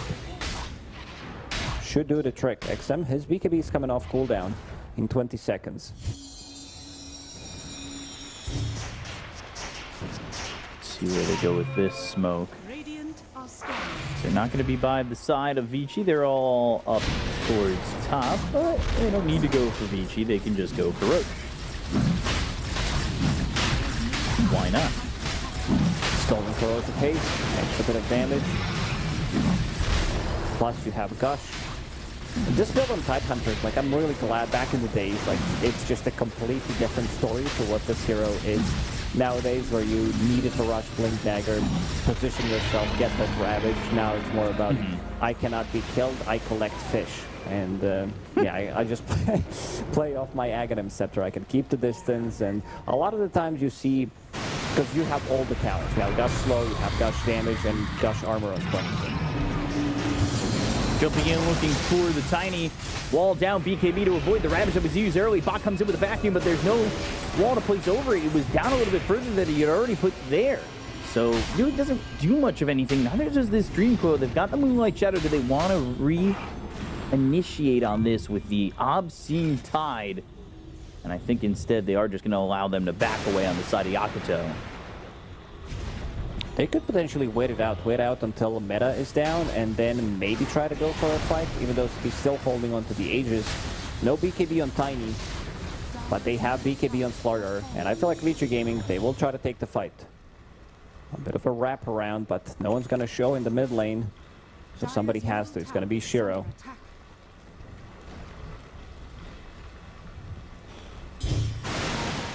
Let's see what they can do here. XM hasn't really made much progress on another item. He's holding the gold. He's going for the Aghanims next. Long time away from that, as Milana's also 2,000 away from getting an Ags themselves. I think Ags is good, but he also might start to think about getting Nullifier so they can kill the Puck. If they initiate on him to remove this Aeon Disc, Rubik is going to have ways of saving people with maybe Shard next item. He has Yule Scepter of his own at the moment. So two very big items that can be nullified if you want to be able to kill the people straight away. You can remove also a Solar Crest that Phoenix does have. I'm just wondering if he's going to be maybe start thinking about it.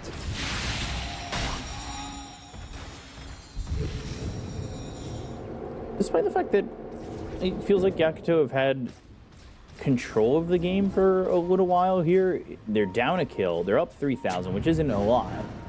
They've got an Aegis, but this game is tight, and the kills aren't super plentiful.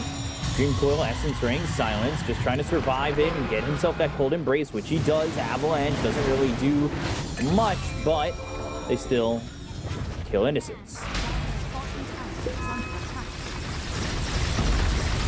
I also feel the I want payoff. to try and fight this.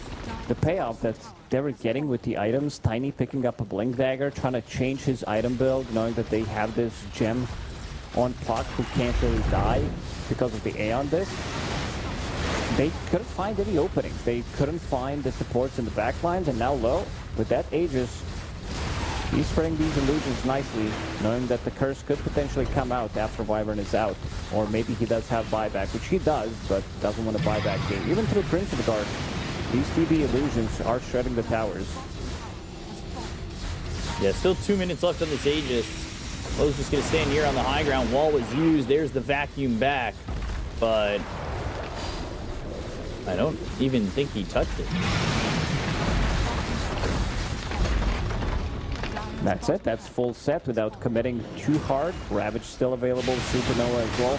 They will need to find a way. So far, formation for Yakutou has been on point. They haven't made any mistakes. They're moving as a group, but they're able to push out the lanes, which Puck is doing extremely well, knowing that he can't really die. So with two spell combo, he pushes out the waves. Plus you have TB illusions, and the rest of the squad, 2 supports, they're moving together with the Tidehunter, knowing that they need extra bit of protection. Let's see what XM is going for. He actually did commit and trying to get that Aghanim Scepter.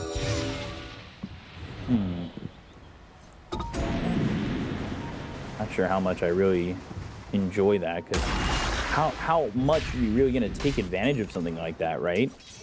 I mean, it's a good item. It gives him armor, it gives him status resistance. That's why he thinks he needs it, so that he doesn't get ripped apart straight away. But I think he also needs to risk it slightly more and just be...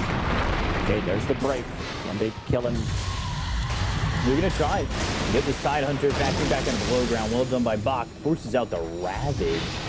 And has a stolen Cold Embrace. Like Shadow gets used. They've got the Sunray as well, just healing him up, trying to keep him alive, and they're doing a good job of it. They can't kill this Tidehunter. They can't kill him at all. He's still alive. They're going to try and get him. They're going to put everything into it, but the Gushers come across. They get the Konakaka. They're taking the Rubik, and now they'll look for others. They're still chasing Shiro. Toss up into the air, but Shiro's the one on the run. The Gush lands, and they get this kill. Tidehunter will not die.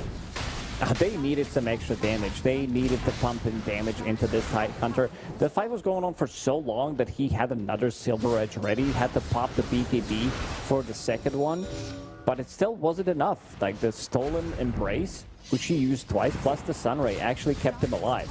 He was very close to dying here, and then out of nowhere, Taka from a distance, and it's gonna be resetting again. Sure, like he's committing pretty heavily in the backlines.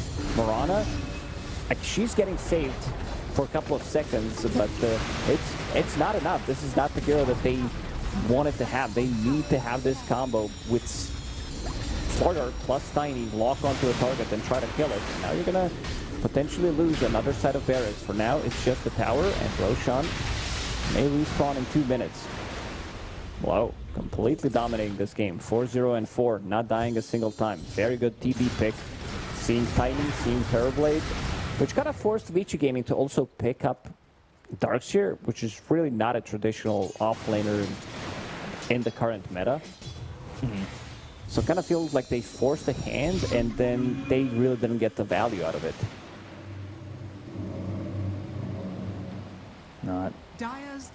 Not great here for Vici, who are now down 10,000. It was staying close for so long, but that's going to be the end of that with these last few fights. And it just seems like they are lacking the damage on Vici. They're lacking ways to burst these heroes and get these fights to be in an advantageous position.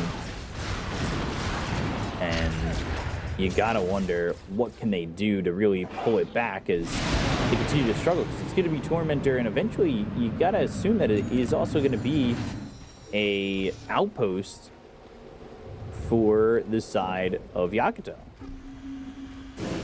Yeah, and they just got a shard on top of that for Rubik, which is one of the better shards in the game, especially in these scenarios when you're playing I don't know, against Disruptor Axe, so somebody gets initiated on. In this game, very good against Curse, so you can lift somebody out of it, and then you also have, I don't know, Tiny plus Slaughter. They need to commit heavily onto a target, and if Ruby gets the lift, they might need to use the BKB straight away. Kaka is in no man's land. We get punished for this, though. Kaka on the run, blinks away.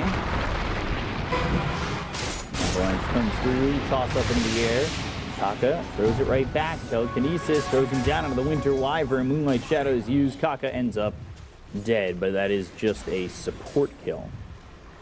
That was still super greedy from Kaka. They got good amount of gold. Any kind of a kill, they will take. Tiny has Chrysalis ready. Tier 4 neutral item. Flares Boda. So that's going to be extra bit of a damage maybe that they need to kill this Tidehunter. Tidehunter going for a refresher, but he doesn't really have that much mana to work with. Soul Ring, it doesn't refresher doesn't refresh items anymore, so you don't have that second Soul Ring that you need. So if you're not full mana, you might be struggling to get the second Ravage off. Right. Straight away. Eventually, the mana regen's going to kick in. Right now, he has 9 mana regen per second.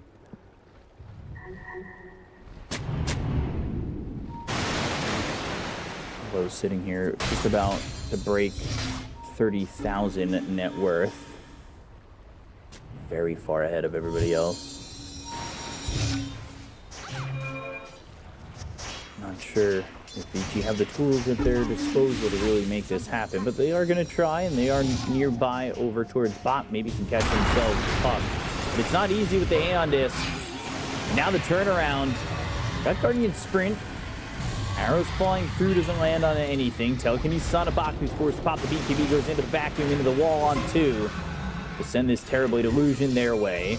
They now steal Surge to try and chase. Blink forward, Gang Yu goes right into the face of Shiro, who breaks him with that Silver Edge, pops the BKB. They go to the arrow, they try to get the kill to the Tidehunter, they get him. 75 seconds without buyback. Buyback's going to be committed here by the Winter Wyvern. The chase is on from low. They go to the Moonlight Shadow. Shiro on the run, but here comes this Puck, who's got that gem, sticks onto Shiro, toss up into the air. Fable thrown over, the right click's coming in from this terribly. Low gets the kill. Supernova used, Setsu's dead. Gems on the deck, but Kaka has got the help of that Sunray until XM comes over and hits that Slytherin Crush to get the kill onto the Rubik. These are the type of fights they need to pair up Slaughter and Tiny, lock onto a target and kill it because they have the break mechanic, and also seeing the items from Tidehunter, knowing that he doesn't have buyback available, so they have to commit pretty heavily as well. Use 2 BKBs. Also, I think they had a chance to potentially kill that Puck if they had Nullifier. They're gonna have it for the next fight, but I feel like the order of these 2 items should have been swapped. They didn't even get to take that gem away. There's Phoenix picks it back up. There's a gem in the base, though. So multiple gems active in this game. And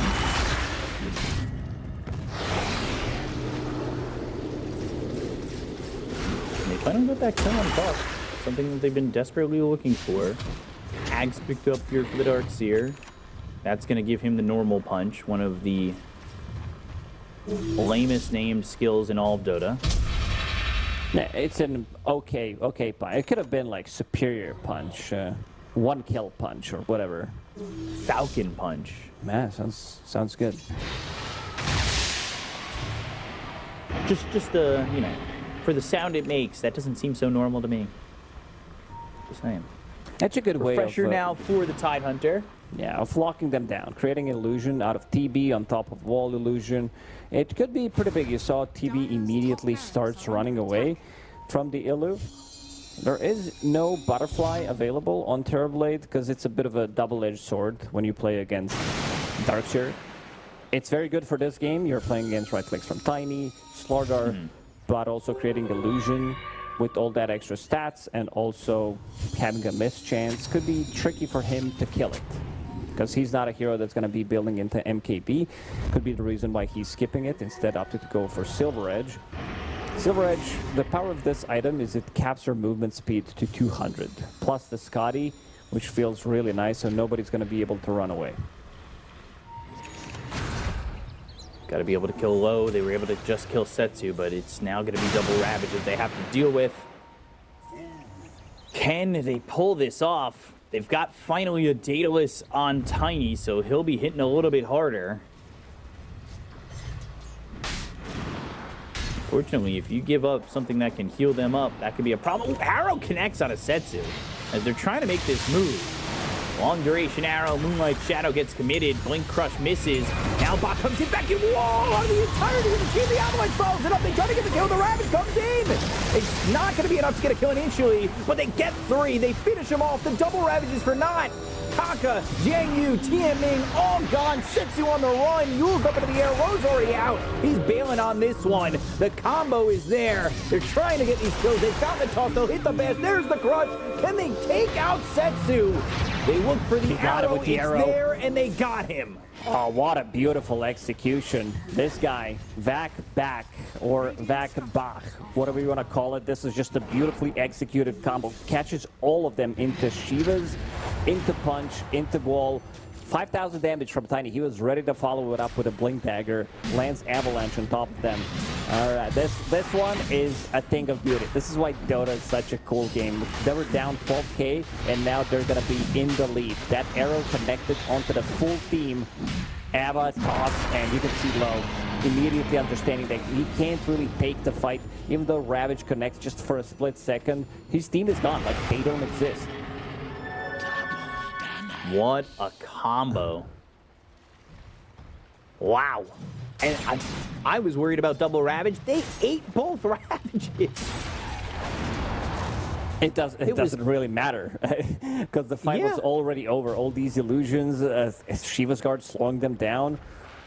It's a bit too much. If like they grouped out also. I mean, it's a bug to find this because the arrow landed before Morana can hear it, and then we can blame it on the other team. Yakutou, they should have not grouped up like that. They were standing on top of each other. I mean, even Slaughter, even one Avalanche, even the Curse in that situation. Oh, look at this. Look at this graph. So Morana Trench, we're going in deep. Going in real deep. This is now a barn burner as they've got an Aegis on to Shiro. But yeah, eating that Ravage. Tentacles came out twice, but instead Vici wanted Calamari and they fried it up, getting themselves a massive victory in that fight. And that is so impressive. And now they've got to continue the momentum, right? Can they get there? Can they take this net worth lead? Does it matter? Do the numbers matter at the moment? It doesn't feel like it. It feels like Vici are in the lead after that. Oh, that's absolutely nothing. There's a 6k gold lead, 40 minutes plus into the game. Does absolutely nothing. That's 1.2k gold per hero, which doesn't really matter because they got the items that they wanted. The big one is being this Nullifier and Slaughter because he can remove a lot of the annoying things. Multiple Aeon discs. There's 3 of them. There is Ghost Scepter. There is Yule Scepter on top of that, and now they're going to be ready to go. Low still didn't die in this game at all. It might be his first death. You might have cursed it, but they're going to try and go. Ravages are out, but again, they don't feel that effective. This time it's not a 5-man vacuum wall, but double Ravage committed and kind of used in quick succession where, quite honestly, the follow-up just wasn't there initially. Yeah, if you initiate on TB, he's the damage. Both of the supports, they're really not dealing that much damage. They're waiting for others to go in for them. Pak also wants to play a bit of a longer fight, and that fight felt over as soon as they used Ravages. Let's see if this is going to be an opportunity for them to maybe try to find another opening, because they haven't committed too heavily. It's going to be a BKB trade-off for Ravages. Ravages are on cooldown for another minute and a half, while BKBs are coming off cooldown in 40 seconds. So they have this 1 minute window where they could actually try to take the fight. Need to fix the lanes. Lanes so far are in a good spot. They can kind of ghost push it with this Darkseer Iron Shell. They don't necessarily need to commit. He already sold his Dominator creep.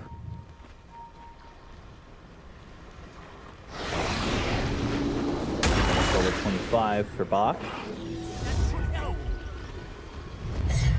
They do smoke.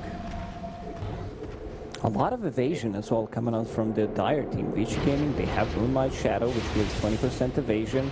Tiny also has a quick and neutral item. 15% evasion coming out from that. Parker might be the one to find. Blink Crush on nothing. Vacuum back on a low. They're trying to keep the vision on him. They go to the BKB. Can they chase this terribly? Can they get the kill here? And now he goes into the Terror Wave, but the BKBs were already used. They get the kill on a low. They kill him for the first time. Never a chance to sunder. Harpoon blinks all over the place, but it is a juke and jive here from this Rubik to escape. So much gold for killing that TB. 2k gold, and also they know which one is real. Corrosive Haze is undispellable. Level 25 was available in that fight for Slaughter. Now full AC on him. On top of that, extra bit of armor, extra bit of a damage that he's going to be pumping in.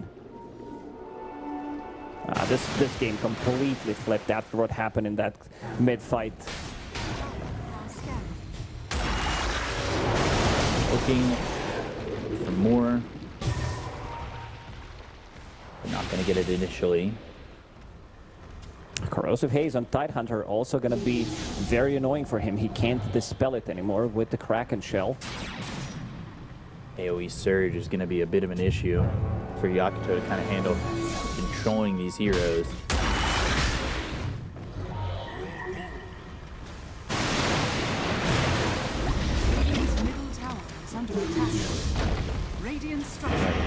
Poking at this tier 2 tower. Not a high ground or anything like that. But they will take it. And Shiro's going to get the credit for that, of course, hitting these towers with big intentions. Wants the Satanic next. Anything to try and survive a little bit longer in these fights. Shiro's going to spot Setsu.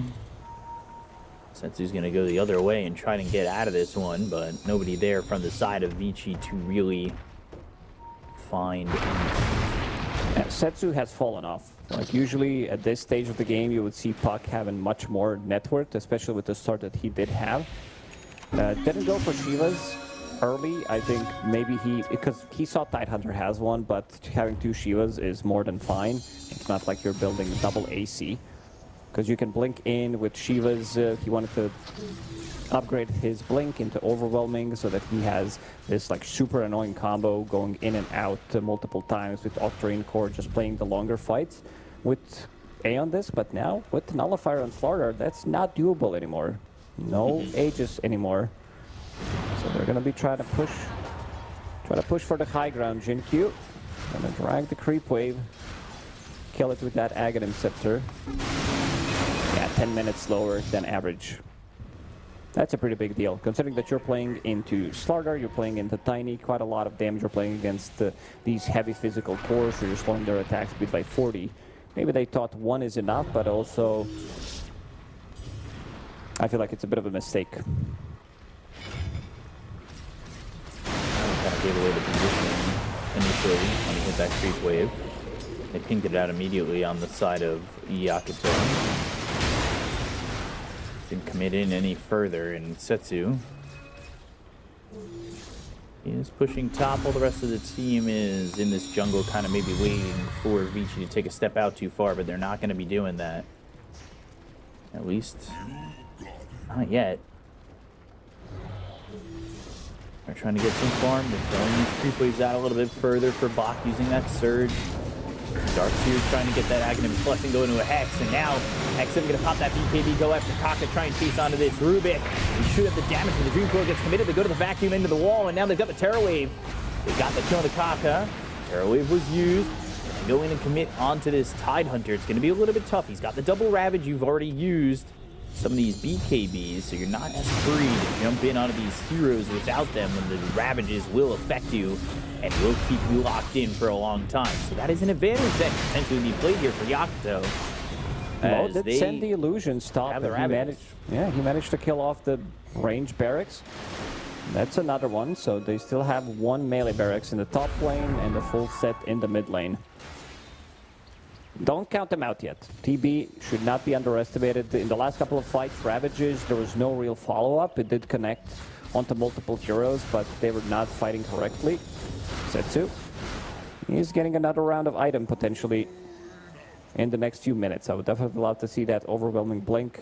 Puck is not as strong of a hero compared to what he was. After, I mean, this talent had to go, where Ring Coil appears through debuff immunity. Now you have cooldown, and you have banning resistant radius and max distance, so he just wants to be able to be super annoying. Shiva's an overwhelming blink. This is my favorite combo in Dota because it's just the GOAT. Like if you can slot in Octarine Core on top of that, that's just mwah, because it just gives you so many things. It slows it down so much, canceling the blink daggers, providing vision, and on Puck you can just keep using phase shift on top of that and have it multiple times.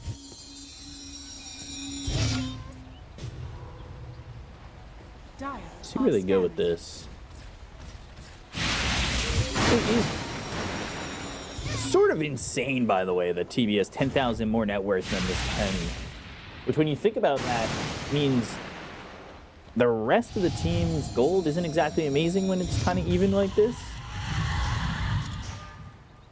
In net worth, when you do the math, I don't know if it really equals that well.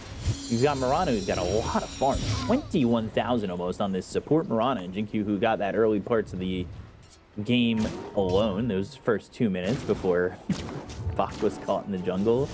They paid off. He's got so much those gold. Two, yeah, that XP it was very important. He wants level 25. If he can get to multi-shot arrows with Octarine potentially, that could be pretty massive. Roche and Aegis would feel very comfortable on low. And it will not be a roar because the last one was taken by Vici. Can they get there in time? XM's gonna look for his moment. Gush hits him though. So now he's in trouble. They go to the Terror Wave. Can they get in there? No. They end up giving Aegis to low. Dream Coil was committed. They look for the Crush. They go to the Ravage. Outlands onto the Tiny as well as XM. But they're still inside the Moonlight Shadow. They go to the vacuum into the wall as having that normal punch. Pelican needs to save on a low to get him away. The arrow! He got him with the arrow. Oh! The little sniper. Look at him from downtown. So far downtown. That took out his first life. They got the kill to Setsu. He's going to have to buy back if they go continuing for more. But instead, they left the Tide. Oh, these fights, they're just not how they want them to be. I also respect that XM had a chance to blink in because he had the shield rune. Sure, he got a hit by a spell, but his blink dagger wasn't canceled. But they didn't also want to commit because they thought maybe they can find a better fight, and they definitely did, because that Ravage, again, it connected onto two heroes, but slightly on the edge, and no real follow-up. Zhang Yu, he's going to need to step it up a bit, find the right opportunity to find these Ravages when TB is trying to hit the heroes.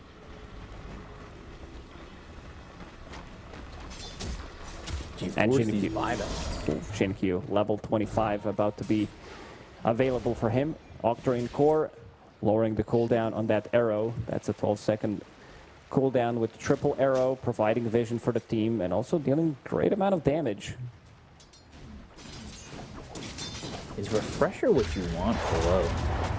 At 10,000 gold to think about what he really wants to have in this inventory. Would you rather something else? Refresher's not that good of an item anymore. You can refresh only your abilities. I think he's gonna go for that. Maybe try to slot in Satanic after, if the game goes long enough. For now, he's just gonna keep buyback. His buyback is very expensive, where you can swap in Satanic after BKB. It makes it easier for you to micromanage your inventory now that you can't refresh your items. So once the BKB has been used, you immediately backpack it.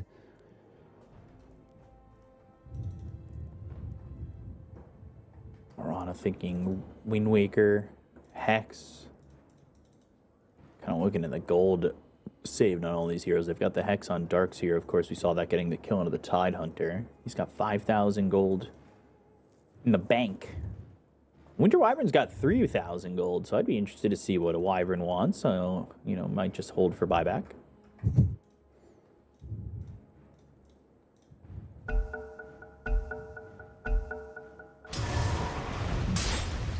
Pause. Cheese was picked up by Tianming. Purchases another gem. this gem for these Moonlight Shadow fights. AoE Surge is so good because it allows you to use it on the creep wave, and then the creeps meet closer to the enemy side after you kill the creep wave, which provides you with much more information where the enemies are, deeper into their territory. I'm trying to look for something right now. Cheese available on Tidehunter. I might not be able to get it off.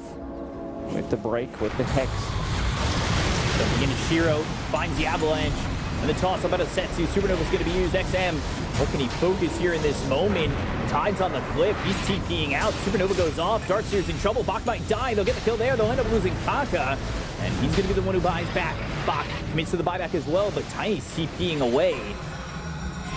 Tiny TP'd to base while the rest of the team is still there. He's going to try and come back into the fight if they go and chase, but Bach already used the buyback, so did Kaka. That's more effective in taking out Bach's life again, potentially.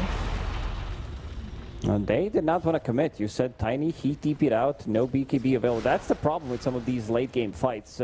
Fighting into double Ravage where you only have one BKB available, you can't refresh it, while he can refresh the ability that you need to pop the BKB for. This time around, TB, he was able to stand his ground. They were still fighting underneath Vision. There's still Gem on the ground in that area, but yeah, this time around, if they can fight around TB, if he's the one dealing the damage with the coil and everything, it's still their game, potentially. 60 minutes is on the horizon. No bobbles, but definitely some big neutrals that'll become available. That can make a massive difference.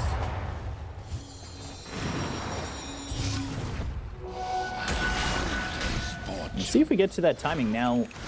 Without the Aegis on either of these teams, might be a moment in which they want to kind of sit back and wait for that next Roche that gets us to 60 minutes. Arrow, he just is finding low. Full range, XM goes in, looks over at Jiang Yu, stealing Corrosive Haze. That's a massive spell to steal. It's a lot of minus armor, minus 20. They get it on a target that TB's attacking. Shiro, he's looking for something. They're very speedy. Swift Blink, AoE Surge. If they can find Tian Ming here. Radiant are scanning. XM going in, finds the Tide once again, goes into the Ravage, and now XM going to be ripped apart by Low. He's dead. And his buyback went in alone, not really where you wanted to be. And he's going to commit to that buyback. They get Aeon disc out of Setsu. They're going to start to retreat. The Sunray, the Supernova gets used. Jiang Yu trying to find his moment. But he doesn't have a Ravage to really do anything. They go to the vacuum into the wall, and that's going to be two heroes who are affected by it. They've got the Hex out of the Terrible. He's in trouble. He needs a Sunder, but it's not going to give him a lot of life. Box is going to be dead. He fought back out of the previous fight. So he's dead for 2 minutes. Shiro goes in, trying to get the kill on a Low. The Dust's going to hit, but he's got that BKB. He can't quite get the kill just yet. Low still surviving. Sunray, Supernova once more, and they get the kill on a Low. They finally take him out. Shiro's going to be saved by the Golden Brace. They get the kill on a Shiro, though. He's dead for 100 and will buy back. He wants back in, but he's so far away from where this fight is taking place. They've got the Silence on the 2 with the Waning Rift. They go after this Winter Wyvern. They get the kill on Innocence. They'll take out Jiang Yu. XM, BKB, buybacks across the horn. Everybody wanting to come back into the fight, but it's such a long ways out for everybody on each team. They can't kill a hero if there's no Slardar. There's 3 heroes with Aeon Disc, and you have Terrorblade who just doesn't die straight away. Now both carries, they did buy back, so this is anyone's game to be taken. Slardar, man, he went into no man's land, immediately lifted by Rubik. That's how it all started. He bites back, but never really commits to a fight. His BKB usage was to remove this second coil that has been used. Only one hero with the buyback at the moment, and that's Jin Q. Wind Waker available for him. They'll lose that full set down up top. Still 50 seconds without Bach, and he's the one who made a massive difference. This might just be Megas that they're going to be up against, but they will glyph. They've got some time to kill with that glyph, but there is 45 seconds without this Darkseer. Arrows flying in, not connecting on anybody, really hoping to make the connection. He didn't end up taking the multi-shot arrow. He took the Moonlight Shadow cooldown, and it's just one arrow that's flying across.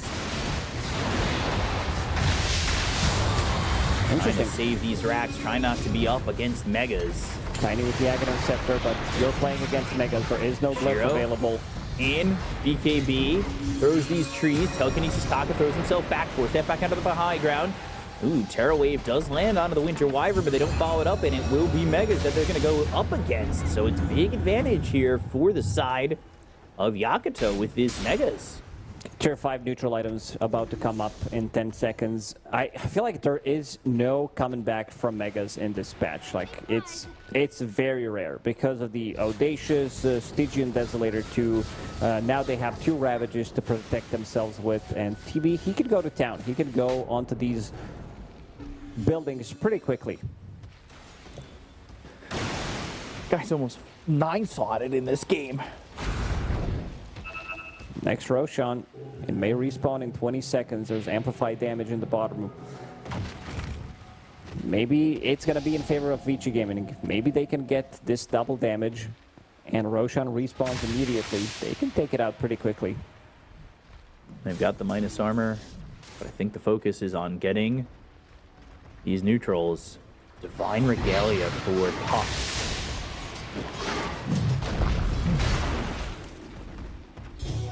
What are you hoping for neutral-wise for Tiny?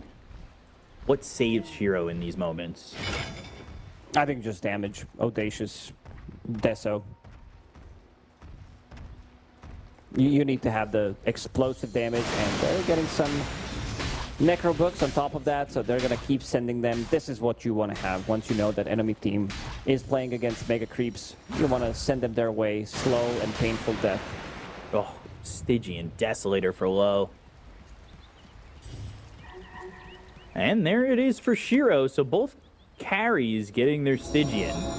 The movement speed for low and Shiro, they both take the fleet-footed. And a lot of Books of the Dead coming through as Kaka gets one and XM gets the other. Cooldown reduction, Feverish, Divine Regalia. They're gonna send them in. They want to poke. I don't know what the plan is. Once they group up, they're gonna be also waiting for Roshan to respawn. There's already Illusion in the pit. Is Fallen Sky for Phoenix can be so big because he could just jump in with Fallen Sky immediately into a supernova that, like, is so destructive towards Vici. Scary thoughts. Still waiting on 3 more tier 5s. Darkseer's got options. The Zoom Bloodright is there. If he wants to take that. Yeah, I think he's probably going to go with the Zune and maybe debuff if he feels that they need Feverish, extra bit of a damage. Cooldown reduction. Yeah, 15%. Still pretty big. 8.5 seconds on normal punch. How big will the vacuum be that pulls them in? That could be a big difference maker. The Zoom Bloodright, you get the extra 75 AoE with Shiva's Guard. And now the real problem is gonna start. After Roshan respawns, I don't think they can leave the base and take a fight inside the pit.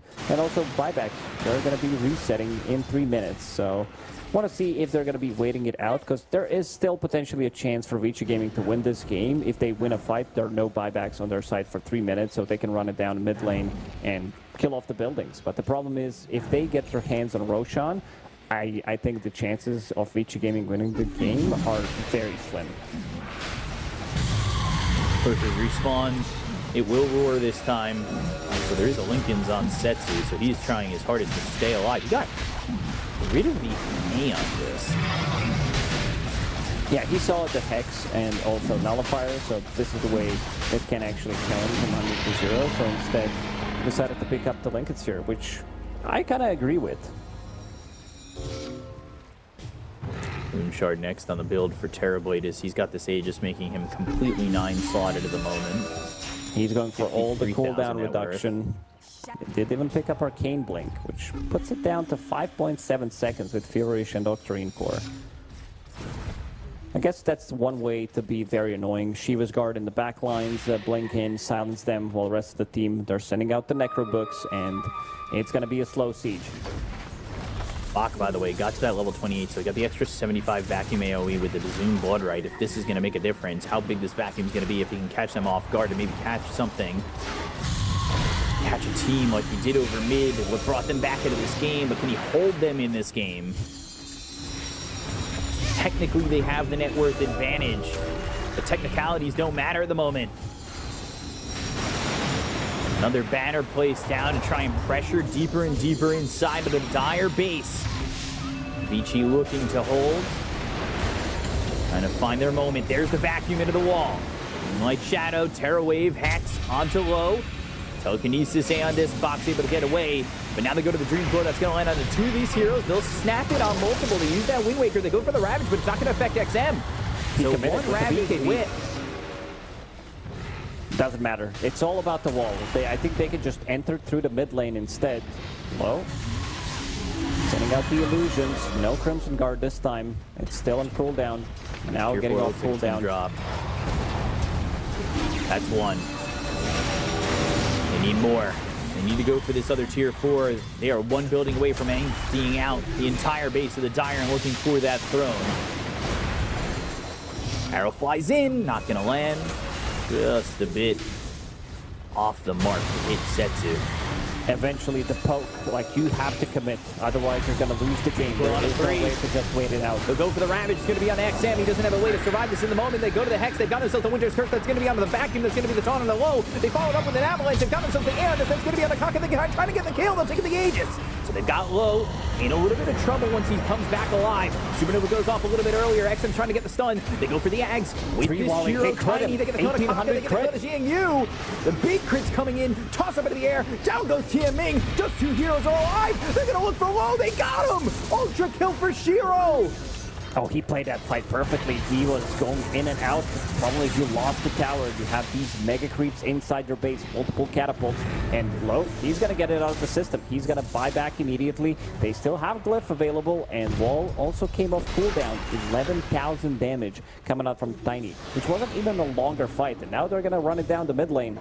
Low, he bought back, so potentially if they manage to catch him, there's haste available. 1,000 last hits, beat the record for most last hits this tournament. 1,000 creeps killed in the game by TB. No buildings are up except the throne. These creeps will not be distracted Nothing, by the no tinier buildings or whole anything. buildings. Yeah, there's literally nothing in the base. Shiro looking for that moment to throw these trees, to get these towers, to maybe kill off low. He'll use that Terra Wave. Now he's going to look over at Bach. Bach on the run, the Dream Coil used on it. Shiro needs to be very careful. He's got a Satanic. He can heal up and he can get it off, but he goes into the Hex. Now the Force Head, they got the Sunray on him. Shiro needs to get away. BKB, there's the vacuum into the wall. Bach starts to run. Supernova used, and Sunray won't get them anything. So now Shiro, does he have his moment to jump back in? He doesn't have BKB for 14 seconds. Creeps not inside the base. They go in through these trees. They cut this creep wave off over mid. They do have a BKB in 7 seconds for Tiny, but they're not going to commit just yet. They'll use that Cold Embrace. BKB on cooldown for Bach for 60, so he can't make big commitments in like that. XM, he's got a BKB of his own. He's ready to move forward. They used multiple Supernovas on that and really didn't have a chance to get anything going. Dutch Harpoon, Setsu in. He's the one who's driving the team forward. They even preemptively place the sentry ward inside the base, making sure that they don't see them. Some kind of a toss back, blink hex. All right, Tiny, he's ready to go. Almost Almost 1,200 damage on this Tiny. If he gets a tree wally, we saw how potent it can be in the previous fight. Almost one-shot Tidehunter, who's supposed to be like very tanky hero. It might be Phoenix who dies. Oh, Tian Ming. This is a problem. They're going to find him. And this completely nullified. I think he didn't click Ghost Scepter. Would get nullified anyway, but I think the only way to... 2,200.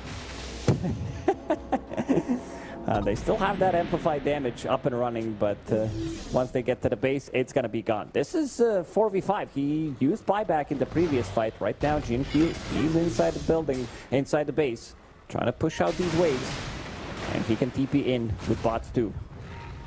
multiple Necro Creeps over bottom to try and get them to push all the way in. Like I said, the Throne's the only thing that's alive right now for the side of Vici. Qualifications for TI require moments like this. The Ravage comes in. That's going to be through. There's another one on XM. He's going to be in trouble. He's stunned up for a long time. He's got the wall down. They go to the Avalanche. He's going to be on the Tide Hunter, but he pops the BKB on XM. He turns this around. He's trying to get the kill here out of the Tide. Jing, he needs one extra hit. He gets it. Kill. He's dead for 2 minutes. That's No 3 versus Tide. 5. They have Setsu? no heroes. XM's going to buy back. Setsu cutting the creep wave. He's not allowing them to push in. He knows exactly what he needs to do with these creeps. Unable to push in with the Megas being available for the side of Yakutou. He's going to take Vici. another wave. The back door. Break Get him through here. it. Who Tiny has cares? way too much damage. Setsu's in the base. XM is here. And now the Dream Coil gets committed inside the base. On the other side, they've taken the mid-set racks. But Setsu, he'll use that illusory orb. He's trying to jump away. They've got the Necro Creeps following Setsu. There's another blink, and he's able to escape. Good luck catching him. This Arcane Blink, Octarine Core, and Feverish puts it down to 5.7 seconds blink. So he's just constantly blinking in and out. I don't know if they can kill him. And also this Lincoln Sphere means that they can't really stun lock him. It needs to be Slaughter. Slaughter's also buying super late, 60+ minute Harpoon just to have that double hit, and also potentially getting out of coil, snapping the coil. Level 30 would give him crush every 4 seconds. There it is.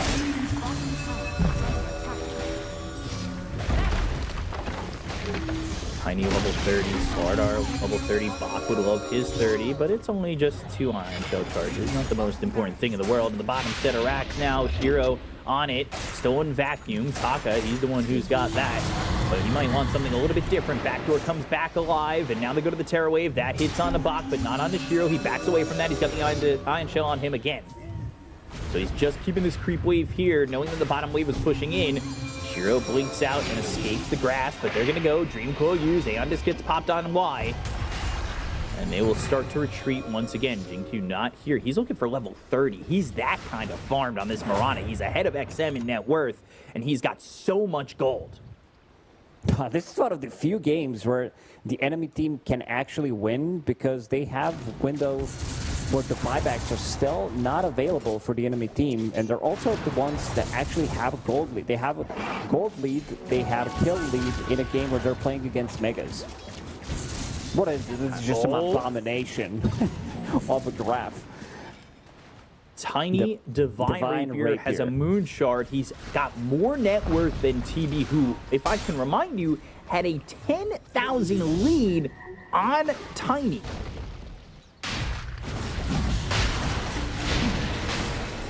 So that lead in itself is gone.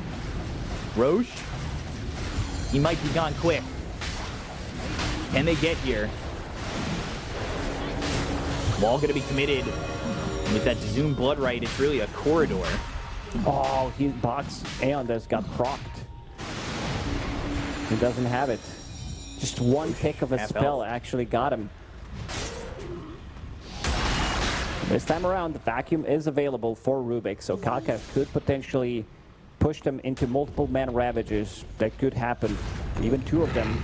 He also has that 25 down, 1 extra second. Zhang Yu, he didn't get a new item for, I would say, good 20 minutes. He's been sitting on a good amount of gold, but he also can't really use it because he did buy back in that previous fight. So waiting with the gold, this is one of those scenarios where you can't buy a new item because right now you're not getting enough gold, but you also need to save it once your buyback comes off cooldown. Another smoke. Vici Gaming, they want to go in. They see them with the Necro books. Roche roared, but Roche not dying quickly. Arrow comes in, doesn't hit. BKB, they're going to go to the vacuum into the wall. They're going to try and get something going. They go to the Terror Wave. They got the Refresher. They got to have so many walls down. How many walls is this? They're going for the Terror Wave. The telekinesis to get the save. They got the Aegis on the low. BKB's been popped by Jiang Yu. He's going to back out of this, taking a lot of damage. There's a Refresher on the ground. Somebody needs to pick it up. Setsu, he's going to blink in and get it. One of these walls is Rubik's wall.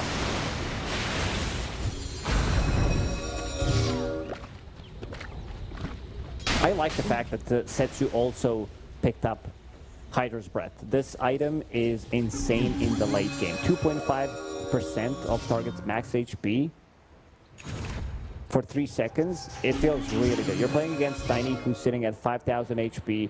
Slaughter, same amount of HP. It's gonna melt them down. Plus the Sunray on top of that. Buybacks, they came off cooldown. The only one who doesn't have buyback at the moment is Slaughter. He is getting his off cooldown in 20 seconds, so he's gonna have it. They can take the outpost, have something to TP to, and try to all in one more time. Low. They've got ready Glyph to go if in. It starts to get tight on the side of the Dire. Think Dagger now for the Phoenix. He's also trying to use that Fallen Sky to get into the spot needed to get some lockdown here with a Hex and potentially that Supernova that can save the game. Innocence at level 26. The Splinter Blast gives them a 1-second stun. 2.5k crit coming out from Tiny. He doesn't have many trees. That's the problem. He can't really fight. He can't utilize this Aghanim set. So right now, he's hiding behind 2 smaller trees, and he's ready to go in. Use that volley. Let's see it. 2.5k crits. Banner has been Picking up a creep planted. wave. They'll go for Setsu. Telekinesis on a Shiro into the Ravage. That lands on 2 of these heroes. XM gun caught. There's the vacuum wall. It's going to come through on the 3. They go to the blink. They've got themselves a Supernova. Terror Wave. Bud Star Storm. Winter's Curse locking them off on the Tide Hunter. Tide Hunter's in a lot of trouble. It's a long duration. They get the kill. GNU's dead. But they look over at Jinku, who's going to use that Wind Waker to try and get away. The buybacks used. They took the outpost, so they have a way back in. And the throne still exposed. Glyph still there. Banner on the back line. Can they get in? They need to find a way to make it happen here for the side of Yakutou. Banner's massive. Like, they can't reach it. Catapults are still invulnerable. Jinku, he's going to commit to it, but the telekinesis, he ends up dead. He knew he had his buyback. They've got a lot of creeps going for this. They go to the Glyph. They've got the Necro creeps. They've got these illusions going for the throne. Throne's going to be down to 1,000 health. The Icarus does. They go to the Supernova. It's on the back line. They go to the low. Low. Controlled. The wall. It's there. The vacuum again. They take the Aegis, but the throne explodes. It's not enough from Vici. Yakutou take game number 1. Tian Ming typing AI in the old chat. I mean, this was such a good game. They almost managed to bring it back. This walls that he was using, the 5-man wall in the mid lane, and they lost the Mega Creeps while having a 28k gold lead. Yeah. Pretty fun. I mean, that's why I said it's almost impossible to make comebacks against Mega Creeps. Setsu did a pretty good job cutting these creep waves, buying extra bit of a time, and having 2 Necro books, having refreshers, having TB, these constant spam. And they also planted the banner, like, literally at the entrance of the base, and it was still reaching the catapults. So once you get those deso damage, like the extra bit of a minus armor onto buildings, it's just way too much. Eventually, you're going to lose the game. We got to give credit to Vici Gaming, who tried to make something happen. They took the mid barracks. They try to go for the bottom ones. But again, it's these constant pushes. It makes it almost impossible for you to beat Mega Creeps. It was just unable to get that Aegis too. Like, if they control that last Roche, I think they put themselves in a much better position. But when you've given up these banners and you have these Aegises, it ends up just too much to handle here from the side of Yakutou for Vici to handle, and they end up losing this one. I mean, it was darn close for what they were behind, and a lot of these late fights, as we continue to see, when the highlights start at 54 minutes, you knew it was a good ending. Most definitely. Like, there were so many clutch moments as well. This is the fight that I think Vici Gaming also could have been their fight. XM, he blinks in, and they can't kill Tian Ming because he had A on this prior to this. So he gets the Supernova. They don't have that extra bit of a damage. They can't lock it down from 100 to 0. It just wasn't enough. And Low, he had a pretty insane game. Like, you can see him respecting this, his own illusions. We said stop hitting yourself, and at this point he just couldn't deal with the TV illusion, so he had to find a way how to make rest of the team deal with them or try to disengage. He did die here, and I believe he instantly bought back. It was him and Shiro trying to play this slightly longer fight. Then Slaughter comes back into the fight. When he has BKB, has to use it to break the coil, otherwise he's gonna die. So his contribution to this fight wasn't really there. taking a look at these fights, 66 minutes in this scenario where you're just trying to hold and these buildings getting taken out one by one. And you saw the possibilities of Shiro just destroying a hero in one shot. I mean, it was impressive, but not enough. And you gotta wonder what Vici do coming back into game 2 that they're gonna switch up, because they got just a little bit too far behind where they couldn't bring it back even with their best. It's a tough situation for them to be in. I mean, even this vacuum wall, this Winter's Curse that locks up the Tidehunter, it looked like they had everything going the right way for them. And Stolen Curse here, but all these creeps, these Necro Books doing the damage to try and just finish it off. And there's the Winter's Curse on XM while the throne just gets taken by this one TV illusion basically at the end. And Setsu, as well as Tidehunter, also focusing the throne at the end there. Eventually, it's going to come down to that point where you need to somehow defend the throne. And you just couldn't. Like, he even had Crimson Guard in his backpack in the end, so he swapped it in, try to reduce some of that damage onto buildings. We saw this from, I'd say, Team Spirit, who buys like a second Crimson Guard once they're playing against Megas where they need to defend, and it's still not enough. It's just almost impossible to beat them, and standout player, Setsu, had a pretty good game. Loved this itemization in particular, picking up this Blink with Feverish, upgrading it to less than 6-second cooldown, and also Hydra's Breath, 2.5 max HP per second in the late game. It just melts you completely. Yeah, it definitely does. And, well, now Yakutou one game away from being in that upper bracket final up against Team Resilience. So we'll see if they can win game 2 and take it 2-0, or are we going 3 games? We'll be back in just a moment with that answer. Stay tuned. Human body was built to move. Not trapped at a desk in one singular posture for 12 hours a day. It's time your chair evolved. This is Secret Lab Titan Evo. Ergonomically engineered for you. Gamers, hybrid workers, artists. Backing your every move.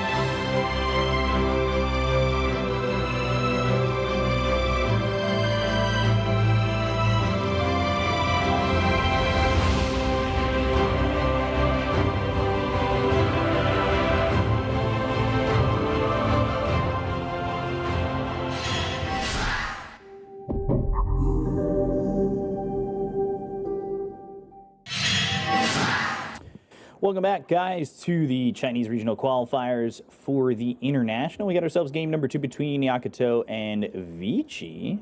Looking pretty good here, but we are thinking maybe this one goes the distance. We'll see if it does. Vici need to win this next game to make it go the distance. Yakutou 1 game away, of course, from getting to the upper bracket final tomorrow, or I believe 2 days from now.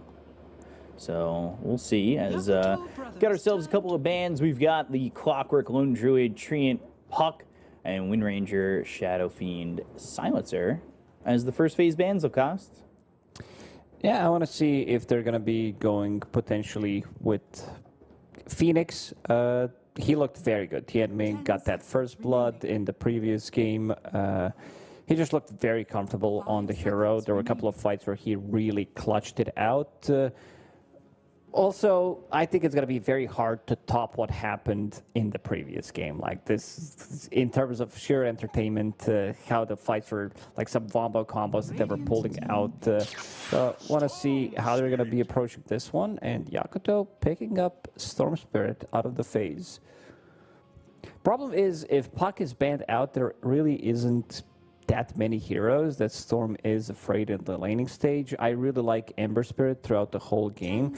There are different approaches where you can still, you know, pick up your Guardian Greaves as a response to it, so you have a soft dispel relatively early on. It gives you more group up potential as well. This is the second hero that I was supposed to mention. It's okay, but I also don't see Queen of Pain. Like, this matchup changed a lot during the last 5-10 years. Nowadays, Queen of Pain, she gets a point in Scream of Pain at level 1, which means that you're not putting that much pressure on Storm Spirit, and then you get a point in Shadow Strike. Storm Spirit already has a bottle. Before, back in the days, because you want to be able to secure the range creep with the level 1 Scream of Pain, of course, and then it does feel like you're not killing the hero. It doesn't feel like you're going to be threatening that kill on the Storm Spirit. He reaches level 5.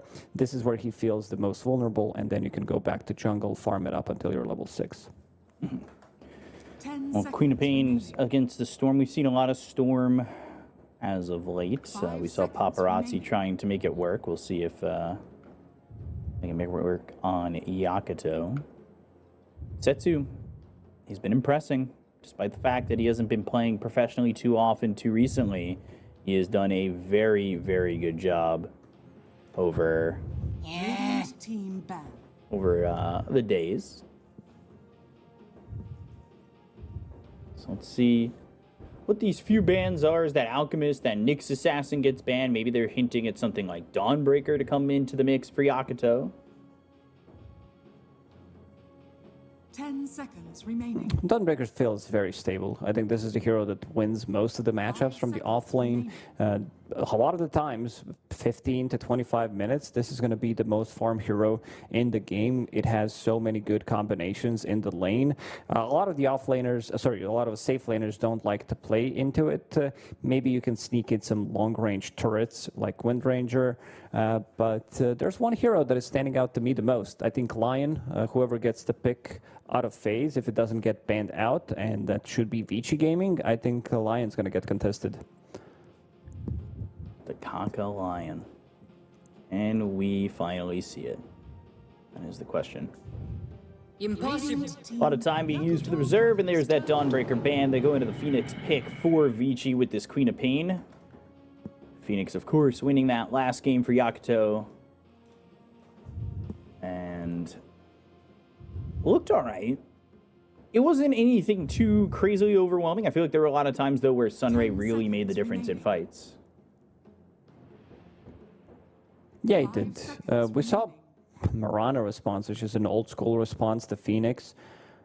Snapfire is still available in the pool. I would be okay with picking up like even Snapfire plus Lion in this situation. It makes it you have a flex option between Snapfire going to position 4/5, or she can go to the offlane as well. We saw Road of Atos being super potent from the offlane as well. Great against Queen of Pain, easy setup. Same goes for the Phoenix.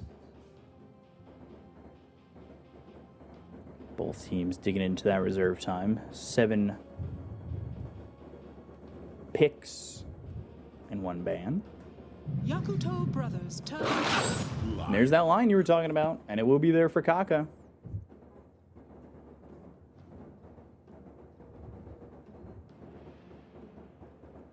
Got ourselves the combination that you were looking for. 10 seconds remaining. I'll have to pick a second here to go with this lion. 5 Check out what he seconds wants. Curious to see what Jiang Yu goes for as well. He had a pretty decent game on Tidehunter. Was struggling, I would say, in the mid game of it. But now they go to Mirana. Okay. I thought it might be just Snapfire because it gives you better team fight, but again, you can go for Mirana combo. I would prefer Snapfire because it gives you a bit of a flex. You have pick on 18th, and then you could have decided what you wanted to get. 5 seconds remaining.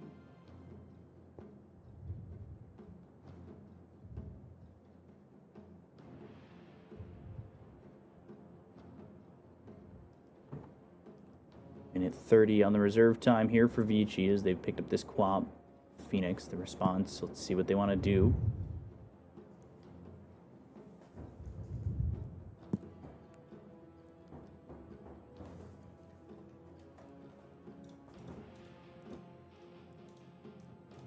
Got some time to think about it.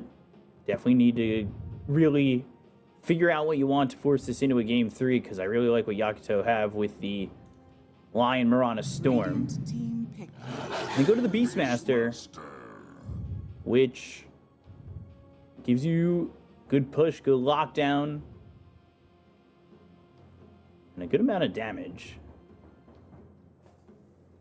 Like this It's very good combination. against Lion. It's very good against Mirana as well. These are the heroes that don't really deal well with it.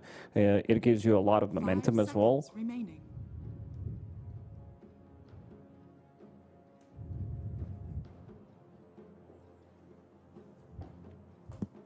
And you can still play this Beastmaster from the carry role if you want to, but most likely this is going to be a hero for Bach. And I was wondering where Hoodwink was. Sure, the hero got some slight nerfs in the last 2 patches because the hero just felt it was in every single game, but overall, hero is still pretty strong. It's very good against most of the offlaners who don't like to be broken, so I think potentially they were looking out to maybe get a Tidehunter for themselves on this pick for Zhang Yu. Now maybe that's not an option anymore. It's a skill shot, but you also have good ways of setting things up with your own abilities or with the Beastmaster Roar.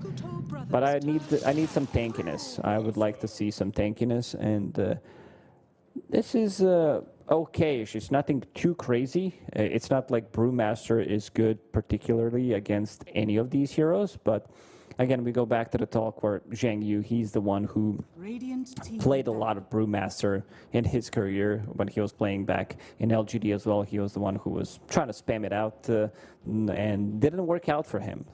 Brewmaster did change since those days, but much easier to play nowadays as well because you have 3 Brewlings only. 10 seconds remaining. Definitely one of his proficient 5 seconds heroes. remaining. Yakutou brothers turn to Clinkspan. ban. Okay. Clinkspan, Tiny Ban. They get rid of the Shiro Tiny.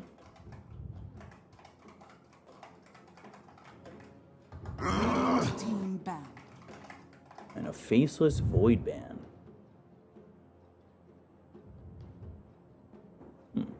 Okay. So big control, wanting to get rid of the Chronosphere potential.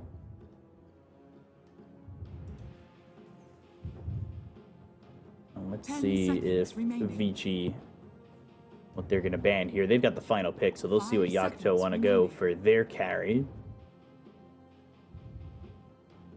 They've got nothing here that would really flex into that position anyway, so they're definitely picking it up, and they're going to give it quite the long thought as they ban the Clinks in the previous one and now ban the Kez.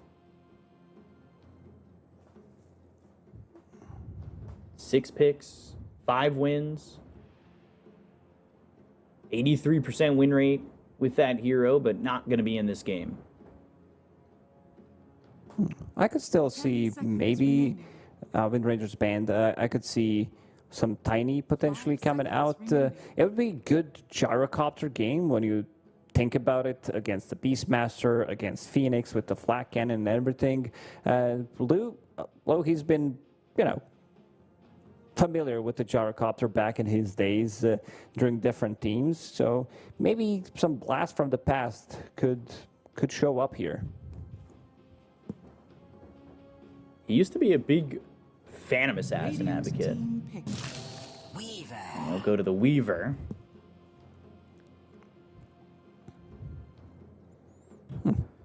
Not that they're lacking any control too, and we actually saw Weaver go up against Hoodwink and struggle in the lane.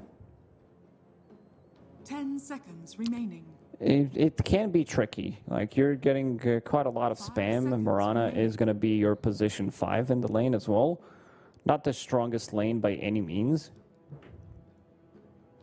It seems like they were already preparing for it, banning out this Tiny, banning out Faceless Void. Faceless Void, one of the worst matchups for Carry Weaver in general, and also Time Dilation would just destroy all of these heroes. So that was a pretty good ban. And now Vici Gaming, they will have to find something for Shiro. Wow. Morphling.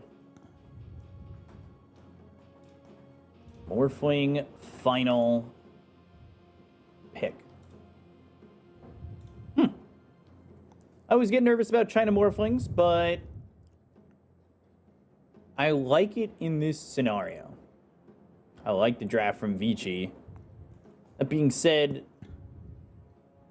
is the control going to be enough from Yakutou to beat this Vici lineup and what they have at their disposal? I don't believe in Morphling as a hero. I feel like this hero is just not good. It feels that the hero needs at least 3/4 items to be viable compared to some other carries in the meta that come online so much quicker.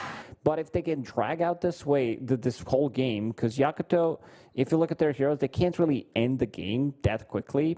Beaver does build into Deso, so that's pretty much the only tower damage that you have. I would say Vici Gaming in the late game, I like their draft way more. But I just don't believe in Morphling. This is going to be kind of another test. Because I played a lot of games recently. There were a couple of Morphlings, and it never felt good. It always feels like I need that extra item. Not even just one extra item. I might need an extra item and a half. Because like once you get to your Vlads, you get to your Manta style, then you need to start thinking about what's going to be good next. Whether you need you're playing against Lion, maybe some Lincoln Sphere, Butterfly is your big timing. So I want to see how Shiro is going to itemize in this one, whatever he feels is strong. But the rest of the lineup, it looks super strong. I'm not the biggest fan of Morphling, but the other 4 heroes, they look good.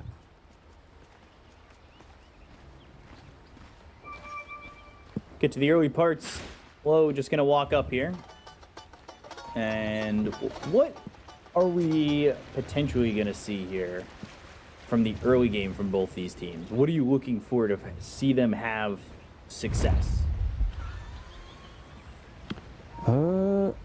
I want to see some slightly more aggression. I would love to see potentially twin gate rotations coming out from Weaver, where you go and try to backstab the enemy carry. This is also not the easiest carry to kill, the Morphling that is, because he can use the shift. They have very limited amount of lockdown. Lion gives you some, but that's pretty much it. Like, you don't really have much. Storm Spirit, maybe later once he gets a point in Electric Vortex, you need to land the arrow. So not the easiest ways of setting things up.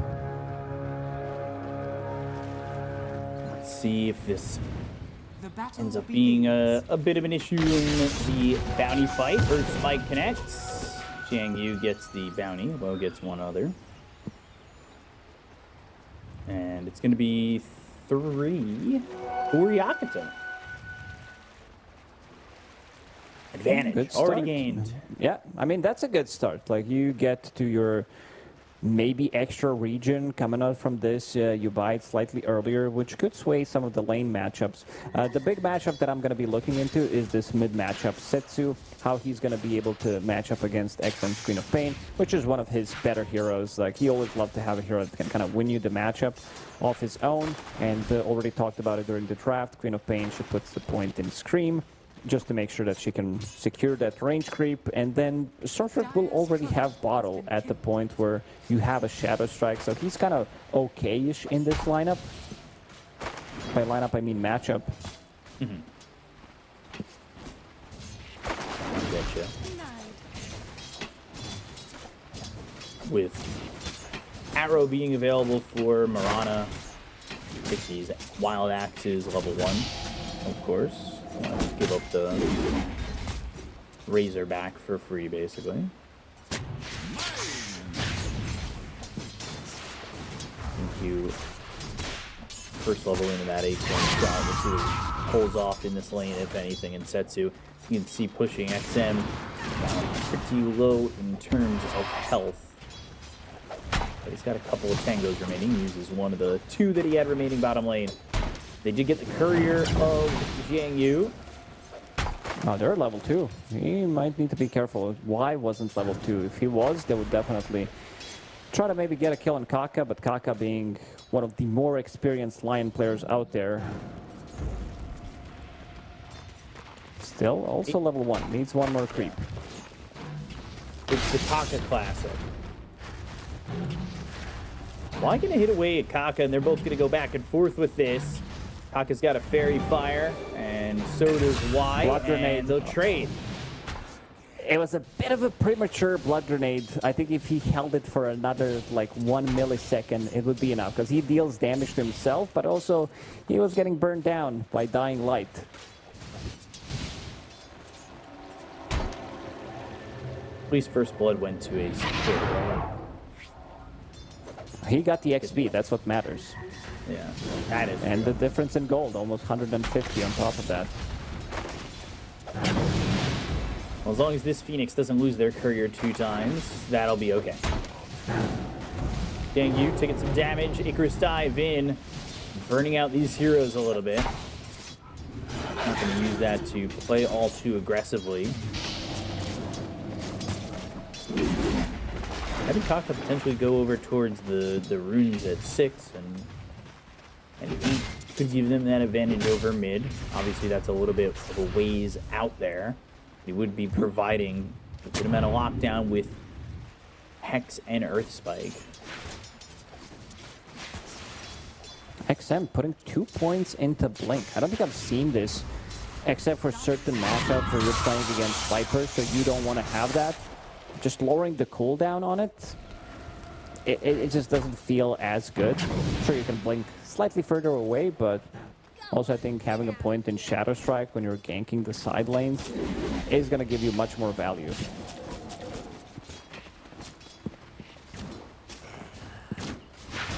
Right now, it does feel as though Setsu is putting the damage victory on, but XM keeping up with CS anyway. And it will be both water runes for Yakutou, and that's gonna again make maybe Quap's life that much more difficult. Does have a clarity and a couple of wand charges, but other than that, not exactly a lot of regen left on them, and is gonna pick up a couple of infused raindrops.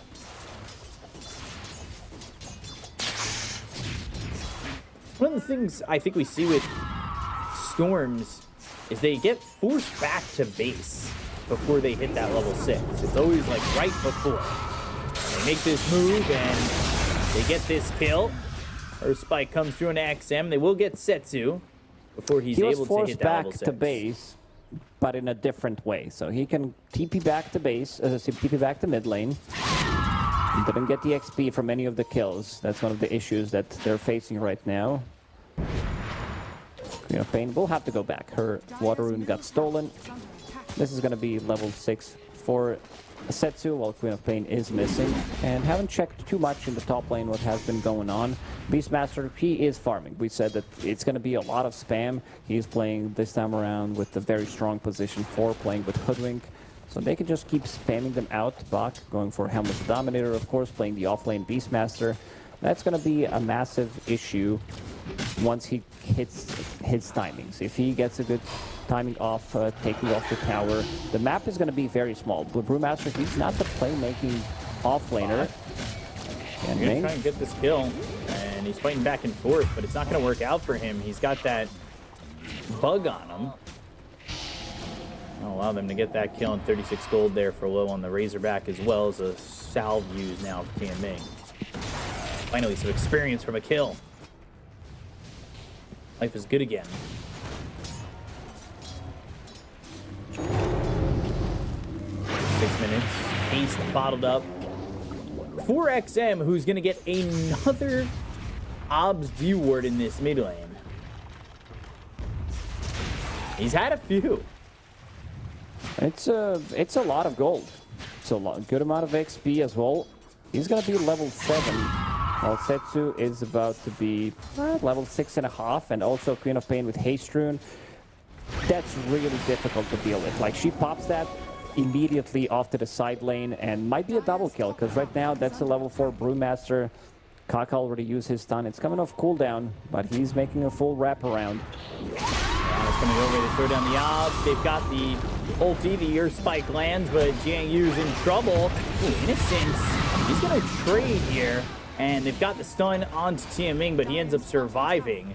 Shrine is going to be up in just a second. Shiro's going to be the one who grabs it.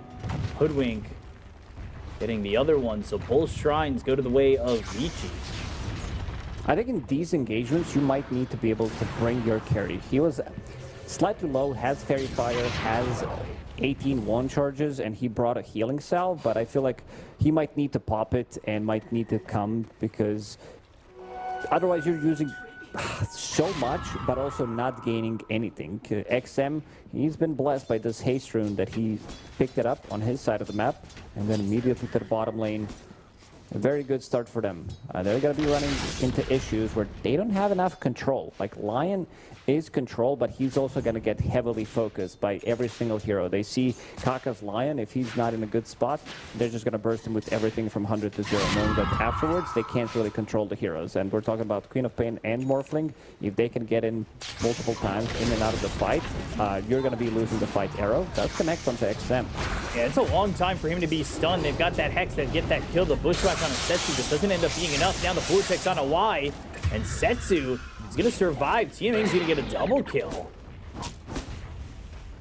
Oh, they were so low. If that Acorn shot bounced one more time, Tianming definitely dies. They would also love to give those kills to Setsu, but it was Tianming who picked it up. So I want to see how he's going to utilize that, whether he's going to be picking up some more like damage-oriented item, get Essence Distiller for extra bit of a vision, or if he wants to go Greaves, pick up maybe a Glimmer Cape immediately onto Jiang Yu in this bottom lane. Turns, Blood Grenade, there's the kill. Kaka on the run, he ends up dead. Moonlight Shadow just a little bit too late to save him. Shiro gets the kill. Tianming also gets another kill. He gets credit for that one. He's 4-0-1. Obs placed down. They are inside the Moonlight Shadow. Maybe they can get an arrow to stick on a Shiro. Doesn't matter. Even if they land the arrow, Primal Split, they need Lion. Let's see if they're going to be looking for something happen in this bottom lane. Setsu, and they're keeping down. They want to use this split. Courier kind of outs the plan. But Kaka having the smoke, maybe he can get the Hex. He got the shift off. Yeah, he's already shifting. That's the problem, but it may not be enough if he ends up getting controlled completely, and that's what happens with the arrow and the vortex. So shifts all the way to having 2300 max life, but they end up having more than enough lockdown. Didn't deal too much damage to the tower. I thought while they managed to bring in the numbers, they're going to be able to do something else. Setsu. Oh, that's a risky one. It's him bottling up the invis.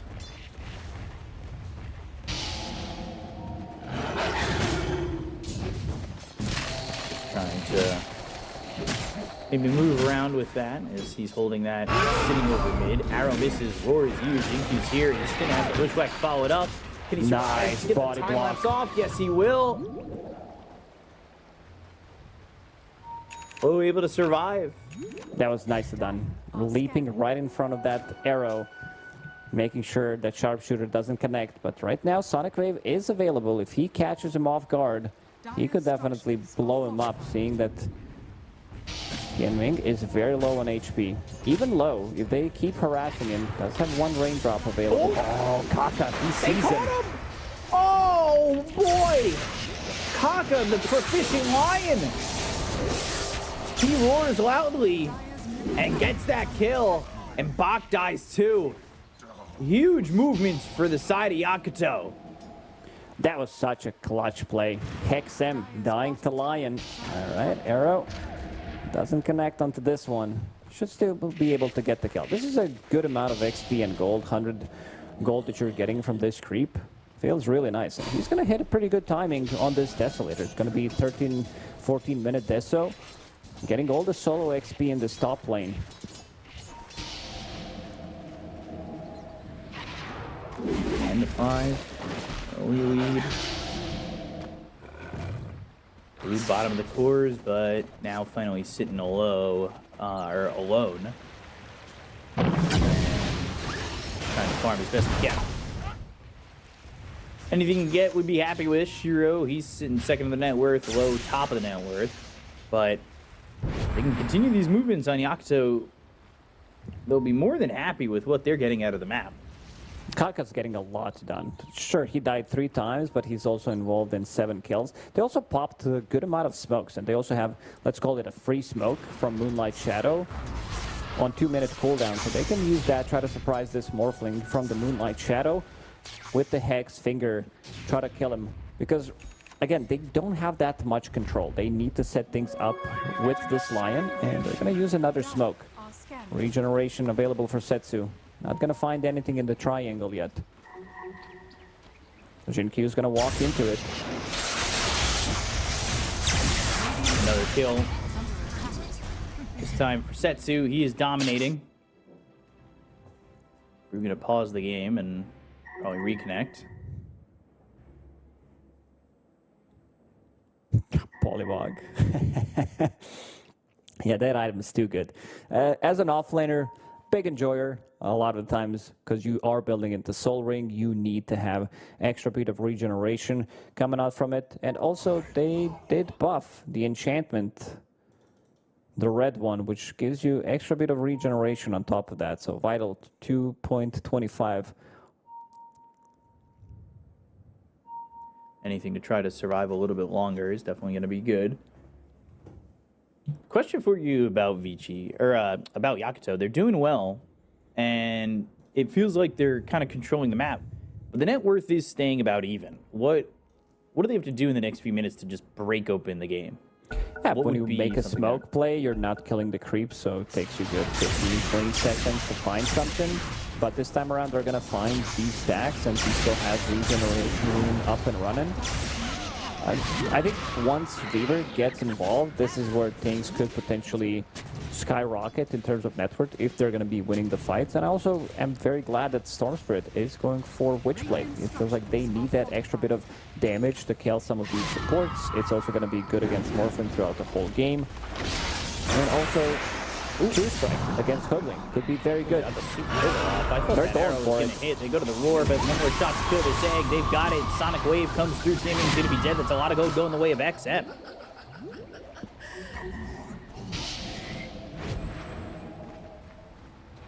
Really thought that arrow was hitting the Phoenix. But I guess It it was just almost a there. split second too late. Yeah, Tianming, he has been on point.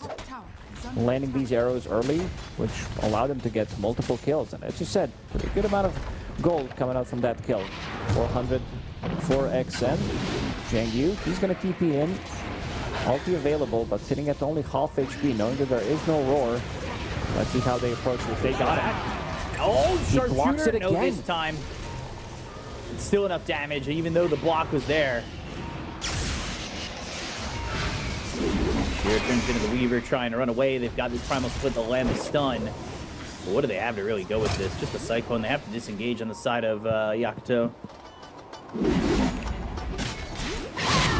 Tian Ming, man, he blocked it again. Problem was, they don't have enough. Like, they're very limited once they decide to go in. And Shiro has very good carry-to-carry matchup where he can also turn into Weaver and keep chasing them down. Their chase potential is really through the roof. You have Queen of Pain. XM, after dying twice, his game definitely recovered, almost on top of the net worth. And there's going to be a huge timing as well once Beastmaster picks up that helm.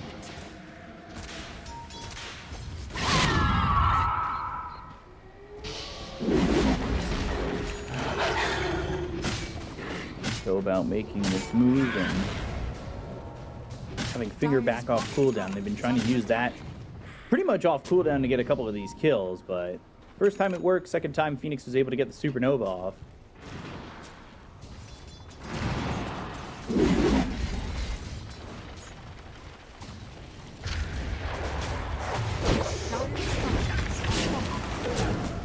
Side of Vici now having that little bit of a net worth lead, and with that rotation over from Shiro, he takes the top spot. Ooh, misses the siege creep. It should be the tower for them. This constant harassment coming out from Hoodwink. This 4-4-0 build is very annoying to deal with. Low is gonna kill the tower. Tianming will deny the tower in the top lane. Oh, they almost got him. Black, sharpshooter. And now the Sonic Wave. Wasn't sure he was going to jump in to make that move, but does commit to it. And will eventually get that kill on Akaka. Setsu would definitely like to make a move right now. Level 12 on the Storm Spirit. Amplified damage in the bottle. Witchblade finished. Huge increase in damage. A lot of the times you would see Squirrel run away because of her innate ability, where she just removes the attack. It's basically evasion. She redirects it to a tree, so you need to be next to the tree. Thankfully, there are a lot of trees on Dota map, so you always kind of have it. 23% chance at the moment, so every fourth hit is gonna miss.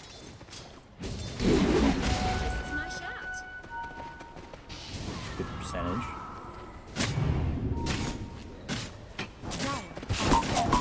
Chance, by the way, I'm just taking a look of the win probability, 51-49 in favor of Vici. Now, this is even pre-Scurry because it doubles, so almost impossible to hit the hero while Scurry is activated. And let's see with this Deso if they're going to be able to find something. We saw a similar game on Weaver yesterday where the start was really good and then the hero started to fall off. One shot. Sharpshooter does land, but is able to Shikuchi away. Arms almost dies up on that high ground. That got them that vision for a second onto that Weaver, but doesn't get them the bushwhack or anything like that.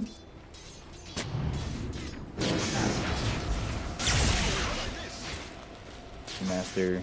He's got his courier coming out with the final parts of that Aghanim Scepter. He's moving over towards mid. Icarus died, but they hit the Hex. It's out of the Phoenix. They go to the finger. They get the kill, and now Lion's going to be the trade. Setsu getting that kill onto Phoenix. Fox takes out Taka. They go to the Vortex. Primal Split gets used. Waveform forward from Shiro, looking for the Adaptive Strike kill.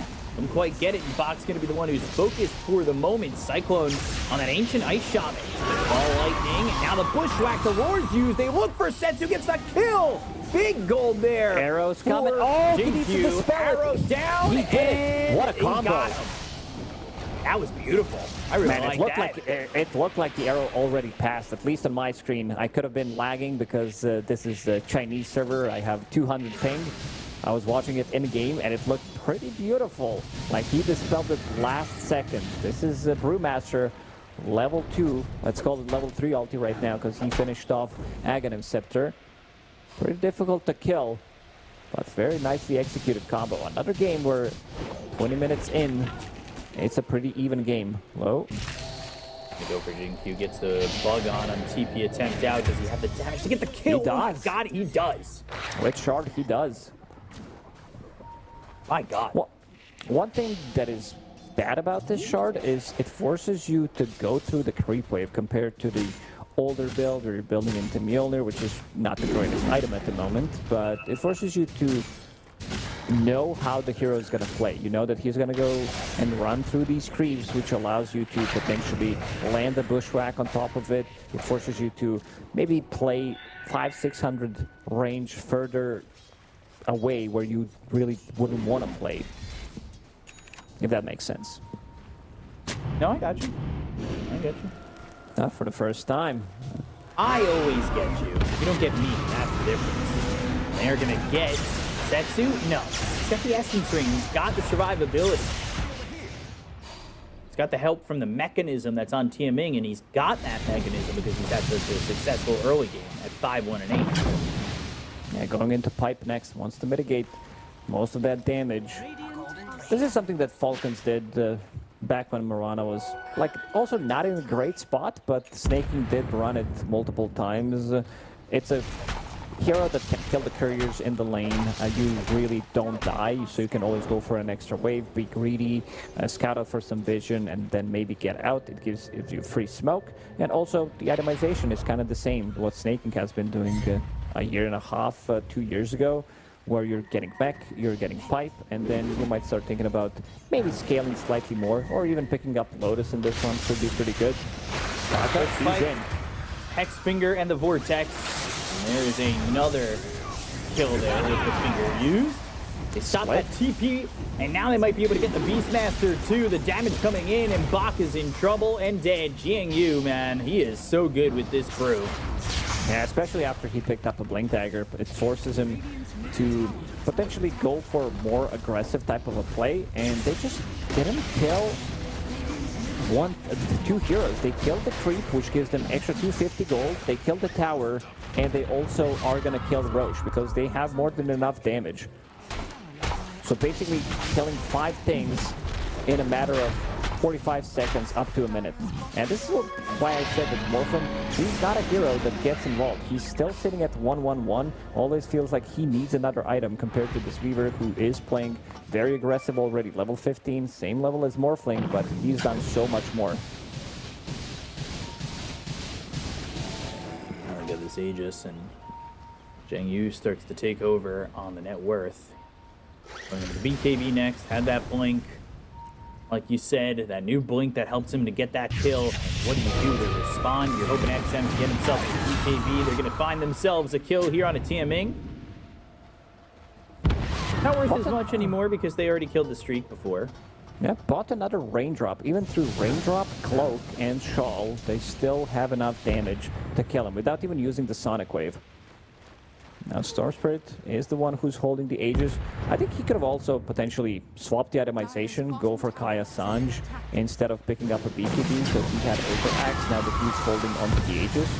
But Vici Gaming still punching back pretty strong, getting that big kill on Mirana. She's worth a good amount of gold, high level, and then also finding another opportunity to get something done on the map. This is going to be the big damage increase for Queen of Pain, even Beastmaster and her own spells, of course.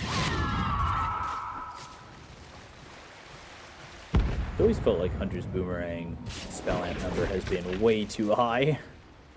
Yeah, I think we started at maybe even 35, and then we nerfed it down to 20. Which was But even then. Yeah, it's still a lot. Whoa, almost level 18.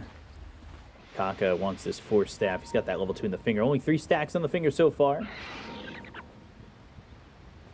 Not like that's the main goal for a non-core Lion. It's starting to add up in some of these games where you get a couple with the single finger usage. It can get pretty big.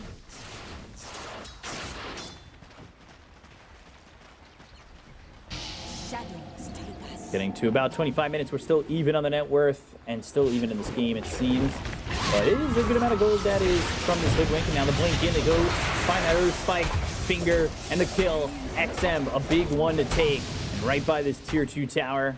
Of course, Low, he's got that Deso now with 6 charges on it. They're going to take this tower pretty quickly if they can just stick on it with this next creep wave, but instead, Oh, why? He's stuck. back away. Oh, arrow misses. Oh, this was a bit unfortunate. Kaka not close enough. They pinged it out. Is under attack. Well, he's already gone.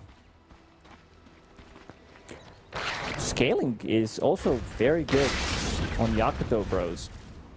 I did say that I prefer scaling on Vici Gaming when I saw the draft, but considering how this game has been played out, I had my doubts about Morphling so far. And so far he didn't really do much in terms of getting involved, but this is just Morphling things, waiting for his big butterfly timing. I think this is going to be where he wants to go in. If he turns into either Weaver or I think Mirana could be a big one, so that you have that explosive damage with the leap. He can delete the heroes pretty quickly. 77%, by the way, the Dota Plus the same game.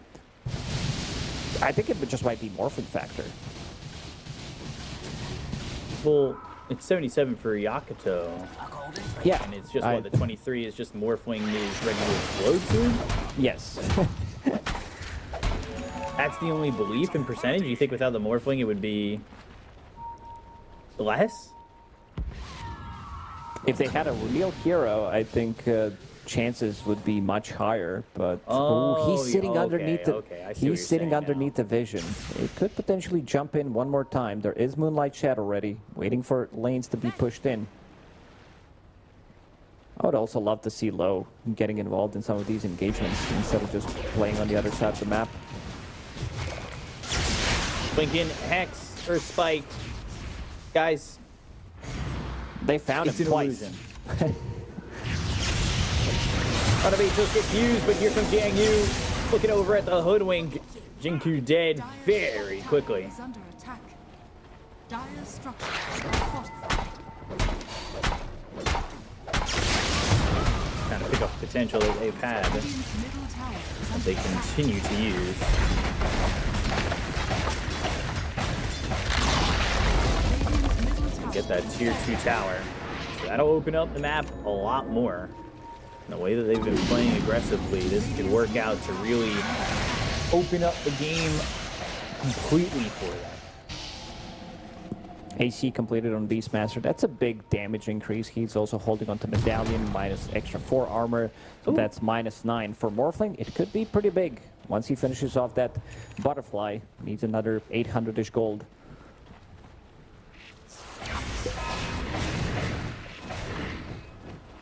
All the runes belong to Yakutou Bros. Setsu is controlling all of them. That's one of the reasons why things are going so well for them. Observer ward gonna get D-warded. Kaka ready with the jump again. They've got a gem on Jiang Yu. Hex hits XM here. Now they go to the silence. They've got problems for Kaka. Throws out the finger. They might be able to get the kill on the Jingqiu, and they will. So Kaka ends up dead. So does Jingqiu. But that's a BKB usage from XM. The only thing that's really feeling like it's keeping him safe at the moment. Even trade. They forced the BKB on Storm Spirit and Quap, and also both position 4s did die.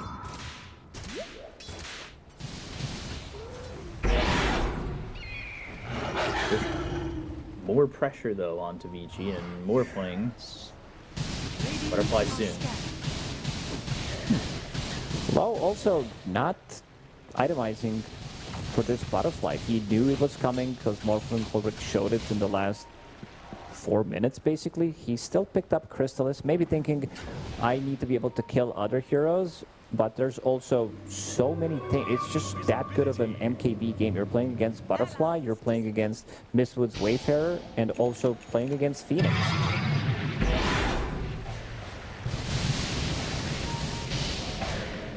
Phoenix hasn't been much trouble to them just yet. Honestly, now they have this Morphling. Blink in, finger with the Hex Earth Spike combo, and Jiang Yu going in again. Setsu gets the kill. Another stack is there for the Lion, who I said a moment ago he was at 3, now he's at 6.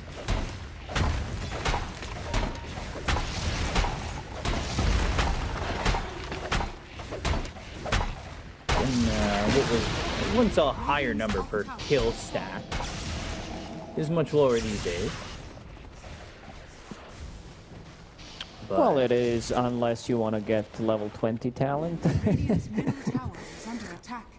to put it back But, at what it was before the nerf so long time ago. but you still want to take the Earth Spike. AoE Earth Spike. It's so much better. All these auras are making the difference. Greaves, Are scanning. mech, usually we don't see those items anymore. Maybe in specific situations, but Mirana's such a good candidate to pick it up. Definitely fills that aura Dire are carrier scanning. or utility carrier, especially when you've got somebody like Yu who wants to have like Blink, Ags, AC, and doesn't want to be going into pipe and guardian Greaves and all that. So having somebody like that, especially with the start that TMing had, it feels so good.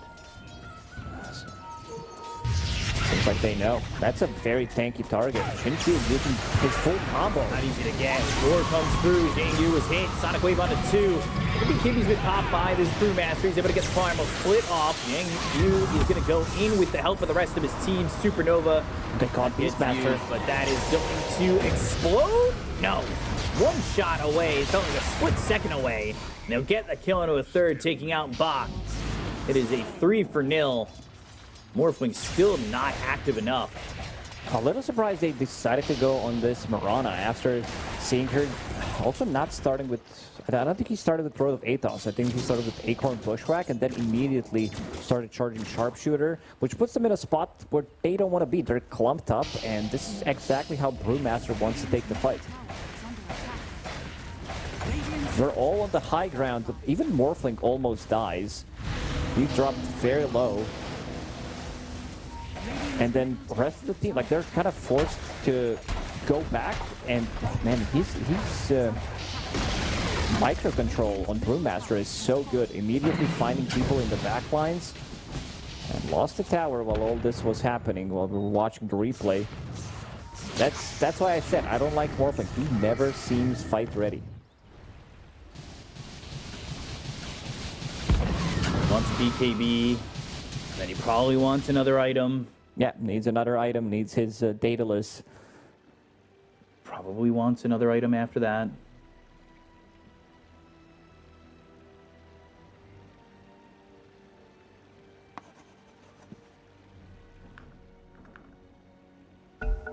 All good to go. All ready to go here.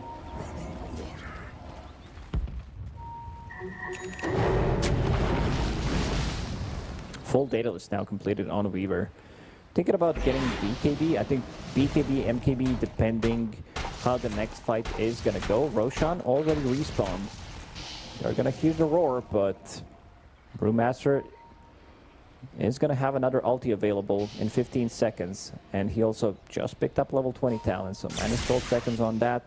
Would definitely love to pick up AC, maybe for the next fight, just to match Beastmaster's AC, and another rune available for Storm Spirit. Every single rune belongs to him. I think for the last 25 minutes. Yeah, pretty much. Yeah. Queen of Pain picked up H rune, we got one shield rune afterwards, but I think these are the only two that she managed to pick up. Aegis now for low. They're up 8,000 net worth. This is... the longer and longer it goes, feeling like a less and less chance Vici have of coming back in this one.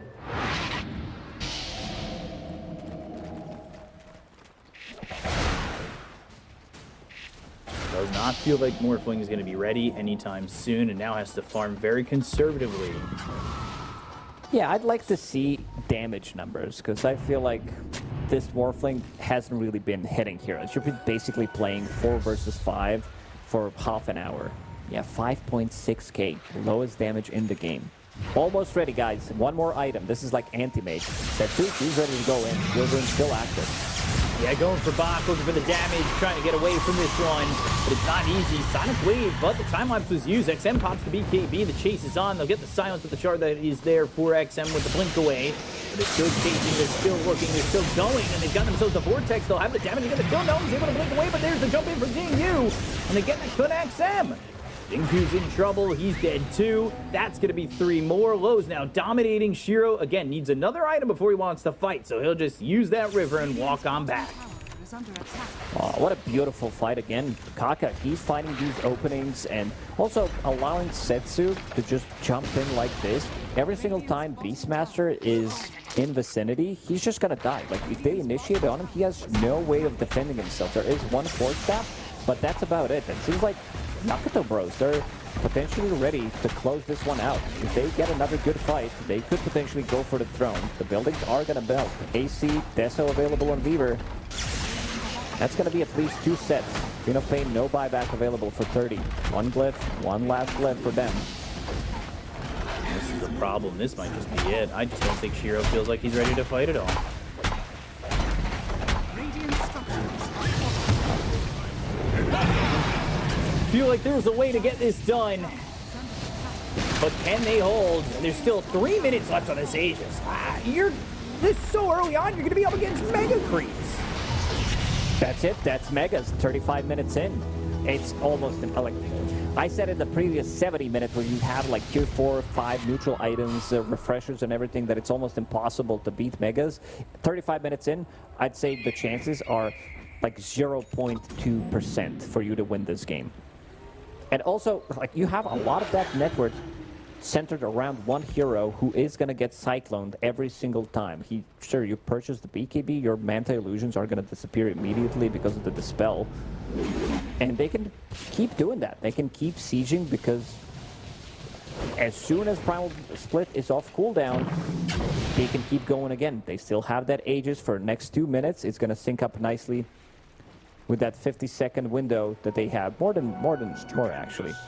Plus another rune, another big rune for Storm Spirit. It's time to go in and close it out. It's definitely time to just close it away, but they are going to go for the Torn first. Grabbing it in a heartbeat, still have a minute 30 on this Aegis. They can come all the way back, but that is Shard for Setsu, upgrading his damage, and they smoke. 24 galvanized stacks for Setsu, 10, 2, and 12. The man, the myth, the legend, the retiree, the former royal never give up. Powerhouse mid. Trying to make a statement here with the rest of the Yakutou. BKB, Jiangyu, they use that finger. They've got the lockdown onto the Phoenix. They'll get the kill. Rose going to be on a mega kill streak. What can they even do? XM, Sonic Wave, BKB trying to get away, but the damage is too much for him to handle. And that's another kill. Moonlight Shadow, Mega Creeps coming in. This is a problem for the side of Vici. They're looking to get blasted down to the lower bracket from Yakutou. We're looking to go to the upper bracket, final one series away from getting themselves to the international. After big changes to the roster, it hasn't seemed to slow them down at all. Supernova, the throne explodes. It's a 2-0 victory for YB. And they clean up. Well, not the one that I expected. Like, coming into today, seeing the matchups, I would definitely, and I think I did. I think I gave the upper hand to Vici Gaming, but it never really happened. Like, they had extremely good combo in this the first game, and the block with the pullback managed to almost bring them back into that game. It was a super long game, and this one, they got overran completely. We've seen Bach being kind of completely silent in this one, unable to go for any rotations. He kept farming, then dying, and man, Kaka online is just a different beast. Every single time you watch him play, he's ready to go. Once he picks up that Blink Dagger, no one's safe on the map. He's just playing so aggressive going with his Brewmaster, and this is why it's one of those famous heroes. You can see, Kaka, he throws the finger out, he doesn't care if he dies, the rest of the team's going to take care of everything else, especially with the network that he had. Every fight felt like, yeah, you got one, it was Kaka, but you lost 3, you lost 4, and it's just, like you said, very amazing micro here from Jiangyu, as he sends that Storm Pan to the back line to make sure that they catch Fox for the extra +1. They're also going to kill off this Supernova at the last second. And getting a 3-for-0 again, and just having all these advantages coming your way. It was so clean. Yeah, it wasn't even really that good of a game for Brewmaster in terms of like, wow, he's really gonna pop off these, playing against the losing hero or anything. He just played super well. And at the later stages, you could feel against Morphling, he throws him into the air. Morphling does absolutely nothing. Shiro ends the game with 8,000 hero damage, lowest hero damage in the game. I just don't want to see. Whoever picks Morphling, I feel like they're going to lose because you're playing 4 versus 5. They played 4 versus 5 the whole game, pretty much. Yeah, they really did. Morphling was not one of those heroes that want to be picking up in a moment like that. They go into something else, and hopefully when they're in that lower bracket, they figure that out because that is just not what they need. See here at the end of the replay, we're going to get that victory from YB 2-0. 30-12, 7-1 and 8 for Low. And I think honestly, yeah, of course, Yang Yu, honestly, everybody could be MVP. I was gonna make a case for Tianming because he had such a big impact and he had those early items. Yeah, he really nailed it at the start. Some of these early rotations from him and Kaka landing these arrows, they were really on point, making the moves in the bottom lane. Kind of hard to lock them down for a longer period, but some of these arrows, they did connect, and so did Setsu. Heal participation, 80%, both of the supports playing around him in the mid lane, making sure that he's getting all the runes, and then at one point, Vici Gaming, they couldn't cross the river, and Setsu was just thriving in that environment. Paired up with Kaka so many times. Finger, he goes in. I also really like the Witchblade pickup because we said he's playing into a lot of evasion and also playing against into high armor heroes. So sometimes you need that extra bit of oomph. And yeah, Kaka, again, every single time we watch him play on Lion, always getting super impressed after all these years that, I mean, this guy has been playing Dota for, I don't know, like 15 years or something, and always getting impressed that he manages to come back in some kind of a stack that doesn't really look that good if you look at the names, but he has so much experience that he makes the stack work. Yeah, he definitely does. He's done a really good job. He's been very impressive up to this point. And, you know, when you look at it, it does feel like he's the leading factor in this team right now. But this, I want to say, this is how a lot of Kaka teams start, which is what makes me worried. I don't want him to lose the gas tank coming into the back end of this at all. But they are now one series away from qualifying for the international, and they're going to be going up against Team Resilience. I mean, that is quite the matchup. As we are going to take a look here at the results from the day. We've got Cloud Rising, that upset roar, I would say, in a 2-1 fashion. Game Master get the 2-0, eliminating Grey Track. And Refuser losing to Resilience 2-0. Yakutou taking Vici 2-0. We take a look at the bracket where we see that upper bracket final. That Team Resilience up against Yakutou. And then the bottom of this bracket now has Vici in it, has Game Master and Refuser in it, where Vici's going to take on Cloud Rising. But to start that night tomorrow, it's Refuser against Game Master.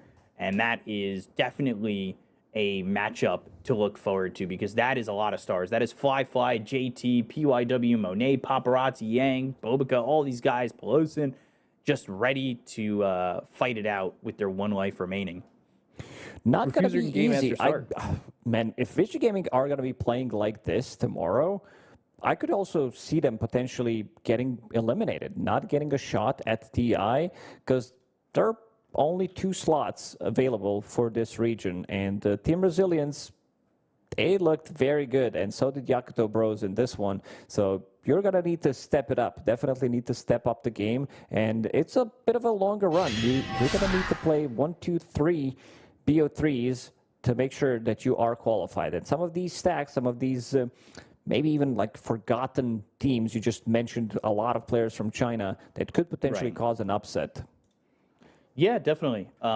It's interesting to see these qualifications come to this point, but all qualifications do, right? At some point, when you've got multiple ways into the international, this is going to happen where these teams have to face off with each other at some point if they want to qualify.